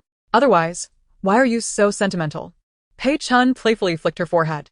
We're just fine. Now let us talk about you. About what? Your surprise, Pei Chun said. Otherwise, why would I travel such a distance to visit your set? I thought you missed me. I do miss you, but I'm even more eager to know about the surprise. Pei Chun extended her hand, seemingly assured that Pei Yanqing would present her with something. Pei Yanqing instructed her to close her eyes, retrieved a bag from the side, placed it on her lap, and pulled out a booklet, placing it in Pei Chun's palm. All right. It felt light, like the weight of a few sheets of paper. Yet the surface had a certain thickness. Pei Chun opened her eyes to find the golden words marriage certificate embossed on the red cover, alongside the national emblem. Ching ching. You've finally awakened, Pei Chun sighed. Could you at least pretend to be surprised? Your reaction makes it seem like I've been hiding this for too long. I only confirmed it upon seeing the marriage certificate. Prior to that, it was merely speculation, Pei Chun replied. Can't you see my surprise? Has my acting declined? How come more and more people are seeking me for roles? Pei Yanqing huffed. Pei Chun opened the marriage certificate and whistled. What a beautiful girl. In her 20s, she starred in Hong Kong films, speaking with the same tone as the street thugs. Pei Yanqing remarked that Pei Chun experienced a glorious period in Hong Kong, reaching the zenith of her career, marrying, and then divorcing. She was particularly fond of dim sum, often flying over specifically to indulge in it. Even after all these years of not living there, she occasionally still uttered a few Cantonese phrases. Upon reaching adulthood, Pei Yanqing visited her father in Hong Kong annually. Yet without a Cantonese-speaking environment, she could understand much, but spoke only the basics. Pei Yanqing asserted, She is my wife, you should take note. Pei Chun, surprised, replied, I thought you had come to your senses and married a mere tool. Is that not the case? Pei Yanqing's expression darkened slightly. My mother has returned to the country. She won't be here for long. Would you like to meet her with me? Bai Xi had a pile of scripts before her, all carefully selected by Pei Yanqing. Aside from Yin Jinghong's, crafted by renowned directors and production teams. For the past few days, aside from her engagements, she had been sequestered in her study, poring over scripts. Her phone screen lit up. Having just finished reading, Pei Yanqing's next message promptly appeared. You can refuse. It's perfectly fine. Bai Xi responded instantly, yes. System message. My wife retracted a message. Bai Xi asked, all right, what time? Pei Yanqing, never parting with his phone, naturally saw her retraction of the yes. Bai Xi. Unusually resolute, pondered why that was. She stilled her thoughts and typed, perhaps tomorrow. She might leave for abroad at any moment. Bai Xi deep lit up vì mày xì. That day, upon returning home, the two of them, after a brief separation, naturally became affectionate, culminating with Pei Yanqing taking a shower. The business Maybach glided into the garden villa and came to a gentle halt. Pei Yanqing moved to the car door, took Bai Xi's hand. feeling the sweat in her palm, and tenderly dried it with a handkerchief. Whether it was innocent or suggestive, he reassured her, "My mother is very easygoing. There's no need to be anxious." Pei Yanqing did not directly unlock the door, but pressed the doorbell. Pei Chun opened the grand entrance. "Qing is here." She turned her gaze to Bai Xi, her cheeks adorned with a gentle smile, and greeted her politely, "Miss Song." Bai Xi's complexion turned pale. In Chapter 36, Bai Xi's expression changed abruptly. Standing beside her, Pei Yanqing's face also shifted, and he quickly exchanged glances with his mother. Pei Chun, having some tacit understanding with her, noted Bai Xi's strong reaction was undoubtedly linked to that singular comment she had made. "Miss Bai, welcome. Please come in." Pei Chun revised her address.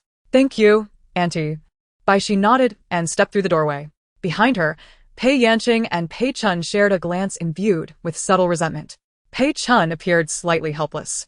Bai Xi, Originally named Song Meiwan, had changed her name upon entering the industry, yet the lingering winds could not disperse the essence of her original self.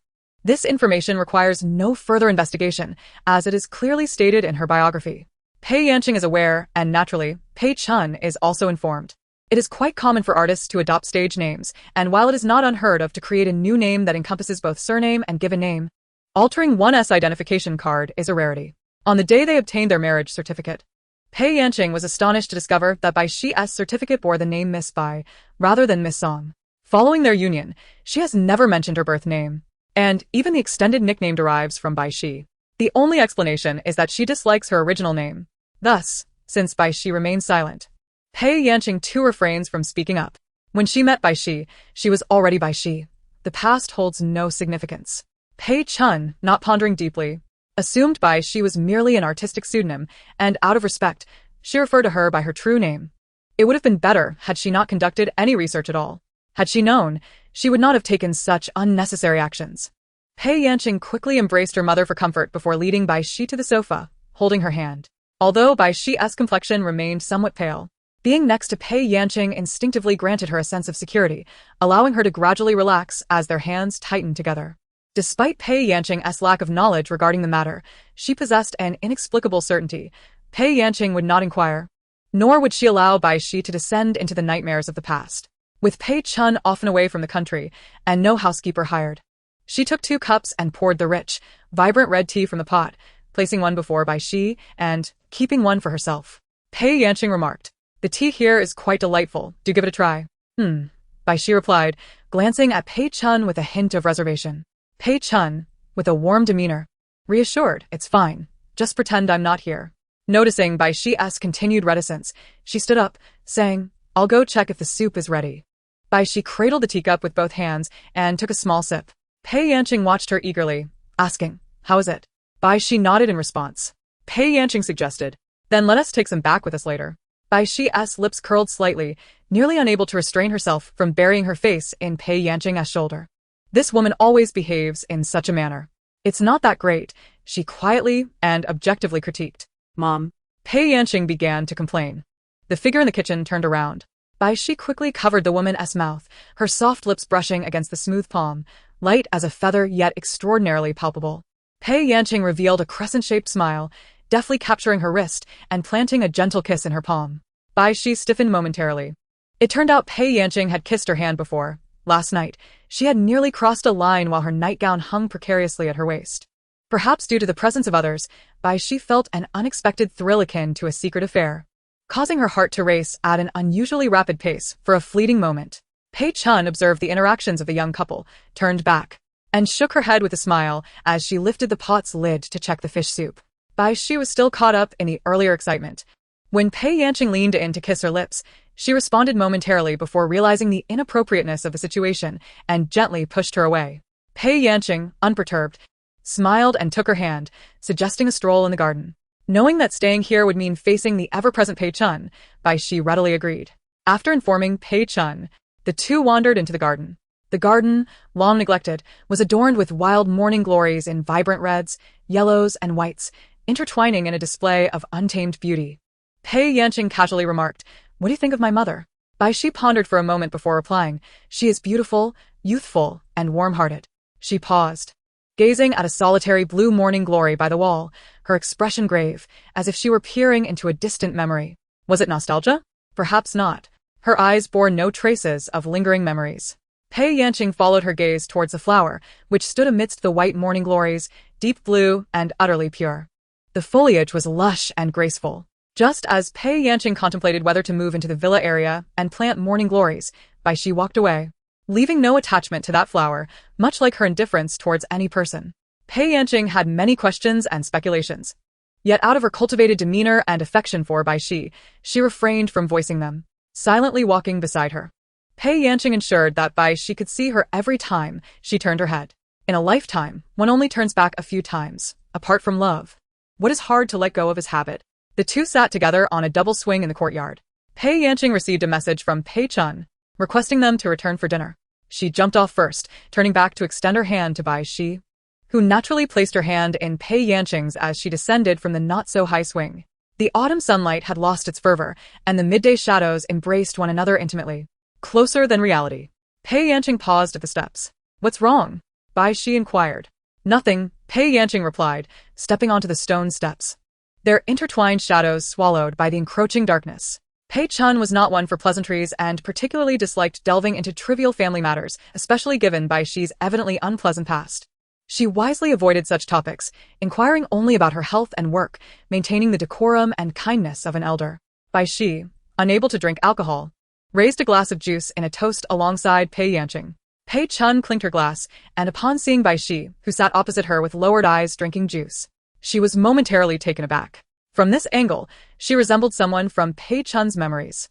Bai Xi's eyelashes fluttered, her amber eyes reflecting Pei Chun's momentary daze. As her fingers tightened around the glass, Pei Chun picked up her chopsticks, suppressing the fleeting sense of familiarity that had brushed her mind.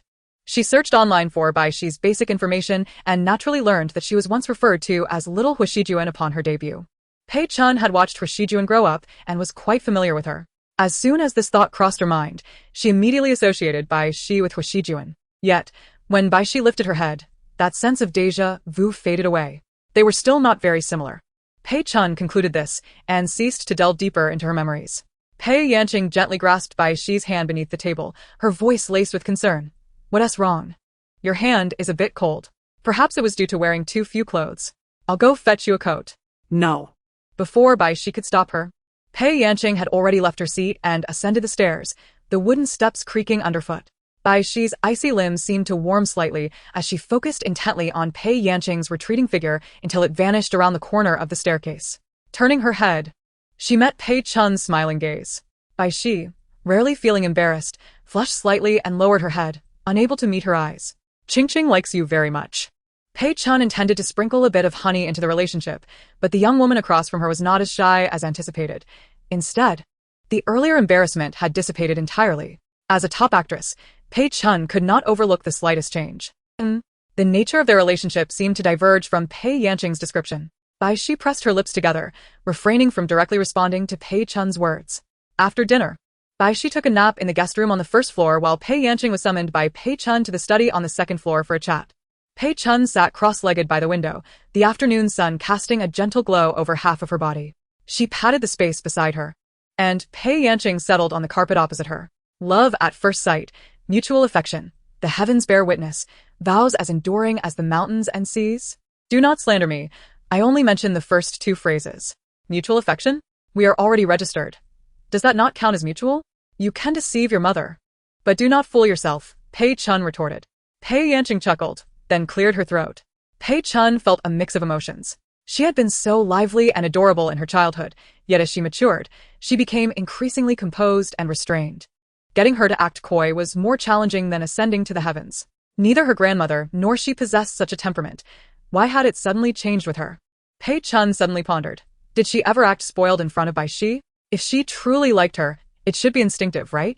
Pei Chun found herself too lazy to voice her thoughts. Was it really a matter of joy that the daughter she had raised was so devoted to someone else? Have you spoken to her about the Bai family? No, Pei Yanqing replied seriously. Is grandfather unwell? There hasn't been any new news, but it's likely within this time frame. Your father wants you to be mentally prepared. Pei Chun remarked, remember to bring Bai Xi back this time. Have you mentioned your marriage to them? Pei Yanqing's face showed reluctance as she replied, not yet. Are you going to refuse the family fortune that is rightfully yours? You do not want Bai Xi either? Pei Chun stated emphatically, your marriage certificate is worth billions. I understand, and I will inform them later. Pei Yanqing remained silent for a considerable time before speaking. Pei Chun let out a sigh. 30 years ago, Pei Chun reached the pinnacle of her career domestically, only to encounter a sense of emptiness and confusion. Many actresses in her position would typically opt to return to family life, marrying and having children. For Pei Chun, marriage was not a necessity. However, she desired a daughter. Considering the genetics for her child, she chose a young and handsome gentleman from the Bai family, who was several years her junior. In the 1990s, it became a trend for actresses to marry into wealthy families, and Pei Chun acknowledged that her vanity played a role in her decision. Throughout her life, she had been competitive and believed that if she were to marry, it must be to the most elite, and she had the means to be selective. Yet, upon truly entering into a wealthy family, she realized she could not endure the restrictions imposed by such a lifestyle. Even more egregious was the Bai family's interference in her acting career. Shortly after giving birth to her daughter, she divorced her husband and left the Bai family. Her ex-husband had been deeply enamored with her, having pursued her for several years, flying back and forth between Hong Kong and the mainland without fail.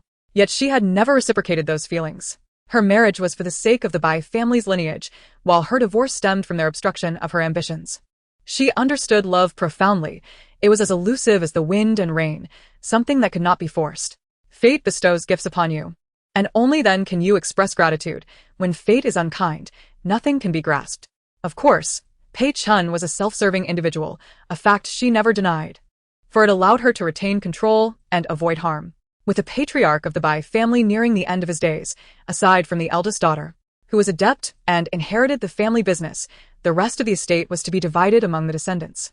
The Bai family had few heirs, and the old man, being an antiquated relic, would divide the estate by headcount, 1 share for singles, 2 for those married, and an additional share for those who had procreated. Given Pei Chun's disposition, she would have long ago secured a powerless and unconnected partner for a sham marriage, obtaining the inheritance, and once the old man passed, she would unceremoniously discard this partner, claiming the wealth for herself. She was well practiced in such matters. This was precisely the advice she offered to Pei Yanqing. A marriage certificate in exchange for billions. What business in the world is guaranteed such profit without loss? The Bai family members, driven by greed, were eager to produce heirs before the old man departed, yet Pei Yanqing remained resolute in her refusal. Thus, Pei Chun believed her daughter had finally come to her senses regarding marriage, only to discover that Pei Yanqing had genuinely fallen in love at first sight. If being earnest were not enough, it was further complicated by unrequited feelings. The personalities of Pei Chun and Pei Yanqing were starkly contrasting, aside from their shared appearance. Pei Chun was meticulous and self-serving, while Pei Yanqing was known for her kindness throughout the industry. Pei Chun pondered whether Pei Yanqing had received too much during her upbringing, lacking neither wealth nor affection, causing her to direct her love towards others. At this juncture, the family inheritance seemed trivial. Her primary concern was that Pei Yanqing might suffer at the hands of Bai Xi. After all, Bai Xi did not strike her as someone capable of genuine love, surpassing even her own past in lacking such qualities. A fire still flickered in Pei Chun's eyes, fueled by desires yet unfulfilled. Within her gaze lay a desolate landscape. Those devoid of desires are the most formidable. Pei Yanqing supported herself on the carpet with her hands behind her, her gaze still somewhat bewildered as she spoke. Mother, I do not wish for our marriage to be intertwined with interests. Pei Chun, with piercing clarity, responded, Can you truly convince yourself that your union is founded on love? Pei Yanqing hesitated. Yes, initially, their motives were purely for gain. Bai Xi coveted her familial background, or perhaps other reasons unknown to her. She desired the individual in hopes of eventually winning her heart. Having lingered too long in the warmth of affection, she deceived herself into believing they were together of their own volition, forgetting that it was originally a compulsion, and neglecting the possibility that Bai Xi might one day leave her. Thus, Pei Chun settled beside her, enveloping her shoulders with tenderness. Inform the Bai family of your marriage, so that your grandfather may grant you an additional share of the family fortune. In the future, should love wane, at least you will have secured financial stability. In Chapter 37, Pei Chun, drawing upon her wisdom and experience, along with a mother's love for her daughter, articulated the aforementioned sentiments. Pei Yanqing then inquired, And what of you? Pei Chun replied, What about me? Pei Yanqing continued, You and Aunt Xiao. Pei Chun spent an astronomical sum on her appearance each year, her bone structure defying age, allowing her to appear 2 decades younger than her contemporaries. Every line around her eyes was meticulously maintained, embodying grace and beauty. However, when reminiscing about her longtime lover, her smile deepened, and the fine lines around her eyes multiplied. Happiness is intangible, colorless, yet often easily captured, nourished by abundant love, with gentle warmth radiating from her very being. It was this very smile that instilled in young Pei Yanqing an initial longing for love and family.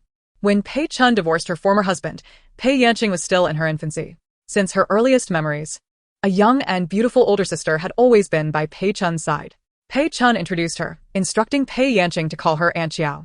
Initially, the young Pei Yanqing resisted, for the sister before her appeared far too youthful, resembling the university students her grandmother had taken in as apprentices, whom she addressed as sister. She feared that should she call her aunt, the sisters would withhold sweets from her. Resolutely, young Pei Yanqing insisted on calling her sister Qiao, which vexed Pei Chun. As Pei Yanqing matured, she recognized the generational difference and eventually acquiesced to calling her aunt. Yet, young Pei Yanqing's instincts were not flawed. Aunt Xiao had indeed been a university student, and her mother had ventured into a relationship with someone significantly younger. Shortly after her divorce, Pei Chun traveled to France for a film shoot. One day, after wrapping up, she spotted a girl sketching by the lakeside, her easel facing Pei Chun. Approaching her, love blossomed. Pei Chun's romance began with a spark of attraction, yet unlike most, their feelings were mutual. Despite a few years of entanglement, they ultimately forged a lasting bond, remaining in love to this day.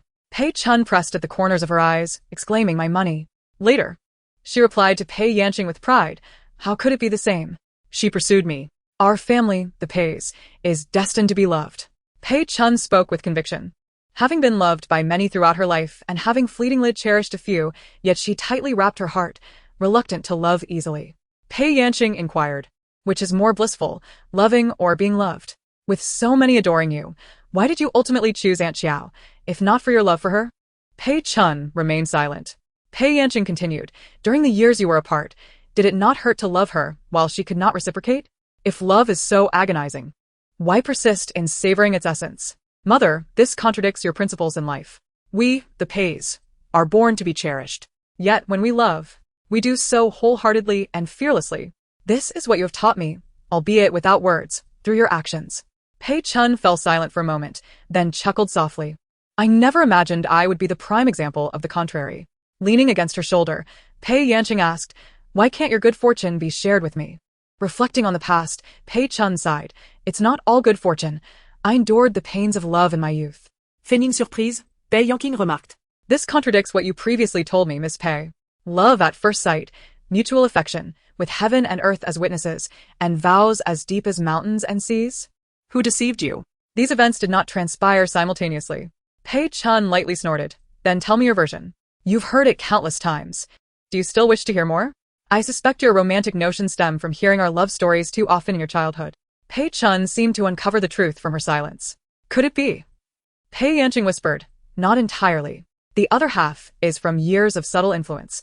She has never witnessed Pei Chun suffering in love, only seeing her savoring its sweetness. In Aunt Xiao's presence, her mother transformed, as she now dialed her partner overseas, who was at an art exhibition and battling time zones, lamenting, "Xiao Muyao, look at the wonderful daughter you have raised, who keeps recounting love stories." Despite being in her 20s, Pei Chun conversed over the phone as if she were still a teenager, the youthful thrill lingering unchanged over the years. Though she was already in her 30s when she met the other, it seemed entirely disconnected from her youthful campus experiences. On the other side of the line, it was midnight for Xiao Muyao, who groggily engaged Pei Chun in conversation, soothing her gently. Throughout her decades-long acting career, Pei Chun had portrayed numerous characters, each witnessed by Pei Yanqing, who had seen her mother in myriad facets, including her innate identity as a mother. However, Pei Yanqing cherished most the side of Pei Chun that radiated love for Aunt Xiao. At an age when she barely understood what love was, she had witnessed the most beautiful affection in the world. Thus, she too longed to encounter her beloved and love her unreservedly, just as her mother had. Before Bai Xi's arrival, Pei Yanqing had been waiting for that genuine spark, determined not to settle for less. Which explained why no romantic rumors had ever emerged about her in the industry. She is luckier than her mother, having met her love at the tender age of 26. In Pei Chun's era, same-sex marriage was not yet legalized, so they went abroad to obtain their certificate. Now that it is permissible, Pei Yanqing promptly proposed to the one she adores, and to her surprise, Bai Xi accepted. Everything seemed to unfold as she had always dreamed, except for the fact that Bai Xi did not love her in return. As Pei Chun's phone calls became less suitable to discuss in front of Pei Yanqing, She arranged to converse with Qiao Miao later. Once again, her gaze shifted to her daughter, and with little authority, she cautioned, "Not everyone is like your Aunt Qiao. Do you believe I am inferior to Aunt Qiao?" Pei Chun raised an eyebrow, her expression radiating a sense of pride. She looked truly beautiful in that moment. Pei Yanqing chuckled, wrapping her arms around her mother's shoulders and resting her chin on Pei Chun's shoulder, saying, "Since you trust her, you should also have faith in me." Pei Chun thought to herself, this is not merely a question of trust. Is love truly a matter of whose heart is more sincere? Perhaps they should all kneel before the Buddha and pray, allocating love based on sincerity. Just as she had been unable to persuade Qiao Miao to give up in the past, she found herself equally powerless to sway her own daughter today. Perhaps she should pray for her daughter's happiness in love and marriage before the Buddha. Pei Chun patted her daughter's hand resting on her shoulder and sighed. "If one day you feel it is not worth it, please withdraw in a timely manner." Pei Yanqing buried her face in her mother's neck, and after a while, she quietly replied, "All right." Pei Chun felt a twinge of anxiety. Pei Yanqing was generally indifferent and rarely fixated on anything, except for love, where she had stumbled. Pei Chun feared that her daughter might persist in her pursuit until she faced heartbreak, or worse, suffer severe consequences. "Tonight, give your Aunt Qiao a call," Pei Chun suggested. Pei Yanqing replied. "Let her impart some tips on pursuing someone," Pei Chun continued. "Okay," Pei Yanqing agreed. "Goodness, don't let her regale you with love stories anymore. Look at you. You're completely consumed by romance. How did I end up with a daughter like you?" Pei Yanqing laughed heartily. And the mother and daughter frolicked in the study for a while. Pei Chun then inquired, "The one you like seems to harbor many secrets. Would you like me to investigate?" Pei Yanqing shook her head. "Moreover, her name is Bai Xi, not the one you fancy." Pei Chun countered. "She is also known as Song Meiwan. Knowing both your enemy and yourself ensures victory in every battle. Do you understand?" "I do, but we are lovers, not foes. I don't need to outmaneuver her," Pei Yanqing replied. "You don't even know her real name or why she changed it. How can you hope to win her heart without the right approach? What is wrong with employing a little cunning in romance?" Pei Yanqing remained silent, her pursed lips clearly conveying her disagreement. Pei Chun relented. "All right then, what about her family situation?" "Not good. She likely has no parents," Pei Yanqing answered. "An orphan?" "Uncertain, but she is quite wealthy. Is she the type who disregards billions?" "Not quite that affluent." Pei Yanqing smiled softly, gradually coming to terms with the notion that this inheritance would be considered marital property. Should she fail to provide Bai Xi with love in the future, at the very least, she could offer her a substantial sum of money. However, this sentiment was one she could not share with her mother, as Pei Chun would undoubtedly chastise her for being infatuated. Ironically, Pei Chun herself was also love-struck, but her affections were directed towards a worthy individual, embodying a love that transcends material wealth. Bai Xi had moved several times during her childhood, ultimately settling in Bai City. Her family had enrolled her in classical dance lessons at a tender age, and occasionally, when they forgot to pick her up, her teacher would allow her to stay overnight. She began attending a boarding school in middle school and continued this way until she was accepted into university, transitioning from one small bed to another. She never quite understood why, despite having a home, she felt as though she were perpetually adrift, like a wandering traveler. Eventually, she realized that it was not her home, nor were those her true family. The experiences of her youth equipped Bai Xi with the ability to adapt swiftly to any unfamiliar environment. Even though her heart remained detached, it did not hinder her from sleeping soundly in the guest room of the Pei household. Pei Yanqing sat on the edge of the bed, gazing at the unguarded visage of the young woman as she slept, her eyes filled with affection as her fingertips gently caressed Bai Xi's cheek. It is said that the most exquisite expression of love for another is found in the word adorable, while its counterpart is heartache. Bai Xi embodied both. Pei Yanqing found it impossible to restrain her affection, resembling a moth drawn to the flame, willing to risk everything. When Bai Xi awoke, Pei Yanqing was beside her, having changed into her sleepwear. It seemed they had shifted positions during the night. Her dark hair appeared slightly disheveled, cascading into the alabaster curve of her neck. Resting her side profile against the pillow, her complexion radiated warmth, one hand resting outside the covers, her breath steady. Her face was oriented towards Bai Xi, her delicately sculpted brows and eyes evoking a sense of ethereal mist, drawing one irresistibly into its embrace. Bai Xi's gaze had unknowingly fixed upon Pei Yanqing's closed lashes. She shut her eyes and pressed a gentle kiss upon the woman's eyelids. The autumn sunlight was gentle, and the breeze wafted through the courtyard, stirring the vibrant morning glories that adorned the walls, lifting a corner of the sheer curtains within. In keeping with Bai Xi's habit, she only pulled back one layer of the white curtain, undisturbed by Pei Yanqing before she fell asleep.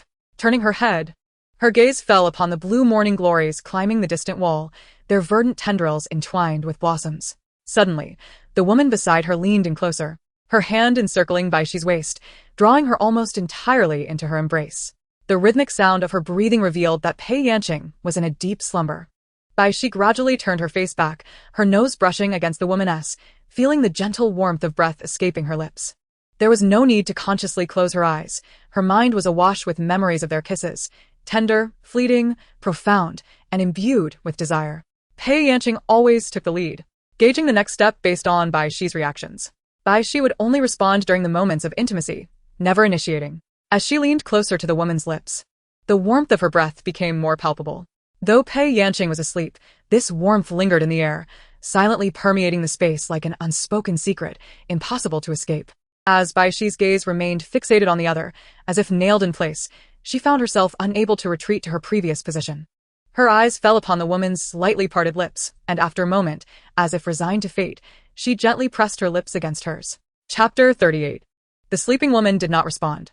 It was precisely this silence that intensified Bai Xi's focus on the tender details of their lips meeting, the vivid sensation. She softly captured Pei Yanqing's lower lip, applying a gentle suction before moving to the upper one. Rather than a mere kiss, it felt more like an intimate embrace of their lips. Bai Xi closed her eyes, remaining still as she kissed her, lost in the moment. She thought, if only Pei Yanqing were a doll, she could keep her by her side. A doll possesses no awareness, no emotions. There would be no need for responses. And no expectations from her either. If only she were a doll.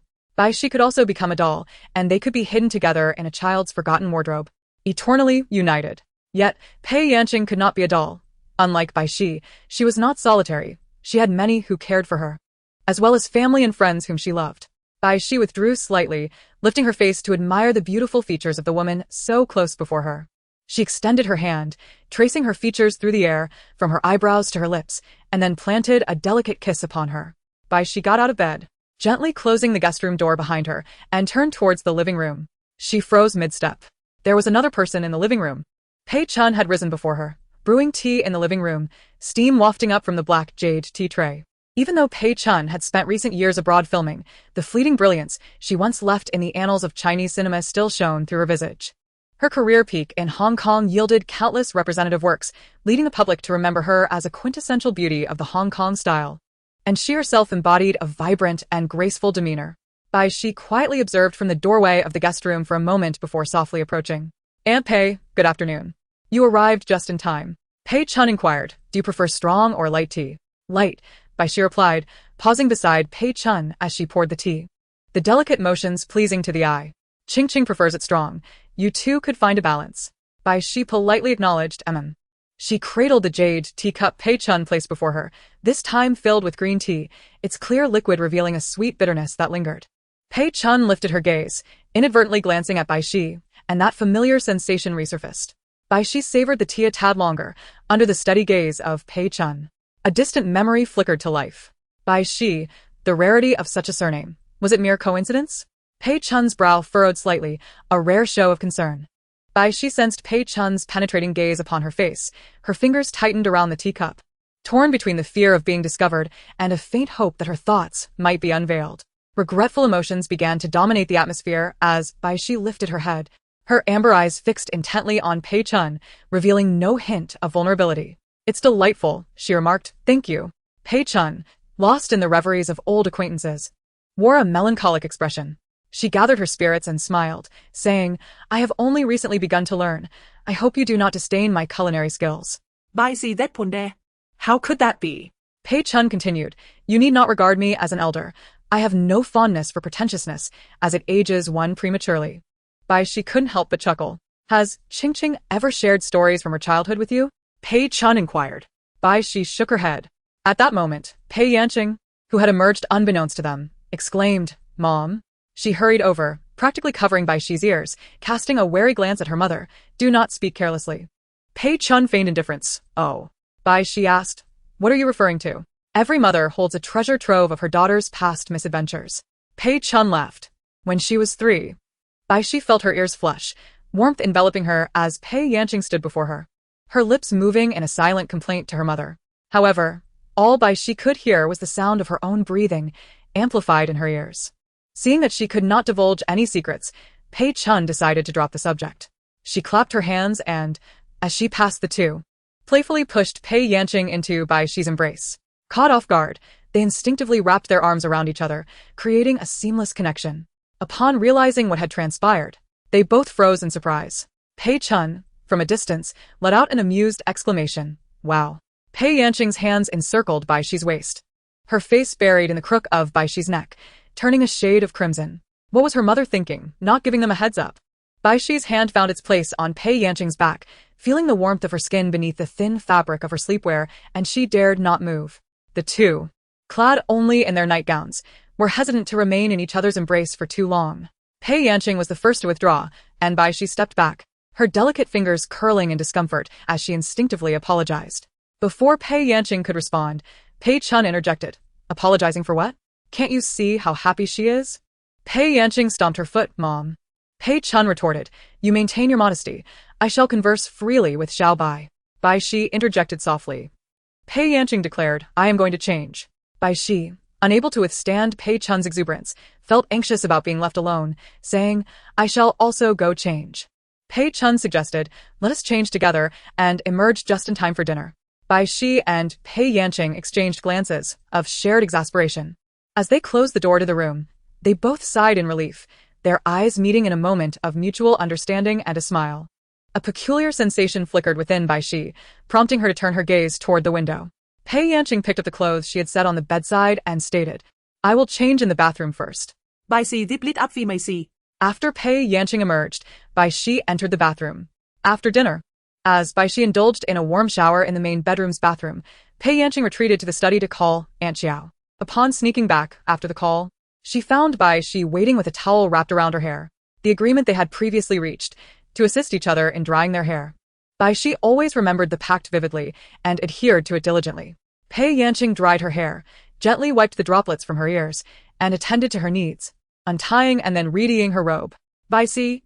As Pei Yanqing entered the bathroom, Bai Xi remained focused on the delicate ties at her waist, her mind wandering aimlessly. When a particular thought occupies your mind, the best remedy is to replace it with another. Bai Xi took out the scripts from the drawer and spread them across the bed, contemplating whether to bring the script that Yin Jinghong had given her from her room as well. Upon emerging, Pei Yanqing was greeted by the sight of the bed covered in scripts. It seemed that Aunt Xiao's teachings on the art of seduction were ineffective with Bai Xi. Pei Yanqing's long hair was also dried by her little wife, and they sat side by side on the bed, beginning to select scripts. The sooner they could get started, the sooner Bai Xi could join the production. Pei Yanqing picked up the script titled Whisper, frowning at the name inscribed on it. Yin Jinghong? Bai Xi recounted the events that had unfolded a month prior in the program. Why didn't you tell me sooner? Pei Yanqing's tone was slightly harsher, but she quickly softened, adding, I didn't mean to blame you. Just inform me in a timely manner next time. Weren't you filming at the time? Is it really a lie to only share part of the story? Bai Xi mused. Do you care about me? She felt the urge to bury her face in the covers. Sometimes, Pei Yanqing's words made her want to hide, just like now. Pei Yanqing chuckled lightly, reaching out to touch Bai Xi's ear, which felt warm. There's progress. Seizing the moment, Pei Yanqing skimmed through a few pages, asking, do you really like the script? I don't particularly love it. I just like it, and I'm curious about the ending, Bai Xi replied earnestly. Yin Jinghong is at it again. Pei Yanqing furrowed her brow, flipping directly to the conclusion, which, as expected, was left unfinished. Director Yin claims this is the most complete version of the script yet. She seems quite proud of it, Pei Yanqing scoffed. If you don't want me to take this role, I won tea. Bai Xi was not overly attached to the script's content. As long as there was a good script to film, she was indifferent to the genre. Have you finished reading the others? Is there anything that piques your interest? Pei Yanqing refrained from outright dismissing Yin Jinghong, as she did not wish to pressure Bai Xi if she indeed favored that script. Bai Xi selected two scripts, one a crime thriller and the other a historical war tale. Her choices revealed her preferences, or perhaps what she believed she could handle at this stage. Steering clear of romance, she leaned toward narrative-driven films, reminiscent of her debut television series Snowy Southern Mountains. In today's film industry, opportunities for actresses are rather scarce, and completely eliminating romantic elements is exceedingly rare. While there are numerous male-centric roles, female characters often play supporting roles. Some actresses can carry significant productions, but Bai Xi, being quite young, would lack the persuasive power for such roles. Pei Yanqing pondered for a moment, dismissing the war film, leaving only the crime mystery in limbo. There was no romance, but there was a semblance of courtship. She extracted a script from the pile she had cast aside, cleared her throat, and presented it to her. What do you think of this one? A well-crafted romantic comedy can certainly find its market. Bai Xi replied. Are you certain that the director can coach me effectively? Previously, Director Lu Mu had me shoot a scene of meeting my beloved, and I struggled through dozens of takes before it was ultimately discarded. Pei Yanqing said with anticipation, what if I joined the cast? I could play your girlfriend. Her intentions were almost too overt, as if she were inscribing publicly funded romance upon her very visage. Bai Xi maintained a skeptical stance. Even if you play my girlfriend, I would at most tolerate your touch. What value does that hold? After speaking, she turned to Pei Yanqing, her gaze filled with a lingering melancholy, tilting her head in confusion. What's wrong? Nothing, Pei Yanqing replied. The phrase what value does that hold resonated deafeningly in her mind, causing her burgeoning feelings to waver. Perhaps she should first strive to cultivate a romance outside of their roles? Bai Xi continued her rational analysis. Don't squander the crew's efforts and tarnish your reputation. Pei Yanqing approached film projects with utmost caution. Even the worst outcome would at least be a nomination, and she could never forgive herself for ruining that. All right. Let us discuss this tomorrow. Pei Yanqing gathered all the scripts and placed them in the drawer, then firmly pushed Bai Xi onto the bed, looking down at her.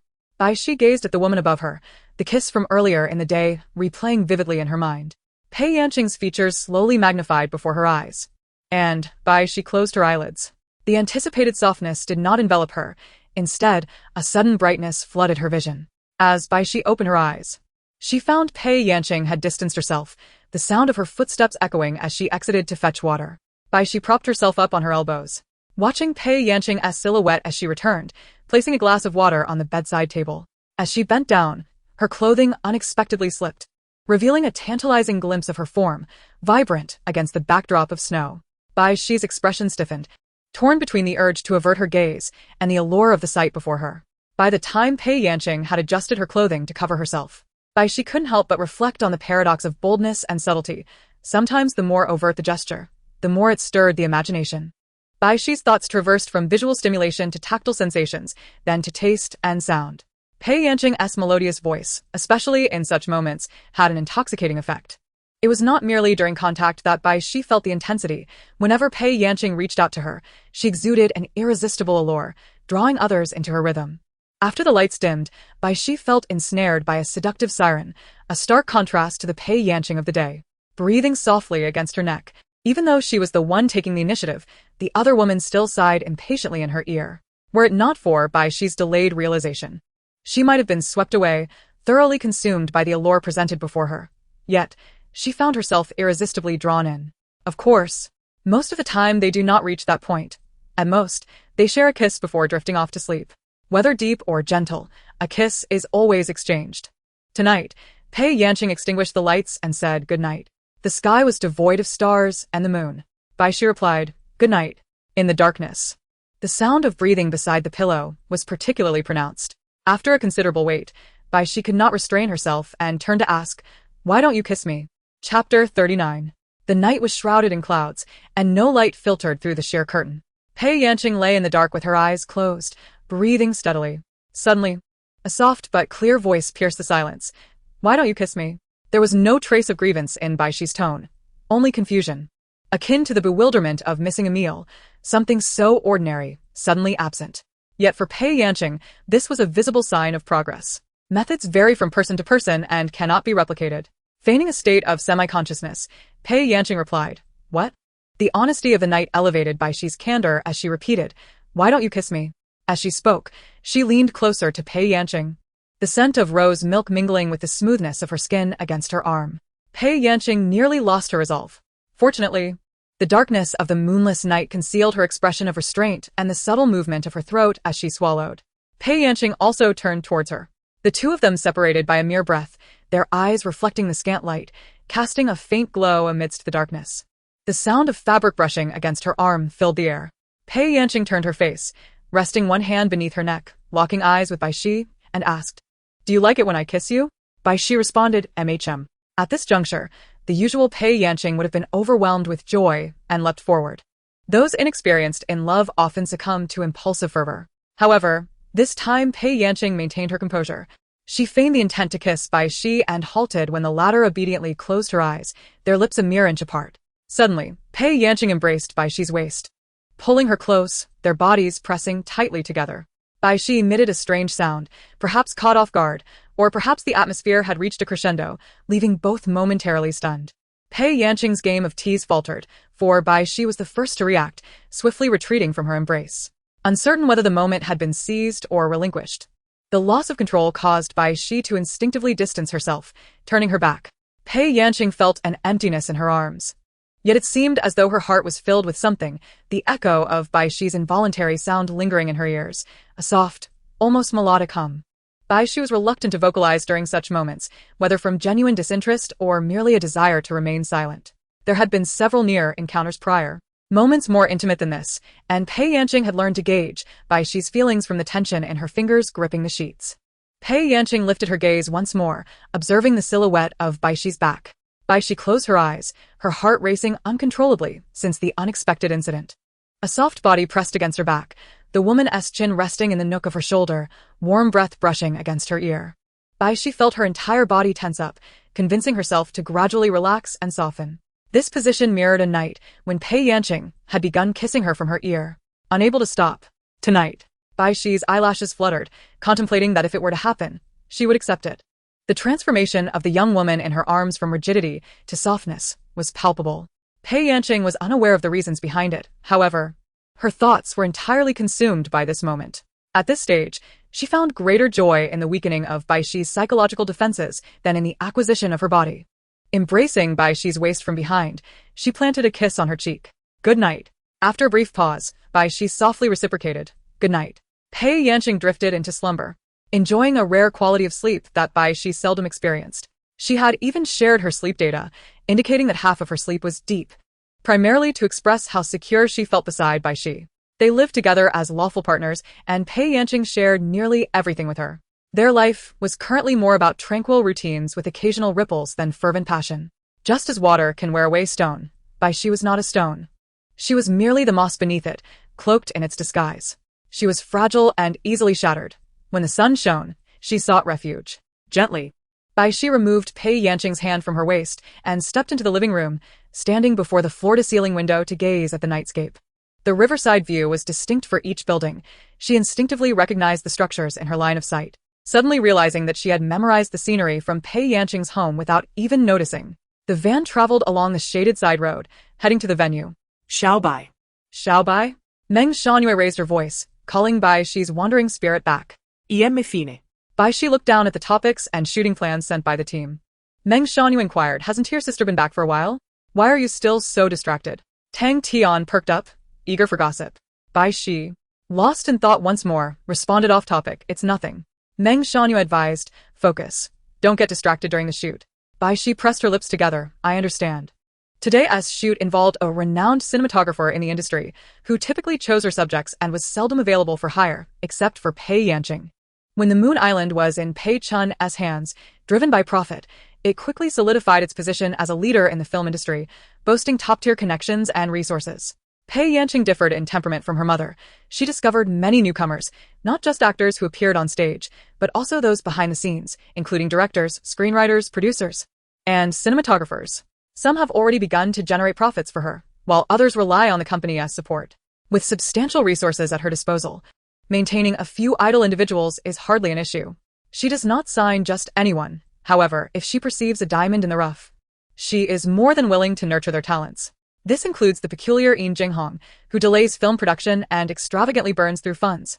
Yet even a few verbal reprimands from Pei Yanqing suffice to prompt the company to allocate supplementary funds. Even if they are not signed under her company, anyone she admires will undoubtedly receive her assistance. Pei Chun captivates hearts through her shrewdness, while Pei Yanqing relies on her personal charisma. She has virtually no enemies in the industry. Some fear her background, while others find it difficult to harbor resentment towards a person of her character.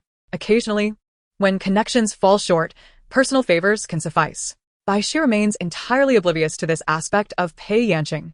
Meng Shangyue and Zhui Yuan have never disclosed to her that everything is orchestrated by Pei Yanqing. She interacts daily with Pei Yanqing, witnessing only her sisterly demeanor, one that comforts, cares for, and attends to her every need.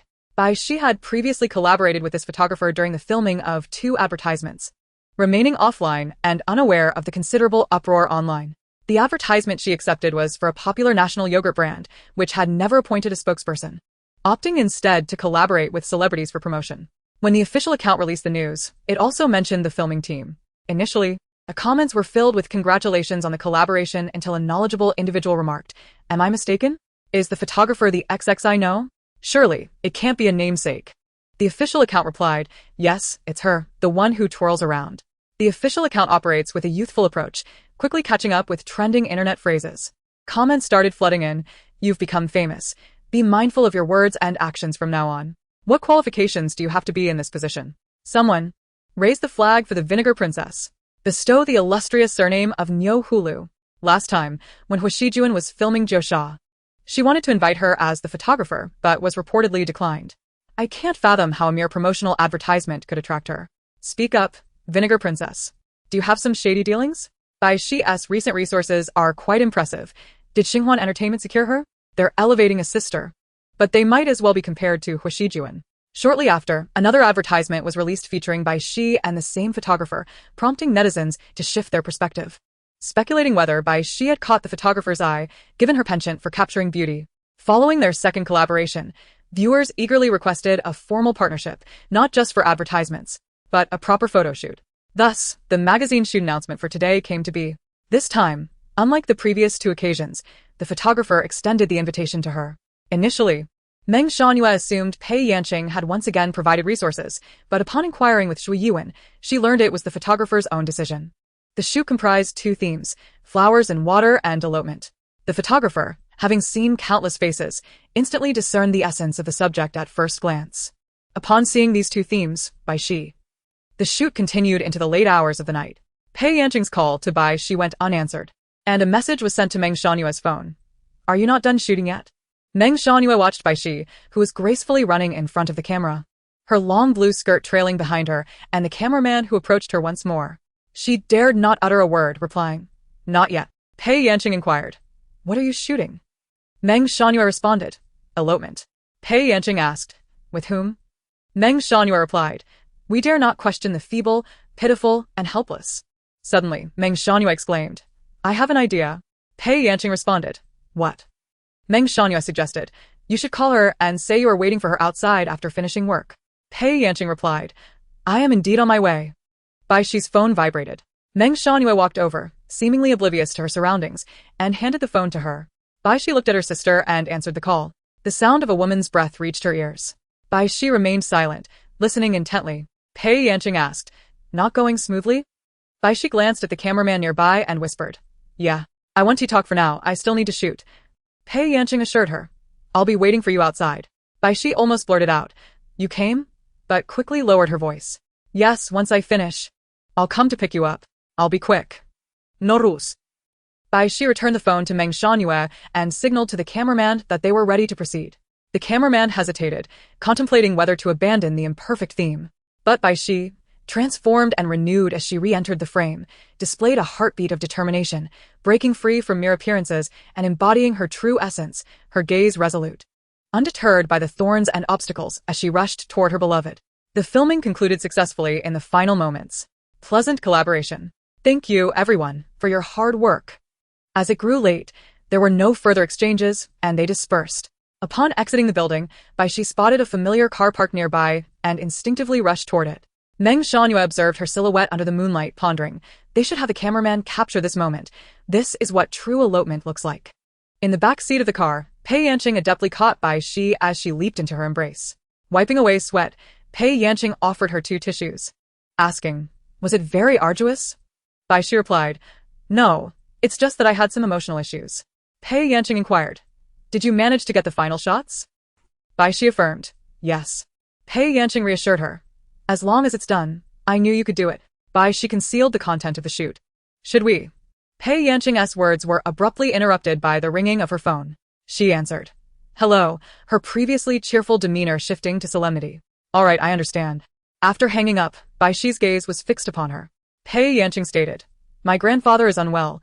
I must return to see him one last time. Would you accompany me?" Bai Xi clenched her fingers behind her back and asked, "Back to Hong Kong?" Pei Yanqing murmured in acknowledgement, "If you do not wish to attend, you may remain in the mainland. However, We may need to be present together for the funeral. A question flickered in Bai Xi's mind. Were they not in a concealed marriage? Why must they attend the funeral together? Did everyone in the Bai family know of this matter? Why would Pei Yanqing disclose it to them? Yet at this moment, more pressing thoughts occupied her mind. What was the nature of Pei Yanqing's relationship with her grandfather? The passing of a loved one must be a painful ordeal. Would she be sorrowful?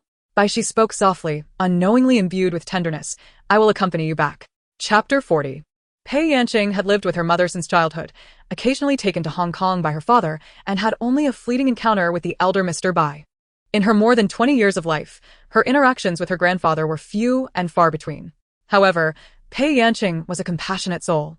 The passing of a stranger would evoke sorrow, let alone that of a blood relative. In their rare meetings, the elder Mr. Bai had treated her kindly, with warmth and affection, showing no signs of estrangement despite her not having been raised under his care.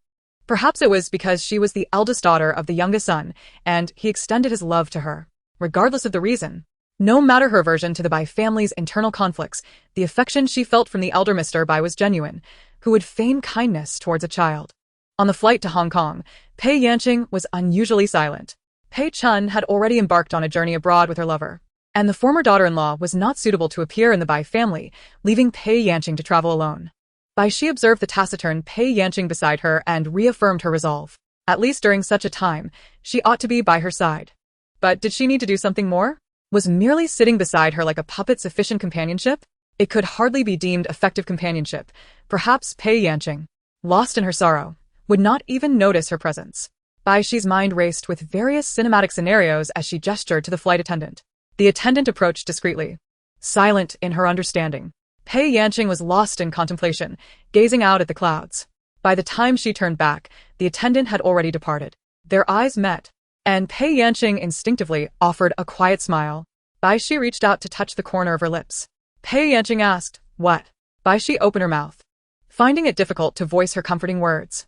The spacious business class seat further separated them, making it inconvenient for her to let Pei Yanqing lean on her shoulder. Thus, she gently brushed her lips against Pei Yanqing's, leaning in to kiss her. It was a fleeting touch, yet the warmth lingered vividly. Pei Yanqing was momentarily stunned.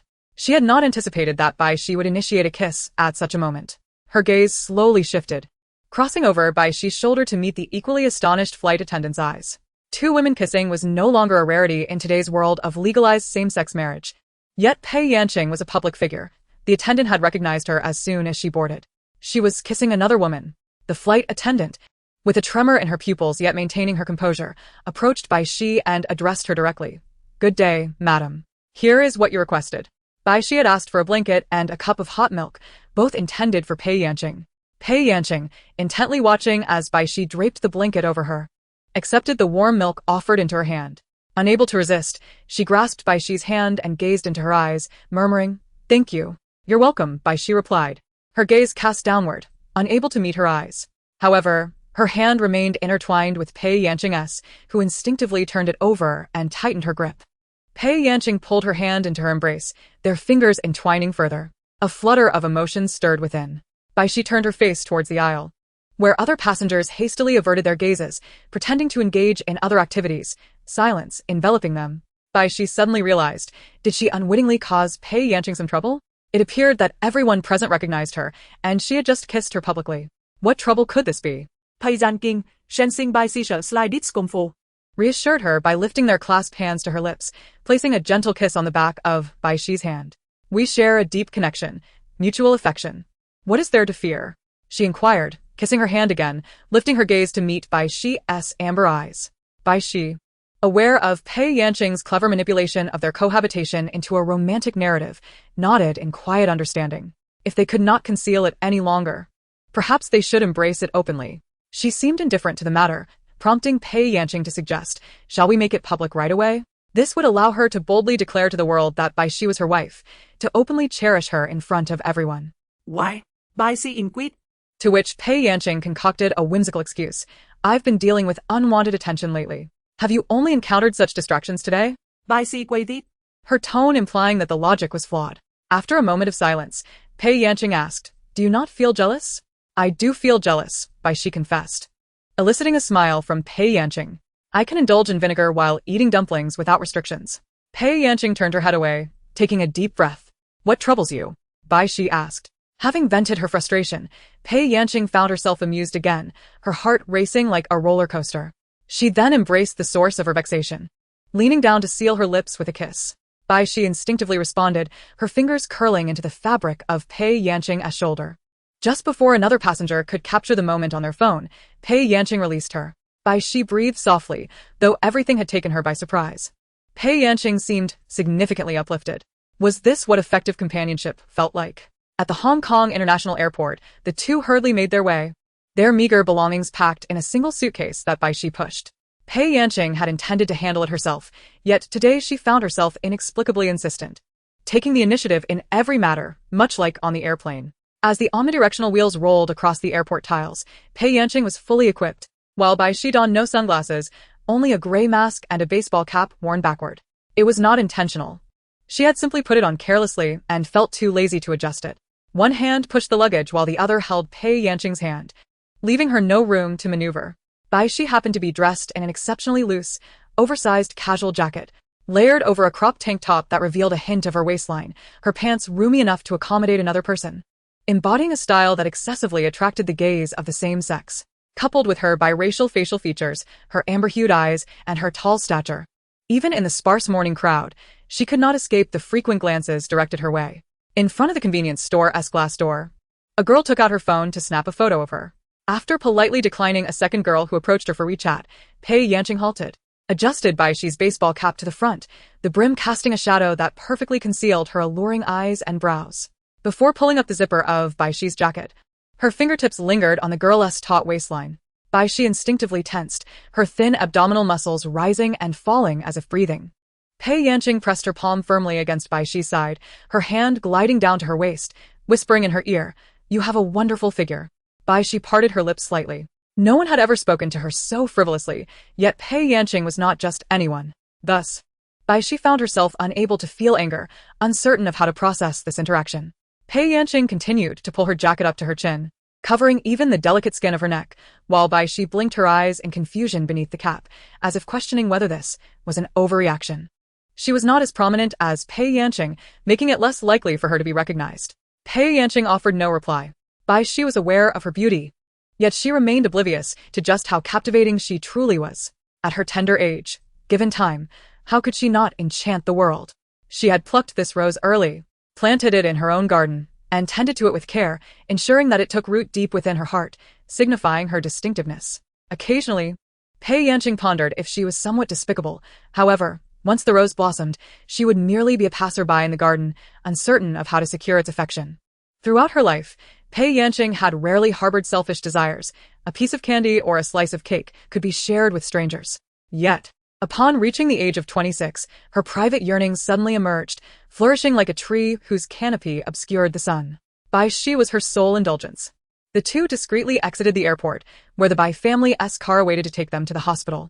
Pei Yanqing had consulted Bai Xi's opinion, believing it better for her to go to the hotel first, yet Bai Xi chose to accompany her instead. In the top-floor ward of the private hospital, Pei Yanqing led Bai Xi out of the elevator, calling out "Aunt" as they approached. Bai Xi observed the elegantly dressed woman before her, who stood half a body length behind Pei Yanqing, and politely echoed, "Aunt." The woman raised her right hand, adorned with a ring the size of a pigeon's egg, and leisurely brushed her short hair back, assessing Bai Xi with a gaze that seemed inquisitive. "I will first go see Grandpa in the ward." Pei Yanqing showed no intention of exchanging pleasantries with her, and led Bai Xi away. Her grandfather had 5 children, and the one just mentioned was the 4th. Pei Yanqing succinctly explained to Bai Xi that their grandfather, on his deathbed, was accompanied by his wife, who was not yet 50, while his eldest daughter, who had recently celebrated her 60th birthday, was now the matriarch of the Bai family. The second and third children had either passed away prematurely or met with untimely fates in recent years, and the 4th aunt remained outside. Pei Yanqing addressed the only middle-aged man in the room, "Father." "Qingqing has arrived," Bai Xiaoqi remarked, his gaze shifting to the hands she held with Bai Xi before resting upon her face, his expression softening. "You are Qingqing's wife?" Bai Xi tiếp. "Hello, unso Bai." Bai Xiaoqi responded, "Hello, and to you as well. I did not expect our first meeting to occur here. I apologize." The power of genetics is formidable. Pei Yanqing's appearance and demeanor indeed reflected traits inherited from her parents. Bai Xi felt ill at ease in such an atmosphere, prompting Pei Yanqing to interject, "Father, let us not dwell on this. It is more important to focus on grandfather. Bai Xi noticed a little girl in the room, her gaze fixed intently upon Pei Yanqing. As Pei Yanqing approached the bedside, Bai Xi lingered nearby. The girl then turned her attention to her. Who are you? Bai Xi inquired. The little girl walked over and brightly called out, "Sister-in-law." Bai Xi responded, "You are." "I am Bai Yujing, and Qingqing is my sister." The young girl enunciated clearly. She grasped Bai Xi's hand and looked up, saying, "Sister-in-law, you are so beautiful. I like you." "Pei Yanqing's sister?" Bai Xi's expression darkened, and she instinctively withdrew her hand from Bai Yujing's grasp. "Do not touch me," she hissed, her complexion paling instantly. The little girl's eyes welled with tears as she sought comfort from her sister. Amidst the crowd, Bai Xi observed Pei Yanqing gently patting the girl's head, following her gaze with a furrowed brow. A pang of pain struck Bai Xi, and she felt a blur before her. She could not discern whether Pei Yanqing's eyes reflected reproach or empathy. In a flurry, she turned and dashed out of the room. This was how they were. This was how she was. To them, she would always be secondary, unworthy of mention. Bai Xi's figure vanished at the doorway of the ward. Pei Yanqing decisively took Bai Yujing's hand and placed it into the elder's grasp. "You stay here and talk to grandfather. I will return shortly, be good." "Sister?" Bai Yujing turned her head. Pei Yanqing had already maneuvered through the crowd and rushed out. She. Chapter 41. Bai Xi ran swiftly. But Pei Yanqing found no trace of her in the corridor. Where had she gone? She returned to inquire of the bodyguard at the ward entrance. The bodyguard pointed towards the right, indicating the emergency exit. "Thank you." Pei Yanqing opened the door to the stairwell, surveying the area, but it was empty. She descended the handrail, continuing down 6 flights of stairs, until she finally spotted a solitary figure seated on the steps. She had never seen Bai Xi cry before. Just moments ago, as Bai Xi hurriedly turned away in the hospital room, she seemed to catch a glimpse of glistening tears in her eyes. However, now alone in the stairwell, Bai Xi did not reveal the emotions she had just displayed. Instead, she lifted her head, staring vacantly into the distance. Pei Yanqing sat down beside her, gently cradling her face with one hand and resting her head on her shoulder. Bai Xi rejected the gesture. "I'm sorry," she said. "Why are you sorry?" After taking a couple of breaths, Bai Xi finally articulated, "Your sister. Half-sister.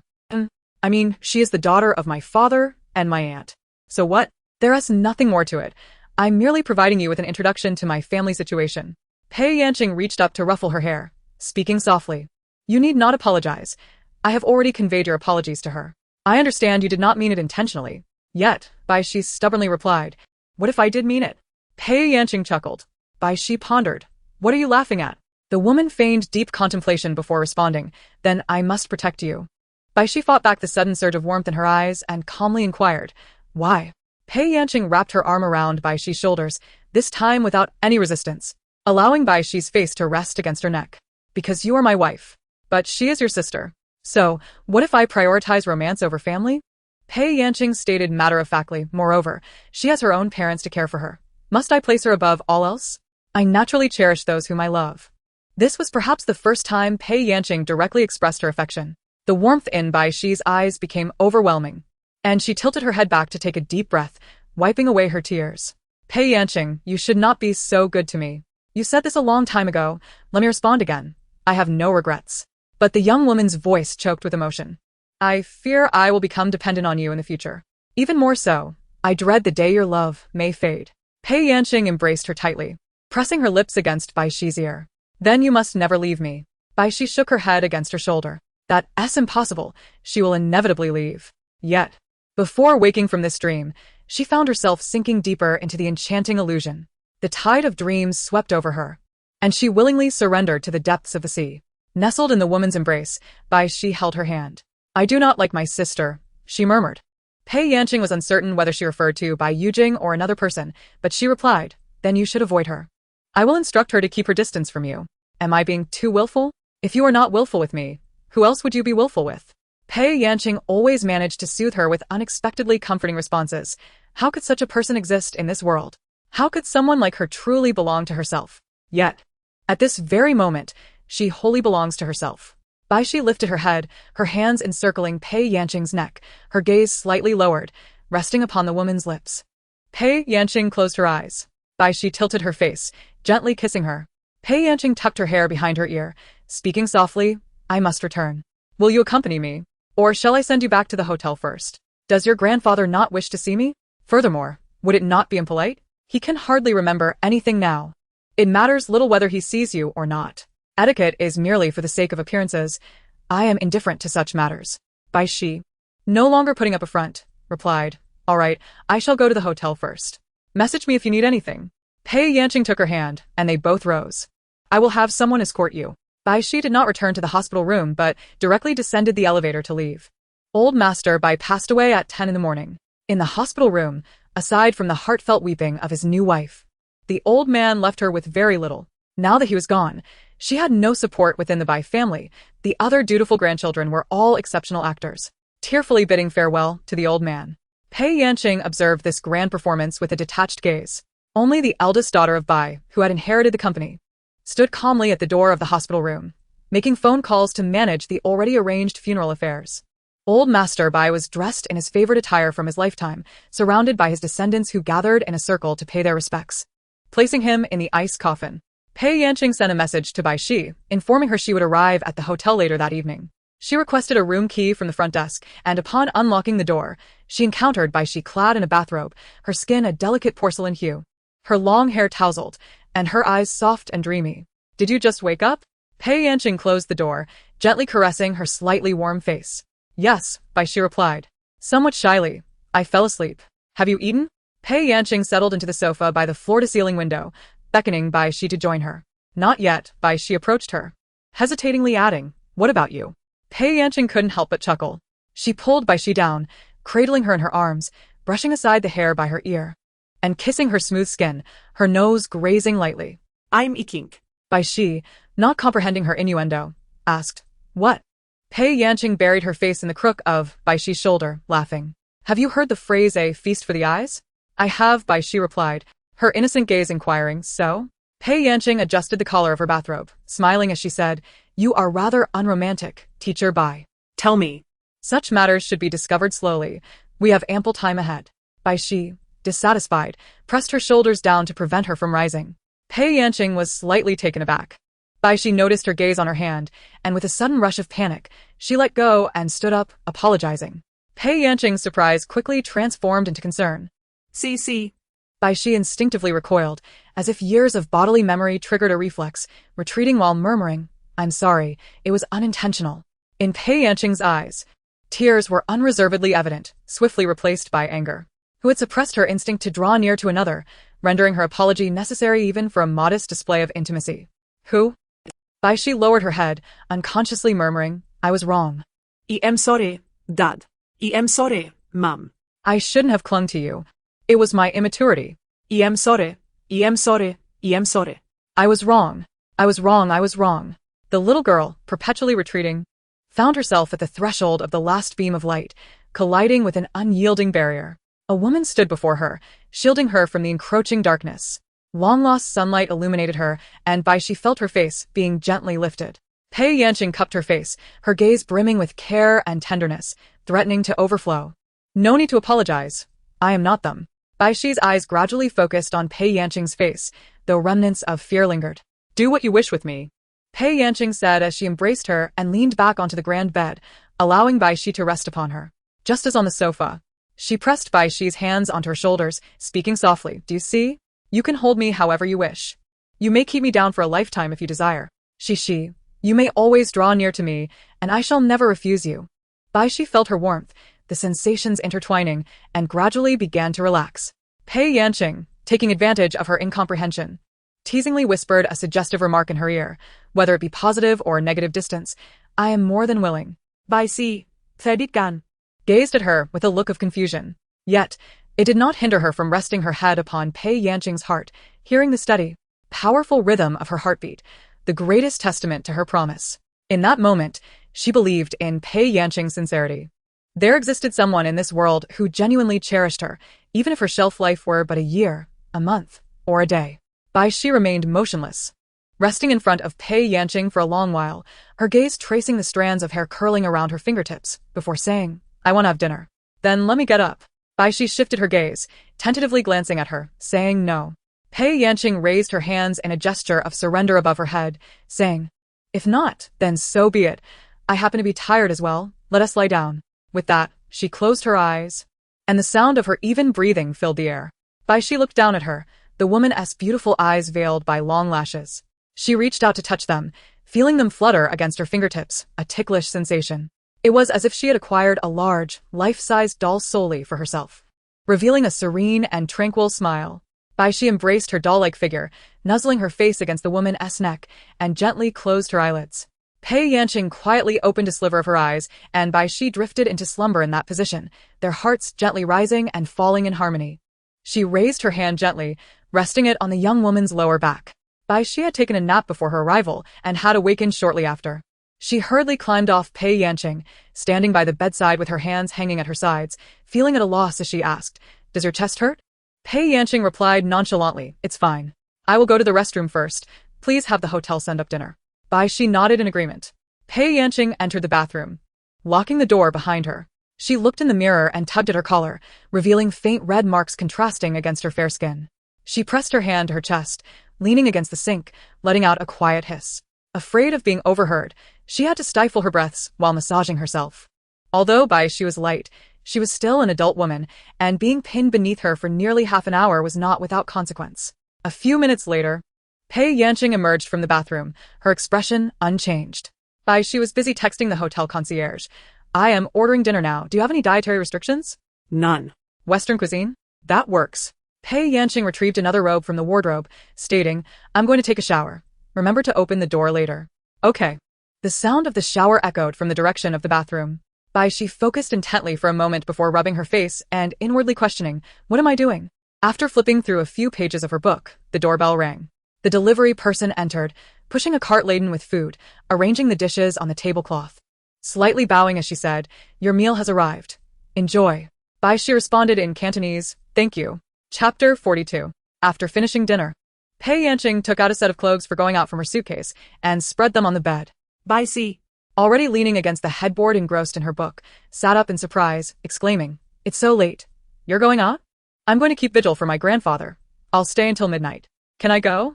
Bai Xi's words almost slipped out before she could stop herself. Pei Yanqing raised an eyebrow and looked at her. Bai Xi bit her lip, her gaze unwavering as she softly asked, "Is that all right?" "Of course." Pei Yanqing smiled. Bai Xi returned a faint smile. Having been in Hong Kong for less than a day, she realized she had smiled at Pei Yanqing more times than she had in the entire month prior. Unable to resist, Pei Yanqing approached her, cradling the back of her neck and kissing her lips. Bai Xi reciprocated, her demeanor markedly more forward than before. Pei Yanqing's body slowly descended, and Bai Xi wrapped her arms around her neck, drawing her closer. Had it not been for the impending vigil at the Bai family home, they might have engaged in far more intimate activities on the bed.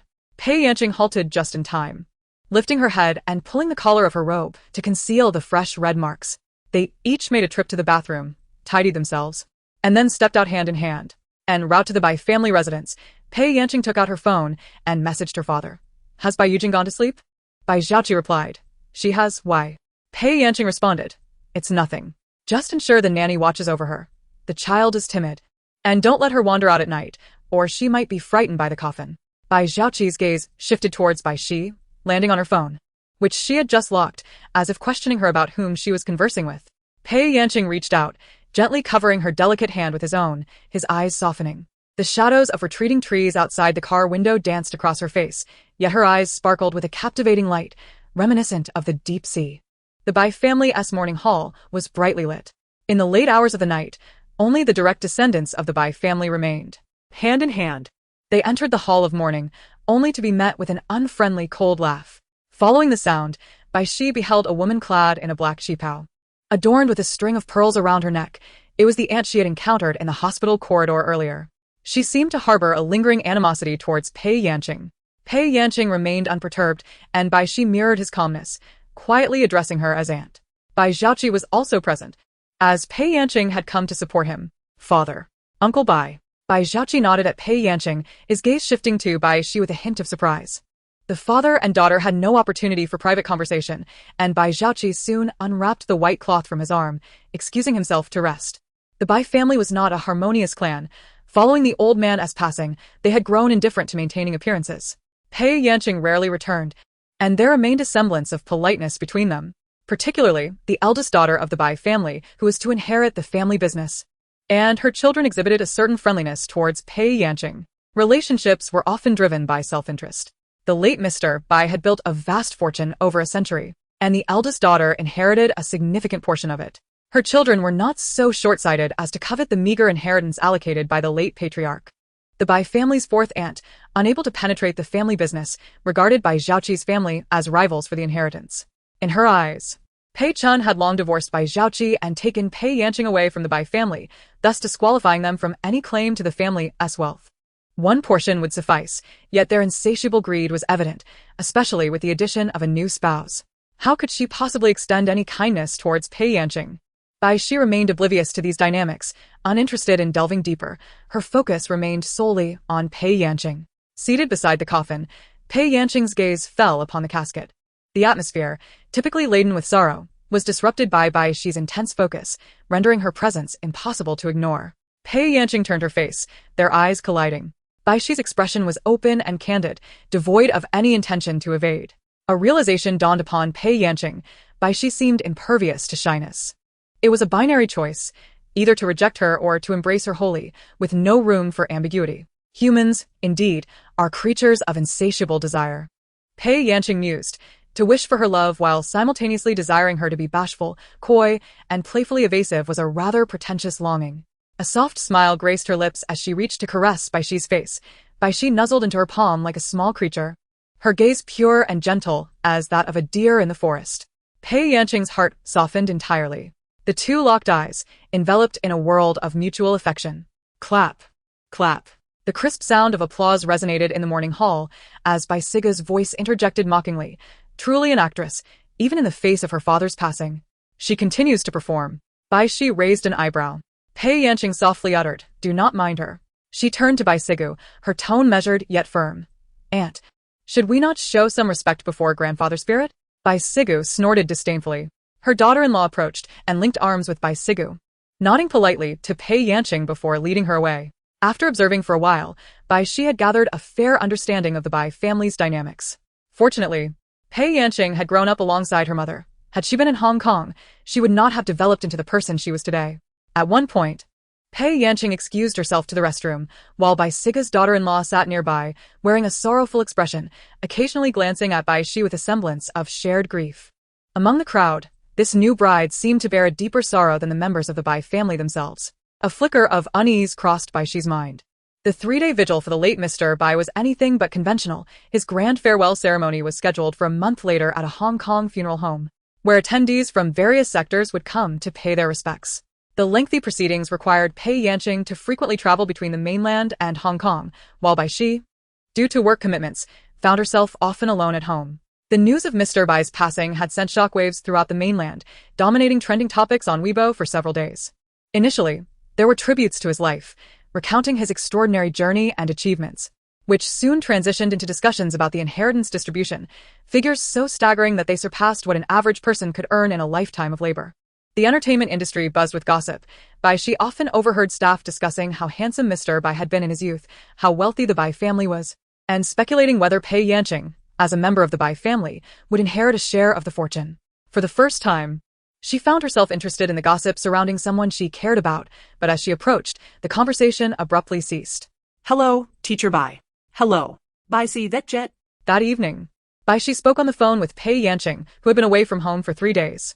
Every night, Bai Xi wore her pajamas, slept on her pillow, and drank from her cup, enveloped by her scent. Gradually, she began to grasp certain feelings. At times, as she lay in bed, she found herself yearning for Pei Yanqing. The last time Pei Yanqing was on set, their separation had lasted even longer, a full month. This longing transcended mere emotional emptiness. It was a deep desire for physical closeness. She longed for her kisses, for her touch, for the gentle imprints of her lips. Before she fully realized her love, she had already sensed the blossoming desire that Pei Yanqing had nurtured within her. Bai Xi closed her eyes, curling her legs and clutching the quilt beneath her knees in a disordered manner. Pei Yanqing's voice came through the receiver, sounding distorted, now near, now distant. See. She? Why do you sound nasal? Are you catching a cold? Pei Yanqing listened intently to the sounds emanating from the other end, her heart filled with concern. No, Bai Xi said, releasing the blanket and sitting up. Do I still have nasal congestion? Not anymore. I saw the weather forecast. It's going to get colder in the next couple of days. Make sure to keep warm. Bai Xi's mind wandered. an unfamiliar emptiness giving rise to a strange sense of anxiety, causing her to draw her knees closer together. Are you feeling sleepy? Bai Xi was jolted back to reality, raising her voice significantly as she replied, no. If she admitted to feeling tired, Pei Yanqing would insist she go to sleep, and after waiting all day for this moment, she was reluctant to let it slip away. Pei Yanqing, perceptive of her reluctance to end the call, let out a soft laugh. Seizing the opportunity, she coaxed, darling, How about a video call? Bai Xi finally refrained from outright refusal, suggesting, can we do it next time? Given her current peculiar state, she felt it was inappropriate to engage in a video call with Pei Yanqing. All right, but next time, you mustn't decline me, Pei Yanqing insisted. Bai Xi désolé diplit. I won tea. Their trip to Hong Kong had significantly transformed their relationship. Even though some time had passed, Pei Yanqing still felt as though she were in a dream. Although Bai Xi had not completely let down her guard or confided her past, her every action conveyed a wholehearted acceptance, even extending gestures of initiative. As long as she was willing to accept herself, the rest was merely a matter of time. Eager to converse further, Bai Xi opened the first drawer of the bedside cabinet and retrieved a script. It was a crime suspense film she had previously chosen, devoid of romance but featuring a marriage, with the female lead having a husband. Initially, Pei Yanqing had hesitated to allow her to take it on. But after discussions with the screenwriter, he indicated that if Pei Yanqing was willing to star, he could alter the male lead to a female and revise male-specific details, rewriting certain plot elements. With same-sex marriage long legalized, there was nothing unusual about a pair of wives appearing on screen. Shall we start filming after your grandfather's funeral? Bai Xi inquired. Pei Yanqing affirmed, yes, I will serve as both producer and financier. No one will dare to mistreat you. Bai Xi mused. Do I really look like someone who could be easily bullied? Pei Yanqing's attentiveness might seem excessive to some, but for Bai Xi, it was just right. She yearned for a love that enveloped her completely. They delved into discussions regarding the script, contemplating various plot and detail modifications, and before they knew it, an hour had slipped by. Bai Xi stifled a yawn. Pei Yanqing, ever considerate, remarked, you should get some rest. We can continue this tomorrow. Bai Xi's eyelids began to flutter, and she replied, all right. Propping herself up with one hand, she attempted to return the script, but in her drowsiness, it slipped from her grasp and fell onto the carpet. As she bent down to retrieve it, she inadvertently opened the bottom drawer, where she discovered a square white box adorned with English text. The packaging had been opened, and a thin item lay scattered outside. She picked up the peculiar box and examined it under the light, while Pei Yanqing kept her phone on speaker as she organized her belongings beside the suitcase. The receiver had remained silent for quite some time, prompting Pei Yanqing to approach and glance at the screen, which indicated that the call was still ongoing. CC. Are you still there? Yes. Bai Xi's voice was laced with confusion. Pei Yanqing. What is it? The woman replied gently. What is in the box in your drawer? I accidentally opened one, and it seems to be something sticky that you wear on your finger. Chapter 43. Bold, yet innocent words reached Pei Yanqing's ears. Standing by the bed, she felt as if an autumn breeze had set the maple forest ablaze. Her face was redder than the autumn leaves outside, her earlobes glistening with a delicate hue. Ah, that. She swallowed nervously. Pei Yanqing had always kept the white box in her drawer, never altering its position. She had considered the possibility of Bai Xi discovering it by accident, yet Bai Xi rarely inquired about her belongings. Even if she did see them, she would feign ignorance, exhibiting no curiosity. In other words, Pei Yanqing had intended for it to remain a secret. However, she had not anticipated that while she was out, Bai Xi would unexpectedly find it at home, open it, and even try it on, leading to this inquiry. She had not even had the opportunity for a practical demonstration, yet she was compelled to explain over the phone. What is it? Bai Xi asked. It was not something difficult to articulate. Pei Yanqing was fundamentally an honest person, capable of confronting her desires. However, it was challenging to speak candidly in front of the one she held dear. Sitting at the edge of the bed, she bit her lip and replied, it's something to please myself. How do you please yourself? I'll teach you when I return, Pei Yanqing said, her tone serious as she playfully enticed her young wife. Oh, okay. Bai Xi's innocence stirred a pang of guilt within Pei Yanqing. Yet, she felt the moment was ripe. Despite Bai Xi's naivety, she was a fully developed woman. They had been married for several months, and Bai Xi's receptiveness was gradually increasing. After their trip to Hong Kong, the transformation was even more pronounced. Each time they engaged in intimate acts that crossed boundaries, Bai Xi's reactions became increasingly sincere, her inner self gradually opening up to Pei Yanqing. On one occasion, Pei Yanqing's knee brushed against Bai Xi, who felt an unusual warmth. She could even sense the rhythmic pulsation deep within her. Bai Xi clung to her neck, her usually aloof amber eyes misted with a delicate sheen, her lips slightly parted, revealing a hint of soft pink. Pei Yanqing swiftly curtailed her wandering thoughts. Her beloved was far away, unable to extinguish the flames of desire. If it ignited, it would be up to her to resolve it. She had forgotten to bring something essential during this outing. Bai Xi remained under the light, examining her newfound discovery. Is there anything else? What? Something to please you. Pei Yanqing's eyes darkened slightly as she replied, no. I only began using it after meeting you and Haven Tea had the chance to buy anything else. It seems I have an idea of what it is. Bai Xi remarked, looking at the product description scanned from her shopping app. If Pei Yanqing were present before her now, she would undoubtedly urge Bai Xi to silence, employing any means necessary. Yet, she found herself unable to do so. She was compelled to listen as Bai Xi recited the product description line by line in her melodious voice, feeling as though she might spontaneously combust. Unbeknownst to her, Bai Xi lifted her lips, savoring the awkwardness of Pei Yanqing's breath, and ultimately enunciated the full name of the product. Pei Yanqing. Bai Xi softly spoke into the microphone, her words akin to a whisper against a woman's ear. Sister, are you blushing? At that moment, Pei Yanqing's face flushed crimson. The low murmur from her sister resonated. Bai Xi had unwittingly mastered the art of seduction. Beep. Pei Yanqing, breathless, ended the call. The busy tone echoed in her ears, leaving Bai Xi startled as she leaned back on her bed, tilting her head back to stifle the laughter bubbling in her throat. Pei Yanqing was rather endearing. The adorable Pei Yanqing was now struggling to resist the weakness in her legs, sending Bai Xi a WeChat message. I'm going to take a shower. You should sleep first. Bai Xi replied. Didn't you just shower? Pei Yanqing dared not respond. The soundproof bathroom perfectly muffled all of the woman's involuntary noises. Bai Xi wiped her fingers dry with a tissue, then washed her hands in the bathroom, the coolness lingering between her fingers. She stared blankly at her slender fingers. Although inexperienced, she possessed a fundamental understanding of physiology. While not directly related to same-sex interactions, there were commonalities. When she had posed that question to Pei Yanqing, a vague suspicion had already taken root in her mind. Yet, her natural lack of shyness had driven the more experienced Pei Yanqing to retreat in disarray. Bai Xi curled her fingers and tucked them under the blanket, scrolling through her phone with one hand. The screen displayed product reviews, most of which were positive, praising the delightful experience shared with a girlfriend. She shut her phone, lying back on the bed and taking a deep breath. Buzz. WeChat vibrated. Pei Yanqing, draped in a bathrobe and still enveloped in steam, approached and opened her phone. Bai Xi, I'm so hot. Pei Yanqing. System message. My wife has retracted a message. Bai Xi. I'm going to sleep now. Pei Yanqing intentionally delayed her response by a few minutes. Good night. Across the miles, their restlessness intertwined. Pei Yanqing understood how to alleviate her feelings, while Bai Xi could only toss and turn, struggling to fall asleep.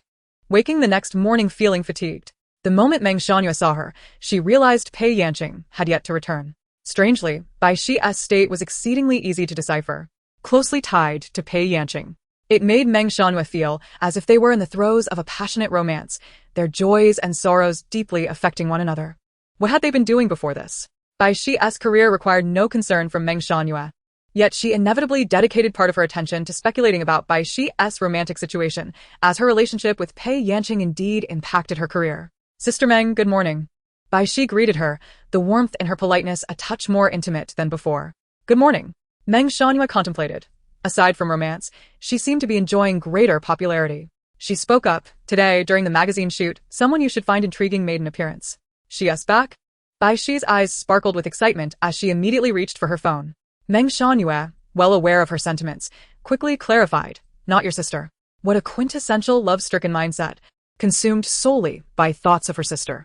Bai Xi's enthusiasm waned, but a flicker of interest ignited when Meng Xianyue mentioned Shiruyu's name. Since the conclusion of Performance 3, they had not crossed paths. Bai Xi, inherently aloof, had lost touch with schoolmates after graduation and had no close friends. Shiruyu was the first colleague she encountered post-work who was naturally amiable. Although Bai Xi did not consider them to be the close friends Shiryu described, they could be reluctantly categorized as friends. Lacking any entanglements of interest, she sensed the warmth and fondness emanating from Shiryu. Today, they were scheduled for a dual cover shoot. The fervor surrounding Performance 3 had not entirely faded, and they had portrayed a pair of best friends on stage, prompting fans to yearn for their collaboration and even ship them as a couple. Bai Xi possessed a remarkable camera presence, while Shiryu, with 2 decades of experience in the industry, exuded professionalism, Together, they amplified each other as strengths, resulting in captivating imagery. One particular shot captured them seated on a bench, one gazing at the falling leaves against the urban backdrop, while the other intently observed the profile of her companion. The pages of the book resting on their knees fluttered in the breeze. The youthful thrill of affection ebbed and flowed beneath the surface. Tang Tian. Upon hearing the hushed gasps of the staff behind her, remarked, "They are such a perfect match. How delightful to ship them. They would be ideal for portraying childhood sweethearts. Culminating in a long-suppressed love, it's enchanting." Ah. Tang Tian also wished to indulge in the fantasy, yet Bai Xi was already paired with someone official. Albeit she had only glimpsed a fraction of that person's visage. When Bai Xi last entered the car, she caught a fleeting glimpse of the lower half of the mysterious figure's face, adorned with sunglasses, fair skin, red lips, a striking jawline, and utterly breathtaking. While stunning, there was an air of familiarity. Most likely, they were someone from the industry. The photographer announced that they were finished. And Bai Xi shifted her gaze from the distant leaves back to Shiryu, who had just sneezed lightly due to the wind. Seizing the opportunity between scenes, they leaned back against the bench to rest. Bai Xi, typically reserved, found Shiryu equally fatigued from the shoot, who then picked up her phone to browse Weibo. As Bai Xi casually glanced over, her sharp eyes caught a glimpse of a photo of Pei Yanqing, who appeared somewhat haggard. "Xiao Yu, wait a moment." As Shiryu was about to scroll past, her fingertip hovered above the screen, and Bai Xi leaned in closer, fixated on the red veins in Pei Yanqing's eyes, inquiring, "What's wrong with her?" Unaware of Bai Xi's concerned expression, Shiryu explained, "Bai Dizong, the immensely wealthy figure from Hong Kong. You must have heard of him. He has passed away, right? The spectacle surrounding his death has been grand, and they have been preparing for the funeral for over a month. Pei Xian is his granddaughter. She must be heartbroken." After scrutinizing the shooting angles for a moment longer, Shiryu added, "She might also just be exhausted from the funeral arrangements." The media thrives on capturing such sensational imagery. Bai Xixin absent-mindedly murmured in agreement, contemplating whether to initiate a video call with Pei Yanqing that evening. Shiryu, having finished reviewing photographs, casually gossiped, "Old Master Bai possesses assets amounting to several hundred billion. Most have been inherited by his eldest daughter, yet there remains a substantial sum, potentially in the tens or hundreds of billions, that could easily yield several billion for each individual. It is said that Bai Dizong stipulated in his will that those who marry and bear children before his demise would receive an additional share of the inheritance, one for marriage and another for each child. With such immense wealth, the Bai family is surprisingly small, unlike the gambling king of Macau, who has numerous offspring to dilute his riches." "Xiao Bai, what is wrong?" Meng Shangyue, whose gaze had not strayed from Bai Xi, immediately rushed over upon noticing her distress. "Why is your complexion so pale? Are you feeling unwell?" Shiryu reached out to touch her forehead, finding it icy to the touch. "Xiao Bai." A shiver of cold sweat crawled down Bai Xi's back like a swarm of ants. She bit her lip, insisting, "I'm fine." Meng Shangyue replied, "How can you be fine?" "If you're unwell, I'll take you to the hospital. If anything happens to you, your sister will never forgive me." At the mere mention of Pei Yanqing's name, Bai Xi almost bit her lip to the point of bleeding, a dull ache settling in her stomach. "Are you going to the hospital? I've already called your sister. Please don't tell her." Bai Xi grasped Meng Shanyue's hand, her voice low and pleading. Meng Shanyue paused, taken aback. Bai Xi continued, "I truly am fine. I just need to rest for a bit. Don't let today's shoot be delayed. If you feel unwell, you must speak up. Teacher Xiaoyu, I implore you to keep a closer watch on her." Meng Shangyue glanced at Shiryu. "I will." Shiryu assured, taking Bai Xi's free hand and gently wiping the cold sweat from her palm. "It's all right." She embraced Bai Xi's shoulders, softly patting her arm in comfort. Although she did not fully comprehend the cause of Bai Xi's distress, her intuition told her it was not a mere physical ailment. The photography assistant approached to summon them to work. With a gesture, Shiryu indicated that Teacher Xiao Bai was unwell and that they would resume shooting later. After resting for a while, Bai Xi gradually lowered her hand from her stomach, her pallid cheeks regaining their usual rosy hue. "Let us go." She finally stood up, discreetly exhaling a sigh of relief. That night, when Pei Yanqing requested a video call, Bai Xi declined, citing her fatigue and desire to retire early. The day before Bai Dizong's public farewell ceremony, Bai Xi arrived in Hong Kong at dawn. Pei Yanqing met her at the airport. And as soon as the car door closed, Bai Xi found herself enveloped in the woman's embrace, receiving a kiss that was even more passionate than before. In the heat of the moment, Bai Xi grasped the fabric of the woman's shoulder, surrendering to the fervor of the deep kiss that ensued. Pei Yanqing, perceptive to Bai Xi's distraction, soon halted, her hand sliding down to support her lower back as she pressed her nose against Bai Xi's, inquiring softly, "What's the matter?" In such close proximity, their gazes were obscured. Bai Xi closed her eyes briefly and whispered, "I'm just tired. My fault." Pei Yanqing released her hand, allowing Bai Xi to sit beside him, resting her head on his shoulder. He spoke gently, "You should sleep for a while. I will wake you when we reach the hotel." Bai Xi slowly closed her eyelids, her eyelashes fluttering restlessly for a moment before settling into tranquility. The silver car glided silently through the moonlit night, with the left lane aglow with lights. Upon arriving at the hotel, Pei Yanqing roused the drowsy Bai Xi. They entered through the opulent glass doors, where the hotel manager, having awaited their arrival, bowed and stepped forward to lead the way. Observing Bai Xi's weariness, he wisely refrained from uttering a word throughout their journey. This time, they were staying at a property belonging to the Bai family. The hotel manager escorted them to the suite's entrance before bowing once more and withdrawing. While Pei Yanqing was preoccupied with his shoes, Bai Xi had already reclined on the living room sofa, asleep. Pei Yanqing frowned. According to the itinerary provided by Zhui Yuan, Bai Xi's recent workload should not have exhausted her to such an extent. CC. Pei Yanqing crouched at the edge of the sofa, gently nudging her shoulder. Bai Xi pressed her hand against his and murmured, "You go take a shower. I'll return to the room shortly." "What's wrong?" Pei Yanqing, not lacking in perceptiveness, noted the lackluster state reflected in Bai Xi's eyes, which bore traces of redness. "I simply haven't rested well. The highest form of deception is the truth." Bai Xi only revealed the outcome while omitting the circumstances that led to it. Even Pei Yanqing could not discern any flaws in her words. "Has something happened at home? Or is someone bothering you?" Bai Xi took a moment to comprehend, aligning her home life with that of Pei Yanqing's. A fleeting shadow of sorrow crossed her gaze, quickly replaced by calmness as she lowered her long eyelashes, saying, "Nothing has happened. With Sister Meng watching over me and secretaries were present, no one would dare to bully me. Little Bai, please let me rest for a while. I am very tired." Pei Yanqing remained silent for a long while before responding, "All right." She rose, leaving the serene space to the motionless figure of Bai Xi, who resembled a lifeless wooden sculpture. Pei Yanqing entered the room and called Meng Shangyue. After a brief connection, she hung up and typed a message on WeChat. "Has something happened with Little Bai these past few days? She's ignoring me now." Meng Shangyue. She was momentarily unsure if she had become a part of their playful antics, or if there was genuinely something to inquire about. Pei Yanqing, she's always so tired and doesn't want to talk to anyone. Meng Shangyue, not at all. She doesn't act like that in front of me. Pei Yanqing. Meng Shangyue pondered whether it was Pei Yanqing who had upset her, wondering why the blame had fallen upon her. Pei Yanqing, has she exhibited any unusual behavior compared to her usual self? Meng Shangyue, a couple of days ago, during a photo shoot for a magazine, she suddenly appeared unwell and seemed to be in significant pain. After a while, she felt better. When you have time, could you take her to the hospital for a checkup? She refuses to listen to me. Pei Yanqing, anything else? Meng Shangyue, nothing more. Oh. But since that day's shoot, her spirit has indeed been somewhat lacking, and she often appears lost in thought. Meng Shangyue, I remembered that she was chatting with Rui before. Could it be related to what they discussed? System message. Meng Shangyue retracted a message. It was too late. Pei Yanqing had already seen it. Pei Yanqing, go ask. Meng Shangyue felt a shiver run down her spine. She was not averse to social interactions, but inquiring about such matters felt too. Meng Shangyue, I do not have her contact information. Pei Yanqing, never mind, I will go personally. Meng Shangyue let out a sigh of relief, nearly overwhelmed with gratitude. Meng Shangyue, thank you, President Pei. Wishing you a lifetime of happiness. What a wonderful boss. Willing to endure discomfort for the sake of her employees.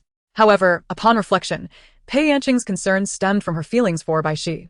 It seemed that her indifference had compelled her to dig deeper, indicating that she held Bai Xi close to her heart. Meng Shangyue wanted to advise Bai Xi not to miss out on true love, but lacking the full context, she refrained from making assumptions and chose silence instead. In the middle of the night, Pei Yanqing called, rousing her secretary from slumber. A few minutes later, Zhui Yuan sent her a business card. Pei Yanqing opened Rui's card and added a verification message. I am Pei Yanqing, Bai's sister. Please accept my request. At 2 a.m. She knew she would have to wait until tomorrow for a response. Pei Yanqing glanced towards the living room, her delicate brows furrowing slightly. She locked her screen, donned a bathrobe, and entered the bathroom. The scent of milk from the shower gel enveloped her senses. Bai Xi, half awake, opened her eyes to a sea of white. Her cheeks felt soft and smooth, but her breathing soon became labored. In a daze, Bai Xi wrapped her arms around the woman's waist, gasping for air. Pei Yanqing leaned over the back of the sofa, pressing down towards her, tilting her long neck back. Bai Xi was jolted awake. Leaning back, slightly, she looked up to see Pei Yanqing's entranced face. Bai Xi. While she anticipated Pei Yanqing's warmth after such a long absence, she had not expected such audacity. Was she to be seen as a lofty flower in the eyes of many, or as the algae thriving at the boundary of light and shadow? Or perhaps as a creature entwining and constricting like a strangling vine? She felt an irresistible urge to cling to her, as if to the very end. Bai Xi lowered her head and kissed, burying her face once more in Pei Yanqing's embrace, seeking to forget the relentless torment of the past 2 days. The two became entangled on the sofa for a while, with Pei Yanqing holding her wrist, guiding her, breathlessly speaking. Earlier, you asked what was in my drawer, right? Allow me to teach you how to use it now. Knowing she had to rise early the next day, it was uncharacteristic of Pei Yanqing to rush after enduring for so long. Yet her intuition told her that this was the opportune moment. Rather than intuition, it felt more like a premonition, albeit one with an unfavorable connotation. Bai Xi was now fully awake. A flicker of struggle crossed her eyes, and ultimately, she silently withdrew her hand. I am tired, Teacher Pei. After a prolonged pause, she almost imperceptibly added, next time. She sat up, took 2 wet wipes from the coffee table, one for herself and the other handed to Pei Yanqing. Without granting Pei Yanqing the opportunity to call her back, she swiftly rose and returned to her room. Pei Yanqing lingered in the living room for a while, tidying her disheveled robe before following her into the room. Bai Xi had already entered the bathroom to take a shower, and on the bedside table lay a note, torn from a notebook, bearing familiar handwriting that simply read, I'm sorry. A wave of mixed emotions washed over Pei Yanqing. That night, Bai Xi once again slept in Pei Yanqing's embrace. Yet Pei Yanqing could distinctly sense the weight of the person in her arms, who remained restless and awake for a long time. In the latter half of the night, Bai Xi shifted to the other side, slipping into a light slumber. Her cerebral cortex was active, plagued by dreams. Bai Xi dreamt again, visions of the truth being unveiled, the faces of people flushed with guilt and defensiveness, vivid arguments, and the girl who screamed and pushed her away. Get out, leave my home. Those individuals faded away, yet she still stumbled, plunging into the deep sea. Her mouth and nose filled with salt water, rendering her breathless. The only piece of driftwood drifted further away. She reached out to grasp it, but could hold onto nothing, struggling desperately, only to sink deeper into the abyss. Wake up. Bai Xi. Blinding light pierced through the water, and Bai Xi raised her hand to shield her eyes. When she lowered it, she beheld Pei Yanqing's anxious face above her. Tears streamed down the corners of her eyes, and when she opened her mouth, her voice had failed her, leaving her unable to utter more words. The woman held her close, whispering soothingly, It's all right. I'm here. Pei Yanqing kissed the crown of her head, tenderly asking, Did you have a nightmare? Dreams are often contrary. Don't be afraid. I'm right here. Bai Xi lay on her pillow, her pale, inorganic eyes coldly fixed on the ceiling, refraining from shedding any more tears. One drop was already too extravagant. Pei Yanqing could not see the expression in her eyes. But when Bai Xi's gaze finally fell upon her, she had returned to her usual demeanor. I'm fine now. Let us sleep. Bai Xi turned to pat the woman's back. Pei Yanqing, unwilling to leave her alone to sleep, embraced her tightly until dawn. Bai Xi was sleepless for the 3rd consecutive night, while Pei Yanqing, preoccupied with her grandfather's funeral arrangements, felt equally dizzy. The two of them rose early, their reflections in the mirror revealing that their makeup was slightly heavier than usual. The day before the public farewell ceremony for Bai Dizong was reserved for the Bai family descendants to pay their respects, with no outsiders present. Those who had not been present in the hospital that day also came, and with the grandchildren and sons-in-law, there were barely a dozen people in total. Bai Xi walked in, arm in arm with Pei Yanqing, and saw a swaddled infant, a pregnant woman with a prominent belly, and Bai Siga's estranged son and daughter-in-law. Incense. Bow. Bai Xi stood alongside Pei Yanqing, inserting the incense before the spirit. Bai Siga sneered from the side. What is a Pei doing in the Bai family? Bringing along an outsider? Do you intend to divide the inheritance further? Our father may be confused, but we are not. The children of Bai Sengu, who passed away a few years prior, stood behind Bai Sigu, clearly directed at Pei Yanqing. Bai Zhaoqi stepped forward and proclaimed, Qingqing is my daughter. And also my father's granddaughter. He recognized her during his lifetime, so how can you dismiss her as an outsider? Now that he has passed, 4th sister is to take charge of this household, with elder sister ahead of her. He was a refined scholar, speaking in a calm and measured tone. Yet Bai Sigu was utterly unfazed by him. You wield your authority, like a feather against me, when you cannot even clean your own mess. Bai Zhuji, the eldest daughter of the Bai family, interjected lightly.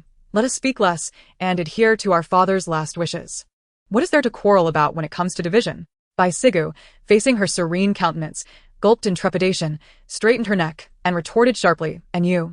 You have concealed our father's assets, intending to transfer them to your own name. Do not think I am unaware. I have already filed a lawsuit. Your schemes to monopolize are futile. Bai Xi offered a faint smile and replied, very well, let us meet in court. Even before the funeral of old Master Bai was completed, the sisters were already embroiled in a dispute over inheritance. Bai Xi observed the unfolding drama with a detached gaze and inquired gently of the person beside her, Miss Pei, did you marry me for the sake of inheritance? Pei Yanqing turned her face, astonished by the question. A hint of amusement lingered at the corners of Bai Xi's lips. Was it not so? Chapter 45. The morning hall became a spectacle of familial discord. Sisters who had shared decades of kinship turned against each other, while lovers remained aloof, and infants cried for attention. No one paid heed to anyone else. Bai Xi's inquiry was uttered softly, heard only by Pei Yanqing, who was closest to her. The newlyweds, Pei and Bai, found themselves entangled in a crisis of affection. Pei Yanqing took Bai Xi's hand and departed from the chaotic morning hall, with Bai Xi following closely, her gaze perpetually cool. Outside the morning hall, Pei Yanqing's phone vibrated in her pocket, yet she paid it no mind, focusing intently on Bai Xi as she articulated, no. I did not marry you for the inheritance. Is that so? Bai Xi's smile deepened. Then why did you propose to me upon our first meeting? Because I like you. Pei Yanqing responded without hesitation. Bai Xi's smile faltered momentarily, and she lifted her gaze to meet Pei Yanqing's. What is it that you like about me? Pei Yanqing opened her mouth, but was momentarily rendered speechless. The question felt unreasonable, and she struggled to articulate her thoughts. Bai Xi probed further. Do you admire my beauty? Or is it my physique that captivates you? Do you wish to seize my youth and vitality? Pei Yanqing replied, it is all of those. Being a visual creature, she did not deny the allure of Bai Xi's appearance. Her initial infatuation had indeed stemmed from a physical attraction. Perhaps even from the moment she first laid eyes on Bai Xi's photograph through Lu Mu, sparking a sense of fondness. Bai Xi's external attributes ignited her desire to know her better, leading to an ever-deepening affection. Bai Xi paused, taken aback. Pei Yanqing continued, beyond those, I am also drawn to your soul. Though it may not be particularly vibrant, it is unique and profoundly captivating, like the stars that draw the earth towards them. My gaze cannot stray from you, nor can my heart refrain from beating for you. Pei Yanqing took a step forward. Before encountering you, I had never experienced such feelings for anyone. Bai Xi, have you not sensed the affection I have harbored for you during this time? She grasped Bai Xi's hand and pressed it against her heart. Do you feel nothing of how deeply I adore you? The woman's tone was tinged with sorrow, her beautiful features revealing a trace of grief. Do you feel nothing of how deeply I adore you? The heartbeat beneath her palm was steady and powerful, as if it were conveying love and longing. Yet Bai Xi slowly withdrew her hand, piece by piece. No, she replied coldly and decisively. Pei Yanqing's hand remained in its grasping position, though her palm was now empty. She stood rooted to the spot, her eyes filled with disbelief as she gazed at the other woman. Bai Xi, marrying me would certainly grant you a fortune and inheritance, wouldn't it? Pei Yanqing, I do not care for such wealth. I would give it all to you. Bai Xi pressed her fingertips into her palm, struggling to maintain a calm voice devoid of any tremor of tears. But I care. She shook her head and began to retreat. With every few steps back, Pei Yanqing mirrored her movements, following her lead. Bai Xi, do not follow me. I do not wish to see you. The hatred in her eyes was palpable, clearer than the once blurred affection. Pei Yanqing felt a sharp pain in her heart as Bai Xi's gaze pierced her, nearly rendering her breathless, leaving her frozen in place. Bai Xi turned and completely vanished from her line of sight. Pei Yanqing stood there, lost in despair for what felt like an eternity. Lowering her head, she pulled out her phone, unknowingly clicking on Bai Xi's profile picture, only to exit and notice a message from Shi Ruoyu. So, you are Xiao Bai's sister really? Hello, Teacher Pei, I am your fan. I admire you so much. That day we chatted. I mentioned how the media caught you looking haggard, and I also shared some gossip about the Bai family and the inheritance matter. The exact words were, Pei Yanqing sat down on the steps, exhaling warmth onto her numbed palm, and began to type slowly. Thank you, Xiaoyu. Shi Ruoyu. You're welcome. It is my honor to assist you. Pei Yanqing. I'll treat you to a meal another day. Her expression contradicted the words she typed, remaining as indifferent as when Bai Xi had questioned her earlier. It was as if an old, dust-covered book had its pages turned by the wind, revealing its true essence. Shi Ruoyu likely replied with something else. But Pei Yanqing locked her phone and returned it to her pocket, lifting her face to gaze at the somber gray-blue sky over Hong Kong. "Excuse me, may I borrow this?" Amidst the bustling streets of Hong Kong, a strikingly beautiful young girl quietly asked passers-by for a favor. She wore a loose-fitting shirt and dark trousers, accentuating her tall and slender figure. A cascade of long, dark hair flowed like a cloud, paired with trousers and short boots, creating an enchanting silhouette as she wove through the throngs of people, reminiscent of a scene from a Hong Kong film at the turn of the last century. An elderly man seated by the roadside, caught off guard, glanced up and called out to her retreating figure. "Bai." The fleeting shadow of Bai Xi shimmered momentarily, akin to a dream. The old man, momentarily entranced, turned and entered his watch shop, murmuring to himself as he rummaged through the deepest drawer, unearthing an old CD. Though well-preserved, the woman's visage on the cover had blurred over time, yet the title "The Sound of Flowing Clocks" was faintly discernible in the less worn areas. Released in 1990, he carefully dusted it off before returning it to the drawer. As technology advanced, the sole remaining antique DVD player in his home had broken a decade prior, now lying forgotten in the attic. These aged relics of the past served only as mementos, much like his own frail bones, which retained memories of forgotten people and events, accompanying him even into the grave. Yet, how many souls would vanish completely from the collective memory after many more years? The old man settled back into his chair by the roadside, closing his eyes and drifting into a half-sleep, as if once again beholding the moonlight over Victoria Harbour from 30 years past. Bai Xi hailed a cab and provided an address. The driver, taken aback, turned to scrutinize her face and attire, then drove towards the outskirts, away from the bustling city center. The destination was a hillside villa where the car could only be parked by the roadside. Bai Xi settled the fare and approached the grand entrance. The iron gate, entwined with verdant ivy, led to a lush interior overgrown with wild grass, some of it towering like small trees, a villa long neglected. 2 years prior, the gate had been fitted with a keypad lock, which Bai Xi opened with her fingerprint. The heavy black wooden doors creaked open, and as she stepped inside, the doors closed behind her, reminiscent of a gaping maw of a colossal beast, entirely consuming her silhouette. The farcical gathering in the morning hall continued unabated. The White family's quarrels escalated, their tensions palpable. Yet they were compelled to maintain a facade of harmony due to the presence of reporters outside. The intermittent cries of an infant were hushed by a summoned nanny.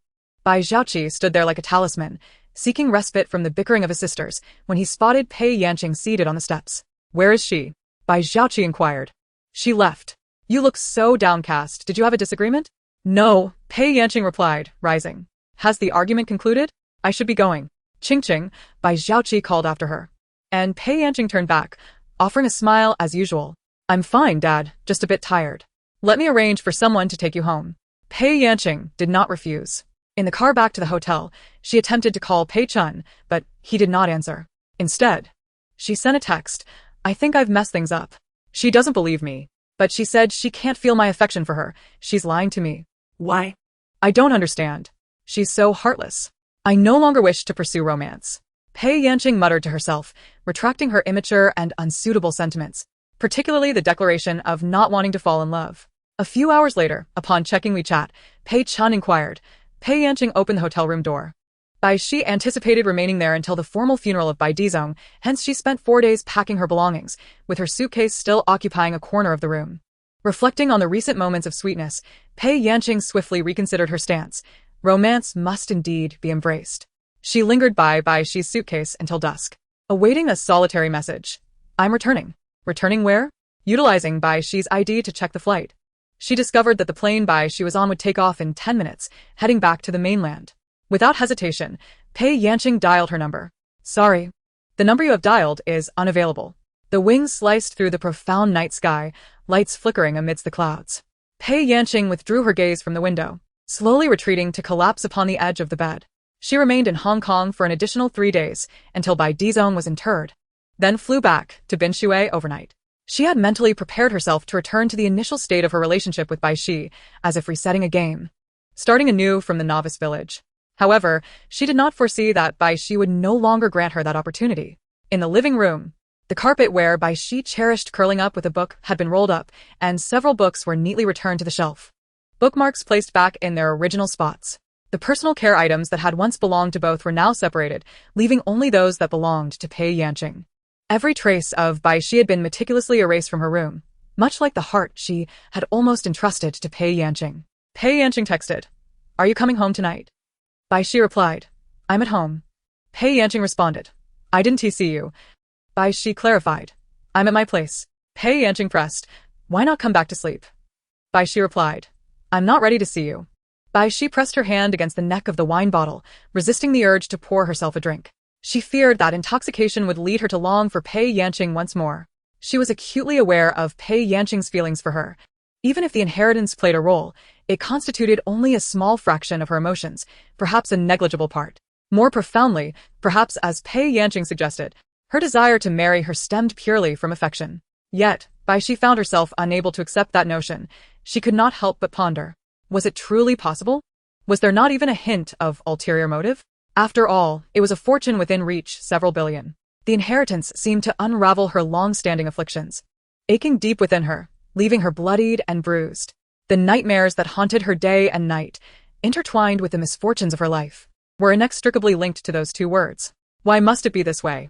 Again and again, why Pei Yanqing? Bai Xi wiped away the tears from the corners of her eyes and returned the wine to the cabinet.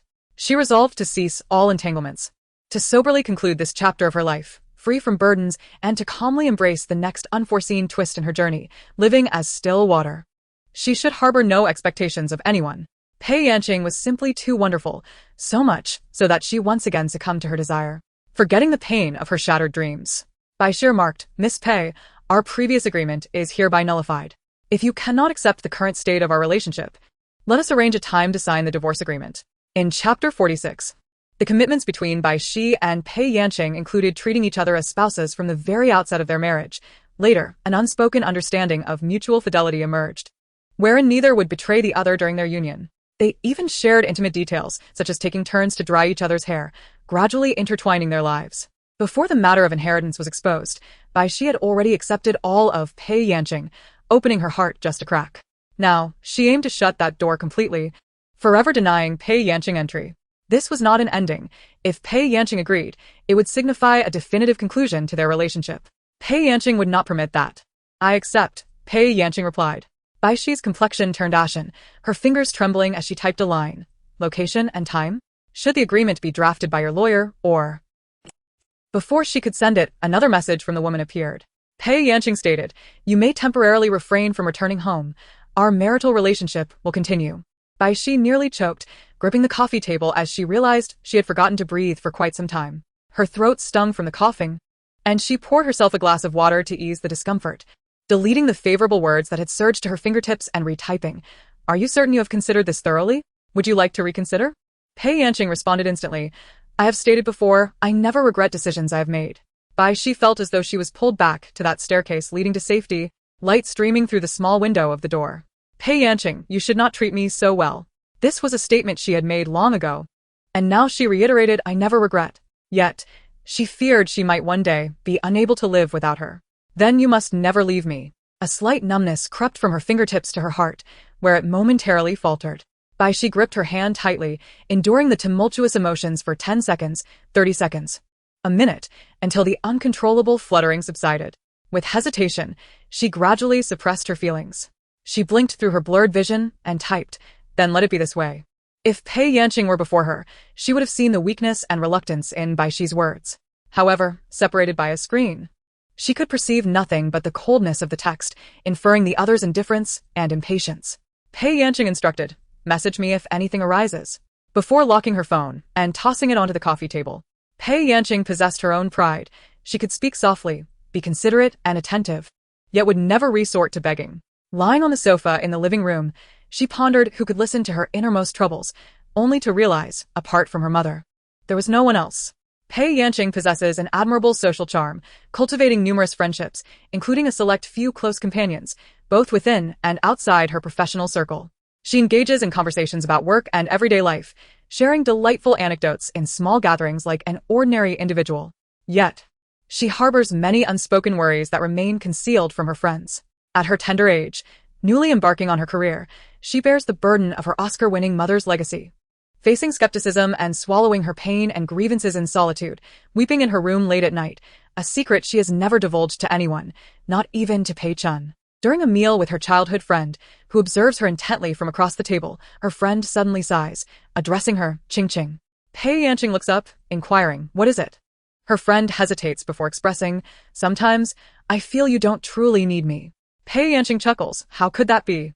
After much contemplation, her friend continues, you give me the impression of an oil painting, exquisite, vibrant, and fervent, akin to sunflowers under the sun.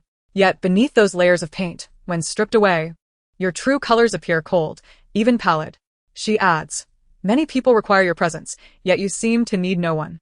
Holding her cutlery, Pei Yanqing's smile remains unwavering, her perfection unblemished, as though no camera could capture a flaw. On screen, she never falters, nor does she in reality. Yet, where exists perfection in humanity, it does not exist. I do need you all, she confesses. Although others may not perceive it, having grown up alongside you, I recognize your authentic self. You have transformed significantly, enveloping yourself in layers of color, making it impossible for anyone to reach you. Pei Yanqing rests her chin on her hand, seemingly unfazed.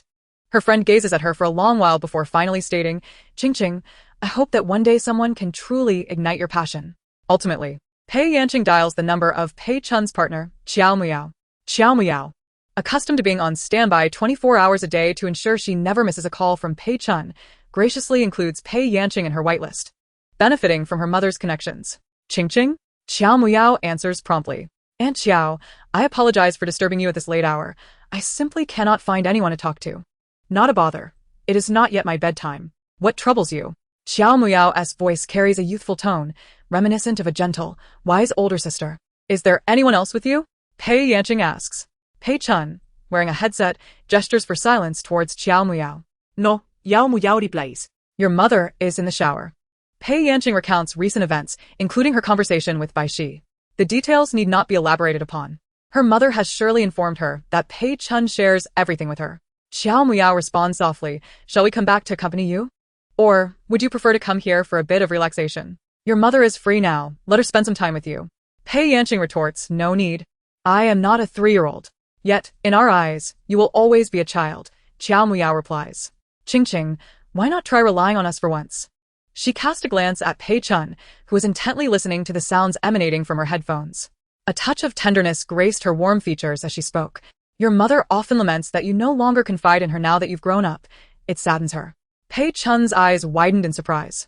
Xiao Muyao intertwined their fingers, bringing their hands to her lips for a gentle kiss, her eyes curving with a smile as she looked at her. Pei Chun, momentarily subdued, allowed herself to be vulnerable. Pei Yanqing interjected, what do you mean? She just wants to be pampered by you. Xiao Muyao responded. Ah, so that is how it is. Pei Yanqing did not seek answers from Xiao Muyao. She merely yearned for someone to confide in. After sharing her thoughts, she felt a sense of relief and bid Xiao Muyao good night, concluding the conversation. Pei Chun removed her headphones with a sigh. Xiao Muyao pressed her fingertip to the space between Pei Chun's brows, smoothing the small furrow. Pei Chun, in a moment of confusion, pondered aloud. Should I have allowed her to enter the industry in the first place? Even if she does not enjoy learning dance from her grandmother, there are other paths she could pursue. Wouldn't it be better to live as an ordinary person? What good is being an actress? Our family does not need her to bring in money. I just want my clever and adorable daughter. Is she not clever and adorable now? Xiao Muyao chuckled. She is somewhat charming, but... Pei Chun began, her long lashes slowly glistening with unshed tears. I ache for my daughter. Every generation has its own fortune. The path is hers to choose, and she is still young. Her future is long, Xiao Muyao reassured. Do you not see the resemblance between you two? How so? Pei Chun replied.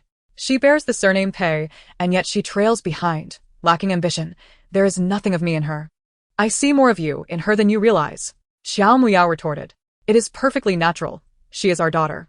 While you were busy filming, I was the one teaching her. Xiao Muyao. How can you say that? If it weren't for your incessant tales of romance, would she be so infatuated with love? Xiao Muyao, sensing the conversation taking a turn, swiftly changed the subject, enveloping Pei Chun from behind and stating earnestly, I am serious. The reason I say she resembles you is that you both appear passionate yet are, in truth, detached and cold. It took me a long time to warm your icy demeanor. Pei Chun hesitated, but that little girl, Bai Xi, is also like a stone, colder than her. How can one cold heart warm another? Xiao Muyao smiled. That depends on the part of you that she inherits. After all these years of teaching her, it was not in vain. Enough of that. You are incorrigible, Pei Chun replied. As the old grievances resurfaced, Qiao Muyao silenced her beloved with a gentle kiss. Outside the villa, the moonlight danced softly, casting shadows through the sheer curtains. The moon hung high before retreating into thick clouds.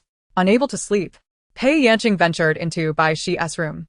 The moonlight was dim, and she turned on the wall lamp. The bed was meticulously made, and everything was tidily arranged, as if no one had ever resided there. Pei Yanqing sat at the desk, her gaze inadvertently falling upon the calendar, which had turned to the current date. So, Bai Xi had only departed today. Why decide to draw the line, yet remain in their home for 3 more days? What thoughts occupied her mind before leaving? Did she harbor even a tinge of reluctance? Pei Yanqing returned the calendar to its original place and, lost in thought, rose to enter the washroom. Her gaze flickered. No. This space was not akin to the master bedroom. Bai Xi had not taken everything she had left behind her toiletries.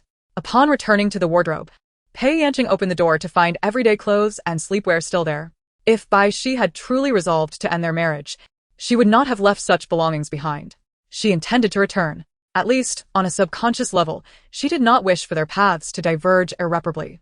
Pei Yanqing felt an almost overwhelming urge to call Bai Xi immediately, yet given the nature of their recent conversation, it felt somewhat too eager. Moreover, a phone call could not convey the nuances of their expressions.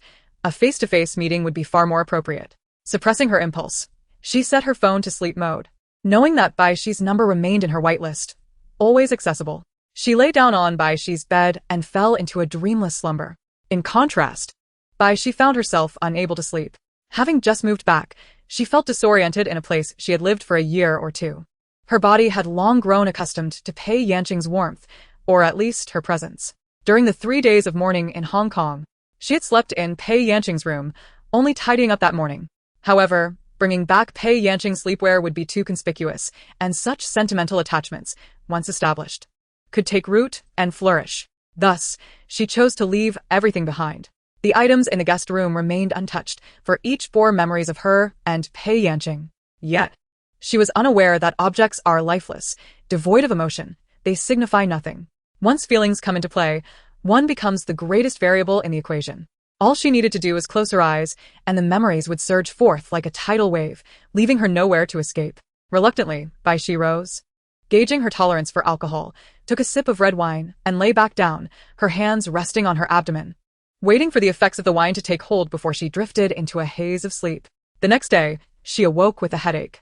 Bai Xi groped for her phone on the bedside table, opened the top chat with Pei Yanqing on WeChat, and, still disoriented, her fingers sent a message. Sister, my head feels so dizzy. Chapter 47. After sending the message, Bai Xi tossed her phone aside and closed her eyes to continue sleeping. Habit can be a formidable force. Over the past few months, particularly following their trip to Hong Kong, their relationship had progressed rapidly. Pei Yanqing relished Bai Xi's dependence on her, whether intentional or subconsciously, as Bai Xi had transformed from her usual aloofness, reporting every detail to her. The first thing she did upon waking was to reach out to Pei Yanqing, and the last message before sleep was a good-night text sent to her. Pei Yanqing responded to each of her words. Their bond had grown so close that it was challenging to revert to their former state. If reason were to be infiltrated by even a slight gap of alcohol, instinct would reignite. Once Bai Xi's mind cleared and she comprehended her actions, she abruptly opened her eyes. The glaring white light pierced through, and the daylight outside the gauzy curtains was brilliantly bright. Bai Xi took her phone, and after more than 10 minutes since her last message, Pei Yanqing had yet to respond, perhaps still in slumber. Bai Xi exhaled a sigh of relief. Unwilling to give up, she pressed and held the message box, only to find the option to retract her message had vanished. Leaning against the headboard for quite some time, she edited and revised a line of text before sending it off. Lock screen. Rising to wash up. Upon waking, Pei Yanqing immediately checked her phone, unexpectedly finding 2 messages from Bai Xi. Sister, I feel quite dizzy. The corners of Pei Yanqing's lips instinctively curled upwards, but the smile quickly faded when she read the second message. Sorry, I sent this to the wrong person. Jealousy ignited a fire within Pei Yanqing, prompting her to call Meng Shangyue, rousing her from the weekend she had so painstakingly obtained as an agent. Meng Shangyue replied cautiously, President Pei. Since Bai Xi's return from Hong Kong, something had seemed amiss, and it was evident that the two were at odds again. Had Bai Xi recently come into contact with someone new? Someone older and more beautiful? Such words implied that Bai Xi, being young and in the entertainment industry, would naturally encounter many older and beautiful actresses. It was impossible for her to have no interactions with others in her line of work, filled with stunning female producers, directors, and photographers. After a moment of contemplation, Meng Shangyue, filled with a strong will to survive, replied, "None more beautiful than you." Pei Yanqing inquired again, "What about Shi Ruoyu?" Meng Shangyue responded, "I haven't seen her since the last magazine shoot. You are the one she chats with the most every day." Pei Yanqing, devoid of discernible emotion, remarked, "You're quite clever." Meng Shangyue chuckled. Pei Yanqing concluded, "It's nothing, hang up." Meng Shangyue, feeling a sense of relief, sank back into her soft blankets. She turned to her side, resting her face on her arm, and before drifting off to sleep, pondered aimlessly. Usually, Pei Yanqing greeted people with a smile, warm and kind. Today, she had truly startled her. Oh, and there was that time when she had to inquire about what had happened with Shi Ruoyu in the middle of the night. Why, Bai Xi was ignoring her. Had she not become Bai Xi's manager, it would be hard to imagine the lofty Pei Yanqing exhibiting such a side. Meng Shangyue turned again, mentally noting Pei Yanqing's call to inform Bai Xi upon waking. Pei Yanqing had regained her composure. Bai Xi's second message was merely a feeble attempt to cover up. She could not believe that Bai Xi would so swiftly find another love, let alone love. Even the emergence of affection seemed implausible. Until now, Pei Yanqing had only held vague suspicions about Bai Xi's feelings for her. After all this time, she had only managed to pry open a small crack in Bai Xi's heart. If someone truly could make Bai Xi fall head over heels at first sight, she would fully concede defeat. However, Bai Xi's agreement to not divorce had already ruled out that possibility. Thus, Pei Yanqing responded to her first message. "Sister, I feel quite dizzy. I will help you with a massage." In the playful antics of lovers, once one partner is uncooperative, it transforms into a solitary performance. On the stage, only one protagonist remains, yet the protagonist's realm extends beyond a single theater. Pei Yanqing tucked her phone into her bag and resolutely made her way to the office. Although Pei Chun often remarked that Pei Yanqing was infatuated with love, her lack of concern stemmed from their shared surname. Love may be whimsical, but a career is steadfast. Romance can be rekindled, but financial loss is irrevocable. Nothing holds greater significance than one's career. Pei Yanqing attended 2 meetings and spent the day poring over documents, tackling the work that had accumulated during her time in Hong Kong. She toiled until the lights of the office building dimmed one by one. Lifting her empty coffee cup, she dialed the internal phone, only to find no one answered, realizing she was alone on her floor. The last secretary had left an hour prior. Approaching the floor-to-ceiling window, Pei Yanqing swiped her phone screen and entered the pinned chat window. Pei Yanqing, so much to do, still working late. Bai Xi had no engagements today, spending her daytime in the study with a book, though her mind wandered, and she barely turned a dozen pages. She had deliberately left her phone in the bedroom. Yet her thoughts inevitably drifted there. During lunch, it was only natural for her to check her phone for messages from Meng Shangyue. Meng Shangyue had informed her that Pei Yanqing had called her that morning. Bai Xi replied, "Got it." In a moment of distraction, her fingers instinctively tapped open Pei Yanqing's chat.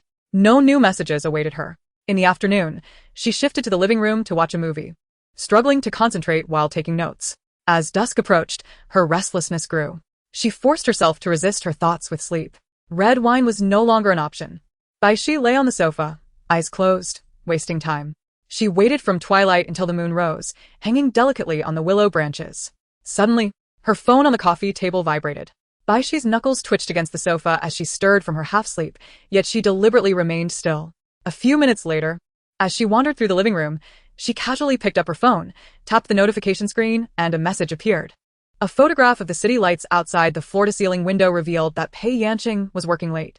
Pei Yanqing, I don't want to work anymore. Another message followed. Pei Yanqing, wife, I'm so tired. Please hug me.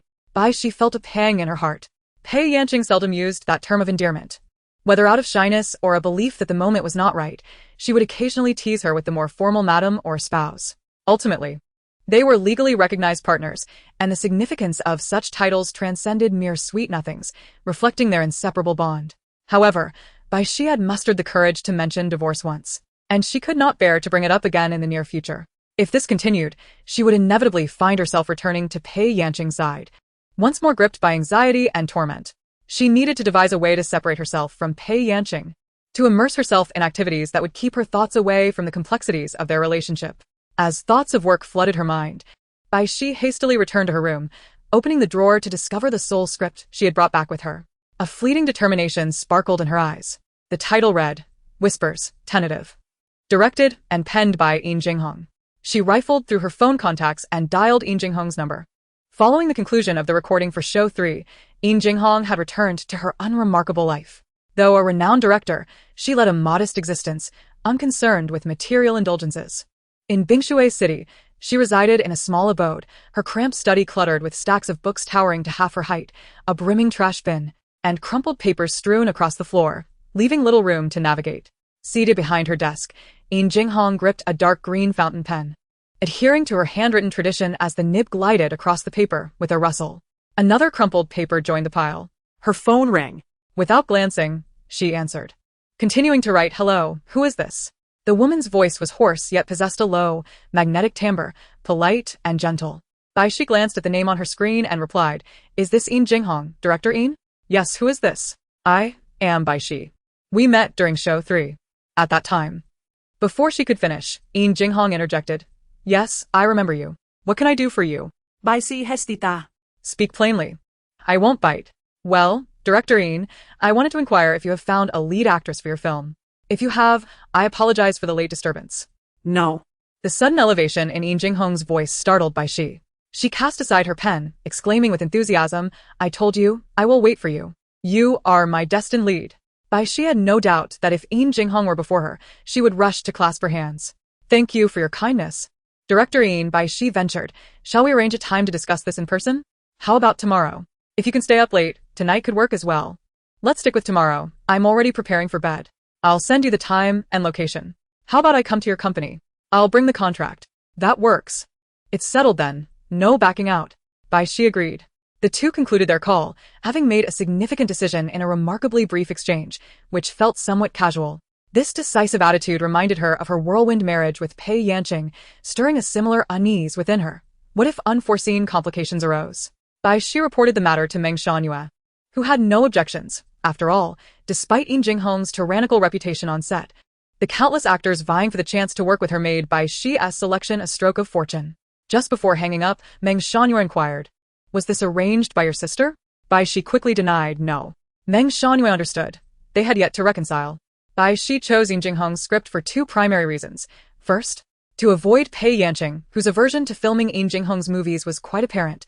Second, she believed that with Yin Jinghong's talent and resourcefulness, no matter the method employed, she would be able to refine Bai Xi's shortcomings in romantic performances, thus ensuring her competence in this film. Furthermore, given the current impasse in her relationship with Pei Yanqing, Bai Xi was unwilling to continue accepting the resources he provided. Yin Jinghong was a director known to her personally, who had extended an olive branch to her. However, Bai Xi remained unaware that Yin Jinghong's true intention was to use her to attract Pei Yanqing. Otherwise, such a decision would have been inconceivable. This matter shall be set aside for now.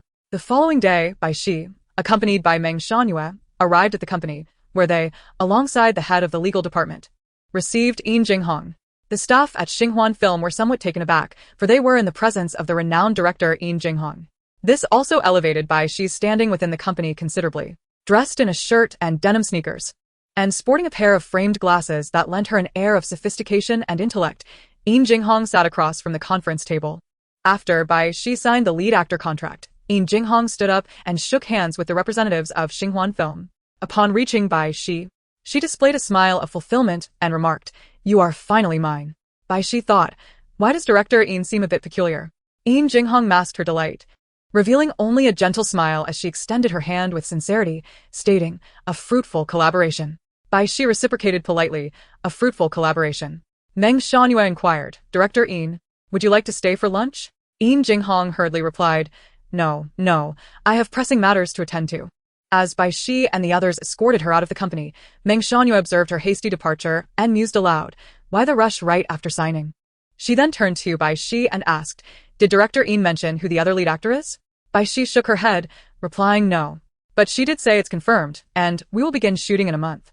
I will meet her then. She is an exceptionally talented actress." An exceptionally talented actress? The first image to flash through Meng Shangyue's mind was Pei Yanqing's face, but she quickly dismissed the thought, reasoning that she had not heard any news of Pei Yanqing taking on a role in a film by Yin Jinghong. "All right, I'll accompany you to the set. I'm quite curious about who your romantic partner in the film will be," Meng Shangyue said with a smile. "I am eager to find out as well," Bai Xi replied. Chapter 48. President Pei, this is the project application for filming funds submitted by Director Yin. Please approve it. A pristine project proposal was presented before Pei Yanqing's desk, the paper fresh and imbued with a faint scent of newly printed ink. Pei Yanqing temporarily set aside his work, took the proposal, and casually remarked, "Has Yin Jinghong found her leading lady?" Secretary Zhui Yuan replied, "Yes." "Who is this unfortunate soul?" he inquired. She merely stated that it was a newcomer. Pei Yanqing, indifferent, acknowledged with a nonchalant hum, and after perusing the document, he signed his name on the last page and waved his hand in approval. Zhui Yuan maintained a composed demeanor, though internally she was taken aback. Despite Pei Yanqing's seeming disdain for Yin Jinghong, it is evident that she is the favored one within the company. With film projects often demanding budgets in the tens of millions, approvals are granted with little scrutiny, and inquiries about the details rarely arise. Particularly since asking Yin Jinghong would yield little clarity, even she herself is often uncertain. Yin Jinghong frequently delays the completion of projects due to her innovative ideas, leading to exorbitant expenditures, a situation for which Pei Yanqing consistently finds herself cleaning up the mess. Were it not for Zhui Yuan's close proximity to Pei Yanqing and her awareness of Pei's affections, it would be difficult to resist the allure of their connection. Even devoid of romantic inclinations, the bond between a talent scout and a prodigious horse is undeniably enticing. Pei Yanqing closed the project proposal and returned it to her, stating, "Let the business department seek investment. We shall only take a quarter." A month later, as the production was set to commence, Pei Yanqing mused to herself, "It should be on time. You may leave now." As Zhui Yuan approached the door, she was halted by Pei Yanqing's voice. "Do you have any further instructions, President Pei? Has Meng Shanhua mentioned anything to you recently?" Pei Yanqing's fingers rested on the dark wooden table, her thumb unconsciously tracing its grain. "No, suo given played." "And the resources I recommended to her were also declined." "I see," Pei Yanqing responded, her demeanor inscrutable. Zhui Yuan exited, carefully closing the office door behind her. Pei Yanqing opened her contacts and called the screenwriter of the previously discussed crime thriller to confirm that Bai Xi had indeed declined the role. Setting her phone aside, she interlaced her fingers under her chin, her expression shrouded in ambiguity. Pei Yanqing continued her daily reports, and after a few days, Bai Xi likely sensed the need to maintain a facade of their amicable relationship while suppressing her own feelings of guilt and reluctance, and she began to respond. The two's relationship was slowly mending, but the intimacy they once shared felt like a chasm apart. Meng Shanhua sat beside Bai Xi and, upon noticing her opening a chat interface, quietly remarked, "Is this some sort of clocking in and out? Do young couples today resolve their disputes like this?" The two had not seen each other since. With Pei Yanqing's approval, Yin Jinghong successfully moved on to the second phase of her plan. As a full-time director and screenwriter, she preferred working under Pei Yanqing rather than seeking investments herself or taking on the role of a producer to receive box office shares. The burden of financial independence was too great. With a modest income and someone to absorb her losses, she felt content. In this regard, she was grateful to Pei Yanqing for providing ample space to showcase her talents. However, this gratitude did not evoke a hint of remorse in her when it came to undermining Pei Yanqing. Everything was in place. All that remained was to ensnare Pei Yanqing. Half a month later, Yin Jinghong knocked on Pei Yanqing's office door. A renowned director in her 30s, clad in a linen shirt and jeans, exuding a style and poise suitable for her own film, yet her hesitant demeanor at the entrance starkly contrasted with her usual elegance. Upon seeing her, Pei Yanqing felt a headache coming on. Setting down her pen, she called out, "Aren't you coming in?" Yin Jinghong approached with a lightness that belied any burden. "President Pei, I wish to consult you on a matter." "What scheme are you concocting now?" Pei Yanqing interjected, her tone nonchalant. "How could it possibly be a scheme? I have a vacancy for the lead role in a film, and I wonder if you..." Pei Yanqing interrupted her with a dismissive wave. "Not interested. I can offer generous terms." "Not performing," Pei Yanqing stated flatly. "If you continue to prattle, I shall have security escort you out." "What is it that you seek?" "Precisely this."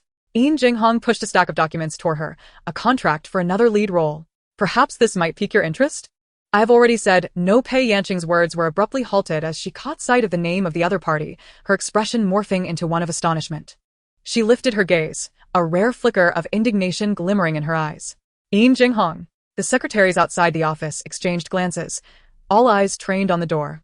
It was the first instance of President Pei raising her voice so audibly. Yin Jinghong must have quite the influence.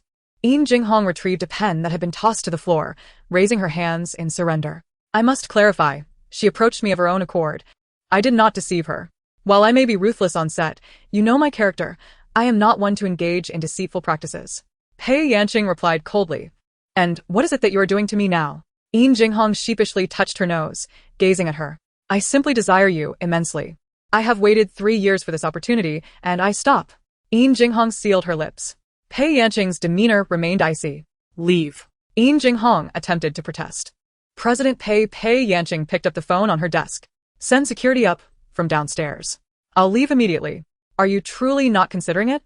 Yin Jinghong called out as she reached the door, attempting to persuade Pei Yanqing one last time. Zhui Yuan and others hurriedly pulled Yin Jinghong out. Wait. My contract is still inside. Pei Yanqing paced her office, the contract lying on her desk, the name Bai Xi glaringly prominent, staring back at her. Calmly, she dialed Bai Xi's number that evening. Bai Xi was in her study, engrossed in a script, her notebook filled with dense scribbles. When she saw the caller ID, she momentarily believed she was dreaming until Pei Yanqing's familiar voice reached her ears. You accepted Yin Jinghong's script? How did you know? The film project was approved by me. Oh. Bai Xi was momentarily at a loss for words, and when she heard Pei Yanqing speak again, she had to summon considerable composure to stave off errant thoughts. Can you decline? I will cover your breach of contract. Why? Bai Xi inquired. Because the other lead she seeks is me. Pei Yanqing was poised to divulge more but, with a sudden spark of insight, altered her response. Do you know who the other lead is? I do not. Does Miss Bai know? I do not know either. Pei Yanqing instinctively told a lie. Indeed. It was precisely because Bai Xi was unaware that the person with whom Yin Jinghong had another intention was herself that she agreed to star in this film. Had she known in advance, she would have likely kept her distance. Thus, when Yin Jinghong spoke of a public love affair, was it regarding the script of Whispers? Aren't you known for your inability to portray romantic scenes effectively? I have faith that director Yin possesses the means to guide me in delivering a commendable performance. Pei Yanqing returned from the living room's floor-to-ceiling window and slowly settled onto the sofa. She was indeed capable of it. A faint smile graced the corners of her lips. Bai Xi's ears perked up. Why did Pei Yanqing's tone seem to have shifted somewhat? I have a question I wish to pose to Miss Pei. Go ahead. When director Yin contacted me during the filming of Show 3, was that at your behest? Given that I instructed you not to engage with her, how could I possibly have advised her to seek you out? I must have misjudged the situation. Is it your intention to distance yourself from me? Pei Yanqing and her uttered words resonated almost simultaneously. Bai Xi opened her mouth, but Pei Yanqing had already apologized for her impulsive comment. Forgive me, I misspoke. It's quite all right. Although Pei Yanqing had offered the apology, Bai Xi felt she was the one who ought to express remorse. Miss Pei. Bai Xi continued, I am truly grateful for your efforts on my behalf, but please refrain from wasting any more time on me. Pei Yanqing, is it merely gratitude that you feel? Bai Xi sank into the chair in the study, pressing her fingers to her forehead. The single word on the tip of her tongue required no contact between her lips to be voiced, yet her thin lips moved several times, swallowed by silence. Before Bai Xi could respond, Pei Yanqing quirked a smile and said, Good night, Miss Bai. Good night, Miss Pei. The evening breeze stirred the curtains in the study. Yet Bai Xi's script remained unopened. After Pei Yanqing took a shower, she sent a WeChat message to Yin Jinghong. Please come by my office tomorrow, bringing the contract and script. Other than the fact that the director was Yin Jinghong, this arrangement nearly fulfilled Pei Yanqing's earlier desire for a public love affair with Bai Xi. This is advantageous. She could keep an eye on Bai Xi and monitor Yin Jinghong, preventing her from causing chaos on set. The following day in the office, Yin Jinghong's gaze fixated unwaveringly on Pei Yanqing's hand as it grasped the pen. With fluid grace, she signed her name, only to halt abruptly. Yin Jinghong, now anxious to the point of perspiration, urged, What are the additional terms? Pei Yanqing, setting down her pen, replied leisurely, I have a few supplementary clauses. Yin Jinghong promptly responded, Please go ahead. Pei Yanqing retrieved the supplementary agreement from her drawer. Yin Jinghong. After a swift perusal, having her own past mistakes in mind, she comprehended most of the content, but there was one clause that caught her attention. She pointed to it and inquired, Why can't the female lead bear the surname Song? Pei Yanqing raised an eyebrow. I simply do not favor that surname. Is that unacceptable? Very well, I shall acquiesce to your wishes. Yin Jinghong conceded. What shall we change it to? We can discuss it upon entering the production. Let's consult with teacher Bai's opinion. Yin Jinghong, with a heart that had just begun to balance for Bai Xi, suddenly remarked, Isn't Bai Xi originally surnamed Song? Wouldn't it be more convenient to keep the surname? Both in and out of the play, she would be Miss Song, making it easier to immerse in the role. Pei Yanqing lifted her eyelids, warning, You had better not utter this in her presence, or I shall not spare you. Surprised by her unexpectedly serious demeanor, Yin Jinghong, albeit confused, assured, I swear, I will certainly not say a word. Yin Jinghong first signed the supplementary agreement, and Pei Yanqing subsequently affixed her signature to the lead actor contract, casually returning Bai Xi's copy to her, which she then tossed into her embrace. Hurry along. Cradling the two contracts as if they were treasures, Yin Jinghong laughed heartily and departed. Pei Yanqing took a deep breath, mentally preparing herself for the upcoming 10 days in the crew. Tomorrow, I join the crew. Have you packed everything you need? Bai Xi, Seated on her bed and ready to sleep, replied to Meng Shanyue's message, all packed. She exited the chat box, scrolled down to Pei Yanqing's profile, and after much contemplation, left her a message. I will be joining the film crew tomorrow and will be quite busy for a while, so I may not be able to respond promptly to your messages. Dressed in silk pajamas, Pei Yanqing sat at her vanity, tending to her skincare routine. She responded instantly. okay. Bai Xi curled her fingers, lost in thought, sighed softly, and typed, "Good night, Miss Pei." "Good night," came the reply. "Tomorrow, I shall see you." Pei Yanqing added silently in her heart. After completing her final full body care routine, she gazed into the mirror, admiring her delicate, smooth skin. Satisfied as she slid under the covers and closed her eyes. At the H-City Film and Television Base, Bai Xi, accompanied by Meng Shanyue, arrived at the set via the crew's vehicle from the airport. Upon entering, they heard that another lead actor had already arrived. The lounge door was tightly shut, and the crew members were bustling about. The assistant director, who was supposed to receive them, had been called away. Meng Shanyue glanced at the lounge in the distance, teasing, "Shall we go greet the other female lead? After all, she is your designated love interest." Nervous yet curious about her first serious romantic film, Bai Xi remained emotionally subdued, merely nodding in agreement. Meng Shanyue knocked on the lounge door. There was no response, but footsteps could be heard from within. Bai Xi and Meng Shanyue held their breath. The door swung open, and Bai Xi heard the sound of wind chimes resonating in her heart. The tinkling persisted like a gentle melody. Meng Shanyue stepped back, looking over her shoulder, swallowing hard, and remarked, "Is President Pei here to inspect the work?" Pei Yanqing fixed her gaze on Bai Xi's eyes and declared, "No. I am the other female lead." Chapter 49. Pei Yanqing.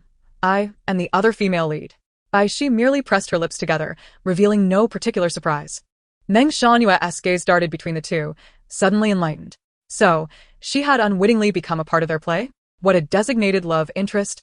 A little couple exchanging their setting for a public romance in the crew. TSK.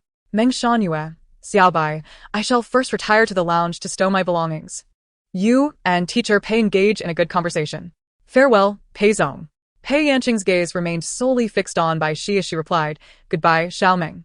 At the entrance of the lounge, only the two of them remained. Pei Yanqing raised her chin slightly towards the interior and said, "Shall we step inside to converse?" Bai Xi, not that. The two entered the lounge, one after the other. Bai Xi rarely exhibited intense emotions and even less frequently allowed them to surface. Her resoluteness outside the memorial hall of Bai Dizong was the first and only instance. Upon encountering Pei Yanqing on set, after the initial flutter of her heart, she was left with merely the gentle ripples akin to dragonfly legs touching the lake surface. Anger was not the sentiment. Rather, confusion prevailed. The assistant had long departed, and Pei Yanqing poured a glass of water for Bai Xi, explaining the sequence of events leading to her joining the production. That day, Yin Jinghong approached me regarding a film project, and I discovered that she had cast you as the female lead. I called to inquire if you wished to decline, to which you agreed. Later, I learned that she had not secured her other lead actor, and with the crew nearly assembled and filming imminent, she came pleading with me. In tears and distress, Bai Xi gently parted her lips, masking her astonishment with the act of drinking water. I approved the project, the funding was already in transit, and contracts with other investors were signed. If we failed to commence filming on time, the losses would be incalculable, Pei Yanqing stated, her demeanor unchanged. I was deceived into this. Bai Xi, not that. Although she had minimal interaction with Yin Jinghong, she fully believed she was capable of such actions. Otherwise, given Pei Yanqing's aversion to Yin Jinghong, she would never have accepted the role of her lead actress. Clearly, some trickery had been employed. Between Yin Jinghong and Pei Yanqing, her scale tipped infinitely in favor of Pei Yanqing.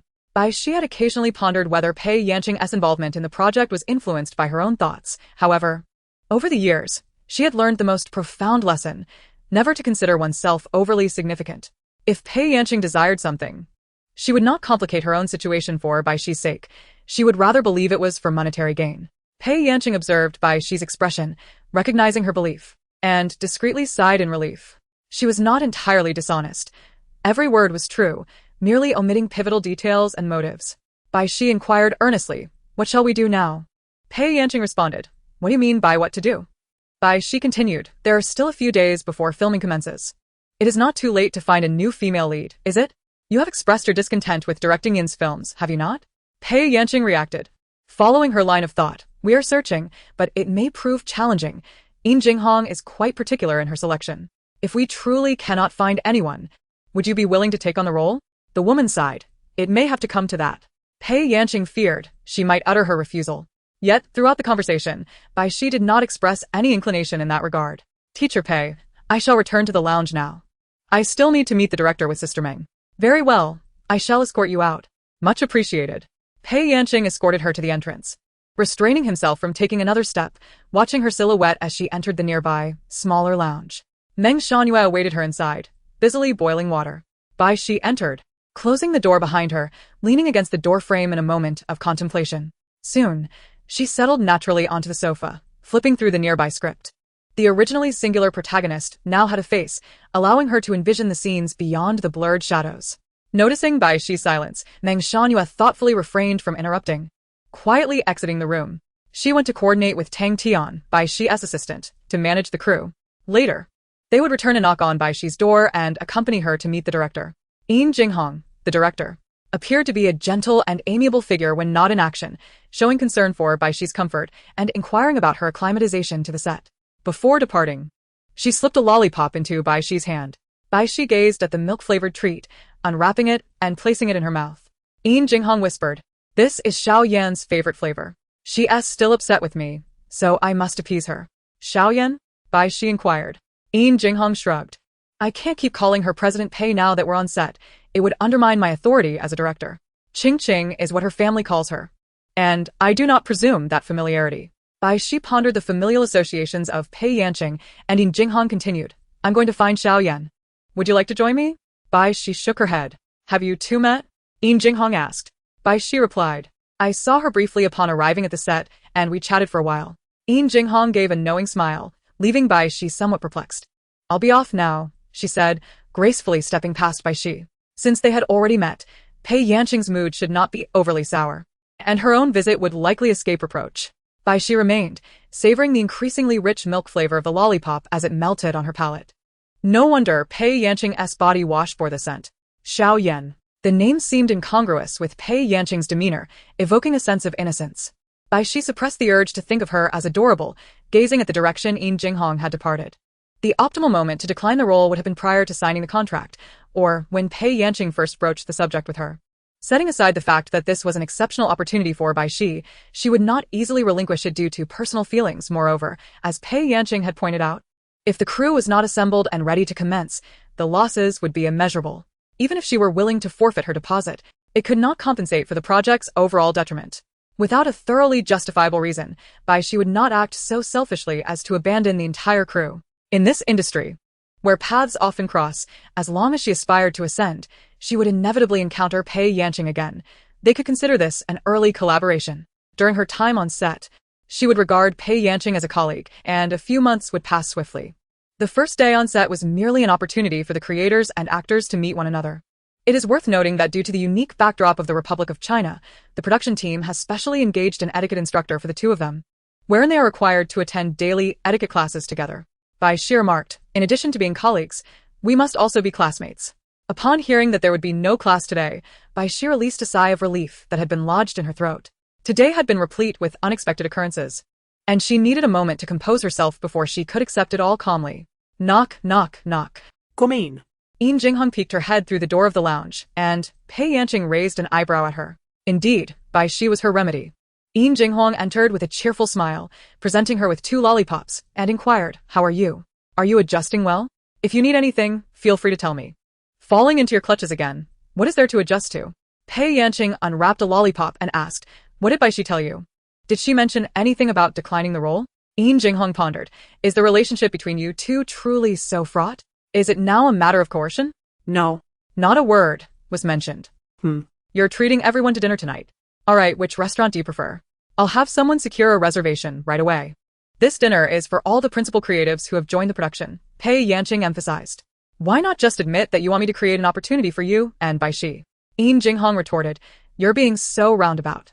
My mind can't quite catch up. How are you so clever in deceiving me?" Yin Jinghong chuckled awkwardly. She was currently being humble and compliant, but once filming commenced, she would seamlessly transition into her domineering persona. Pei Yanqing's time to suppress her was running short. Yin Jinghong sent a WeChat message to the assistant director, instructing him to notify everyone that she would be treating them to dinner that evening, as long as one wasn't physically incapacitated. No one would refuse the director's invitation to dine. Naturally, Bai Xi agreed as well. During the seating arrangements, the two, as co-leads, naturally found themselves seated together. Bai Xi, being less experienced, politely arrived early and exchanged contact information with the unfamiliar actors present. At 7 o'clock, only 2 seats remained vacant. The private room door swung open, and Pei Yanqing, clad in a white casual outfit and accompanied by Yin Jinghong, entered, her tall figure exuding elegance and grace. Despite her attire not accentuating her figure, her beautiful silhouette was still evident, and even the small patch of skin visible at her collar was in perfect harmony with her refined aura. This brought to Bai Xi's mind the first time she had encountered her. She harbored no heroic fantasies, yet first meetings are always memorable. In the fragrant, upscale lounge restroom, she had suddenly found herself enveloped in a soft embrace, warm arms encircling her waist, and gentle whispers in her ear. She remembered it all. What Bai Xi had not disclosed to Pei Yanqing was that she had recognized Pei Yanqing's face upon exiting the stall, which was why she had collided into her embrace, rather than randomly seeking someone out. The intoxication was genuine, yet the intent was equally real. However, after several twists and turns, the roles of hunter and prey had long since been reversed. The marriage certificate and the ensuing emotional entanglements were beyond anyone's expectations. Bai Xi's thoughts drifted far away.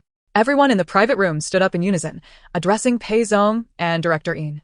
Bai Xi, slightly delayed, rose to her feet, blending into the crowd without uttering a word. Pei Yanqing approached with a subtle smile gracing his lips. A warm hand gently rested on Bai Xi's shoulder. Pei Yanqing exerted no pressure to compel her to sit, taking a seat beside her, while Yin Jinghong sat to Pei Yanqing's left. "Please, everyone, take your seats," Pei Yanqing said. "Oh, now that everyone is here, let's serve the dishes," Yin Jinghong replied. The waiter waiting at the door proceeded to relay the order. Among this gathering, Pei Yanqing was the principal investor and producer, while his role as the lead actor seemed secondary, leaving the others feeling somewhat constrained, with only soft whispers filling the air. Pei Yanqing removed the chopsticks and bowl for Bai Xi, placing them before her. Bai Xi was taken aback, and immediately, all eyes turned towards them, some more perceptive than others. "I apologize. I forgot to do this outside," Pei Yanqing said. "Not a problem," Bai Xi replied. At the table, everyone gasped collectively. It was only the first day of filming, yet this revelation was astonishing. Yin Jinghong, with a handful of sunflower seeds, couldn't stop cracking them. It seemed less like an act of audacity and more like an unfolding script, even more mysterious than her own writing. As Pei Yanqing instinctively and effortlessly served Bai Xi several dishes, there was a moment when she brought her chopsticks to her lips, even opening her mouth, though she quickly closed it afterward, leaving the table in a state of shock. One actor, possibly tipsy, inadvertently revealed a truth while toasting Bai Xi, jokingly asking Pei Yanqing, "Can your girlfriend drink?" As soon as the words left his mouth, the actor sobered up instantly. Everyone turned to look, their expressions more shocked than when they were eavesdropping earlier. What was happening in this production team? Did they dare to speak so freely? Yin Jinghong set down her chopsticks, unabashedly enjoying the spectacle, even letting out a clear laugh. The actor, realizing his faux pas, quickly tried to amend his words. "Pei Zong. I didn't mean." Pei Yanqing placed his hand over Bai Xi's wine glass, smiling lightly as he said, "She doesn't drink. I'll drink for her." Everyone at the table silently gasped in unison. Wasn't this akin to an official announcement? Pei Yanqing turned to the actor and continued, "Is that acceptable?" The male actor, momentarily taken aback, quickly replied, "Of course. I'll toast to both Pei Zong and Teacher Bai." He raised his glass in a gesture of respect. With a twinkle in his eye, Pei Yanqing lifted Bai Xi's red wine glass, taking a delicate sip. Bai Xi, in silence, opted for tea in place of wine. She set her cup down, unable to resist stealing a glance at Pei Yanqing. The woman possessed an aura of elegance and grace, worthy of admiration from all. Yet she sat beside herself, the act of rolling up her sleeves executed with calm elegance, revealing delicate, snowy wrists. Even her posture while serving soup was 100 times more graceful than that of an ordinary person, yet her sole focus was on preparing a meal for herself. "You must try the fish soup here. It is exceptionally flavorful, and I drink it every time I visit." Pei Yanqing blew gently on the surface of the steaming broth. placing a small bowl before her and tenderly advised, "Be careful, it's hot." "Thank you, Teacher Pei." No matter how cold-hearted Bai Xi was, she could not maintain her stern demeanor in the presence of Pei Yanqing. After returning from Hong Kong, she had avoided meeting Pei Yanqing, perhaps because she understood that once they met, her seemingly impenetrable defenses would crumble like a breached dam, fragile and easily shattered. She could not withstand Pei Yanqing's gentleness, experiencing a complete emotional and physical collapse, especially after having tasted it. Maintaining a facade of tranquility was the utmost she could achieve. Faced with the speculations and teasing at the table, Bai Xi offered no rebuttal, tacitly accepting their insinuations. Firstly, she lacked the strength to clarify. The only truth she could assert was that they were not merely friends but a legitimate married couple. Secondly, on a subconscious level, she was reluctant to deny the connection. She preferred to go with the flow rather than distance herself. Thirdly, she cared little for the opinions of those outside a select few. Her colleagues were merely strangers with whom she had exchanged contact information, and she let their words drift away. Jinghong, sitting nearby, imitated her and called out to Pei Yanqing, "Teacher Pei, may I have the honor of tasting the soup you have personally served?" Pei Yanqing discreetly shot her a glance, rolled down her sleeves, and replied gently, "Of course." Bai Xi watched as Pei Yanqing executed the same graceful motion of serving soup, placing a bowl of fish soup before Jinghong. Jinghong beamed, "Thank you, General Manager Pei." When she smiled, she appeared even younger, though she was in her 30s, emanating a mature femininity that was undeniably appealing to other women. Viewed from this perspective, she and Pei Yanqing seemed more compatible, both in appearance and aura.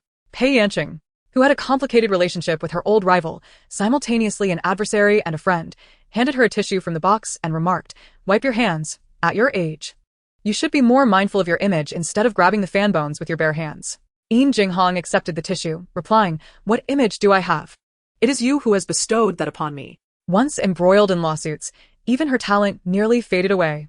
Had it not been for Pei Yanqing's support and willingness to cultivate her, she would not be enjoying her current success. Pei Yanqing had witnessed her at her lowest.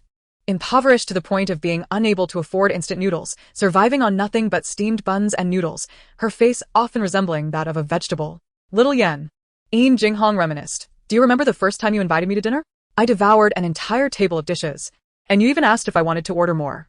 You said yes," Pei Yanqing replied. Jinghong laughed. "Indeed, I was quite shameless." Pei Yanqing thought to herself that she was still shameless, yet, mindful of their audience, she kept that to herself. "Drink your soup," she urged, nudging the small bowl closer to Jinghong. "Speak less, it's not good for digestion." Jinghong's visage represented both her own and the company's dignity, while Pei Yanqing eagerly wished for her to fall silent. The onlookers at the table were thoroughly engrossed in the unfolding drama. Whispers of the scandal involving President Pei and Jinghong had long circulated. Could it truly be authentic? And what, then, was the story behind Teacher Bai? The fish soup that Teacher Bai had once savored now tasted sour and tepid. Pei Yanqing's gaze remained fixed on her, and upon noticing she had taken but a single sip, he leaned in with concern, inquiring, "What troubles you? Is it unpalatable?" Bai Xi felt as though an invisible weight pressed down upon her chest. She took a couple of shallow breaths, managing to respond with indifference. "It lacks flavor." "Surely not." Pei Yanqing naturally lifted the small bowl before her, scooping a spoonful and tasting it himself. Bai Xi hastily attempted to intervene. "That's what I've already tasted." Both the bowl and spoon had been used by her. Pei Yanqing savored it thoughtfully, remarking, "It is indeed rather bland. Let me have a sip." Bai Xi silently returned the bowl. "Allow me to try once more." Using the spoon Pei Yanqing had employed, she took another sip and murmured, "It's quite acceptable now. Perhaps it was overly salty earlier." "Oh," Bai Xi said, lowering her head to drink the soup, unable to meet his gaze, feeling that the elongated "oh" held a deeper significance. Yet Pei Yanqing was relentless, leaning closer to her ear and speaking in a tone meant only for their ears. See. The sounds of chairs scraping against the floor interrupted the dining scene, causing Bai Xi to spring to her feet. "I apologize. I need to visit the restroom." "Nah." Pei Yanqing's assistant glanced up from her meal and, hastily wiping her mouth, stood to say, "I'll accompany Teacher Bai." Bai Xi did not refuse, and the two exited in succession. Only then did Pei Yanqing divert his attention. Jinghong clicked her tongue and whispered, "Is it really necessary? Is one so fearful of being lost on a trip to the restroom?" Pei Yanqing shot her a sidelong glance, asserting, "It is necessary. Had I not feared her anxiety, I would have accompanied her myself. Now focus on your meal and refrain from prattling." Jinghong retorted, "If I were not so chatty, would you two progress so swiftly?" I'm merely a catalyst for her jealousy. Trust that you won't regret joining my team. Pei Yanqing replied. Your role is to speak less and serve as an effective wingman. Jinghong pouted, declaring, I finished my soup. Pei Yanqing rotated the lazy Susan to bring the dishes before her, saying, serve yourself. The restroom faucet poured forth a steady stream of water, delicately enveloping her slender fingers. Nana watched Bai Xi wash her hands, her eyes unblinking. What doors had God opened for Bai Xi, and which windows had been closed? Even her hands were exquisite. Pei Yanqing's hands were also beautiful, inheriting the elegance of his face, fair, distinctly shaped, exuding a jade-like refinement, soft yet undeniably feminine. Bai Xi's hands, too, were those of a woman, yet they bore a rare slenderness that complemented her knuckles perfectly, balanced and strong. It was difficult for anyone of the same gender to resist such allure, instantly conjuring countless unspoken thoughts. A flash of inspiration ignited in Nana's mind. Pei Jia harbors a profound admiration for Teacher Bai, which may very well stem from their intimate encounters. One glance at Teacher Bai in bed reveals a certain prowess, while Pei Jia appears as though she is accustomed to being cared for. Bai Xi turned off the faucet and wiped her fingers dry with a tissue. The mirror reflected her naturally aloof expression. When Na could vividly imagine the scene, who wouldn't be enchanted by such a face, infused with earthly allure? Whispering sweet nothings in the mirror while embracing you, as delicate hands caress from top to bottom. Pei Jia certainly plays her cards well. When Na, abruptly halting her daydreaming, posed a serious inquiry. Is Teacher Bai leaving soon? Bai Xi replied, is it permissible for me to stay? Her inquiry was casual, devoid of any change in expression. However, when Na responded, of course. Bai Xi turned from the mirror to gaze at Wen Na, who awaited further elaboration, but Bai Xi remained silent. Teacher Bai, it's nothing. I just wish to enjoy a breath of fresh air in the corridor. All right, I'll accompany you. Pei Yanqing received a WeChat message from Wen Na, accompanied by a photograph of Bai Xi's silhouette, taken with her consent. Pei Yanqing replied, understood. Inform her that if she wishes to leave early, it is perfectly acceptable. I will notify the others. When Na responded, Teacher Bai said she would return shortly. 10 minutes later, Bai Xi entered the private room and took a seat beside Pei Yanqing. The waiter brought forth 2 new dishes, both tailored to Bai Xi's palate, no doubt ordered by Pei Yanqing. After a few rounds of drinks, the others, save for Bai Xi, had succumbed to inebriation. The actors were all staying at the same hotel, making their return convenient, with transportation already arranged. No objections arose. It was implicitly accepted that Bai Xi and Pei Yanqing would share the same vehicle. Jinghong, perceptive and considerate, refrained from being a third wheel, opting instead to return with the other actors, while Wen Na seized the opportunity to hitch a ride with director Yin. At the entrance of the restaurant, only Bai Xi and Pei Yanqing remained amidst the night, the gentle breeze playfully tousling their hair. The driver pulled up the car. Pei Yanqing opened a rear door, and Bai Xi hesitated for a moment before expressing her gratitude and gracefully sliding into the seat. Pei Yanqing followed suit, closing the door behind her. The driver skillfully maneuvered the vehicle onto the main road, merging into the bustling cityscape adorned with shimmering lights. In the back seat of this car lay an abundance of shared memories between them, due to the unique nature of their profession. Even with Pei Yanqing's intention to reduce external engagements, the two often found themselves apart. Each encounter in the car was electric, particularly after their trip to Hong Kong. When Bai Xi had once removed her outerwear, her shirt slipping from her waistband, only 2 buttons remaining fastened. Their mutual embarrassment had halted the progression. Coincidentally, Bai Xi's attire today mirrored that fateful day.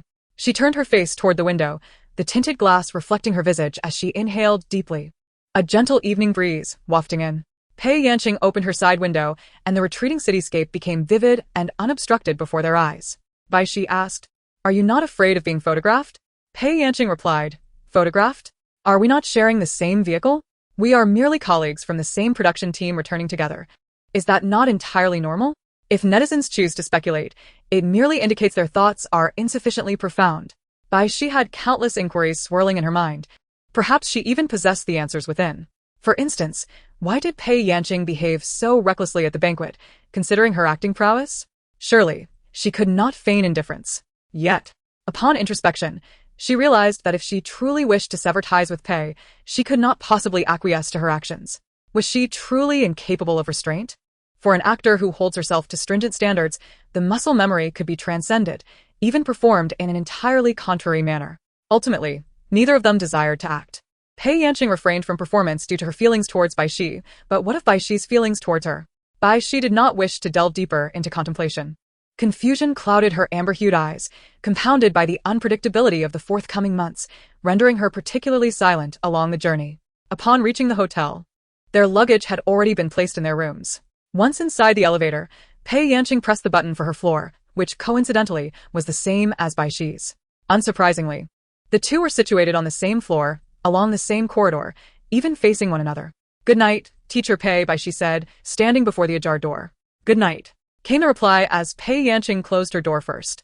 Bai Xi lingered for a moment, lost in thought, before she too closed her door. After a shower, Bai Xi brushed her teeth while gazing into the mirror. As soon as her mind relaxed, it was overtaken by thoughts of the woman. To stave off dreams filled with Pei Yanqing, she resorted to her script. A soft knock echoed. Peering through the peephole, she was surprised to see Pei Yanqing and opened the door.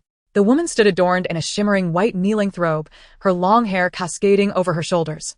Droplets of water glistening on her delicate collarbone, sliding down into the hollow. Bai Xi quickly averted her gaze. "Is there something you need, Teacher Pei?" "Indeed," Pei Yanqing replied, raising the script in her hand. The scent of shower gel wafted from her lifted arm. "I have come to rehearse." Bai Xi glanced at the infrared camera mounted above in the corridor. Pei Yanqing grasped her hand and pulled her into the room, slamming the door behind them.